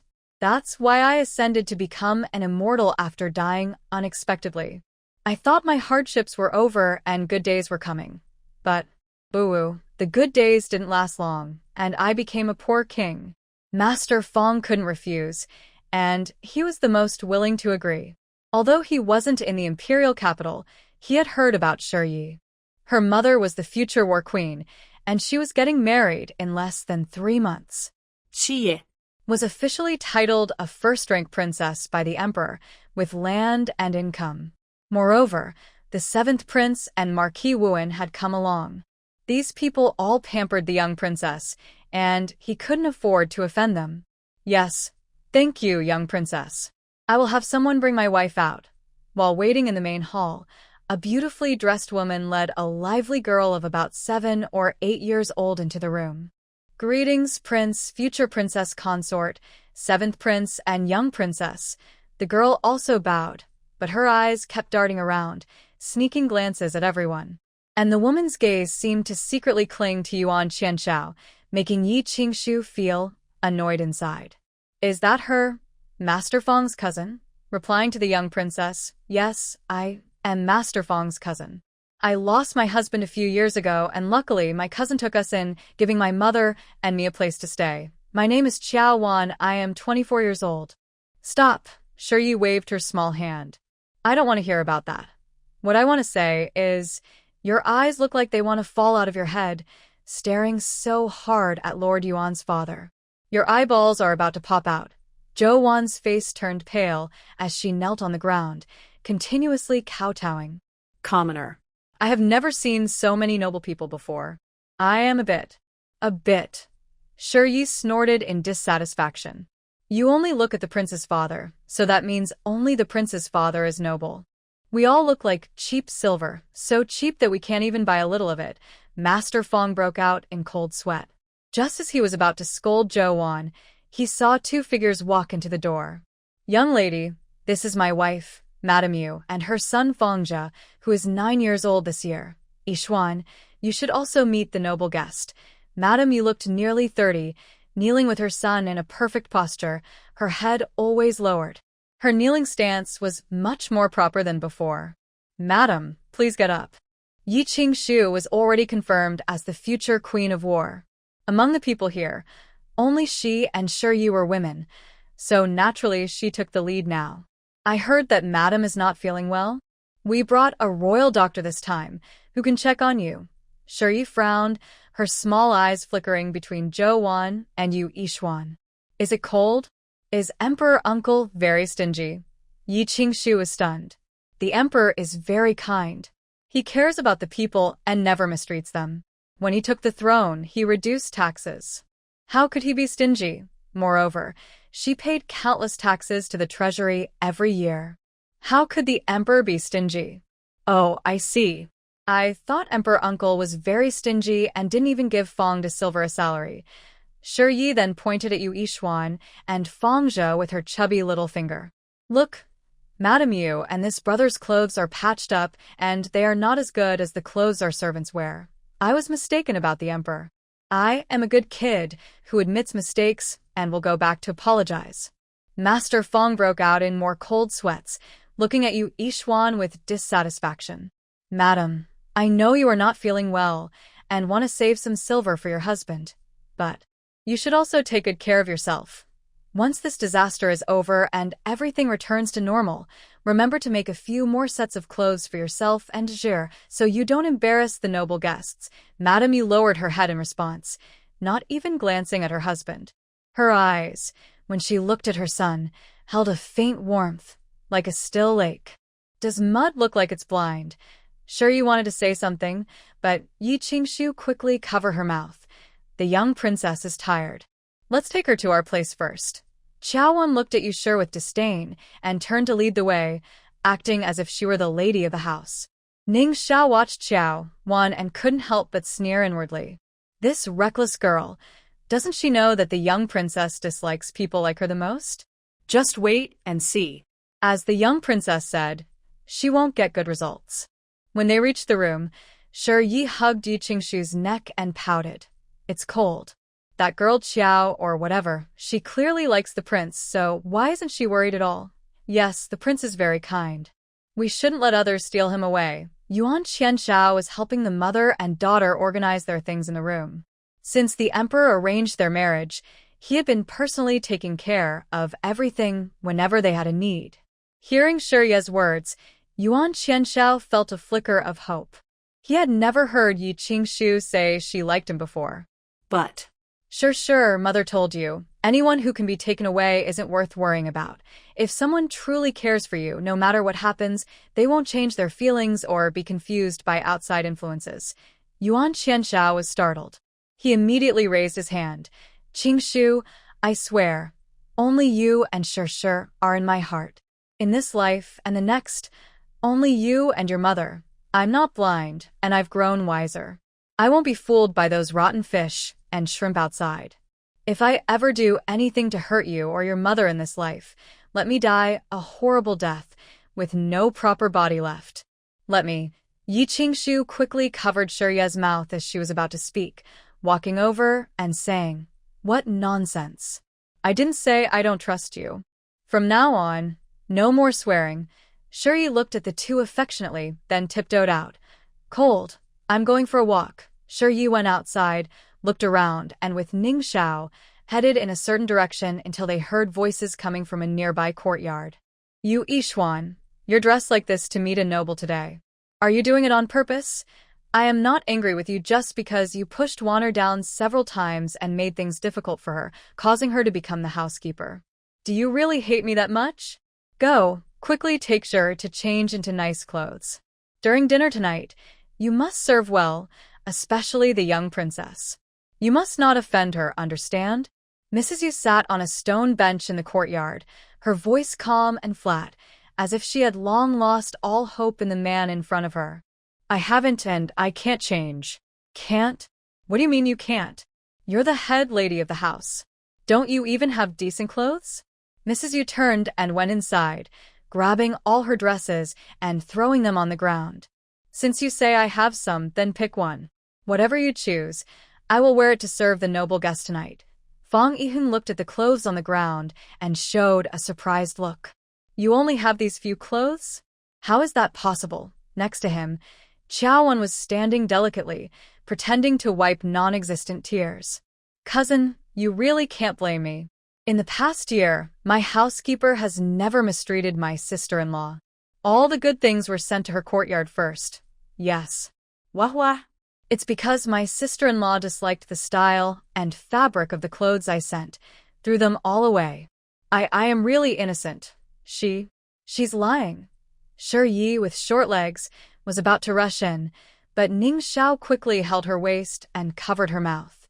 "Young princess, little lady, little ancestor, the lady told us before leaving that it's better to avoid trouble. Be good and listen. This is their family matter, we shouldn't interfere. Listen, that Xiao girl doesn't seem to be a good person. We have plenty of chances to deal with her later. Just wait a bit longer." Shuri stomped her little feet. Just as she was being carried halfway, she saw Fangja standing under a tree, lost in thought. "What's wrong with you?" Fangja turned and saw Shuri. He hurriedly knelt down. "Your Highness, I have seen the young princess." "Greetings." Shuri helped him up and asked again, "What's wrong? Why are you standing here?" And holding a rope, like you're about to hang yourself. Fangja lowered his head, hiding the rope behind his back. I didn't mean to. You just want to hang yourself, right?" When Fangja heard Shurya speak, his eyes turned red. Maybe because he saw Shurya just now defending his mother, he lowered his head and whispered, "If it weren't for me, my mother could have left the Fang family and gone to live the life she wanted. Now my mother stays here because of me. I am just a burden." Shurya crossed his arms, full of righteous anger, and said, "Don't talk nonsense. You are not a burden. If you use your strength, do you think your mother would still be alive? Your father is just like that broken father of mine. Neither of them are good people. Even if they are deceived, they are still not good. And that Xiao family woman.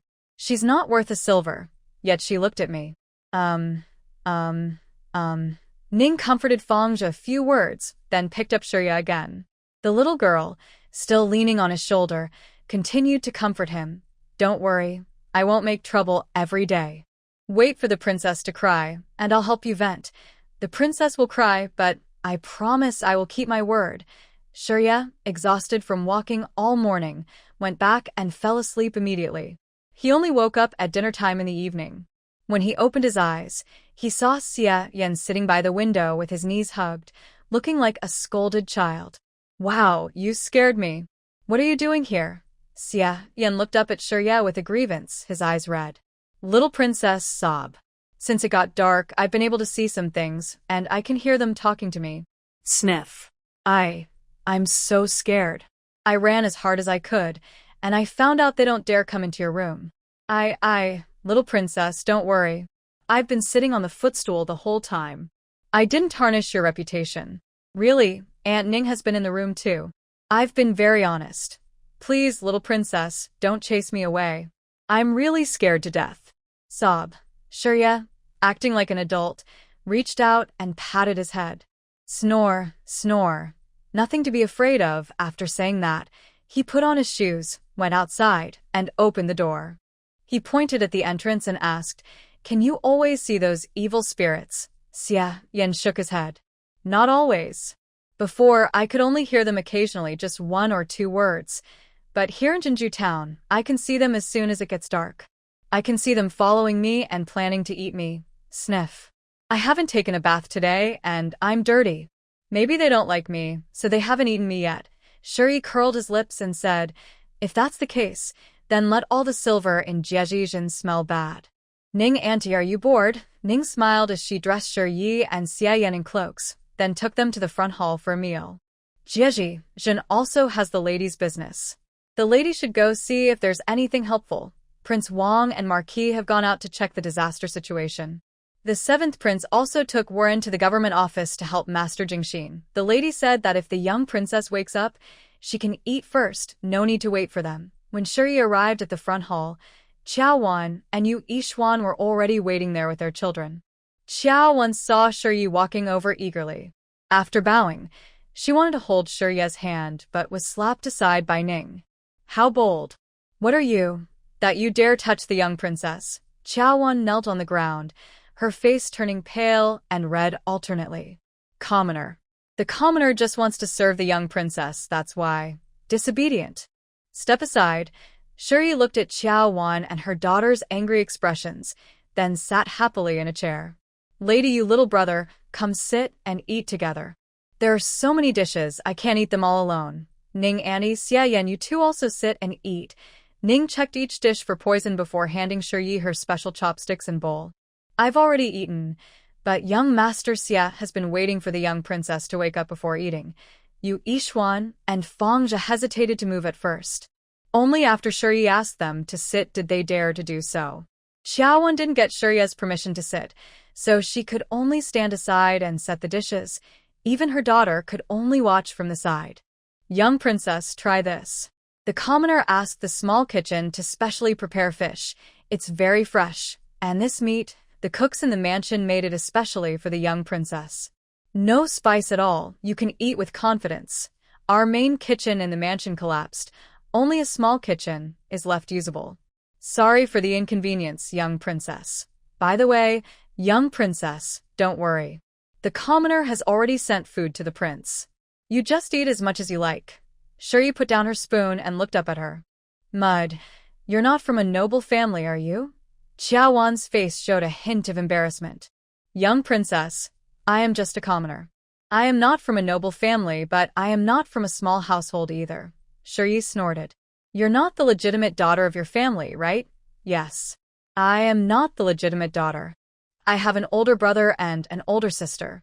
From what I remember, you said before that you were lucky your cousin took you in, or you might have ended up on the streets. If that's the case. They don't acknowledge you, do they? Qiao Wan's handkerchief was almost crumpled in her hand. Before she could answer, Shuri continued, You are a concubine's daughter, right? Qiao Wan clenched her teeth and whispered softly, Yes, young princess. I am indeed a daughter of a concubine. Shuri happily looked at Ning and said, Aunt Ning, see? I knew I was right. Am I smart? Ning smiled. You didn't have to guess. Just from the first time you saw her, you could tell. Yes, the young princess is the smartest. Satisfied with the answer, Shuri turned to look at Qiao Wan again. What do you think about how I see you? Then she pointed to 2 people sitting nearby. They haven't spoken a word since the meal started. Madam Yu and the young man haven't said anything. You, like a buzzing mosquito, keep making noise. It's so annoying. During the meal, the bowls and chopsticks shouldn't clatter. They didn't make a sound, but you, when serving dishes, almost broke the plates. When I put down my spoon, I put down my bowls and chopsticks. You, on the other hand, keep talking and don't understand proper manners.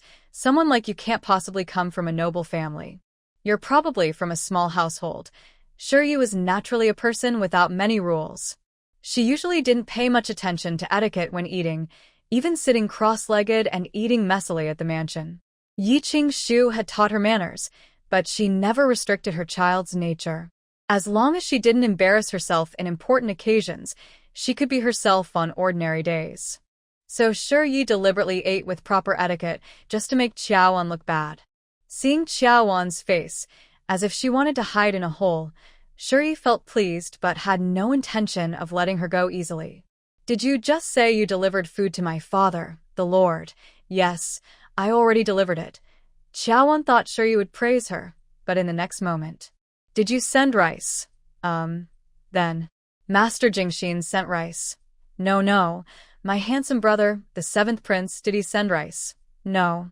Not that either. Shiryu suddenly slapped the table and stood up from his chair. Come here, explain to me why others only sent rice to the prince's father. Why do you care so much? Qiaowan knelt on the ground. She didn't expect that such a small person like Shiryu could think of so many things. She indeed overlooked this matter. She was too eager to show off in front of the prince, forgetting there were others. Yu Yixuan saw this and quickly knelt down as well. Please, young princess, don't be angry. The prince, the future princess, Master Jingxin, the 7th prince, the marquis, and the lady have already sent people with food. No one will be left out. Shiryu looked at Yu Yixuan with a stern face. I didn't ask you, so why are you talking? Ning Auntie, deliver my order. The Qiao family has bad intentions. Take her out and slap her 30 times. As for you, take her back to listen to the punishment. Ning smiled and nodded. She called the guards to drag Qiaowan outside to be slapped.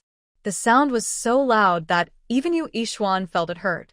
After leaving the hall, Shiryu suddenly relaxed his aura and reached out to hug Ning Xiao. Oh, I was sitting so straight just now. I feel tired. I'm full now. Madam Yu, do you have pig's trotters or chicken legs? Send some to my room later. As for now, I want to go see a show. Yu Yixuan asked Fangzhe to go back first, then followed Shiryu to the corridor leading to the backyard. Soon, they saw Qiao's mother and daughter being supported by their close maidservant, walking over. Mother, does it hurt? That princess is really hateful. How could she let someone hit you? When I become a princess in the future, I will make her pay. The maid supporting Qiao's mother looked around and whispered, Madam, maybe you shouldn't provoke that young princess. I think she's small, but she's not someone to mess with. Qiaowan's face was no longer timid like before. Instead, it was full of jealousy and cruelty. I've already found out everything. That foolish girl only became a princess because she has a mother who knows how to attract people.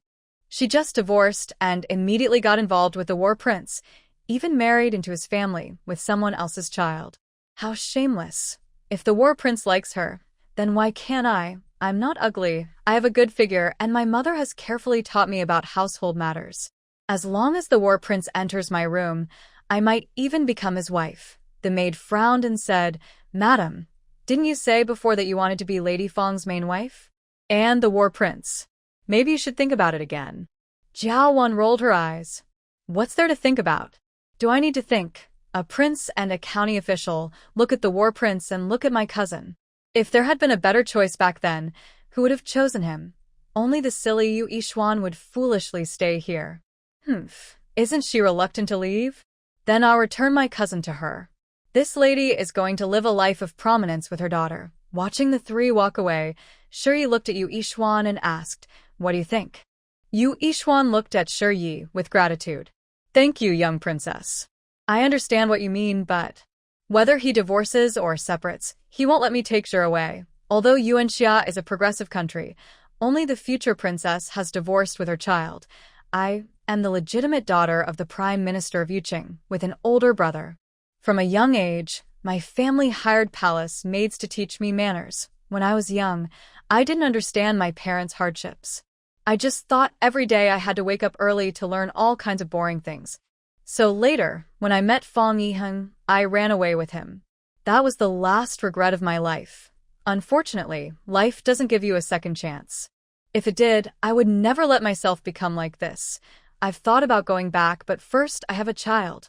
And second, I have no face to go back. I can't bring shame to my family or ruin their reputation. Shuyi suddenly found a piece of candy, quickly popped it into his mouth before Ning Xiao could react. Madam, don't worry. Yu Yixuan, just wait a little longer.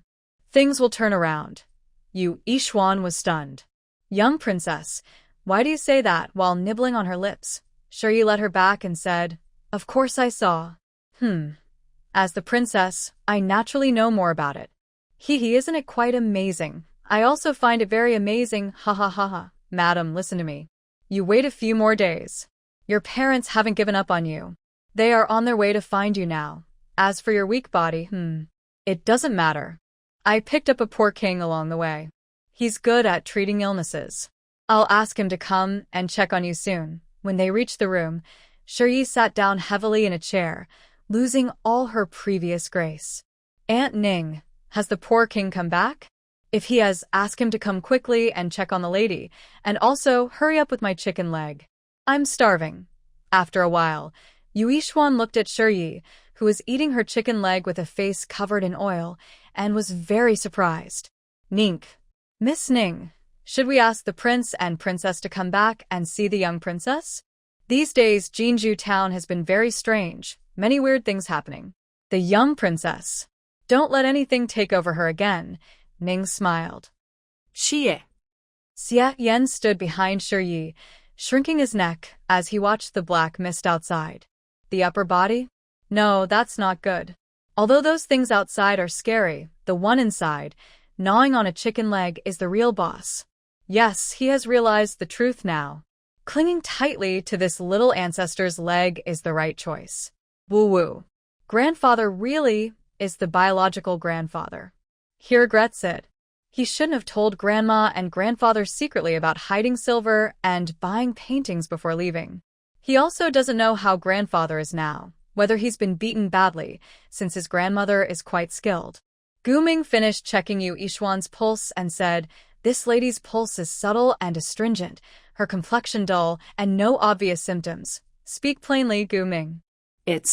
This lady seems to have long-term chronic poisoning symptoms, which have lasted quite a while. We need to carefully investigate the source of the poison. Also, her pulse shows signs of both qi and blood deficiency, so she needs to be treated to restore her energy and blood. When Yu Yixuan heard Shuyi say her parents were looking for her, she felt hope rising again. She feels sorry for her parents and wants to make up for it. Excuse me, divine doctor, can this poison still be cured? Gu Ming pretended to be profound. Well, I think he can solve it. Mother and father probably will arrive here in 2 days. Within those 2 days, he can make a pill to detoxify you, no need for silver notes. Gu Ming? His act of pretending to be deep was just to ask for more consultation fees, but in the end, there was no fee, and he still had to prepare the pills himself? Little princess, I haven't finished speaking. I don't want you to think, I want me to think. Just say it, can you do that? Thinking of Yi Wei threatening him. Woo-woo, she has always been a person who keeps her promises and follows through. In this vast world, who wouldn't be afraid of this young lady? Admitting defeat is not shameful. Young ancestor, you are very right. I will go back now to refine the pills and guarantee to cure this lady's poison within 2 days. And the consultation fee. Guming felt heartache and pain everywhere. The consultation fee will naturally be waived. I will go back to prepare now, and by tomorrow night at the latest, I will have someone deliver the pills to the lady. Woo-woo. Why did I ascend in the first place? If I hadn't ascended, would he have been able to reincarnate after death? Would I have met this young lady ancestor? Guming doesn't know now. Being by Yishu's side is all fate. No matter if he ascends or not, one day he will return to Yishu to serve him faithfully. Yu Yixuan stood up and knelt on the ground. Your servant. Thank you, young lady. I have realized now that I cannot live like this anymore. She looked firmly at Yishu. I want to go all out with him, Fang Yiheng, and part ways with Zhe. Yishu nodded as a noble person. If you ignore the face covered in oil stains and the small feet happily lifted in joy, it really looks like that. Madam, don't worry. This princess will help you with this. Kill all. Kill all the unfaithful people in the world. Guming watched the little one keep hiccuping, helplessly reaching out and secretly handing a red pill to Ning Xiao. Give this to the young ancestor before sleep. She ate 3 chicken legs and 2 pig's trotters just now. She might have indigestion tonight. I'll be leaving now. I'm going back to refine pills. Guming walked while silently complaining, I don't know why this little ancestor has such a big appetite. In the past, he ate whole trees of divine fruit and displayed meat in big plates. Yuan Shang Danjun often ran to the emperor's palace, making dozens of bottles of digestion pills. Thinking about his future fate, Gu Ming silently shed many bitter tears. He regrets it so much. The little ancestor he once tried to hide from has now become his main source of income. These days, he was tortured so much that he almost died at the door, which shows he's quite strong inside. The next day, after Shiyi woke up, she looked down at her round belly. Well, that poor king's digestion pills are actually pretty good. Aunt Ning, tell him to make a few dozen bottles. This way, her savings in her purse can be saved. Huh? Xia Yan, I was sleeping on the bed last night, and I could still see you. Xia Yan had dark circles under his eyes. Yes, little princess. I could see and hear everything until the sun rose, then those things disappeared. Shiyi raised an eyebrow. Really? No problem, no problem. Tonight, I'll take you to scare those things that bother you. Actually, you don't need to be afraid. I already gave all the silver to the old con artist's pills. They can't bother you. The only difference is you can see those things but other silvers can't. Ah, little one, you're quite brave. Ning Xiao tried not to laugh. The little princess still called someone a little one, but she was half a year younger than her. Did the cool prince and the king go out again? Haven't they finished their work? Ning Xiao had someone bring food to serve her. Yes, little princess. The lady returned last night, but left again early this morning. As for the prince, the marquis, and the 7th prince Jingxingdashi, they haven't come back all night. I heard there might be some trouble at the government office. Shiyi quickly finished her meal and wiped her mouth. Let's go check it out. They haven't come back all night. Don't tire out my handsome brother. Today, he still has to carry me. I guess I can't rely on the bald paper. Bald paper, isn't that a good thing? Ning Xiao. After a day, under the leadership of Yuan Qianshao and Marquis Wuan, the villagers and soldiers began to clean the streets and repair the houses in an orderly way. However, Jinju town is quite large, so this work won't be finished in just a few days. Shiyi took Ning Xiao to the government office, guided by Feng Zhe.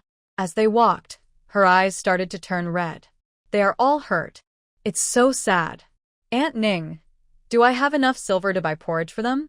Also, Uncle Huang said he gave me a fief. Does the fief have silver? Can I use it to buy porridge? Winter is so cold, and it's still snowing. Can we make some cotton clothes for them? Look, their hands are red from the cold. Ning Xiao picked up Shiyi. Little princess, don't worry. Madam has been busy with this these days. She has already arranged for nearby shops that weren't badly affected to send rice and cotton clothes. They should arrive by tomorrow morning at the latest, and it's all in the name of the little princess. Shiyi waved her hand. Okay, how can I let Liang have a big silver note? I also have silver notes. The moon silver can be used for 3 months. No, 2 or 3 months. The food in the fief can also be used for Liang, and I'll give it all out together. Nink, you're twisting and turning. What about me? I'll fight with Ning. The little girl suddenly slipped down Ning Zhao's body and dashed like a small cannonball straight at the person standing behind Mulan Song. Oh no, whose little brat? I see the little princess. Greetings to the little princess. Shiyi didn't answer and instead crashed into someone standing behind Mulan Song. Unlike before, when she bumped into Qiao Wan's leg, this time she directly knocked the girl standing beside Mulan Song flying. Her speed was so fast that no one could stop her in time. After all, who would think this little ancestor would use her head to bump people? This collision made Qiao Wan's daughter, Chengwei, cry immediately. Qiao Wan hurriedly picked her up and comforted her tenderly. Nink, what are you looking at? You're so close to my royal father. Are you trying to be my little wife? Also, this girl, she's so small but quite clever. She's so young but acts like Shiryen. She sees a prince and rushes over, afraid she won't become a princess consort. The young princess told everyone, Lord, the prince, looks very handsome, and my handsome brother, he looks just as good. If you all come closer again, I will send you all away. Jo-won saw that her feelings were exposed, and her face turned red and white. Young princess, you misunderstood. I am here to visit my cousin, as my sister-in-law asked me to. As for where, she just wanted to give the seventh prince a blanket to cover his legs, nothing more. Warren stepped forward, pointing at a blanket on the ground, trying to clear things up for her master. Young princess, my master didn't do anything. He didn't even touch her, and his servant threw him out. Don't worry. As long as I have my people, no one can get close to the seventh prince. Yi was sitting on Mulan Song's lap, rubbing her forehead, but her mouth kept talking. Wu Yin, you are very good. I remember you. She reached into her small bag and took out a tiny dagger about the size of a thumb and handed it over. Here, find a string to hang around your neck. In the future, it might save your life. Wu Run, standing beside Mulan Song, knew that Yi was different. When she said that small dagger could save her life, it definitely meant it could save his too. Seeing her nod, Wu Ren carefully knelt down and took the dagger with both hands. Thank you, young princess. I will wear it every day and never take it off. Yi looked at Jo-won again. Didn't you come to see your cousin? Where is he? My cousin. He went out. He's not here right now. Yi was so angry she laughed. I am not a fool. Your cousin left early this morning to pick up grains sent by the emperor. He's not at the government office. Didn't you ask the butler when you went out? Are you pretending to be clueless? Yuan Qianshao had been busy helping the villagers fetch water and didn't notice Jo-won arriving. He only turned around when he heard the girl's voice. Sure. Dad promised he didn't say a word to her, didn't even look at her. When you go back, don't tell your mother anything. After saying that, he crouched beside Yi and secretly handed her a small piece of candy. I trust the prince and my father. Sure. You are so kind and always thinking about your cousin. Why don't you go to the city gate and see your cousin? Why are you standing here doing nothing? Waiting to become a princess? Former Prince Qianshao, having fought in the court for many years, could easily see through Lady Qiao's true intentions. He hadn't dealt with her yet because, first, he truly had no time and didn't take her seriously. Second, she hadn't yet made her move openly. But since she had already upset his daughter, since Lord Feng's cousin cares so much about the people, help the soldiers unload the grain. When it's all done, we can go back. And you, your daughter, if you want to care, shouldn't just focus on the seventh prince. She's still young, but can do some helpful things. Bring her to the medical tent, have the imperial doctors grind the herbs into powder. Seeing the mother and daughter hesitantly walking toward the door, Yu was about to rush over, but Mulan Song gently held her back. Staring. Both of them, staring. I want to bump into them. Brother Yin, don't let her go. I want to bump into them. Mulan Song softly patted the little girl's back and signaled to the silent guard behind. You didn't see how the guard acted, only heard a gasp, and the mother and daughter tumbled down the stairs, rolling into a nearby snow pile. Serves them right. They deserve it. Yi finally let out a breath, peeled the candy wrapper quickly, and popped the candy into her mouth happily. Quickly, Prince, save me. I got bitten again, boo-hoo. Hurry, my flesh is almost being torn off. These people are so strong. Even more than yesterday. If they hadn't tied them up with ropes last night, they would have broken free long ago. Cough. Cough, cough. Wretch. Cough, cough. Wretch. Yu was so startled by Jingxin's scream that she choked on her candy and finally spat it out. Looking at the candy on the ground that hadn't yet turned sweet, the little girl felt like the sky was falling. Stupid paper. Why are you crying? I dropped my candy because of you. Sniff. Sniff. I've been strict lately. Do you know how hard it is for me to eat a piece of candy? Do you want to take my life? Why don't you bite me? Why don't you bite me? Jingxin skillfully bandaged her hand, tears almost to her eyes. Little ancestor, I didn't do it on purpose. These days have been so hard for me. So hard. Don't just blame me. Even the seventh prince almost got kicked.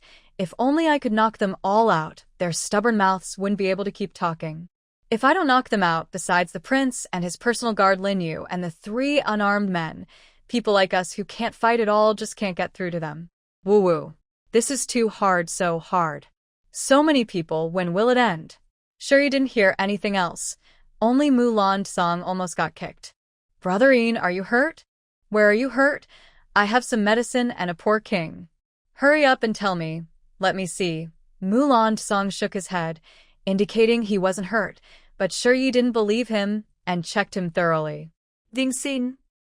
Little ancestor, the 7th prince isn't hurt, just a little close to being hurt. I am the one who got hurt. Maybe. You should check on me? Look at my arm. It's bitten so badly it's almost unrecognizable. Sure you still only heard half of it. Almost hurt? Even a little is not okay. After saying that, she angrily waved her hand at Yuan Qianshao. Dad, clear the room. Lin Yu saw his master nod and cleared out all the guards helping inside, while he closed the door and stood outside to guard. This was the little ancestor secret. It couldn't be known by too many people. As soon as the door was closed, Shuri stood in the middle of the hall with her hands on her hips, looking around as if she was a star, and a hint of killing intent appeared in her eyes. Everyone, shut up for me. As soon as she finished speaking, the restless, confused villagers suddenly quieted down, but their pupils still lacked focus. Shi ran quickly to a villager contaminated with evil energy, jumped up, and suddenly hit their knee. Nima. Aunt Ning, bring me a chair. Under Ning Zhao's protection, Shi stood on the chair and jumped again, fiercely hitting the person's head. All right, that should be enough. Me. Did I almost kick Brother Ian? Clap, clap, clap. I'll beat you. He doesn't talk much, so maybe he's an eye? Clap, clap, clap. Yes, he is an eye. After a few hits, Shuri looked at her red little hands, jumped off the chair, and rushed outside. Soon after, she came back holding a big stone. Today, I will fight with you all. Oh my goodness. Yuan Qianshao quickly went over, picked up the agitated Shurya, and placed her into Mulan Song's arms. Daddy's good girl. Yes, these common folks are just possessed by evil energy. They don't deserve to die, they really don't. Besides, Daddy is watching over us. Your handsome brother isn't hurt at all, not even a little. After Daddy finishes, I'll carry you to find Mom, okay? After saying this, she gave Mulan Song a quick look. Hurry up and soothe this upset little girl for me. Mulan Song looked down at Shurya, whose lips curled into a slight smile. You're the most beautiful. Suddenly, the large stone Shurya was holding dropped to the ground. Brother Marin, are you talking too much? If you say one more word, I'll listen. If you keep talking, then you and she are the best in the world. But this time, no matter how hard Mulan Song tried, he couldn't say anything. He had really hit a nerve. Wow. It's over. Brother Ian is not being nice to me anymore, right? Ugh. I don't want to live anymore. I don't want to live. Ning Xiao rubbed her forehead, thinking about what the little princess had learned from that old witch in the Shurja family. Wu Jin looked at his master, who was sweating from worry, and quickly crouched down to help soothe her. Little princess, my master isn't refusing to speak. Recently, he's been practicing talking, but he can only say one sentence now and then. He can't say more. Little princess, please wait a little longer. I believe it won't be long before the master can speak normally. Ugh ugh ugh. Stop crying.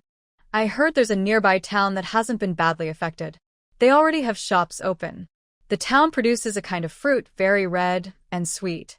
I'll send someone to buy some for you. Okay. Ugh ugh. Brother Marin, has the cake you brought from the imperial capital been finished?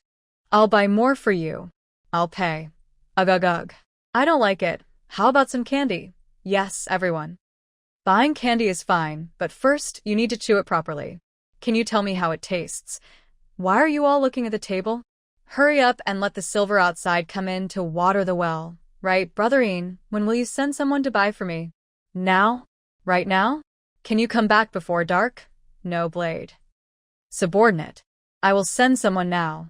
Whether they can return before dark depends on the road conditions. Don't. Don't cry. I will ask them to go quickly and buy it back as soon as possible. In the end, Mulan Song was worried that Yi and others wouldn't wait, so he used his secret contacts to send someone quickly on horseback. By evening, Yuan Xianxiao and Jing Xian's group had finished helping the villagers affected by evil spirits in the government office and returned to Fong's residence with the well water. Smells so good. What is that smell? It doesn't seem like food. Waiting at the door, Shiya's daughter, Yi Qingshu, carried her daughter over and smiled at Jing Xian. It's young Master Gu refining pills. Well, that young Master Gu looks unreliable, but he can actually make such good pills. Yi smiled slightly. No way, the poor king used to be a divine doctor in the mortal world. After ascending, he still followed that old man's disciple. How could his skills be bad? Ling, Zhou, let's go see. The group arrived at Guming's courtyard and found that the originally empty yard was now piled with herbs into small mountains. And someone was sitting among the herbs, looking at the medicine furnace with a dark face, muttering as he added herbs inside. Jing Xian widened her eyes and pointed at the yard. Could it be? All the herbs from the imperial capital are here? Ning Xiao shook his head. No, the herbs we brought from the imperial capital have already been sent to the government medical office. These are sent separately by the Lady of the Little Princess. She has a clinic and pharmacy in Jinju Town. Then, is he really doing this? So many herbs not sorted or weighed, just throwing whatever he finds inside. Can it really not harm people? Guming looked up. Hey, what are you talking about? I am a divine doctor, the kind others can't find. You know nothing. I may not see clearly with my eyes, but I can see herbs very clearly, and my hands are more accurate than a scale. If I say it's 1 qian, it definitely isn't 1.5 qian. You bald fool, if you're so confident, why don't you try refining? See if your furnace explodes and kills you. Jing Xian. Why does it feel like this person is just as annoying as that little ancestor? Both so irritating. Guming. Nonsense. We beings from the Immortal Realm have no other advantages, just protecting our own. You are acting arrogantly. Try bullying someone else, and you'll be scolded by the family tree. Yi walks over, looking at the various porcelain bottles nearby with bright eyes. He picks them up one by one, opening and smelling them. No need to poke, they are all made according to my recipes. Here, this one is for you, and this one too. Cool, Aunt Ning and Aunt Xiaqiu, 3 bottles each, for beauty and health. From the sky. Just like. The older sisters I used to know and like, this one plus this one. Lord Wang's father, his close guard Lin Gidge, Warren Gidge, each with a silver bottle for strengthening the body, and this one, and many more, all like silver brothers. They are. What are they for? Like. Shuri hugs a bottle and suddenly kicks Guming hard. Like what? You talk nonsense. Guming, upset about the pills he just made that disappeared, suddenly feels a pain in his leg. Little ancestor, what's wrong? You're deaf? I'm asking you, what are the effects of the pills in these bottles? Guming almost cries. They are for regulating qi and blood, suitable for people who are bedridden or have limited movement so they won't. Just like this, for qi and blood, meant for Silver Brother. Take them regularly and you'll be able to stand up soon. Shuri casually picks up a bottle from the ground, opens it, sniffs, then throws it to Jing Xian. This one's for you.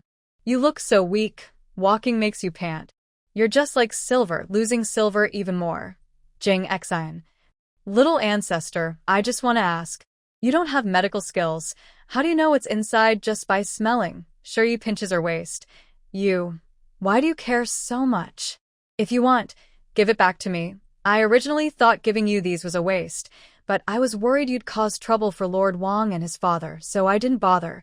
Guming looks at Jing Xian, who hesitates, sneering. Fool, such a fool.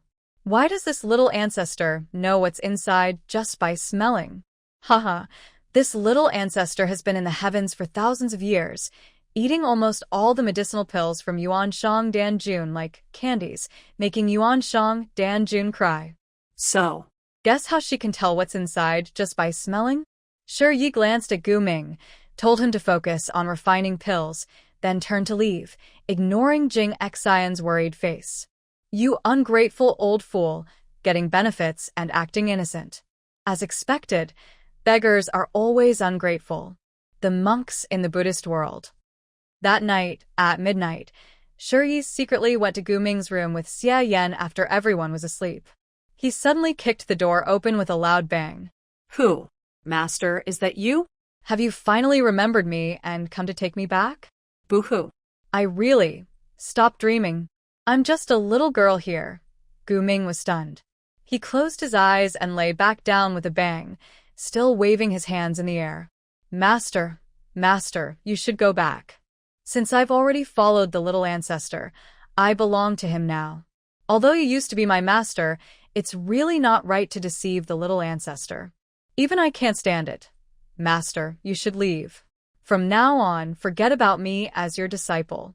Our master-disciple relationship ended the moment you tricked the little ancestor. You don't need to come to pick me up anymore. I won't go with you. Since I followed the little ancestor, my heart and my life belong to him. In this life, the next, and even the one after that, I will never betray him. You and I are now strangers. You. Find another disciple. Let's part ways here. Shiyi crossed his arms, watching the sleeping person with a cold smile on his lips. Xia Yan, when we just arrived, did you see that old man floating in the air outside? Xia Yan nodded fearfully, even pulling Shiyi's sleeve without regard for manners. I saw him. Did you see what he looked like? What kind of clothes was he wearing? I saw. He had white hair and a white beard, wearing a grayish-white robe. He also had a hairpin stuck in his hair, shaped like a pill on a stick. And where is he now? Where did he go? He left. It seemed like he was pretty angry, cursing as he went. I think I even heard him say something like scoundrel. Shiyi sighed. I wanted him to go back today. Since he's so loyal to the princess, I'll let him stay by her side forever. That's also a way to fulfill his wish. All right, let's go. I'll take you to remove evil spirits. Hearing the footsteps fade away, Guming scrambled and crawled into the yard. He knelt on the ground, crying and wailing at the sky. Ugh. Master, you're back. That wasn't my true words just now. I didn't mean it. Master, I didn't do it on purpose. I didn't know you were outside. I didn't know you came to pick me up. I really didn't know. Ugh. Master, please come back. Come back. I am your good disciple, your most caring disciple, an old man. I had almost forgotten about him. I felt guilty about it, but now, I don't care about that guilt anymore. Just stay down there. You wicked child. Shiyi didn't leave the mansion, but took Xia Yan for a slow walk around the area. What they didn't know was that from the moment they stepped out of the yard, Yiqing Shu and Ning Xiao already knew. At the same time, Jing Xian and Yuan Qianxiao were also following from afar. Young princess, you said you wanted to take me to eliminate evil spirits, so why are we still wandering around the mansion? Shiyi didn't turn his head, letting Xia Yan tug at his sleeve. We want to eliminate evil spirits, but first we need to find the source. Otherwise, it's too tiring to eliminate them one by one. Xia Yan looked at the increasing black mist in the sky, feeling nervous and swallowing repeatedly. The surroundings were quiet, so he could only make small talk to pass the time. Young princess, do you really like the seventh prince? Ugh. I can't say for sure. When I first saw Brother Ian, I felt like I knew him, like we were close. But I just can't remember how. And that poor king. Recently, I feel like I see him more and more, like he owes me something. It's a strange feeling. Never mind, I can't explain it to a little kid. Xia Yan. You're so powerful. Can't you see your own strength? Or maybe you should do some calculations. Shiyi looked at him as if he were a fool. Emperor. Once, a very good silver-haired person told me that I should just follow fate. I can't see through everything. He then shrank back in fear. If I mess up, I might get hurt. A very good emperor. Your emperor, never said I would die. I only said there might be danger. Xia Yan originally wanted to say something, but after glancing ahead, he suddenly grabbed Shiyi and stood still. Little princess, I think we've arrived. Shiyi nodded. Yes, we've arrived. This is the abandoned backyard of the Jiefeng mansion. Their leader is inside. Then, what should we do now? Or maybe we should call Master Jingxin over. He's said to be the most talented cultivator in these 3 kingdoms. With him here, we might be safer, right? Confident Jingxin puffed up his chest and said to Yuan Qianshao, "Did you hear that?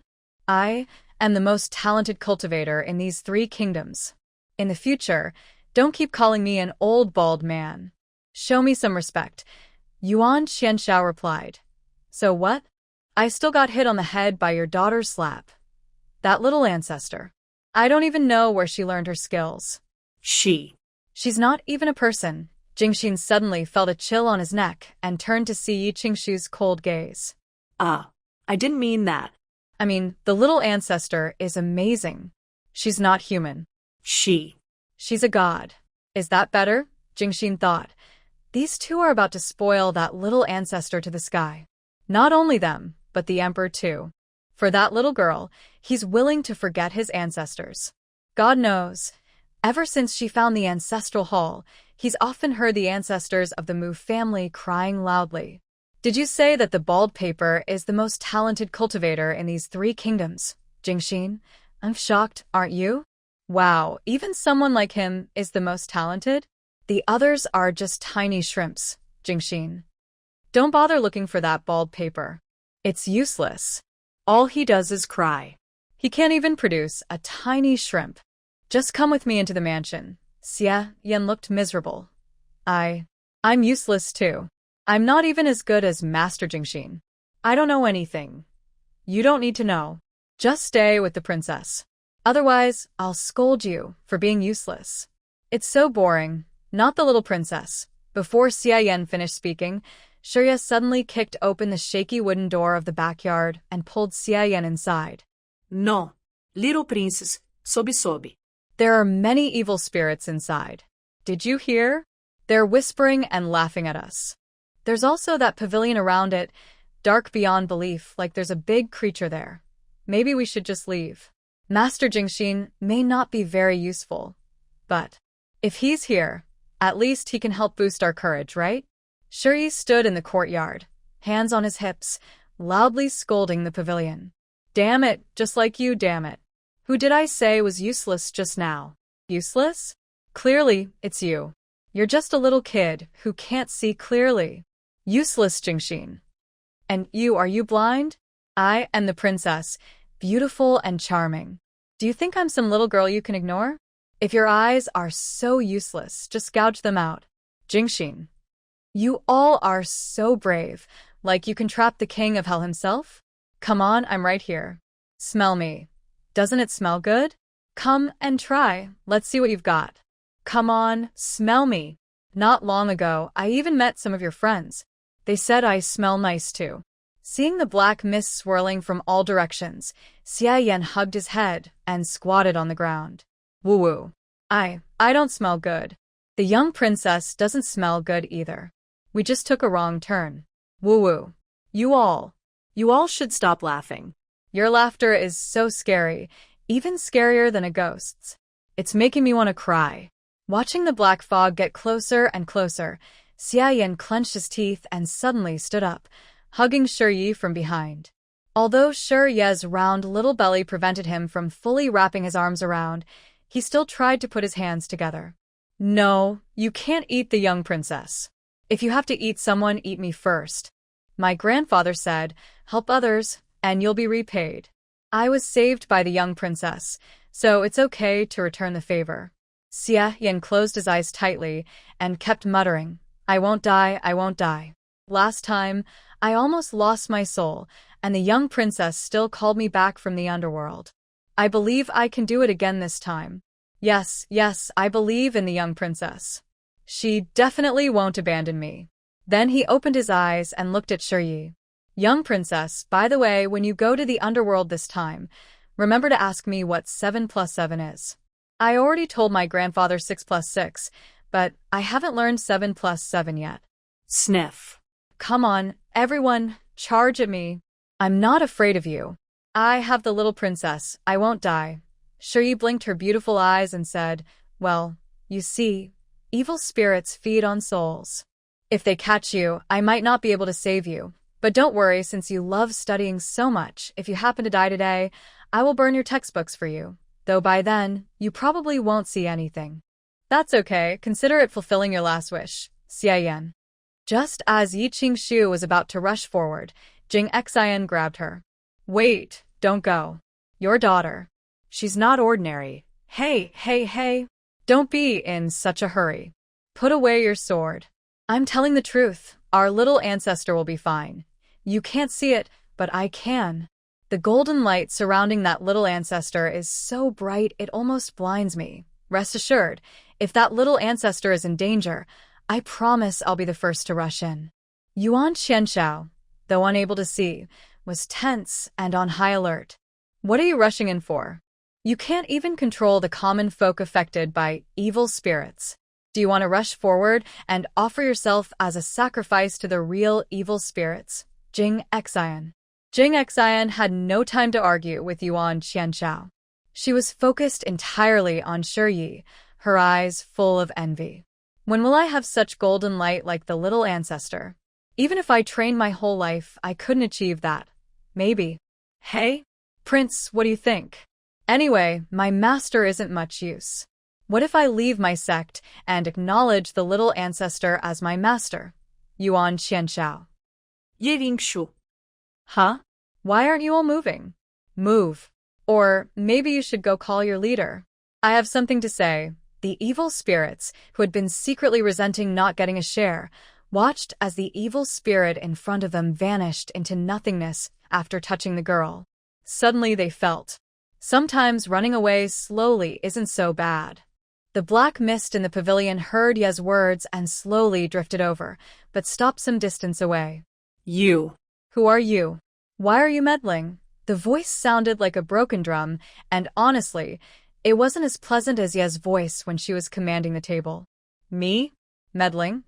You're just a blind fool, like a loyal dog. First, I came to deal with you, and second, to take revenge for myself.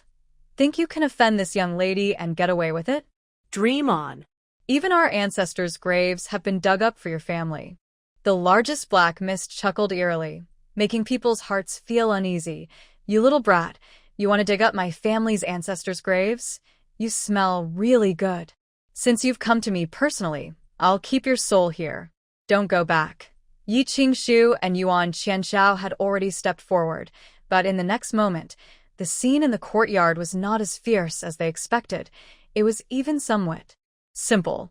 The huge black shadow absorbed all the surrounding black mist, transforming into a big mouth that lunged toward Shi. The young girl just stood there, watching helplessly as Xia Yan used all his strength but couldn't move the chubby little kid at all, and he was almost crying with worry. Call her a little brat? Me. Use. Shi didn't move at all, only saying 2 words. The big black mouth rushing toward her was instantly ignited by golden flames, screaming as it turned into black smoke and dispersed into the sky. The surroundings became so quiet that even breathing could be heard. Jing Xian sat down heavily on the ground, her pupils trembling, her lips trembling uncontrollably. This is a divine curse. This little ancestor is definitely not an ordinary person, absolutely not. Your Highness, if your daughter is just an ordinary cultivator with only a spiritual root, I'd tear off my head and kick it like a ball. I might have betrayed my master and ancestors. I must cling tightly to this little ancestor's thigh. I must hold on. I will go find my master now, cut ties with him, and rebel against my sect. I'm serious this time. Jing Xian finished speaking, then scrambled and ran away, her eyes shining with a light brighter than her own bald head. Shi looked up at the sky, nodded with satisfaction, accidentally scattering the 2 small tufts on her head. Get up, it's over. Xia Yan, who was kneeling on the ground holding Shi's leg, looked up and saw the girl with her hair loose, looking down at him. Suddenly, he let out a sharp scream. Ah, little princess, sob. Please don't die, you must not die, sob. Although you often make me take the blame, causing my grandfather to chase me and scold me. You secretly give me candy, which makes my teeth hurt. You asked me to climb a tree to look for birds, but then you forgot about me and went to play, only remembering me when I woke up in the afternoon. Sobi. But I still sincerely care for you. I truly see you as my master. Even when you die, you stand tall. Your spirit is so strong. I could never learn that in my whole life. It's my fault, all my fault. If I had some ability, I wouldn't be so useless and unable to protect you. Sobi. Maybe you should take me with you. I can keep you company. Anyway, if I go back now, my grandfather will beat me to death. I might as well die now. It's better to die than not. Sobi. Little princess, wait for me. Wait for me. Shuri pushed aside her hair covering her face and grabbed someone who was about to run into a tree. Hey, are you crazy? Me? Standing here? Do I look like some kind of silver? I can beat that silver, but I don't fight him. I run faster than you. Xie Yan swallowed hard, looked into Shuri's big blinking eyes, and bravely reached out to touch her face. You're not dead, really not dead. Sob. That's so good. You're not dead. That's wonderful. It means I still have time to live. Since you're not dead, is the one who died the big mouth. Shuri brushed her hair back. If she hadn't taken apart Xiao Jiu while pretending to sleep, she wouldn't have just casually tied her hair and let it fall apart. Yes, the big mouth used it. It's a pity I didn't see anything else from it. But all the evil spirits in Jinju Town are gone now. You don't have to listen to their ghostly howls anymore. Ugh, so unpleasant. The two of them left the courtyard and headed back. Halfway, they realized they were lost. In the end, Yuan Qianshao silently led the way in the dark, and they finally returned to their room. The next day at mealtime, Shuri saw Jing Xian rush in and was so startled, she jumped onto her chair. Hey, where did this crazy person come from? Get out, get out. It's me, little ancestor. It's me, Jing Xian. Jing Xian. Shuri plopped back down, pouting and glaring at him. Hey, during our meal, you scared me. Are you trying to choke me? I just want to say, a piece of paper is a good thing. Jingxin suddenly knelt beside Shuri, startling him with a jolt. Hey, are you crazy or not? Maybe. I should ask King Qiong to check on you. Jingxin waved his hand. No, I didn't mean to scare you. I'm here to ask you to be my master. Please accept me. I promise, as long as you take me in, I will serve you well, be filial to you, and take care of you in old age. Shuri pointed at him, then at himself. You want to take care of me? To see me off when I die? Can you live that long? Also, you don't seem to have a master, right? You're living here, aren't you? Are you sure you want to acknowledge me as your master? That old bald guy won't try to hit me, will he? Jingxin raised his head and pointed at his face. He has hit me before, but he didn't kill me. I was raised by him, so I have some feelings. Madam, please help me talk to the little ancestor. I truly want to be his disciple. Or, I can serve him as a little servant as long as he accepts me. Fine. Shuri's voice rang out loudly. I want a little servant. Really? I want one too. I already share half of my monthly silver with Xuyan and now I want another. Ugh. If I get another, I'll be broke. No, I mean I won't even find the northwest wind. Yeqing stifled a laugh and looked weakly at Jingxin. Master, it's not that I don't want to help you, but this matter needs to be approved all the time. Even if I am her mother, I can't decide for her lightly. Jingxin kept trying, not giving up. Little ancestor, I don't want the monthly silver. Really, I'm just like that poor king, just want a meal a day. I can take good care of myself. If it's really impossible, I can give you a little more. Under Shuri's hopeful gaze, Jingxin reached into his sleeve pocket, rummaged around, and after a while, blushed as he took out 2 taels of silver. This is all I have. I give it all to the little ancestor. Just consider it my gift for becoming your disciple. Is that okay? Quiet heart. Wah. It's all that old bald man's fault. He said monks should be completely detached from worldly things. Now look, he's empty inside, and he only gave me 2 taels of silver. Probably because Yuan Qianshao asked him to bring it early, so he wouldn't starve on the way. Shuri looked annoyed and quickly took the silver, placing it in her small pouch at her waist and patting it. Okay, I want it. I've had enough. I've had enough of that bald man. I can't stand him. Quiet Heart almost cried. Little ancestor, who exactly upset you? Why do you hate that bald man so much? Your ancestor. According to Buddhist hierarchy, the monks in the Buddhist world are indeed Quiet Heart's ancestors. Quiet Heart's eyes turned, and she suddenly leaned close to Shurya. Little ancestor, look, if my ancestor upset you, I left my sect to stay with you. I am the most talented monk in the 3 kingdoms for cultivation. If they find out, they'll be so angry they might die. Shurya sat on a chair, squinting at the sky outside. Taking a monk as a servant, if the monks in the Buddhist world find out in the future. Alright, I agree. As long as it can make those old bald men angry, I'll do it. From today on, you are my little servant. Quiet Heart thought that Shurya's servant would be like Xia Yen, just chatting to pass the time. But no. Quiet servant, I want some fruit. Right away, I'll go get it for you. Quiet servant, I also want some cake. Got it, I'll go buy it now. During a nap, Shurya also asked Quiet Heart to stay in the room and recite Buddhist scriptures for her. Not for any reason. Listening to the scriptures made her sleep so well. Shurya didn't sleep peacefully. She probably had a dream. Suddenly, she rolled onto the floor. With a loud slap, someone slapped a young servant who was deeply engrossed in reciting scriptures. Hey, what are you looking at, kid? Quiet Heart. Several days passed like this. Only then did Shurya remember Gu Ming. Nyong Nyong, what has Lord Wang been doing these days? Ning smiled as she combed Shurya's hair after her nap and replied, young Master Gu has been practicing alchemy in his courtyard these days. But I heard from the servants that young Master Gu seems a bit preoccupied lately. Every time he's making pills, he looks up at the sky, muttering to himself, not sure what he's saying. Little princess, this Mr. Gu. Did you really know him before? Is he really okay? Shuryi nodded confidently. Yes, I know him. He's fine, probably just a little shaken. By the way, where's Jing Xiao? Ning Xiao pointed outside. He's outside. Master Kong Kong came to look for him, but I don't know what for. Little princess, forgive me for asking, but why does Master Jing Xian insist on staying with you? Is he doing it for your sake or something else? Why? For cultivation, of course. And also, for his master. Outside the courtyard. Disobedient one. Are you about to be worn out by the little princess? If you can serve tea and admit your mistakes to your master, I might forgive you. Jing Xian snorted. I don't regret it. I spend every day near the little ancestor, soaking up his aura. It's helped my cultivation a lot. Aren't you jealous? The old monk scolded. Old monk, I think you should stop wandering and go back to Guardian Temple. You're getting old.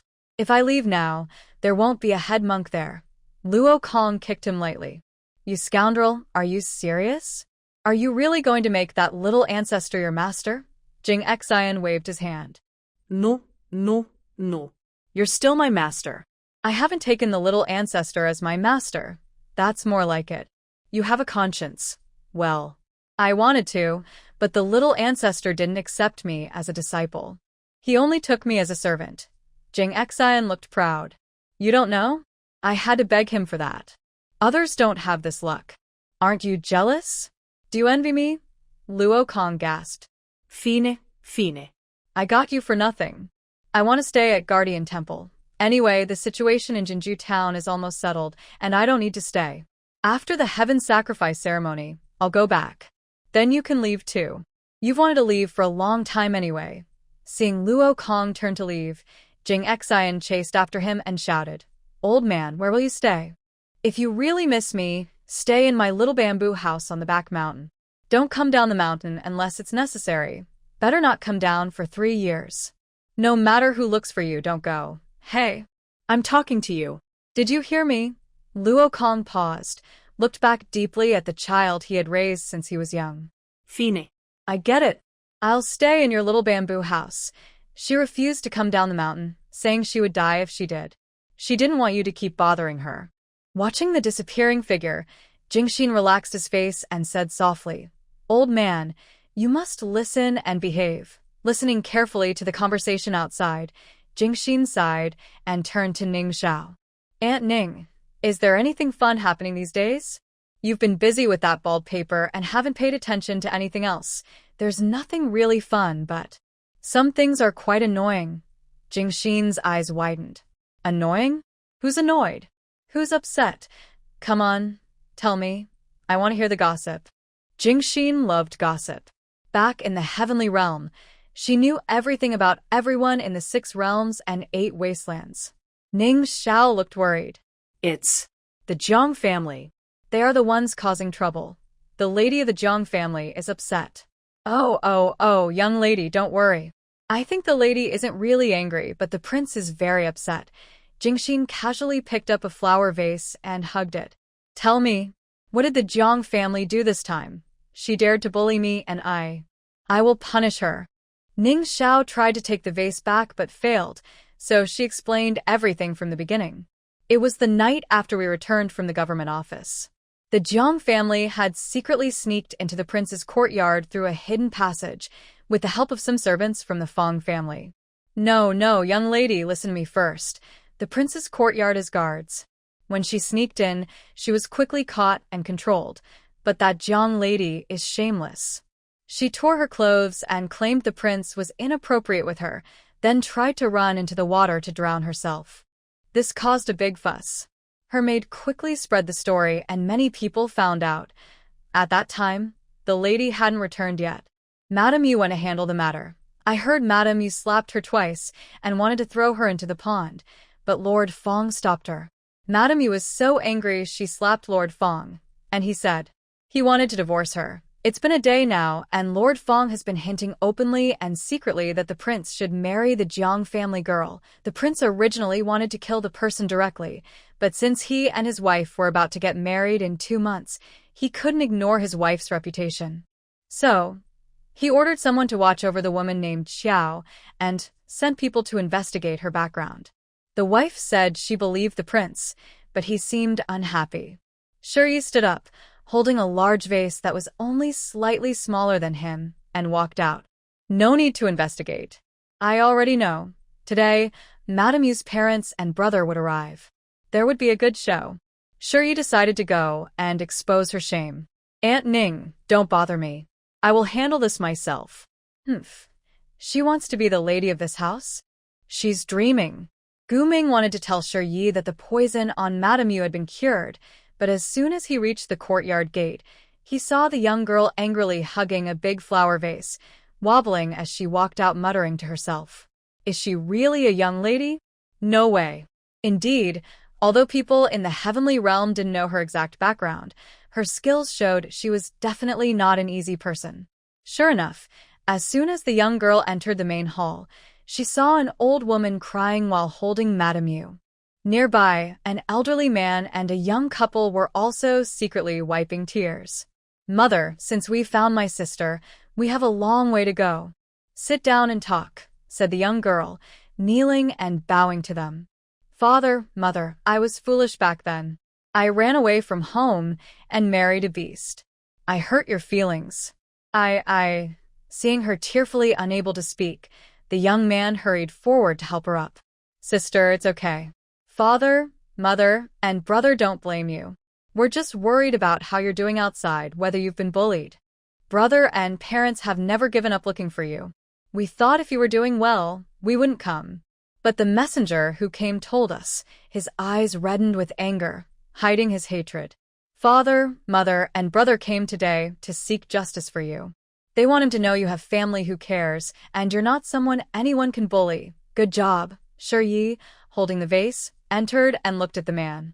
Good job. Revenge, I will help you. Dog thing, crawling into my father's bed. I won't let her get away with it.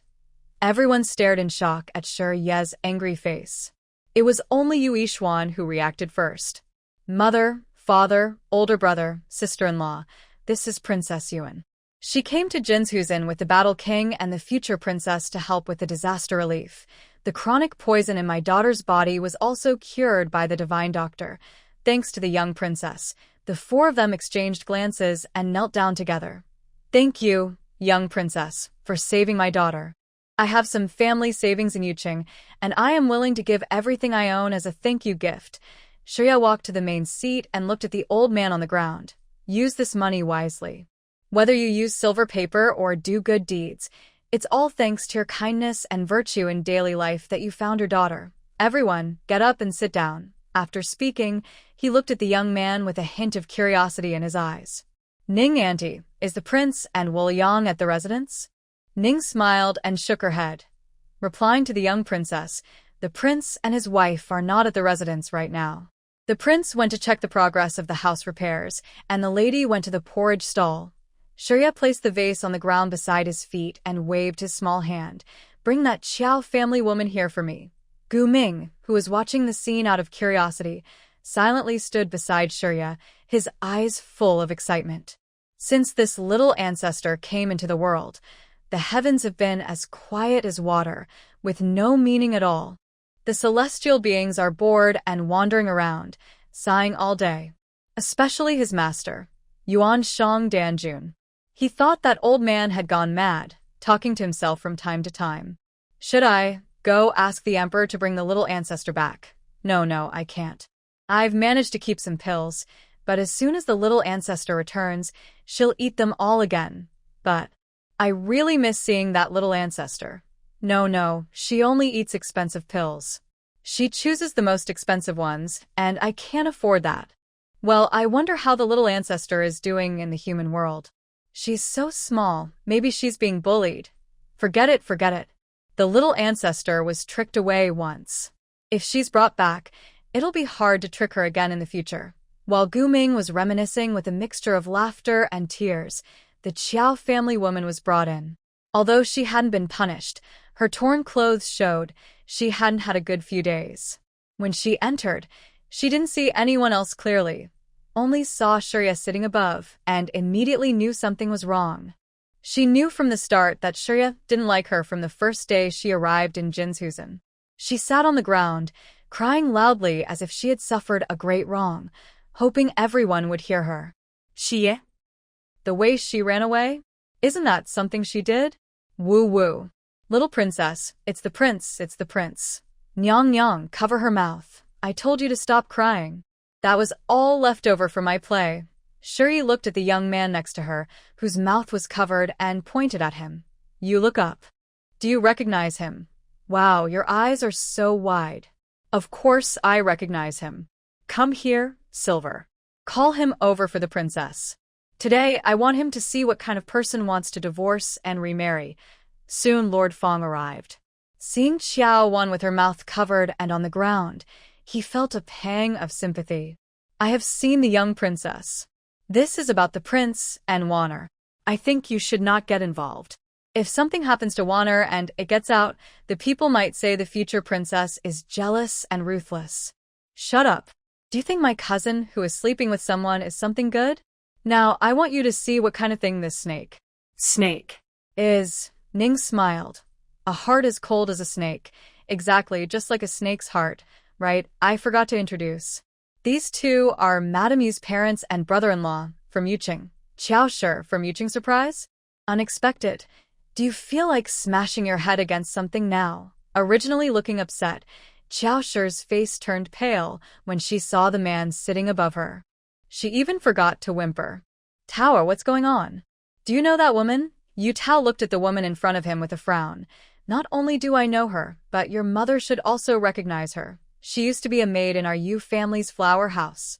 Later, she tried to climb into my son's bed and was kicked out. Then she spread rumors that my son abandoned his family. If it hadn't been for Mr. Chen staying at our house that day, drinking tea and playing chess with my son, I wouldn't have been able to explain.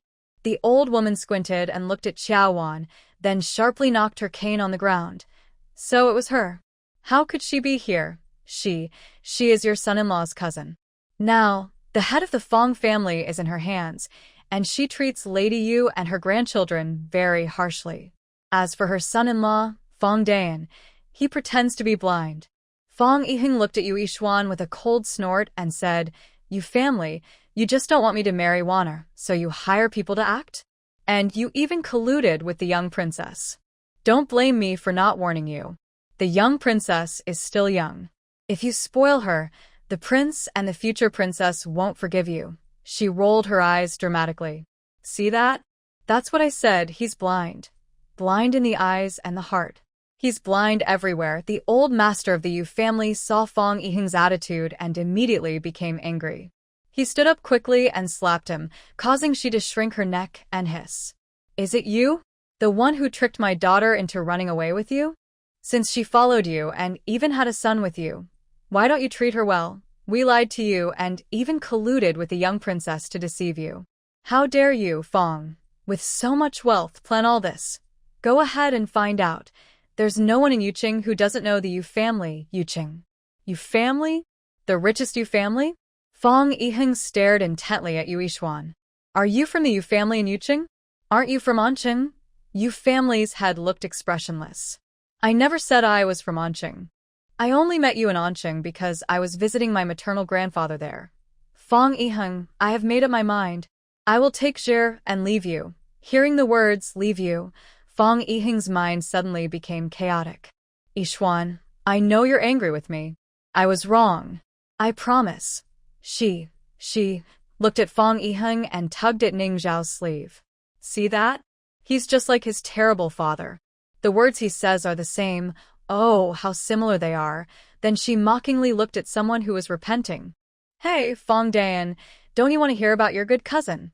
No matter if you want to hear or not, I want to tell you. I love helping others, after all. Qiao's mistress was a concubine. When the main wife found out, she wanted to beat and kill them, so she took Qiao and fled to Yuqing. Zhou entered the Yu residence as a maid but learned her sneaky tricks. She was determined to climb into bed with someone to practice martial arts, but she was caught and driven away. Fong Dan, do you think her sneaking into the prince's courtyard through the dog hole the other day is similar? After being driven away, Zhou used her good martial skills to marry an old man in the area and had a daughter. Hey, I have a secret to tell you. That girl's daughter doesn't look like the old man at all. She was actually born from her practicing martial arts with someone else.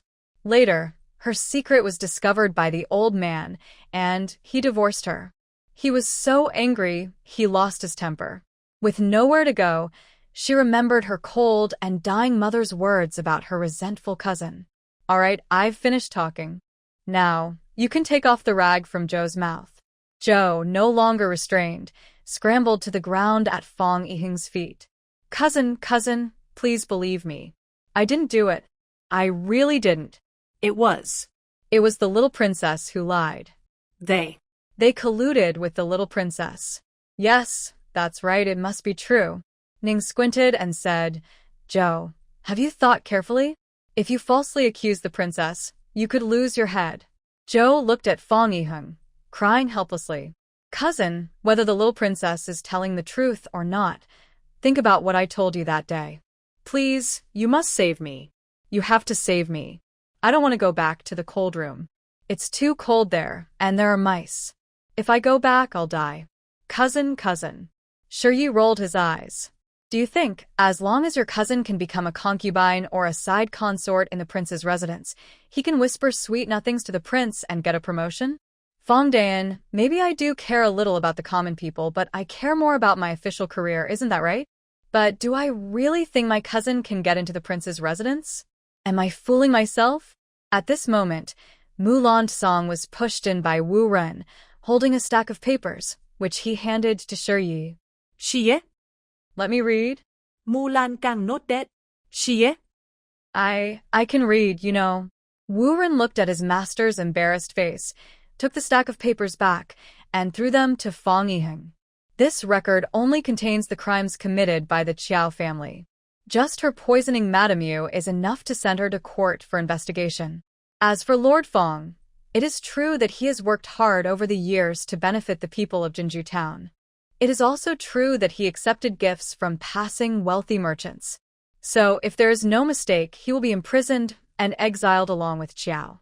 At this moment, there was a noise outside.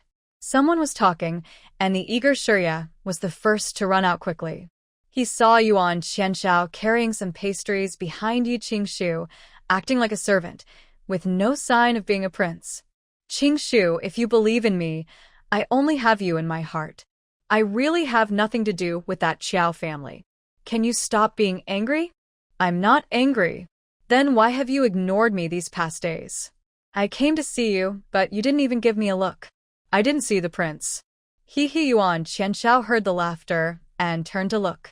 He saw Shirya peeking out from the front hall, watching the fun. He quickly walked over, picked up Shirya, and brought her back to Yi Qingshu. Good girl, look carefully at your father. Look closely.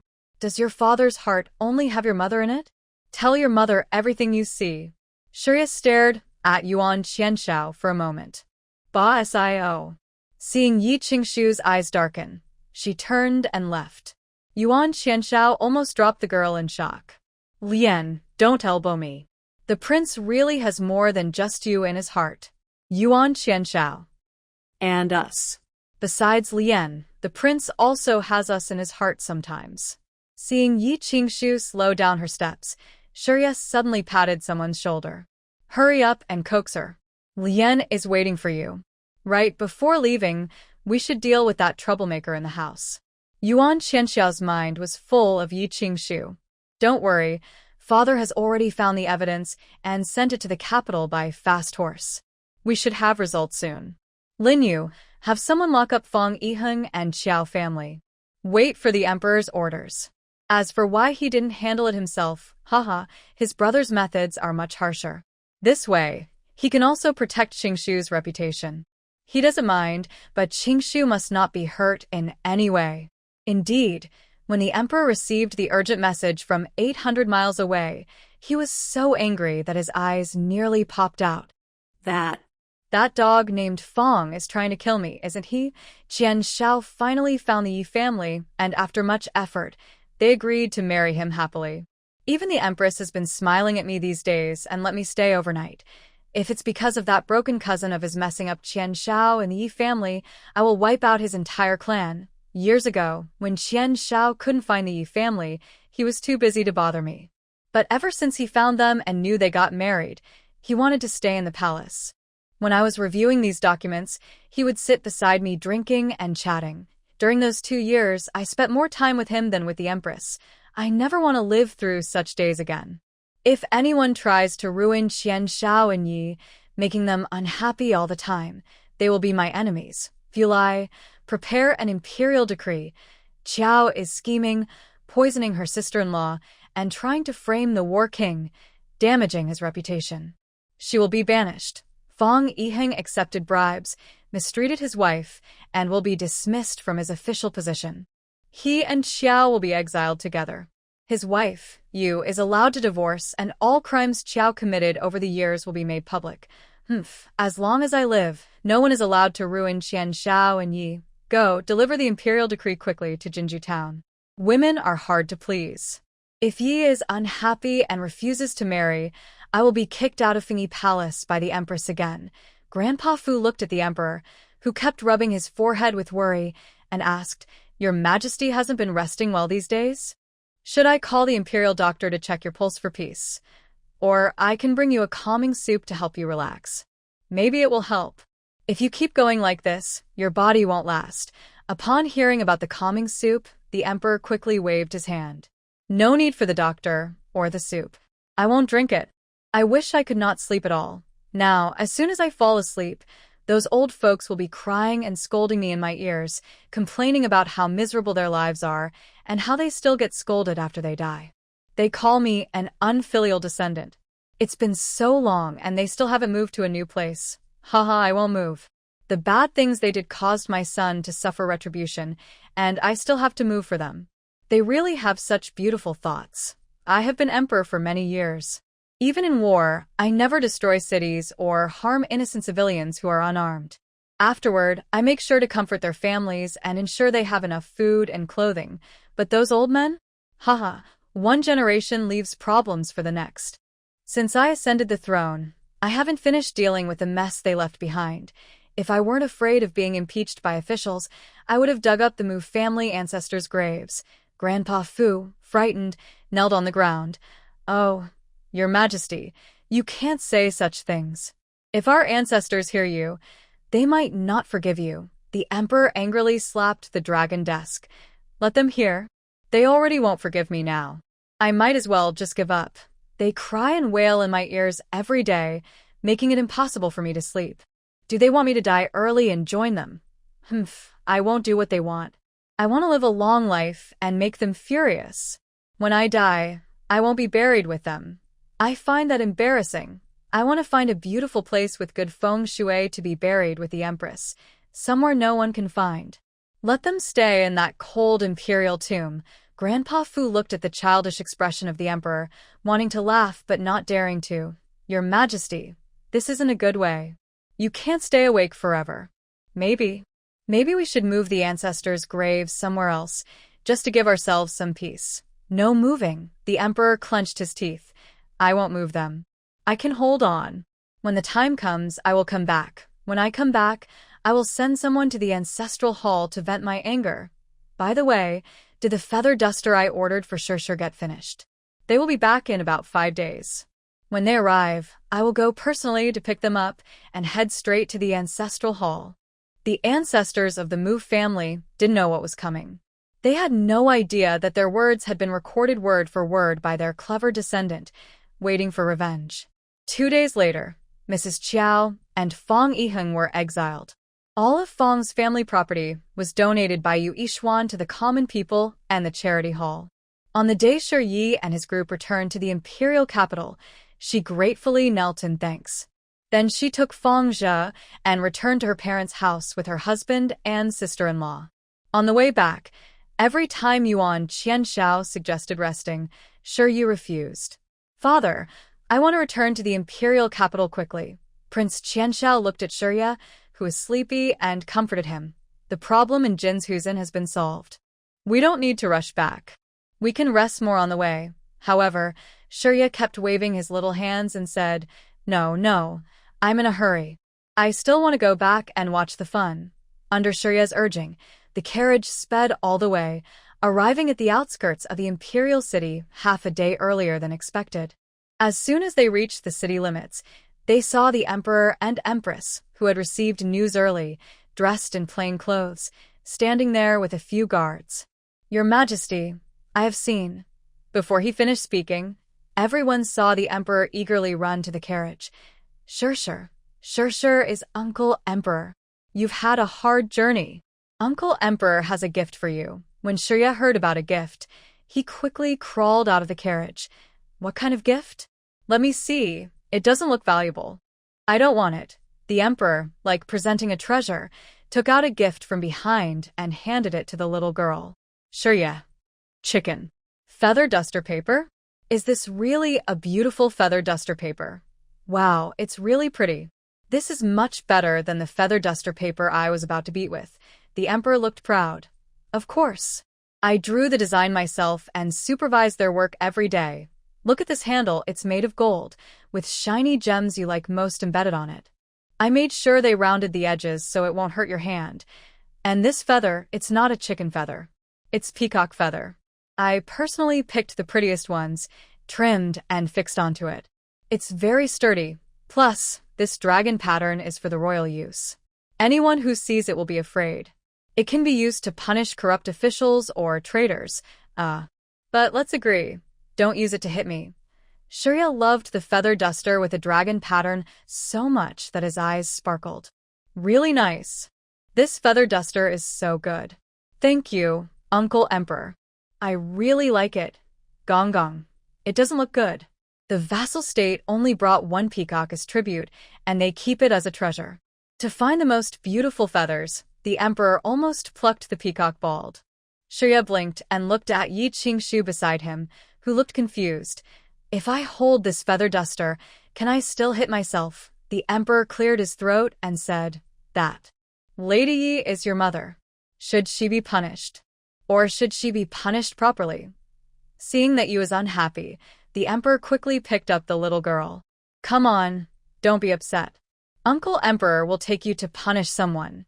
Yi twisted her body and said, No, I won't go.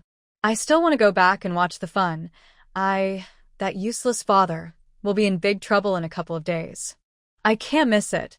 I want to go see the show and cheer. The Emperor raised an eyebrow. No rules. We'll just go to Guardian Temple and come back quickly. Uncle Emperor, I tell you, the ancestors have been appearing in my dreams lately, asking me to move them somewhere else.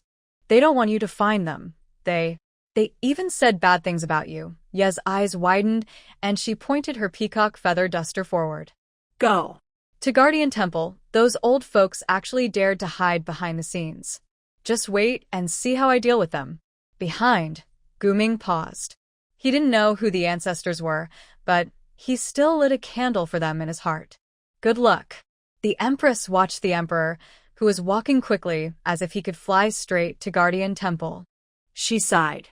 He really was childish, like a kid who gets bullied and runs to tell the grown-ups, and the grown-ups take him out to get revenge. The Mu family had such a good descendant. It was like their ancestors' graves were cursed. Once again, Yi kicked open the door of the Mu ancestral hall. The moment she did, all the ancestral tablets fell down in a neat line. Even the sound of the crash was perfectly synchronized, as if afraid that the little girl would see her first scolding. Yi stepped inside with her foot, and the Emperor followed proudly behind her, showing his determination. Yes, today I came to make trouble. I came to get revenge. Recently, Yi had been practicing with a whip. Now, she swung her peacock feather duster fiercely, making the wind whistle. Yi thought, this duster is a good one. Unlike Little Red, who's always thinking about causing trouble, this one is better. The Emperor knew he should save face. Although only the Empress and Lady Yi followed, he still shut the door. So, who is it that keeps coming into the Emperor's dreams, crying and asking to change places? Look up. Don't think that just because you lower your heads and pretend to be obedient I won't notice. If you don't speak, I'll just start swinging at you one by one. With a swish, the memorial tablets all stood up together. They bumped into each other, eager to push the others aside and move to the front. The Emperor's mouth was wide open as he watched this scene in shock, forgetting to blink. He thought that Ye's speech was just an ordinary warning, meant to scare the ancestors enough for them to hear, using a stone and a feather duster. But unexpectedly, the ancestors were really there. This was serious. Haha, this is great. I will make up for all the suffering I endured as a child and all the hardships I've faced recently. Sure. That's the ancestor on the topmost tablet. He always calls out in his dreams, asking me to move him. Mu's ancestor. How dare you betray me? I am your ancestor. As soon as the Emperor finished speaking, he saw Round Shuri take off his cloak and toss it on the ground.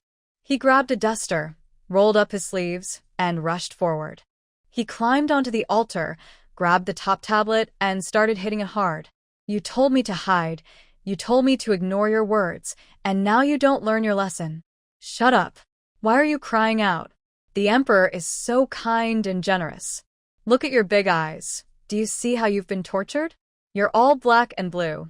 Clearly haven't slept well for days. I told you to move the ancestors' tablets in your dreams. Move them, keep moving. Emperor, who else?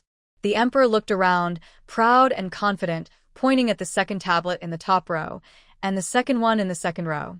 He even threatened me, saying if I didn't move them, they wouldn't protect the Mu royal family anymore, and I would be a ruler of a fallen kingdom. Sure, are you tired? Come down and sit on this mat. I'll help you take down all of them, and we'll sit here and hit each one. The Emperor took off his cloak, laid it on the mat, carefully picked up the little girl from the altar, wrapped her in her cloak, and placed her on the mat.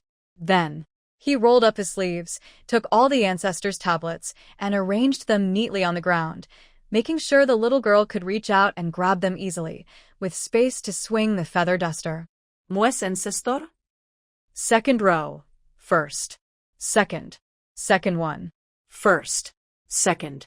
Just like me. Shuri took the tablets and placed them on the ground as well. You've learned to threaten the ancestors now, huh?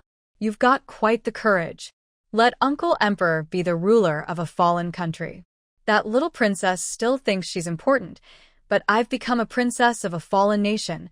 I think I heard my teacher say that the end of a fallen country is very sad. The common people and the princesses and princes all suffer. This old man is even worse than before. He actually wants to harm me. You might as well stop practicing. I'll just ignore you. I tell you, as long as I am here, the country of Yuansha will never fall. With someone like you, you still dare to call yourself my ancestor. Even my 1.5-year-old grandchild would be embarrassed for you. Uncle Emperor, when you were young, Did someone speak badly about me? The emperor looked very proud. Yes, the person at the front. He said you are cruel, that you curse badly, and he even said you are ugly, Mu's ancestor. Say, I'm ugly. I'm ugly. Damn it, Mu's ancestor. Ah, I didn't say that. I really didn't. He's lying about me. Wah. You unfilial descendant. How dare you accuse me? Wah. I really didn't say that. Outside, Jingxin and Gu Ming both listen carefully. It's so sad. Just from the sound, you can tell that the little ancestor subordinates are very weak. Jingxin looked at Gu Ming's actions and squinted, quietly teasing him. You came from the same place as that grandma, right? How do you know? Jingxin nodded. I can predict and see people's past and future. You have a white mist around you, which proves you are not an ordinary person. Also, the aura on you is similar to the aura I felt when I first saw that little ancestor. So, I boldly guess you came from the same place. Gu Ming looked at Jingxin with new respect. You're right. We do come from the same place. The little ancestor was tricked into coming here. As for me, well, I won't say more. It's complicated. I can't say it, or I'll start crying every time I think about it. Jingxin didn't ask further, only worriedly asked, all the ancestors of the Mu family are in that ancestral hall. Even if they did some bad things before, they still have some good deeds. But with the way that little ancestor is acting, is it really safe? Gu Ming waved his hand casually and said, It's okay, no need to worry. Don't say this little ancestor hurt them. Even if he made them lose their souls, it's fine. Besides, the little ancestor is kind-hearted. At most, he would give some lessons and wouldn't use deadly force. That little ancestor was born and raised by them. If you consider their family hierarchy, calling that little ancestor their ancestor isn't an exaggeration. The heavenly realm has cared for the little ancestor for thousands of years, and they know her well. If she takes the wrong medicine, she might die, but at most, she would just have a stomach ache for 2 days. They have been stuck at a bottleneck in their cultivation for hundreds of years without breaking through, but the little ancestor can see it at a glance. At first, she patiently taught them, but later, she grew impatient. She pressed them to the ground and kicked them repeatedly, finally breaking through their bottleneck.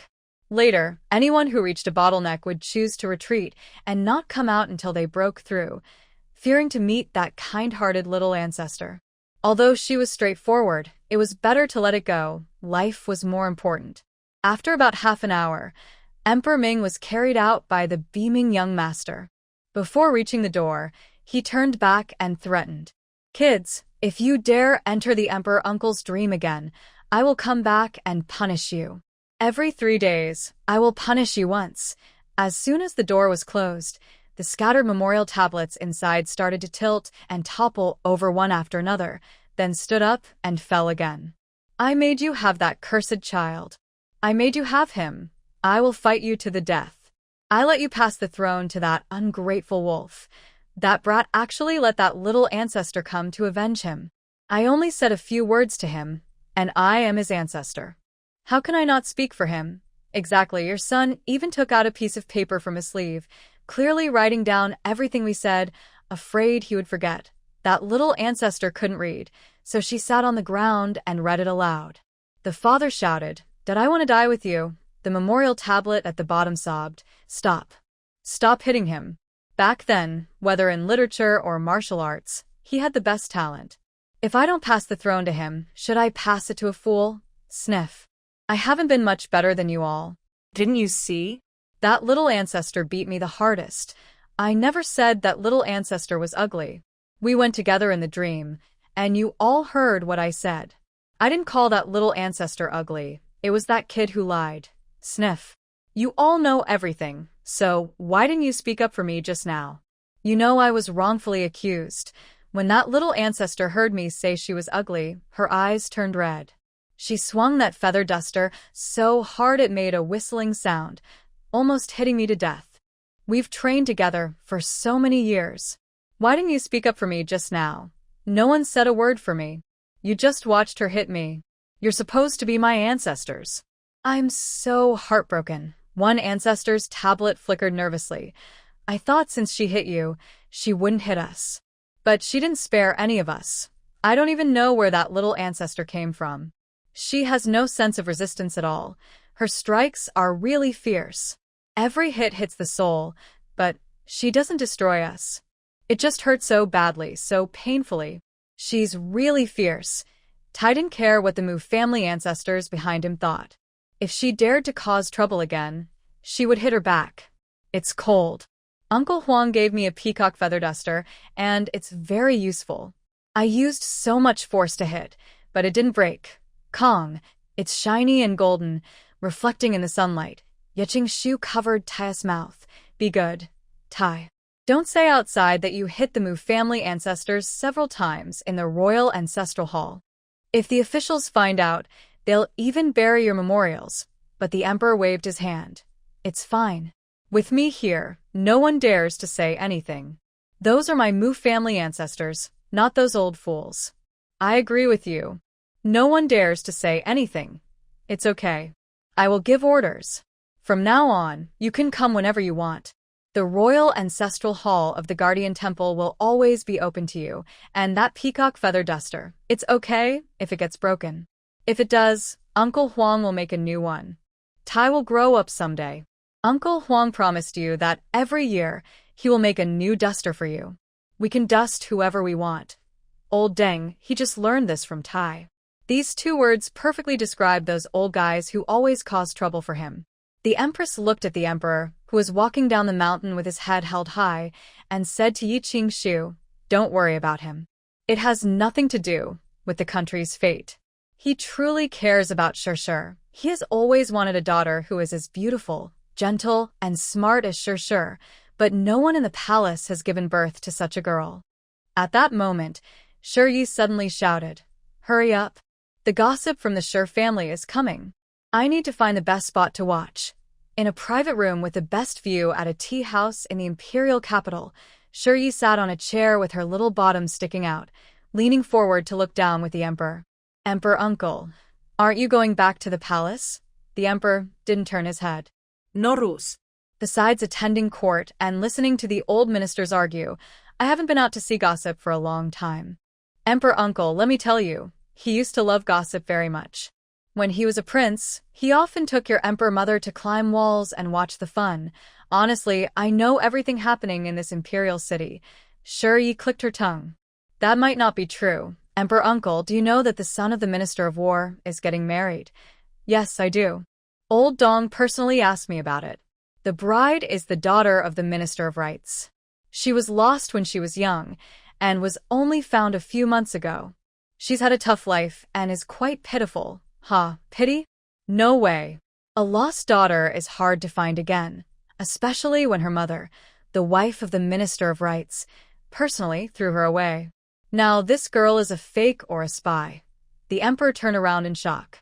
Shishir said that the lady's child was killed by her own hands and thrown out? And now this girl is a fake or a spy. Shi nodded. Yes.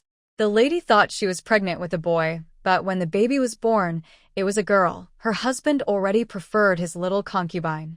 The lady wanted to use her child to gain favor, but she failed. She hated that girl.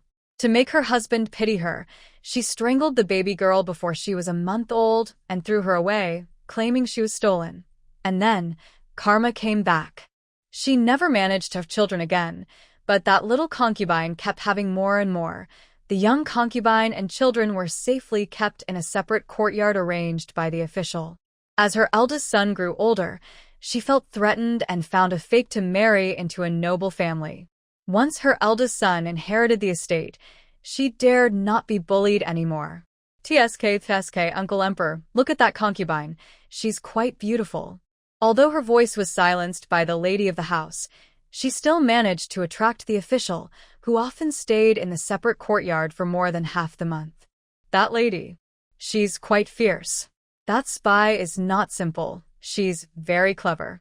Within a year, Uncle Emperor might even accidentally kill several loyal ministers because of her schemes.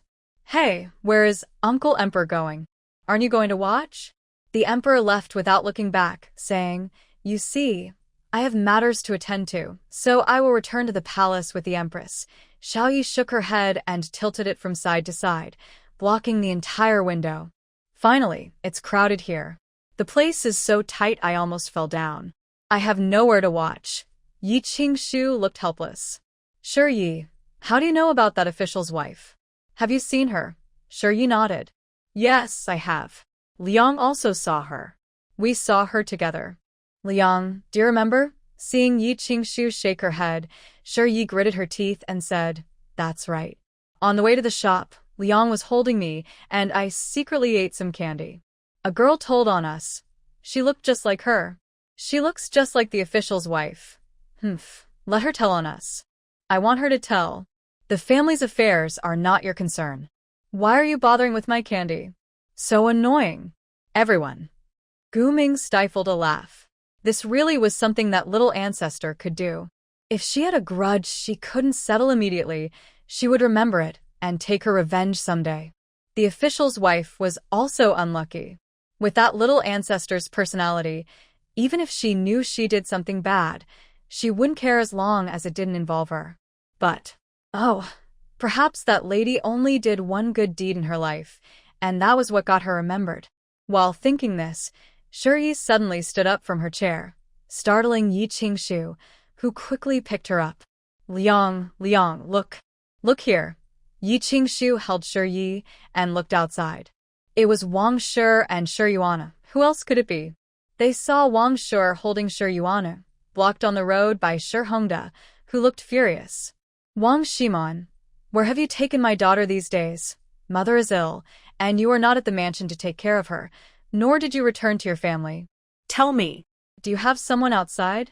Wang Shiman suddenly pushed away Shi Hongda. What are you doing? Let go of me. I don't want to be your primary wife anymore. Divorce me. Shi Hongda's eyes turned red as he tightly held onto Wang Shiman, refusing to let go. Wang Shiman, have I not been good to you all these years?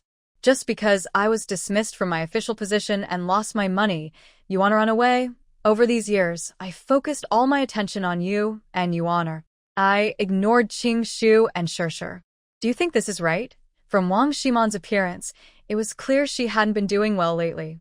Her clothes were not the latest fashion, and even the fabric was ordinary. She couldn't break free from Shi Hongda. Angrily, she shouted in the street, Did I seduce you back then? Or is it because you can't forget my body and are also reluctant to part with Yi Qingshu's money? You're taking from both sides. Yi Qingshu requested a divorce from the Empress. What does that have to do with me? Look at yourself now. What do you have? You've lost a leg. Why do you think we, your mother and daughter, should go back and suffer with you? Why should I go back and serve that old shrew, living day to day without knowing if there will be food tomorrow? Shi Hongda, don't think I don't know. The Shi family now only has an empty house to keep up appearances. There are no servants in the mansion, and even you have to go out to work for money. I won't go back. Shi Hongda looked at the woman in front of him with a cold smile. Wang Shiman, I really misjudged you. How could I have been so foolish to hurt Qingshu for someone like you? If Qingshu were still here, she wouldn't abandon me. But even if you don't go back now, it won't help. Don't forget, the Empress has issued an imperial decree. You are my lawful wife. Without the Emperor and the Empress's orders, you can't divorce or leave me in this lifetime. No matter whether you like it or not, you are destined to be tied to me for life. If you're smart, you should go home and beg your father-in-law to find a way out for me. Otherwise, you'll spend the rest of your life suffering with me. Shi Hongda, acting crazily, pulled Wang Shiman and dragged Shi Yuan by the foot, walking back while crying. It's my fault, all my fault. But I won't give up. When Qingshu returns, I will go and beg her. I have a daughter. My daughter is a princess, and my wife is a wealthy merchant's daughter. She is just angry that I treated her and her daughter poorly. She won't really marry the King of War. She still has feelings for me. Yes, she definitely still has feelings for me. Yuan Qianshao clenched his fists, ready to charge forward. That beast still dares to think about you. I won't let him go. I will kill him. I am the King of War, not just a king who stands still.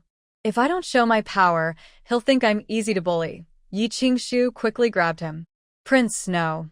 Yuan Qianxiao looked hurt but didn't move further. Fine, since you don't want me to go, I won't. I will. Take you back to the mansion. Yi Qingshu sighed softly, placed Shuiyue on the ground, and pulled Yuan Qianxiao onto a chair to sit. Prince, it's not what you think. I don't have any feelings for him anymore. Now, I only feel hatred. I'm not letting him go just because he's my biological father. On the contrary, I've never let him off. The money he borrowed outside was actually manipulated by me to make him lose everything. The shop he opened with my money was also shut down because I cut off his supplies. I'm not from a noble family. My maternal family has been in business for generations, so my mother was also good at trading. When I was 9, my mother passed away. She taught me how to do business from a young age. My mother told me that the best way to get revenge isn't to kill someone, but to make them watch as everything they cherish is slowly taken away, leaving them with no chance to recover. Make them live in endless pain, without the courage to die. That's the best way to revenge. Death is too easy for him. I want him to live a life worse than death. As long as I am alive, he will never have a good day in his life. And also, for the first time, Yi Qingshu took Yuan Qianxiao's hand. Prince, I know what you're worried about. I've thought about it clearly these days. I do have some feelings for you. So, don't always worry about being abandoned.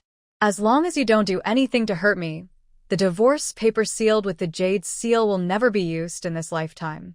Finally, Yuan Qianxiao relaxed and gently embraced the person in his arms. I knew that you could see my true feelings.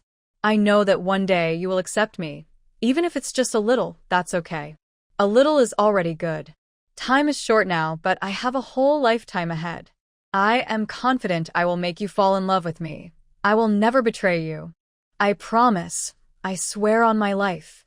After a moment of tenderness, they suddenly realized. Sure. Where did Sure go? Xia Qiu blushed and turned around. Madam, the young lady and Sister Ning Xiao went out. They said they wanted to buy something. Yuan Qianxiao asked, Are you worried she secretly bought candy? Should I send Lin Yu to find her now? Yi Qingshu shook her head, a clever look in her eyes. No need. On the way here, I saw her staring excitedly at a candy seller by the roadside. I secretly swapped all the coins in her small purse for small stones. Xia Qiu suddenly understood and placed the silver on the table. I knew Sister Ning Xiao secretly gave me all her silver before she left. Now I understand. By the roadside, a little girl with 2 small buns on her head stood next to a candy seller's stall, clutching a handful of small stones, trying not to cry. It must be because I was too cold. Only cold can cause this kind of thing. Before the earthquake, I secretly hid my candies, and they all turned into homework. It must also be because of the cold, all because of the cold. I was cold, and I even put a chicken feather on each homework. It means if I don't study, I'll be beaten. Jie Jianing, do you think I have silver to manage me? No one can control me. My grandfather is useless, and my father is also afraid of his wife. When will this paper ever end? Nyang Ning, do you have silver paper? Can you lend me some? Just a few copper coins, I want to buy a candy. I'll pay you back next month when I get my allowance. Is that okay? Nyang Ning, is that okay? Just buy it. Ning Xiao looked at the adorable expression of the little girl and knew her decision was right. Otherwise, seeing her pitiful look, she would definitely soften. Little princess, I really didn't refuse to lend you anything. I forgot to bring silver this time. Truly, if you feel it, you'll find silver inside. As soon as you touch it, I'll buy something for you. Shuri touched the empty pocket of Ning Xiao, but she couldn't hold back her tears and cried out loud. So pretty sugar silver. How sweet it must be. Boo-hoo, last time, I finally got a piece of candy, but that bald man scared me away. The candies sent by Wu Yin were all taken away by Liang. Boo-hoo. I feel so sad, I really feel so sad. Shuri was already very cute, especially the 2 little curls on her head, which trembled as she cried. The candy seller saw her tears falling and felt very touched. He quickly took the most beautiful candy figure from his stall and handed it to her. Good girl, don't cry anymore. It's just that you didn't bring silver. Uncle gives you this, no charge, okay? Oh, sweet girl, don't cry anymore. Take this. Shuri looked at the candy figure in the seller's hand, but her crying grew even louder. Thank you, uncle. Hiccup, I can't take it. I'm cold. Other people's things are hard to get. I can't just take things from the Silver family. Aunt Ning. Hiccup. Hold me tighter, faster, or I might not be able to hold back. Boo-hoo, I'm having a really hard time, boo-hoo. It's just too hard for me. Passers-by saw Shuri crying loudly and tried not to laugh. A few young boys from other families, about 5 or 6 years old, looked at her and giggled. Hey, look at that kid. Is she crying because she can't get a candy figure? Haha, so embarrassing. When I was little, I never ate candy. I was obedient. Shuri's eyes widened, tears still in her eyes. She pointed at the boy talking and shouted, You, talking nonsense. When you were little, didn't you want candy? You were too poor to have silver. Our family only started doing small business in the past 2 years and got a little silver. When I was her age, I was laughed at by the neighbors for wearing pants with holes. Do you remember that? When I was little, I played with mud at the door and threw mud at little girls. I was chased and beaten by Liang every day. Have I lost my memory? And you have the nerve to laugh at me here. Look back, yes, look back. Liang will come find me. Huh? Why are you still crying? Don't run away. Hey, come back. And you just now. Did you also laugh at me with him? You're not much better. I just don't understand. You're about 8 or 9 years old, with a concubine-born child. Yet the legitimate son always tricks our family. Clearly, I tore up my homework myself, but I said it was the legitimate son who was afraid I would learn better than him. I cried and pretended to be pitiful to complain. Where's my face? Even the little bit of spit in my stomach makes me stronger than you. I believe that 3 + 3 = 6. Hey, where are you running to?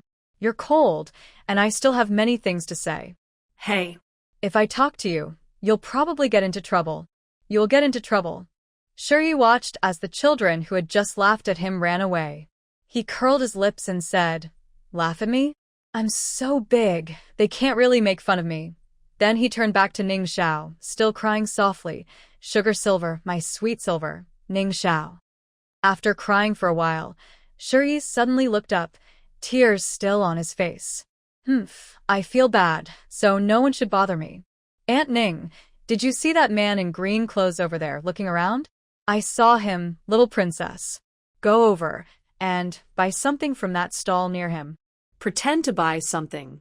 Ning Xiao nodded, holding Shuri as they went to a small stall selling hairpins. Aunt Ning, you should take this. It's really good. Oh, that lady just now was also very pretty. It's a pity. She's so beautiful. Why did she steal silver? Maybe she was caught by her husband. That was so sad to see. And that young lady was also caught. She was dragging her arm on the ground. Do you think they deserved it? I heard that the man isn't really a good person. He abandoned his wife and children to marry another. He's not a good person, really not. Just now, I heard someone say his surname is Sure. Ning Xiao was speechless. All right, little princess, that man in green has already left. Should we go back to find the lady and the prince? In the inn, Shuri watched as the 2 women, who were drinking tea and playing chess while waiting for their friends to return, shyly approached the table. Cool, isn't it? Am I not the cutest girl here? How could I secretly swap the copper coins in my purse for stones? I didn't swap them. Shuri? It was Cool who swapped them. It's not me. It must be Cool. If not Cool, then who else could it be? Did you see me do the swap? Wow. That's unfair. Cool. You're so unreasonable. Yuan Qianxiao watched the arguing mother and daughter with a big smile. If anyone in this world could handle this little troublemaker, it would probably be her mother. Shuri burst into tears loudly. Yi Qingshu covered her ears and said, Prince, I heard the nursery has been repaired. Can I go to school now? Yes, classes started the day before yesterday. Shuri, I won't go. I won't go. By the way, I think I remember saying that if someone doesn't go to school, they will be fined a month's silver. Shuri kept quiet. That. Actually, I like going to school. I just said that wrong. I will go tomorrow. Definitely tomorrow. Xia Qiu smiled gently and picked up the little girl. Oh, my little princess, I see something broken about you. Sure Yi, about to cry, said, Aunt Xiaoqiu, I don't feel broken. I just feel a little like my world is falling apart. Woo. I don't want to wake up early. Can't you be a little kinder to this almost 2-year-old old silver coin? That night, Sure Yi begged Ning Xiao to take her over the wall of the Sure family again. The room of the old Madame Sure was no longer as lively as before. All the furniture was cheap, and the bed creaked loudly with every move, even worse than a common household. Sure Hongda sat there with a blank look, staring at the bowl of rice porridge on the table, which was so clear it was just water, lost in thought. Son, have you gone to find Yi Qingshu? When will she come back? I can't endure these days anymore. She at least gave birth to your child. She shouldn't have no feelings for you. Freshen up and try to comfort her. If she comes back, I will agree to you sending Wang out. The house will still be hers to manage, and she will be the head lady. Tell her, mother. I will never let her serve as a nurse again, nor will I torment her anymore. As long as she comes back with her dowry, I won't interfere anymore. Sure Hongda slowly turned his head, looking at the old woman dressed in a tattered coat, shivering from the cold, without charcoal fire. There was no warmth in his eyes. It's too late. She won't come back, and I don't have the face to ask her. Initially, I only married her for her money and took credit for others' work. Now, I have no right to ask her to return. Moreover, the Empress Dowager has issued an imperial decree. Wang Sure is now my main wife. Without her order, I can't divorce her or send her away. I and Qingshu will never be together in this life. All of this is karma. It's what I deserve. In 2 months, she will marry the Prince of War as his wife, taking my daughter to the prince's residence. Haraha, it's my fault. All my fault. I wanted to enjoy Wang Shure's kindness and also indulge in Wang Shure's false tenderness, hoping to share her happiness. I thought that once Qingshu had a child, she wouldn't leave me. I believed she would be bound to me for life. But I didn't expect that she is a royal merchant and a junior sister to the Empress Dowager. She really took my daughter and left me. The old lady looked at her son. Her cloudy eyes suddenly brightened. It's here. Son, I have a way. Listen to mother. Do you know why you could marry Yi Qingshu so easily? Do you know why you scored the top scholar? It's because your father asked a master to change the feng shui of our family's ancestral grave. That's why you rose. Think about it. Did our family's trouble start after the ancestral grave was struck by lightning? Yes. It must be the grave's fault. Son, you must go back to our hometown immediately, secretly find someone to dig up our ancestors' coffins, and bring them here to the capital. Mother heard that the back mountain of Hugua Temple is a royal ancestral hall. We can't go there, but you can secretly bury our ancestors at the foot of the mountain for now. Maybe it will absorb some of the royal energy, right? Then you should follow the address your mother gave you to find that expert, and ask him to perform the ritual to rebury our ancestors. We once took care of him for a while, and he owes us his life. He won't refuse your request. When that happens, Yi Qingshu will return. You also have a daughter, who is a princess. Even if you can't hold official office anymore, with Yi Qingshu's wealth, no one will look down on you. We won't have to live like this anymore. Sure Hongda's eyes also flashed with hope. Mother, is this really possible? Yes, it definitely can be done, the old lady said firmly. It's said that the expert came by accident. He isn't from here, so he can surely help us return to our old life. Son, there's no time to lose. You've already mortgaged the house. Take the money and leave at dawn. You must finish everything before Yi Qingshu's wedding. If you're late, there might be no way to fix it. Sure Yi grumbled as he lay on the roof. I bet they're just waiting for a good chance. Thinking of burying the ancestors under the Guardian Temple to absorb the dragon energy of the Mu family ancestors? That's a good idea. Once we get to the Guardian Temple, it's our territory. I'll make sure the Mu family ancestors are well taken care of. I really hope he moves faster and quickly brings back his ancestors to bury. Then I can go see the fun every day. But Aunt Ning, that old witch just now mentioned the expert. Do you know who he is? Ning Xiao shook her head. I don't know. I've never heard of such a person, neither in the court nor in the martial world. This concerns the young princess and the lady. I will send people to investigate quickly. Shi took Ning Xiao to the backyard and saw Wang Shiman and Shi Yuan hiding behind a tree, crying and complaining about the young man in blue from earlier. Security guard, you finally came. Are you here to save us? I wasn't planning to run today. I was caught and brought back by Shi Hongda. The man in blue looked at them with disdain. I hope not. The prince is injured and has had many setbacks. His temper isn't good right now. You'd better not have any other thoughts. Otherwise, even if Shi Yuan is the prince's child, he won't show mercy. These mother and daughter really think they're something special.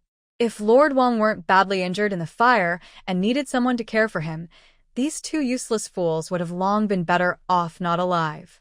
If Lord Wang truly liked Wang Shiman, why would he let her stay close to Hongda every day, whispering and touching? If she can't see this clearly, and still dreams of becoming a noble consort in the future, she's truly naive. As for that business, I don't know what's going on. At first, they were good suppliers, but suddenly they all raised prices, or even stopped supplying altogether. Lord Wang's growth over the years depends heavily on money. If this keeps up, things will get bad. Stay here for now. I need to go ask Lord Wang about your situation. If Hongda really isn't useful anymore, I'll come back to take you home. Remember, don't run around or... On the way back, Shi kept turning her eyes around nervously. Ning Auntie, is Lord Wang's business really just drying up? Yes. Ning Auntie, does that mean Wang Shiman is very rich? I heard she's a royal merchant. Isn't that a sign of wealth? Ning smiled and nodded. Yes, madam. She's probably the richest in Yuanxia. But most of her money goes into the royal treasury. Why? Why not keep it at home? Isn't that better? Ning Xikhet.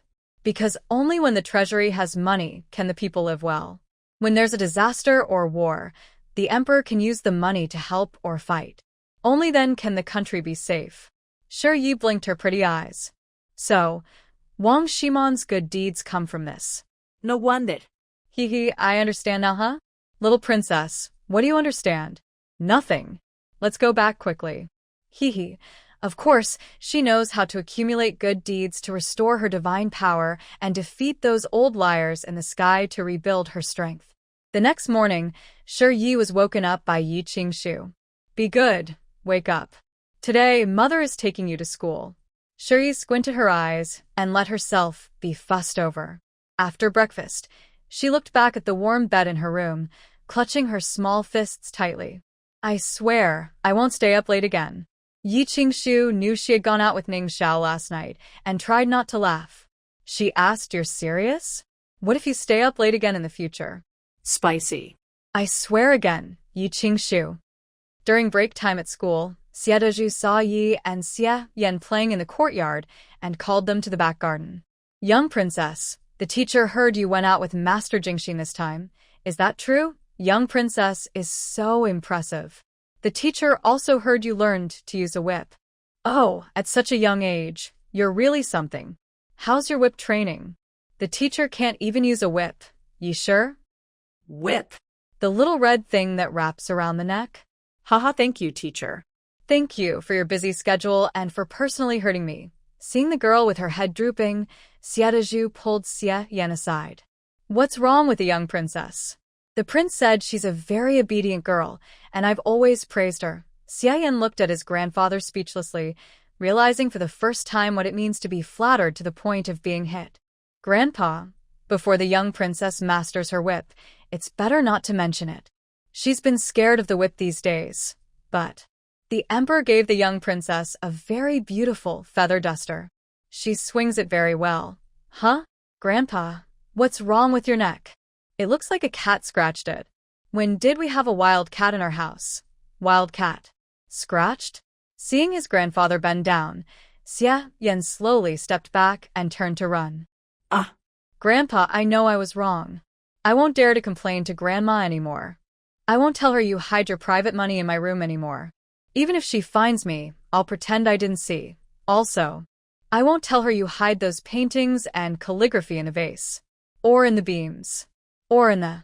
Xiaoju angrily kicked off his shoes and threw them hard. When he missed, he chased after him barefoot. This life, I don't visit prostitutes, I don't take concubines. My only hobby is teaching and raising people. Your grandmother was already angry because I led the people in protesting and almost lost her life. She only agreed to let me teach at this school because the emperor saved me back then. I only have this one hobby. I finally saved some silver to secretly buy calligraphy and paintings, but you spilled everything. I'll beat you to death. Thank you for sharing your text.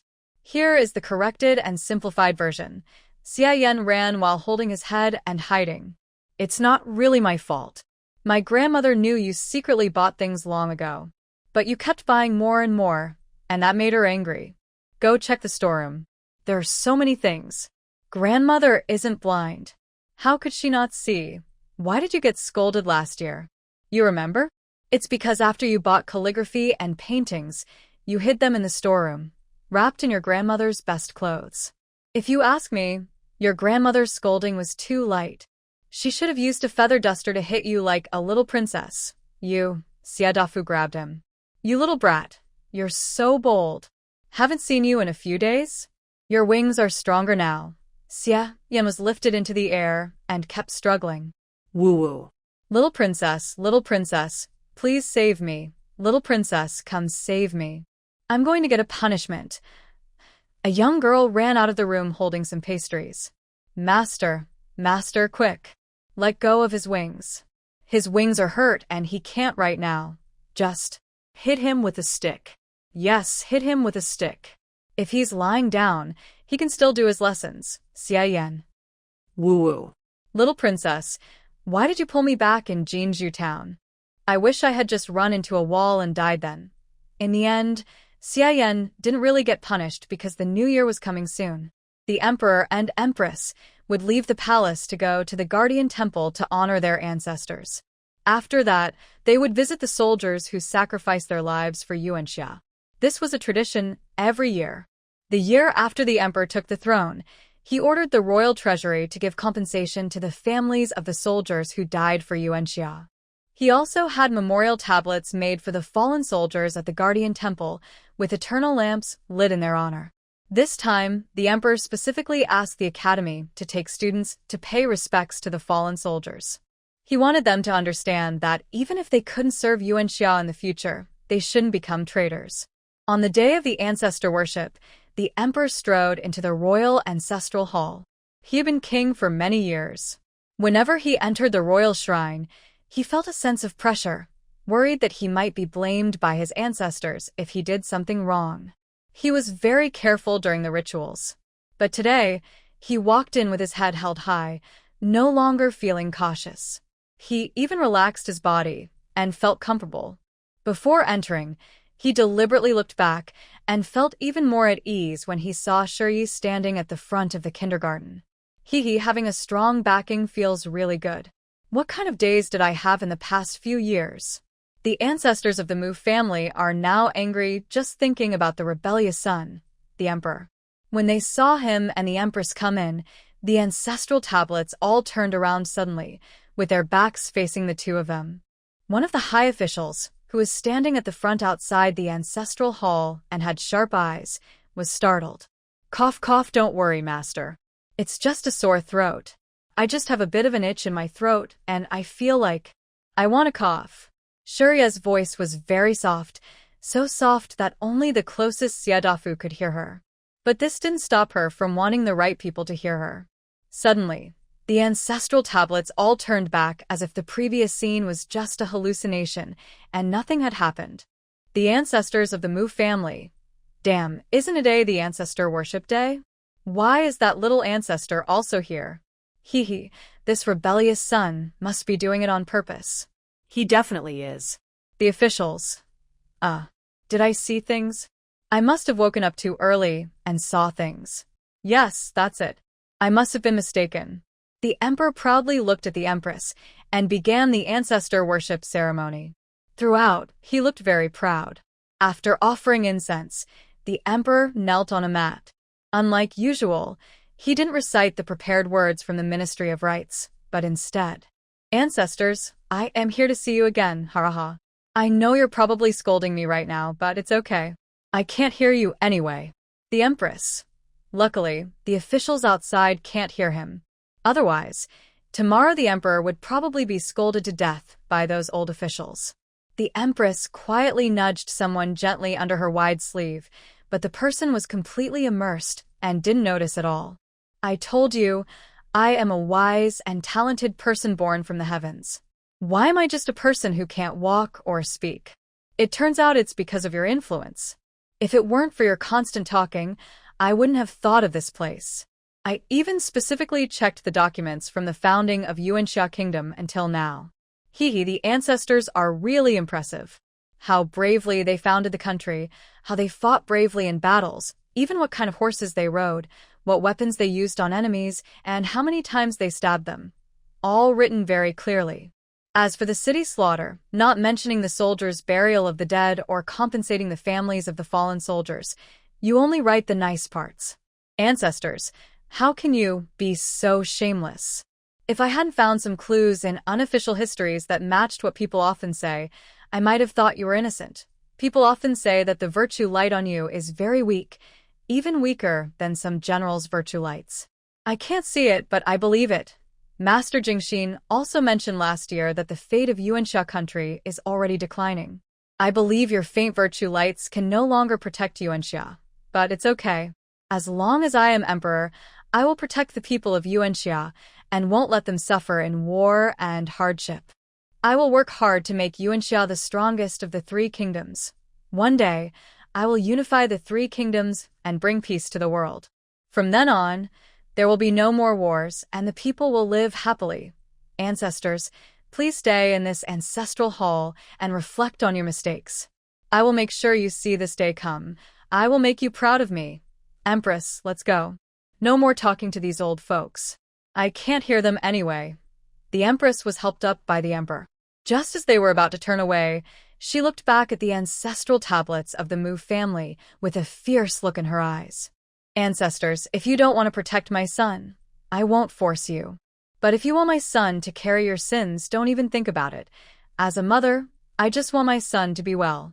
If he can't be, I swear Tong Jin, will come to this ancestral hall, cut up your tablets, burn them, and we will go to hell together. The Emperor looked at his wife's red eyes and gently held her hand.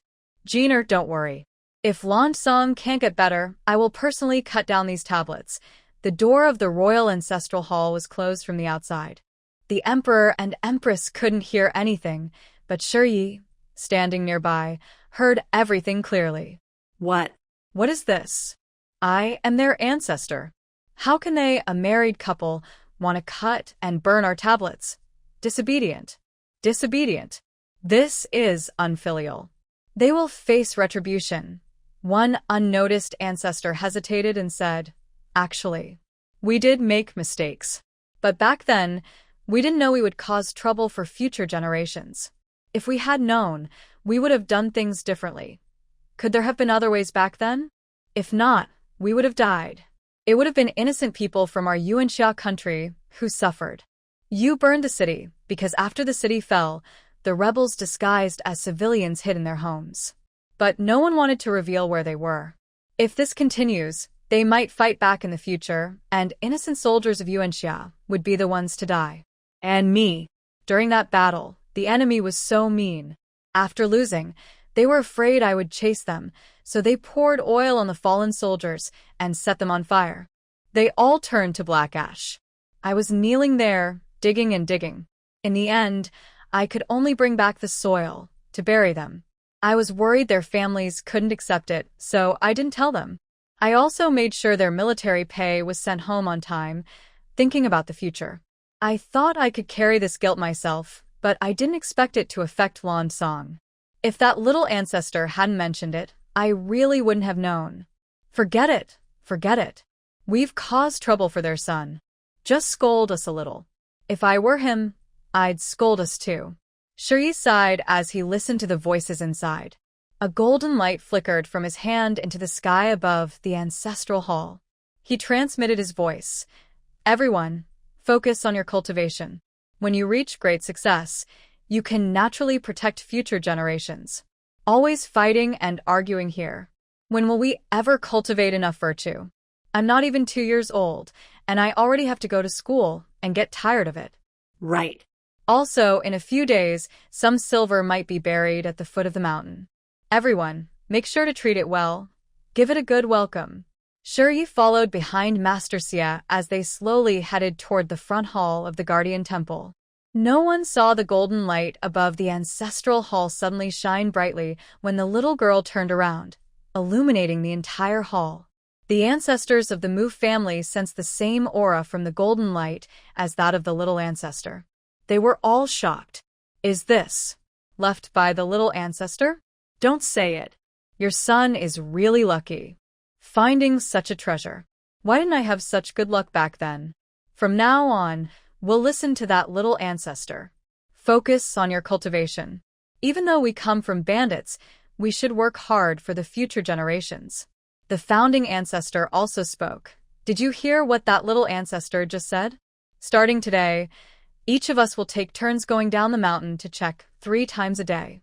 Whenever we find someone buried there, we must unleash the fierce spirit of a bandit inside us and beat them to death. Meanwhile, Shuri was standing with his master in front of the grand hall built to honor the sacrifice soldiers. All the ministers and children from various families looked at the many memorial tablets with heavy hearts. No one spoke, not even the emperor, who looked very sad. Everyone here has sacrificed for our Yuansha country. Each of you is a hero and a benefactor to our nation. Rest assured, I will take good care of your families. I only hope you find the great way soon and return in reincarnation. After paying respects, Shuri told Master Xia and then stayed alone with Ning Xiao. Yi Qingshu and Yuan Qianshao stayed nearby to keep them company. Shuri stood in the yard, looking at the dense rows of memorial tablets. His heart felt dull pain. After a while, he squatted down, picked up a dry branch, and drew on the ground as he walked. Brothers, you all look like silver. Thank you for your hard work. I see many of you, but some can't find the way to reincarnation. Some souls are incomplete and can't enter reincarnation. Others have worries in their hearts and don't want to leave. Brothers, although being here in the Guardian Temple prevents you from becoming lonely ghosts or wild spirits, it's not a perfect solution. Now, I will draw a formation for you. If you go inside, it can directly restore your souls and help you find the way to reincarnation. If you miss your family, I promise that as long as you don't commit serious mistakes, you will have a good future. Master said that those who help others should not let them freeze in the snow and wind. So, I am helping you. After about half an hour, the little girl, panting heavily, sat on the ground and waved her hand. All right, line up now, one by one. Don't kneel, hurry up. This formation only lasts for half an incense stick. I believe that with so many souls, not all can go in at once. But it doesn't matter. I will come every night to draw until all of you are sent in, none left behind. Actually, I saw you all last time I came with Liang. Back then, I didn't have enough divine power to draw the formation. I could only do it after returning from Jinju town with merit. I haven't forgotten you all. I remember you are all like silver, and I keep you in my heart. In the distance, Yuan Qianshao held Yi Qingshu's hand, trembling slightly, with tears in his voice. I have fought in many battles over the years and have seen countless soldiers sacrifice themselves. Even I have almost died on the battlefield many times. Now, it's good that they can reincarnate. Qingshu, I thank you on their behalf. Thank you for giving birth to a good daughter. Thank you, Shuri, for helping them reincarnate. Yi Qingshu looked at her daughter sitting on the ground. She felt both proud and worried. For the next 5 days, every midnight, the two of them followed Ning Xiao and Shuri to the Guardian Temple. They watched quietly from afar, protecting them. Since Shuri didn't want them to worry and didn't want them to know, they pretended not to see anything. As long as the girl was happy, that was enough. On the second day after Shuri sent all the soldiers' spirits away, the Mu family ancestors finally discovered several hidden graves at the foot of the back mountain. Fearing they might be found, they didn't even put up tombstones, only marking the spots with symbols on nearby trees and stones.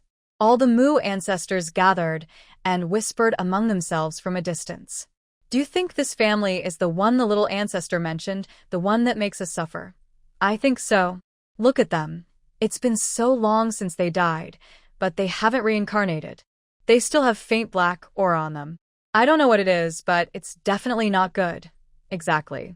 Listen, they're still talking over there, as if saying, once their descendants prosper, they can become gods in heaven. Huh? That's hilarious. I'm an ancestor of the founding family, and I've been dead for years, but I've never seen anyone become a god. Master Jing Xian said that cultivation, merit, spiritual roots, and talent all matter. These kinds of people are obviously stupid and easily fooled. I wonder who tricked them. Hey, listen. They seem to be talking about someone named Shur, maybe a descendant or the princess. Shur?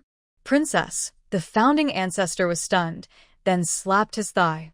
Damn, that's the little ancestor. I heard that kid call her the little ancestor Shur. The little ancestor also said she's a princess. Could this family be related to her? One ancestor silently touched his nose. That little ancestor is ruthless enough to hurt her own family. For us. That's not so bad. How dare they bully the little ancestor? Let's go teach them a lesson. Charge forward. The ancestors of the Shur family, who had just been moved to a new place, were sitting on their humble grave, dreaming about the future. Just as they were halfway through their daydreams, they heard a threatening voice from afar. What's happening? I don't know. Hey. Look over there. What is that? That is. It looks like us. Could it be a vengeful spirit or something? Suddenly, a member of the Shur family ancestor was shot backwards with a whoosh. Open your eyes wide and see clearly. Do I look like a vengeful spirit? I am the founding ancestor of Yuanxia country. The soul that was kicked away wobbled and almost dispersed. Furious, it returned to curse loudly. Founding ancestor? Ever? Haha, I am a deity. When you see me, you must kneel. I tell you, I don't care where you came from, wandering spirits or ghosts. We are not the kind of little ghosts you can offend. In the future, we will have great luck. Becoming immortals and gods is not impossible. We've already set our sights on this place. To be honest, we are under royal protection here. If you know what's good for you, leave now.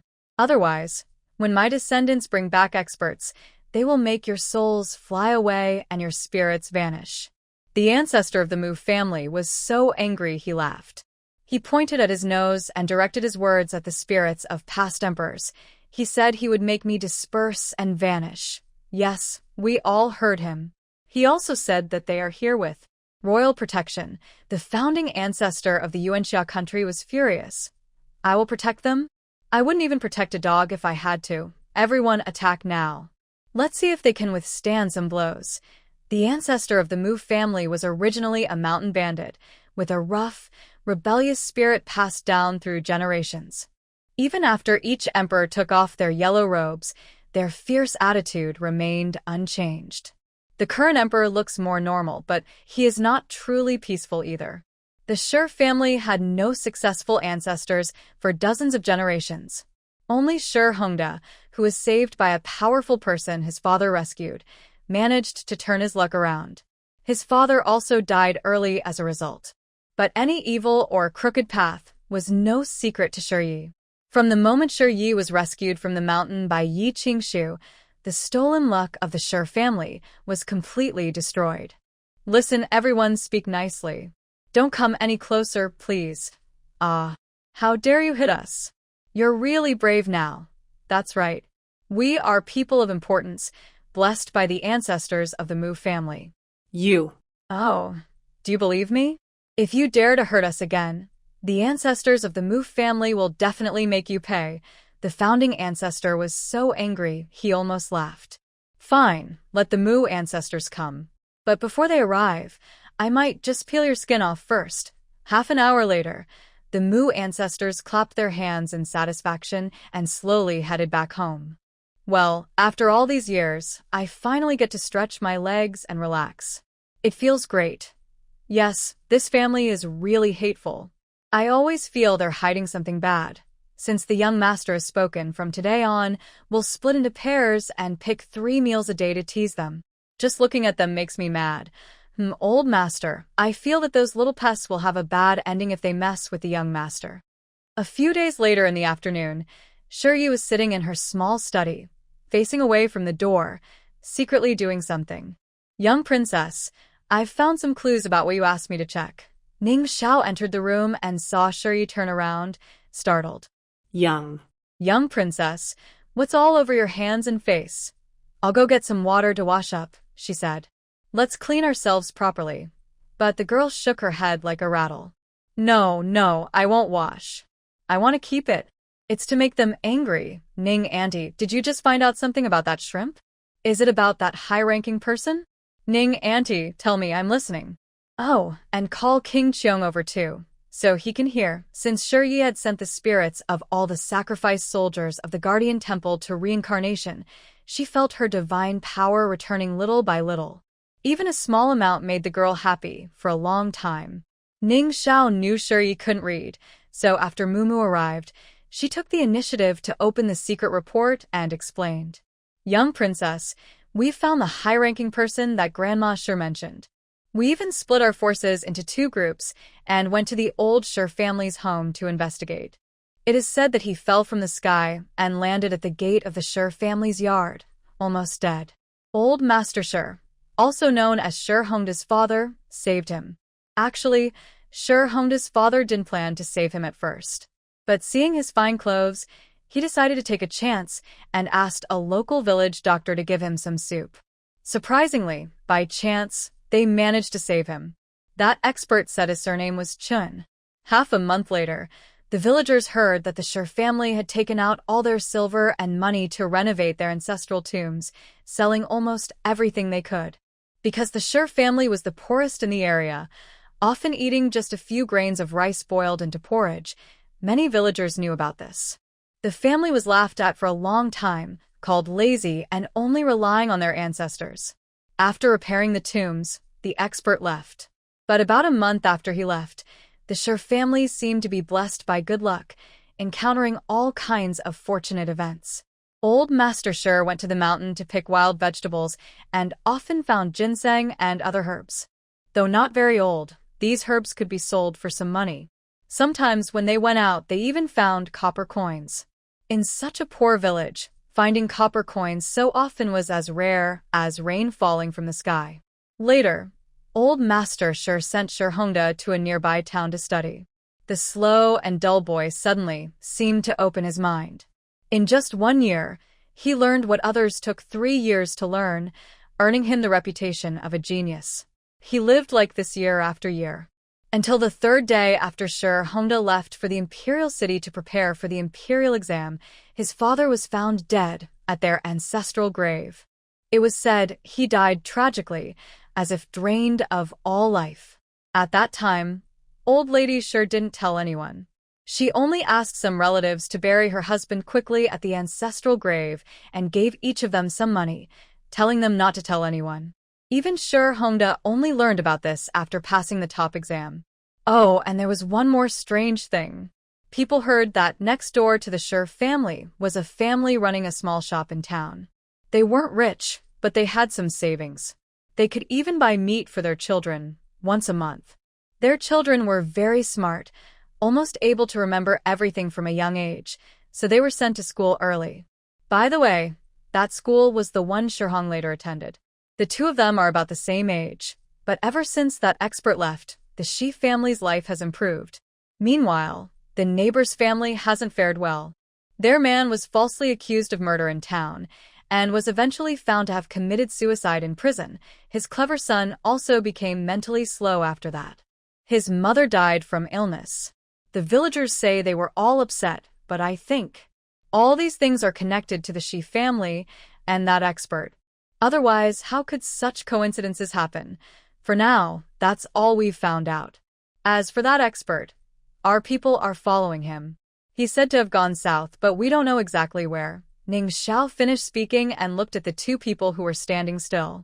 Little princess, that's all I've found so far. Did you hear me? And young Master Gu, are you alright? Were you scared? Gu Ming looked serious. I'm fine. I come from a good place after all. Things like this wouldn't scare me. I like to read strange books besides practicing medicine. The neighbor of the Shi family. It's obvious they were cursed. If they weren't cursed, Their son should be the talented one, and their wealth should belong to the neighbor. The neighbor's family was foolish and died because someone transferred all their luck to the Shi family in advance. After a long silence, Shi shook his head. That's no longer just luck transfer. There's also evil magic involved. I am already choosing their death. If they want to harm my precious daughter, I won't let them get away.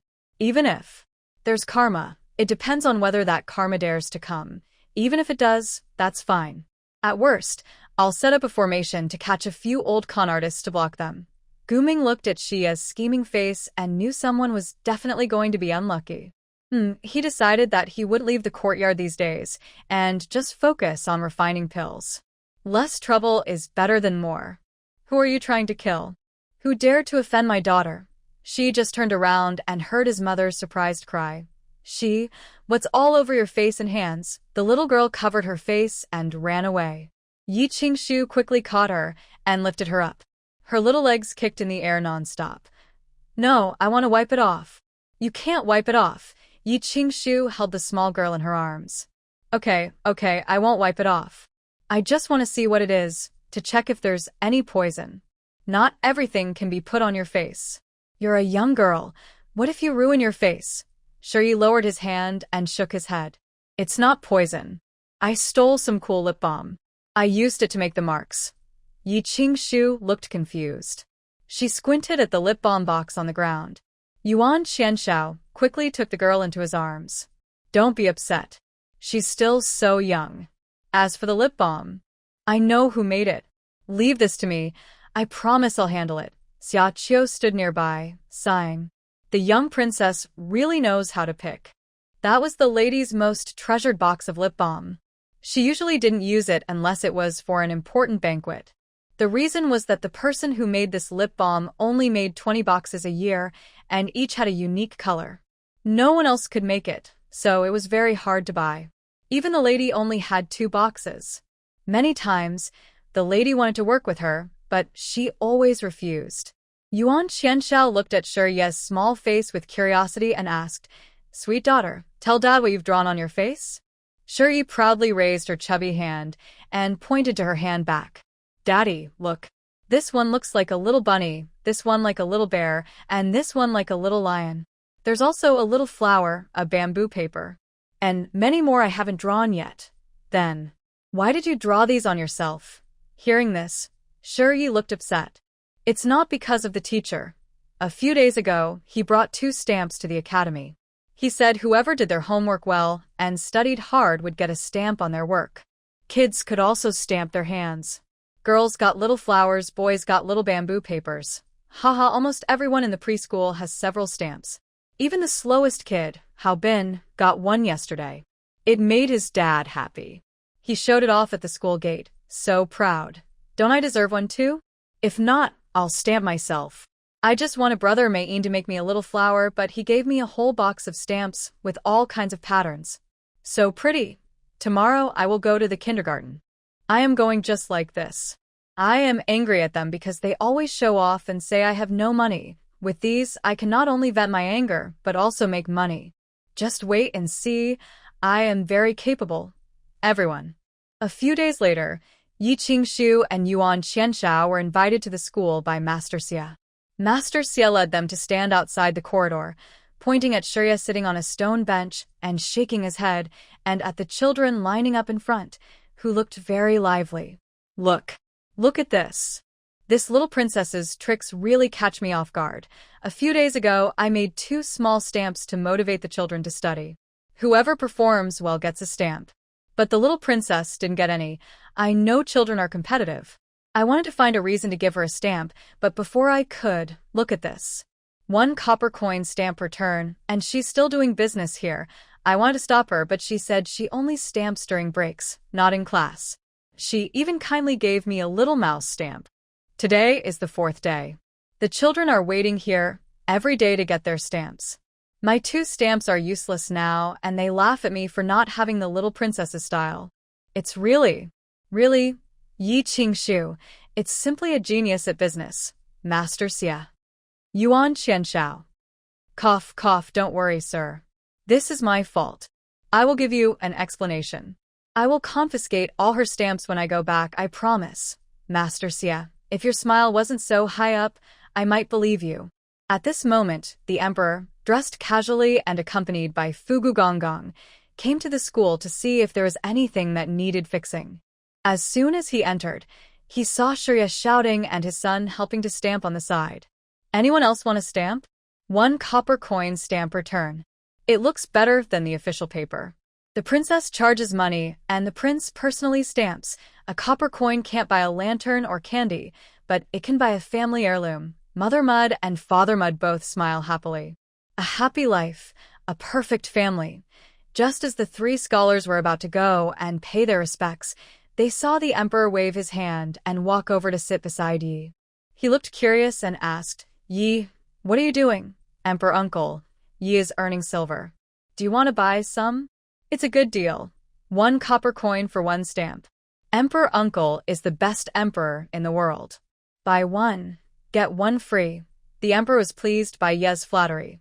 Fuluwa, give the young princess 2 copper coins. I can't take advantage of her. You took the coins and happily stamped a lion and a tiger on the emperor's hands, still flattering. Brainy, lion paper, the bravest, just like Emperor Uncle. The emperor couldn't help but laugh. Yi, you speak so well. Now, can you tell me what you're doing? Yi looked serious and pointed at the small children in line at the school, proud. I'm earning money. The emperor asked confused. Yi is a princess, with land and income. Don't you have enough money? Your treasury should have lots of silver. But the girl shook her head. No, I have a small treasury. I already bought things for the people in Jinju town, and my monthly silver is all spent. A few days ago, I asked Aunt Ning to count my small treasury. It's enough for me to go several months without worry. Emperor Uncle, since Mud is here, I don't need to go into the palace to find Mud. Yi then took a small box of copper coins from the stone table and put it into the emperor's arms. Here, Emperor Uncle, for Mud. Help me put it in the national treasury. This silver paper, I earned it for the treasury. There will be more in the future. The emperor was surprised. For the treasury? Why do you suddenly want to earn silver for the treasury? Yi continued stamping and collecting coins. Because Auntie Ning said the country. The country? How do I say it? Anyway, as long as our Yuanxia country is silver, we won't be bullied by others, and the people will live well. Auntie Ning also said that I am earning silver for the treasury, so I want to earn silver too and put it in the treasury. Then I gained many virtues and divine power, and I could return to heaven to seek revenge on those old deceivers. The emperor looked steadily at Shi Yi, with red eyes. In the end, he said nothing and personally took the box back to the palace. The next day, a royal decree arrived at Ye's house. Grandpa Fu looked at Yi Qingshu with a kind smile and deliberately stood at the door, loudly announcing, Yi family's Qingshu receives the decree. By the emperor's command, Yi Qingshu, known for her virtue and wisdom, with outstanding talent and intelligence, has donated $1 million in private funds for the recent disaster, personally went to the affected area to set up porridge stalls, established medicine furnaces, researched good prescriptions, and saved many people from danger. Her deeds are well known. I commend her kindness and virtue with this decree, appointing her as the first-rank lady of the state, granting her a gold tablet and seal, allowing her to come and go freely within the palace, enjoy the appropriate salary and honors, and bestowing a royal estate near the capital, along with silk banners, jewelry, and utensils. So, it is. Grandpa Fu personally placed the decree in Yi Qingshu's hand and softly said, Actually, the emperor has wanted to give you a title for a long time. But at that time, now is a good moment. The empress said that with this decree, no one will dare to question your status anymore. The emperor also wanted to reward the young princess, but the empress said she was still young and shouldn't attract too much attention. It can be done in a few years. Old servant congratulates the lady. By the way, the emperor also said that when you marry the war prince, he and the empress will personally come to officiate your wedding. I will return to the palace now to report. You don't need to see me off. Yi Qingshu held the decree, feeling confused until Yuan Qianshao gently touched her, bringing her back to her senses. Did you ask the emperor for this? Yuan Qianshao nodded and shook his head. Actually, it's not really me. It's because of Shur. Yesterday, Shur's box of copper coins, though not much, moved the emperor deeply. Last night, he summoned me to the palace, saying Shur is a good child and that you have a good daughter. The emperor said that he wanted to give you a title a few years ago, but you said you didn't care about such things and refused. The emperor understood that Shur Hongda wouldn't insist. Now that you and I are about to marry, many people are using your status to speak. The empress has been so angry she's smashed several teacups over the past few days. The emperor then discussed with me about giving you this title. Qing Shu. After marrying me, your life might not be as peaceful as before, but I promise I won't restrict your freedom. You can do whatever you want, whether it's doing business or going out. You are not my subordinate. Instead, I will be your protector, your guardian. I will protect you and Shur. I know you prefer a quiet life and dislike showing off, but can I ask you not to think that marrying me is a trouble? Yi Qing Shu gently tapped you on Qianxia's forehead and said, "What are you thinking, Prince? If I thought you were a trouble, I wouldn't have decided to marry you and bring Shur with me right after we separated. Yi Qing Shu, once I make a decision, I don't care what others say. Their words can't hurt me. I only care about you, Shur, and our family." The Yi family was happy and peaceful, while some other households were in chaos. General Zhengguo looked at his son, still foolish and stubborn, and felt his teeth itch. Eat. Keep eating. Look at the young lady. She's even younger than you.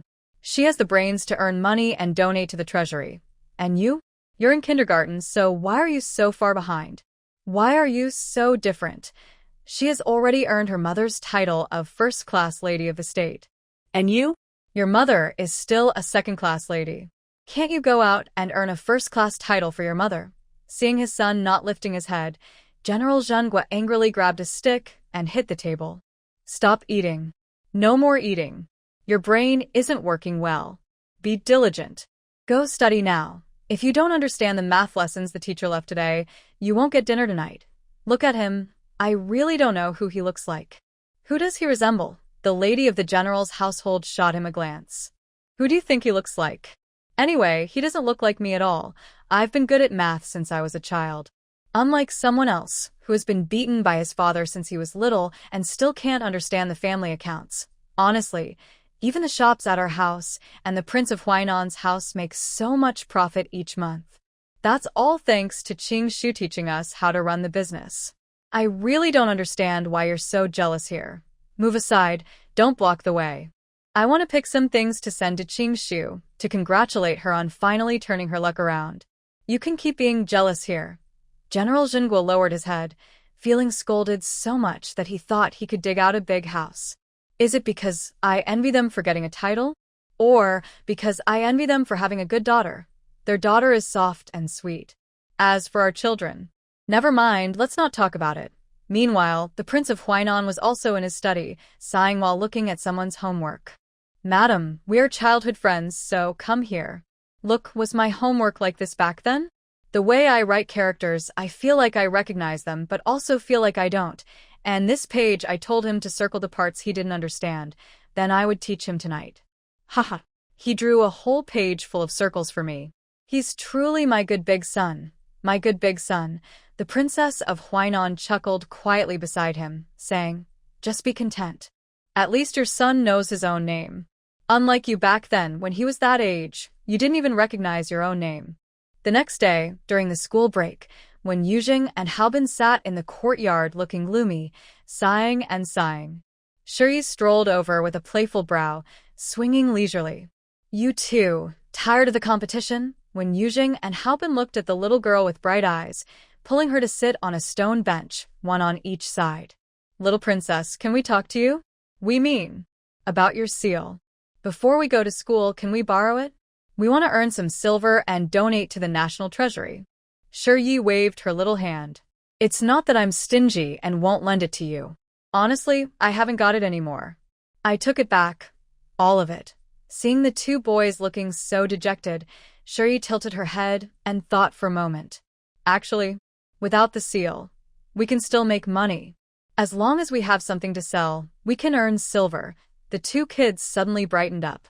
Little princess, you're right. So, little princess, what do you think we should sell? I see how it is. We don't deliver goods, and yet we have things to sell. Anyway, if there are things to sell, let's sell them. Preferably things that don't cost much, so we can make a good profit. Watching the young girl walk away with a sway, the two exchanged glances and finally knew what to do. When the academy was on another break on a busy street. Come and see. This is a dagger taken from an enemy prince. It cuts through iron like paper, even hair can be easily cut. Don't miss out. I also have some phoenix blood fruit, good for boosting energy and strengthening the heart. Only one left, don't miss it. I also have various long swords, spears, soft whips, and soft swords, all rare collectibles. Plus, the general's favorite big sword used in battles. Just. Only 2 copper coins. After you've seen his, you can check mine. I also have some rare ancient books and precious herbs, all for just 2 copper coins. Come and take a look. Seeing the crowd surrounding the small stall, both of them brightened their eyes. One was busy collecting money, the other selling goods happily. Only the personal servant behind them was trembling and hiding against the wall. Ing invited Yi to sit nearby and look at the items on the ground. Yi opened her mouth and asked, Aunt Ning, do you think those two seem to have no feelings left for each other at all? Really? They're quite good at finding ways. But when Yujing and Haobin didn't care what Yi was thinking, they just thought she was jealous and resentful. The little princesses' seal cost 1 copper coin each time. They sold theirs for 2 coins, more than the princess earned. They were making a big profit now. After selling everything, they planned to go to the palace and give the money to the emperor for the treasury. Half an hour later, General Zhen and Prince Huainan finally realized their house had been robbed. When they asked the butler, who was panting and out of breath, they found only a few items left on the stall. That was because the crowd had rushed to grab everything before they could sell it all. What's going on? Prince Huainan looked at General Zhen's face, which was dark with anger. What else? Just beat them to death. So, the 2 little ones were chased through the streets by their father wielding a feather duster, running around. Yi watched, covering her face at times and her bottom at others, muttering in shock. Father, what are you doing? Didn't you say you didn't want her son to earn money, like the young princess, to support the family? Well, I'm already earning money now. Ow, you're hitting me. Ah. General Zhengguo swung his feather duster so hard it broke. I want you to be successful like the young princess, to care about the country and the people. Did I tell you to steal from the family? My precious big sword was a gift from the emperor.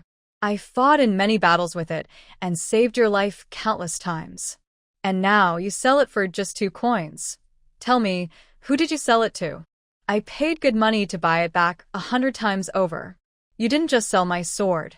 You sold my life. It was a royal gift. Meanwhile, Haobin, crying loudly, also argued logically. I did it for the treasury. I was earning silver. Father, I didn't keep the money for myself. I will donate everything to the treasury, just like the young princess.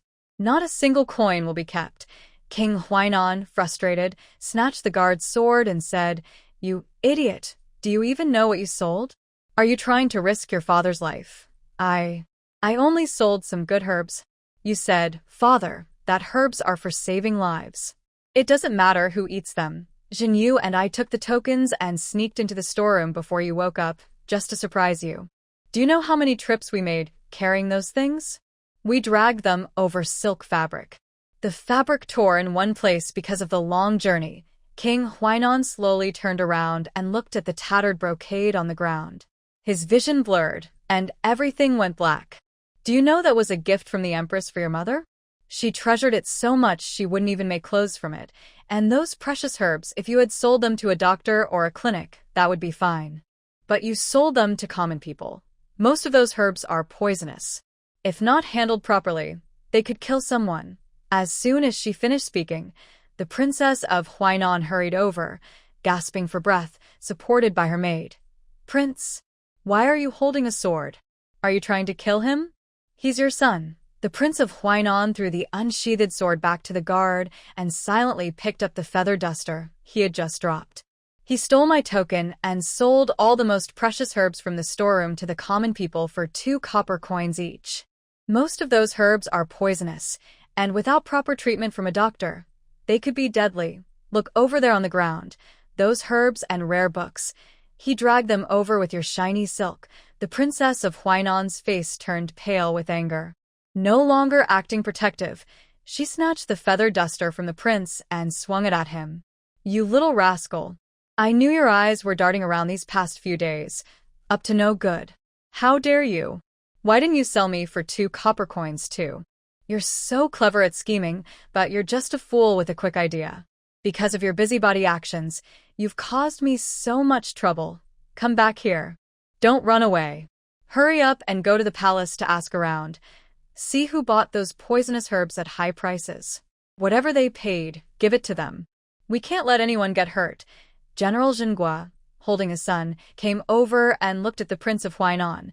Well, I've also asked someone to go back to the palace to inquire about the herbs. Can you also ask if anyone bought my big sword? Yin Yujing and Halbin were taken back to their homes, shouting along the way. Young princess, save us. We only listened to you.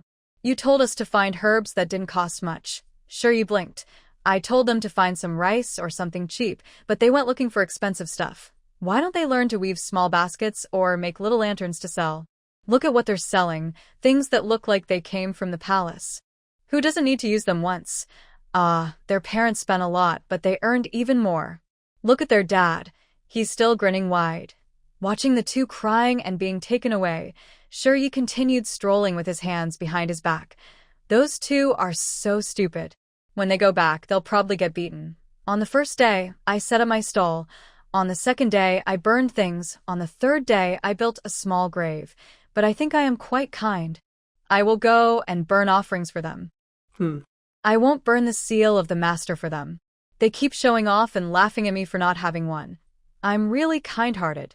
I am a good person. Ning quietly followed behind, looking up at the sky. Truly, never offend the young princess. She always repays kindness and holds grudges. Aunt Ning, the new year is coming soon. Is there anything fun during the festival? Ning thought for a moment about the recent news. Little princess, this year, the princess and the prince will go to the palace to attend the banquet. Envoys from the countries of Qi Shi and Jinwu will also come. They say it's for friendly relations, but actually they want to learn about each other's strengths. By the way, I heard the crown princes from those countries will also come. The girl turned around. Crown prince? Do they think they can bully us because we don't have a crown prince? But Uncle Emperor already said that once Brother Mei-in is better, he will be made crown prince.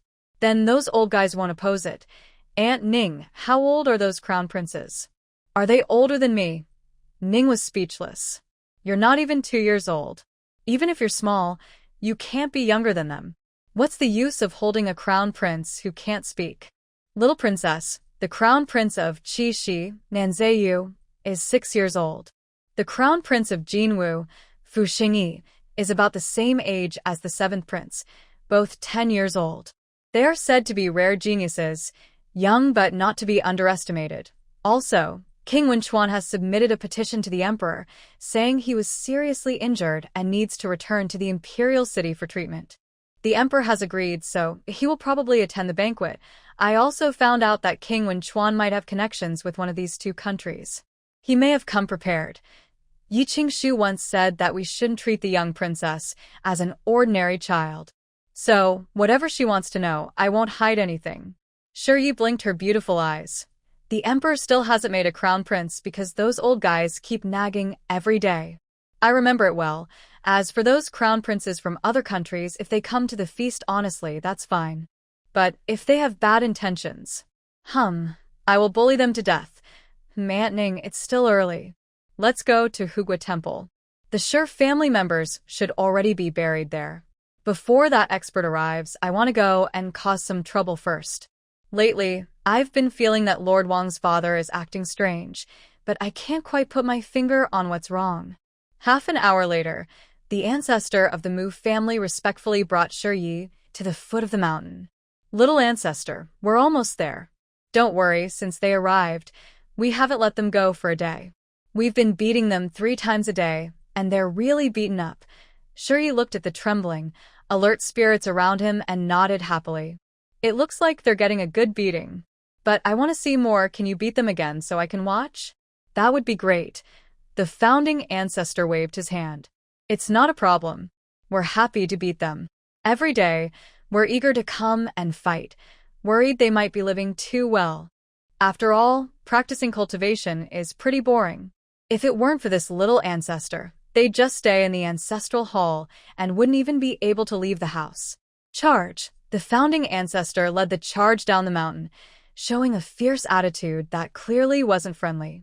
The ancestors of the Shur family heard the commotion and were so scared their spirits trembled. They all ran in different directions, clearly beaten up over the past few days. Shuri crouched under a tree, watching the chaos in front of her. She cheered and clapped when she saw the Shur ancestors being beaten. The Mu ancestors saw this and fought even harder. It's such a pity. If I weren't related to them, I could go down and fight myself, she thought. Ugh. I feel itchy just watching, but fighting these ancestors with this body will surely bring retribution, she mused. Just as Shuri was encouraging herself, suddenly a Shur ancestor charged at her. You little brat, you can see us and even laugh at us. I can't beat them, and I can't beat you either? She retorted. Will I accidentally kick him to death? I didn't mean to. I didn't think he would be so fragile.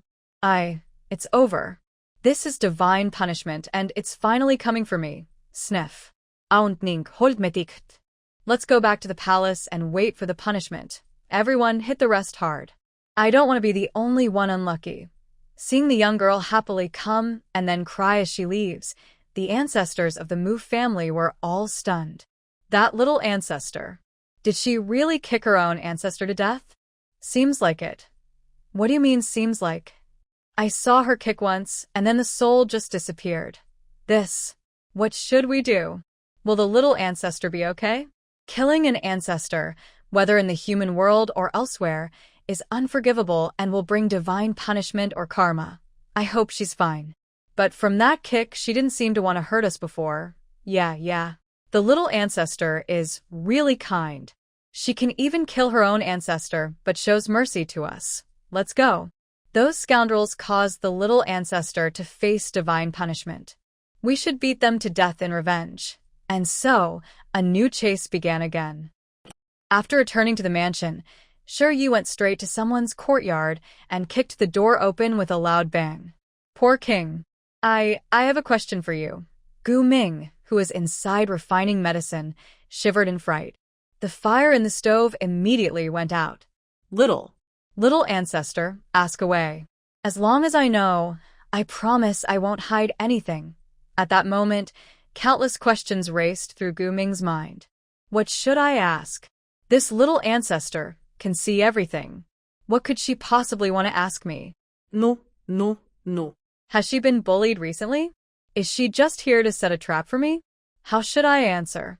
If I get kicked out in this cold weather, I'll definitely freeze to death. Sniff. I wonder if I'll have a chance to be reborn after dying like this, or if I can return to the Immortal Realm. Poor king, I ask you, suppose I did it. If I kicked my own ancestor, would I face divine punishment? Gu Ming was stunned. Kicked your ancestor to death? You're born with that? Where did you get an ancestor from? The young girl stomped her foot angrily and said, It's like the ancestor of this body, the ancestor of the Shur family. If I kick the ancestor of the Shur family, wouldn't I be punished by heaven? Didn't I read many books? Isn't it written there? The ancestor of the Shur family? Weren't they all dead long ago? Only Shur Hongda and the old lady are left. At this point, Gu Ming suddenly widened his eyes and asked, Little ancestor, are you saying you kicked the soul of the Shur family ancestor to death? The girl lowered her head and twirled her fingers. If it turns to dust, what would happen? Gu Ming opened his mouth wide and couldn't find his voice for a long time. After a while, he swallowed and said, According to the laws of heaven and earth, killing a close relative is not allowed in any of the 6 realms or 8 wildernesses because of the bond of life. For example, without the first ancestor of the Shur family, there would be no second generation. Without the second, no third, no grandfather, no father, and no you. You're talking so much nonsense. The girl snapped angrily. I just want to know if I will be punished by heaven and what kind. Guming took a step back. If you're an ordinary person, you would definitely face heaven's punishment and retribution. As for you, you're different. It should be a thunder tribulation. The young girl's face fell. Fine, how long will it take? It's hard to say for ordinary people, but for you. Probably before dawn tomorrow. The girl nodded. All right, I understand. You can keep practicing. Practice more. Forget it, I have better stuff in my pockets. At most, you'll just get a little scorched, a bit darker. No big deal. If it happens, I can just stay inside for a few days. Seeing the girl walk out dejectedly, Guming clenched his teeth and stopped her. Little ancestor, are you really? I didn't mean to do it. If he wanted to kill me, I just lightly kicked him. Really just a gentle kick and he was done. Hearing this, Guming seemed to make a decision. Little ancestor, send someone to tell the lady. From now on, I will serve in your courtyard. If anything happens, I will protect you. Although my immortal power is sealed, I still have half of my immortal body. You're so young. When the thunder tribulation comes, I will bear it for you. Also, that bald guy should be able to help a little. Send someone to bring him back. Shurya sighed. You just stay with us. As for that bald man, forget it. He went to Hugwang Temple and won't come back until the new year. Besides, I and that bald man are enemies. I can't let him see me get beaten. But don't worry. I just want to boost your confidence. I won't really let you face the thunder alone. Ningxiao listened to their conversation. After thinking for a while, she still felt uneasy and told Yi Qingshu about it. In the study, Yi Qingshu was so shocked he dropped his teacup. What did you say? You said Shi kicked the ancestor of the Shi family to death? Ningxiao lowered her head. I didn't see it myself, but at that time, the young princess was playing and laughing on the back mountain. After she kicked, she started crying. After returning to the house, she went to ask Mr. Gu if kicking the ancestor to death would bring some kind of punishment from heaven. Yuan Qianxiao held Yi Qingshu's hand. What did Mr. Gu say? Mr. Gu said, before dawn tomorrow, there will be a thunder calamity. Seeing Yi Qingshu slump into a chair, Yuan Qianxiao's eyes darkened. Qingshu, don't worry. Tonight, I will stay on the roof to watch. If that thunder calamity really comes, I will bear it for sure. I will go with you. After dinner, Shurya unusually didn't ask to play in the yard. Instead, he said he was tired and went to bed early. Yi Qingshu saw through this, but didn't say anything. After sending the young girl back to her room, she quickly went to the roof, where Yuan Qianxiao was already waiting. Shurya returned to his room, but didn't rest. He took a brush from the study and started drawing something on the ground. When Gu Minglai arrived, he saw the young girl squatting on the ground, drawing all over the place. Hey, little ancestor. Why don't you lie on the bed for a while? If that thunder calamity really comes, at least you can prepare yourself in advance. Drawing circles on the ground won't help anyone. What will come sooner or later. Shurya stood up, looked around, and continued drawing. Ning, I can't withstand the thunder and I don't want to get struck. So, I need to find a silver to help. I think the old tricksters are quite good, but my spiritual power isn't fully restored yet, so I don't know who I can call down. Hopefully, it won't be useless. Gu Ming was kneeling on the ground, watching Shurya draw circles. He looked for a long time but couldn't understand. After about half an hour, Shurya finally stood in the center of the circle, crossed his hands on his hips, and shouted, "Come down. Everyone come down. Do you hear me? Everyone listen up. Do you hear me? If anyone pretends not to hear and tries to act innocent, when I go back, I will burn down all your fairy mansions and make you all come down and be poor kings. Do you hear me?" Gu Ming looked at the ground full of strange symbols with pity and looked at Shurya. Little ancestor, it seems I am the most kind-hearted, right? If I get the chance in the future, just send me back. Anyway, I'm not really useful here. I just make pills. But if I go back to the heavens, I can steal for you. You know, among those people in the heavens, I am the most kind-hearted. Shurya rolled his eyes at him. Stop bragging. Grow up, Gu Ming. Who's the one with no future? I think you are the most hopeless. As a gentle voice sounded, a white light flashed, and a man in white appeared in the room. He waved his hand, setting up a protective barrier around the room. Someone suddenly dove under the table, trembling. Damn, how did this little ancestor scare this person away? That divine light was so frightening, it almost shook my soul. Sure, you watched the man in white sitting in a chair rush over and throw himself into a hug, tears in his voice. Emperor. Boo-hoo, why are you here? I thought you were some old con artist. Emperor, I miss you so much. Do you miss me? There's no one in the heaven realm but me. Are you bored without me? Emperor. Maybe you should consider bringing me back. And my father, the prince, my grandfather, Uncle Huang, Aunt Huang, Brother Yin, Aunt Ning. Anyway, bring everyone back, okay? The man in white coughed softly, just like before, gently pinching her nose. Have you caused trouble again? Come, tell the emperor. Who did you bully this time? I will stand up for you. Guming listened and thought, listen. She bullies others, and the emperor still has to stand up for her. Such love and pampering. This is pure indulgence. Well, even though this little ancestor causes chaos in the fairy world, who doesn't love their own child? Spoiling her a little is fine. If you don't favor your own child, do you still favor other people's children? This little one has been visited by many from the 6 realms and 8 wildernesses. Most of the minor issues are simply dismissed with a few words from the elders who say, "My child is so young. What trouble could they cause?" It's your own lack of ability. In the Buddhist realm, the emperor personally steps in and says, "We are not wrong. Even if we are, we won't change." So this little ancestor definitely has strength, but their fearless nature is a result of being spoiled. But now, thinking carefully, the trouble this little ancestor causes. Honestly, it's not really her fault. Some of it even seems like she's helping to remove evil. The little princess of the Phoenix clan was also spoiled by her family, and she's not much different from this little ancestor.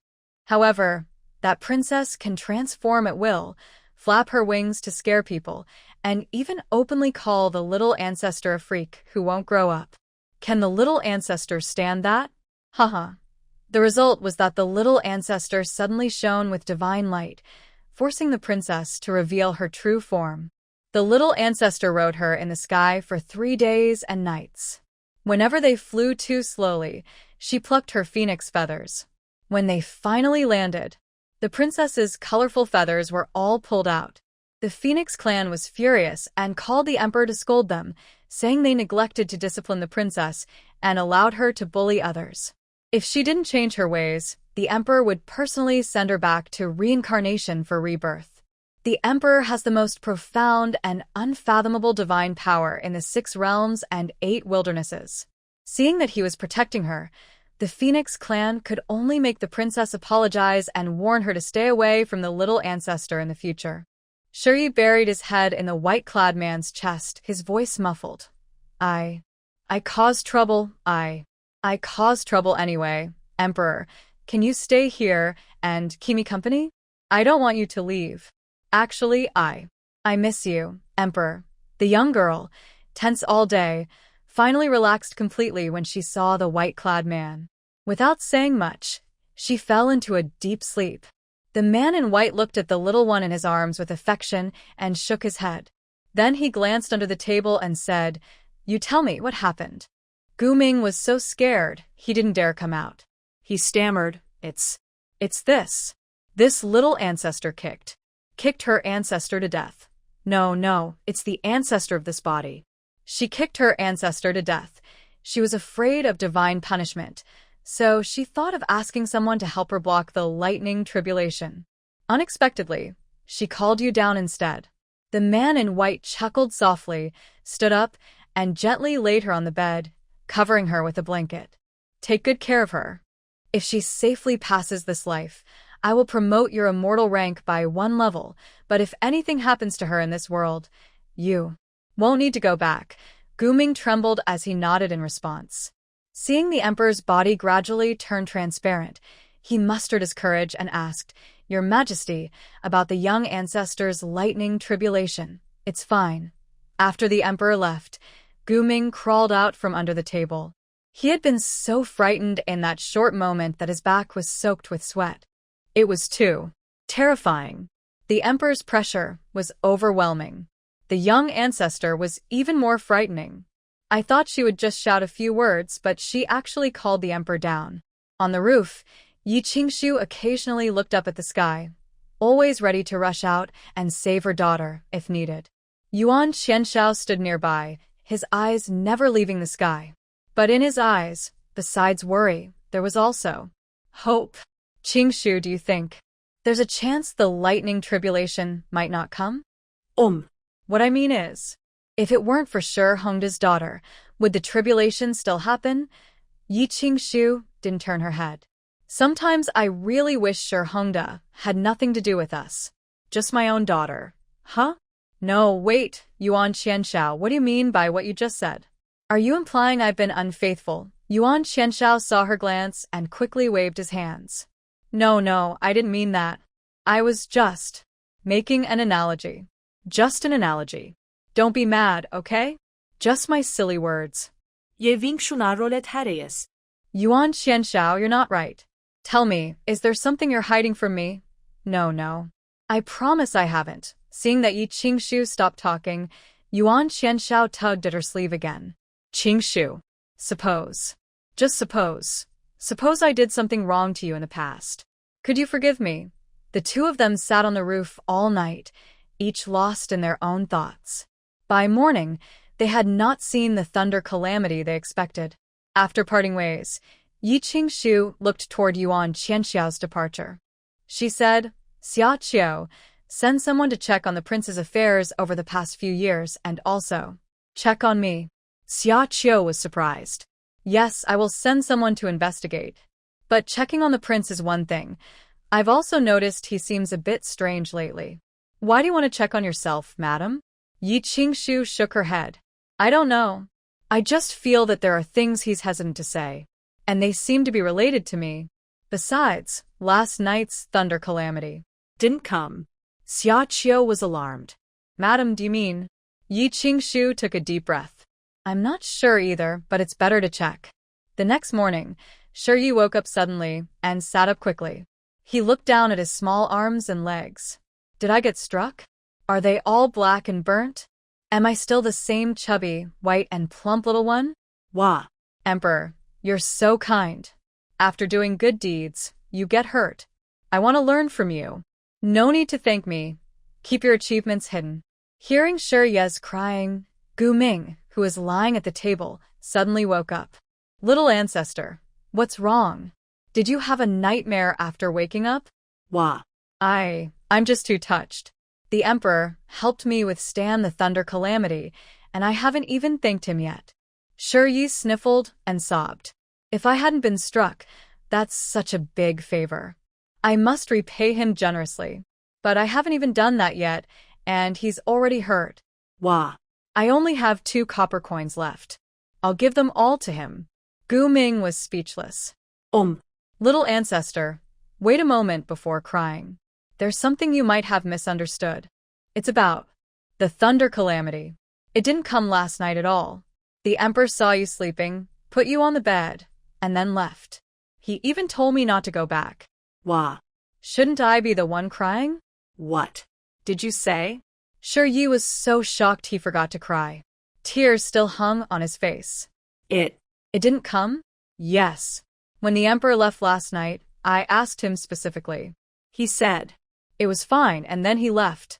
I don't feel comfortable staying here all night and only falling asleep at dawn. I am half immortal, so if a thunder tribulation were coming, I would definitely sense it. But last night, there was really no sound at all. Tingyi grabbed the blanket and wiped her small face clean, sitting cross-legged on the bed with her chin resting on her hand. Wait a moment, let me think. Stop talking. My soul is special. If I had kicked the ancestors of Jeju, there would definitely be a thunder tribulation, right? Yes, I'm sure I kicked Jeju's ancestors, but no thunder tribulation came. The young girl clapped her thigh excitedly. Isn't that strange? Actually, my ancestors. They don't seem like my ancestors at all. I don't look like Shi Hongda's daughter. I think she's cheating, Gu Ming. Oh, my little ancestor. You can't say that casually. You know, in this world, stealing someone is a serious crime. Besides, it might not be the lady who is unfaithful. There could be a misunderstanding. Maybe. You should check yourself, and also look at the lady and Shurhongda. Tingy pouted. Do you think I don't want to see? I looked on my first day here, but I couldn't see anything at all. The Emperor has said I can't look at people or things related to Jeju. Even if I want to, I can't see. Do you think I might be the one who was replaced by Silver? But Annie Wong said she saw me born. Could it be that I was swapped by Silver? Ugh. What should I do? If I can't figure this out, I won't be able to sleep. Gu Ming also held his head. This matter is really hard to explain. If only the Emperor were here, and someone to ask. Tingy suddenly jumped up from the bed. Yes, ask. The poor king is doing well. You've been with me for so long and finally said something useful. Ning Xiao came in with water. Young lady, I am here to help you wash up. Did you sleep well last night? What Ning Xiao didn't say was that she had stood at the door all night, guarding with the lady and the prince, hoping to share the thunder tribulation for the young lady. But after waiting all night, nothing happened. It even made her wonder if she had heard wrong, that the little ancestor hadn't kicked the Shur family ancestors after all. But seeing how tense the young lady and the little girl looked yesterday, it didn't seem like she was mistaken. Ning auntie, I feel fine. I want to ask you something, but you can't tell the young lady, okay? Alright, little princess, you ask your question. Is it possible? Am I really your biological daughter? Could I have been swapped or replaced later? Ning was momentarily surprised and shook her head. Little princess, why do you suddenly ask that? You are definitely the daughter of the lady, and you haven't been swapped. When the lady married into the household, she was worried that Hongda might feel uncomfortable or that a strong woman might hurt his pride, so she only brought Miss Xia Qiu with her to the estate. There were no guards or secret guards. But when the lady gave birth to you, it was at Xining Mountain Villa, under the watch of the villa master, the emperor, and the empress. So what you're asking about simply couldn't have happened, and there was no chance for it to happen. Little princess, you. Shurya waved his hand. It's nothing. I was just asking casually. Just asking. Aunt Ning, you can't tell Liang or it will hurt him. No matter whether I am your biological daughter or not, she is just like me. Exactly, Aunt Ning. How are Wen Yujing and Hao Bin? Are they still alive? Thinking of the two people who were tricked by her little princess, Ning was speechless. They are still alive. This morning, I heard that yesterday the general's residence and the Prince of Huainan's estate were very lively. Early today, the general and the prince took your two young classmates to the palace to apologize. It looks like they were beaten quite badly, and the things they sold yesterday were all bought back. It seems they spent a lot of silver. The Prince of Huainan even invited a doctor to check the people who bought the medicines to make sure no one was hurt. Only after confirming that everything was fine did they leave. They didn't get back to the estate until late at night.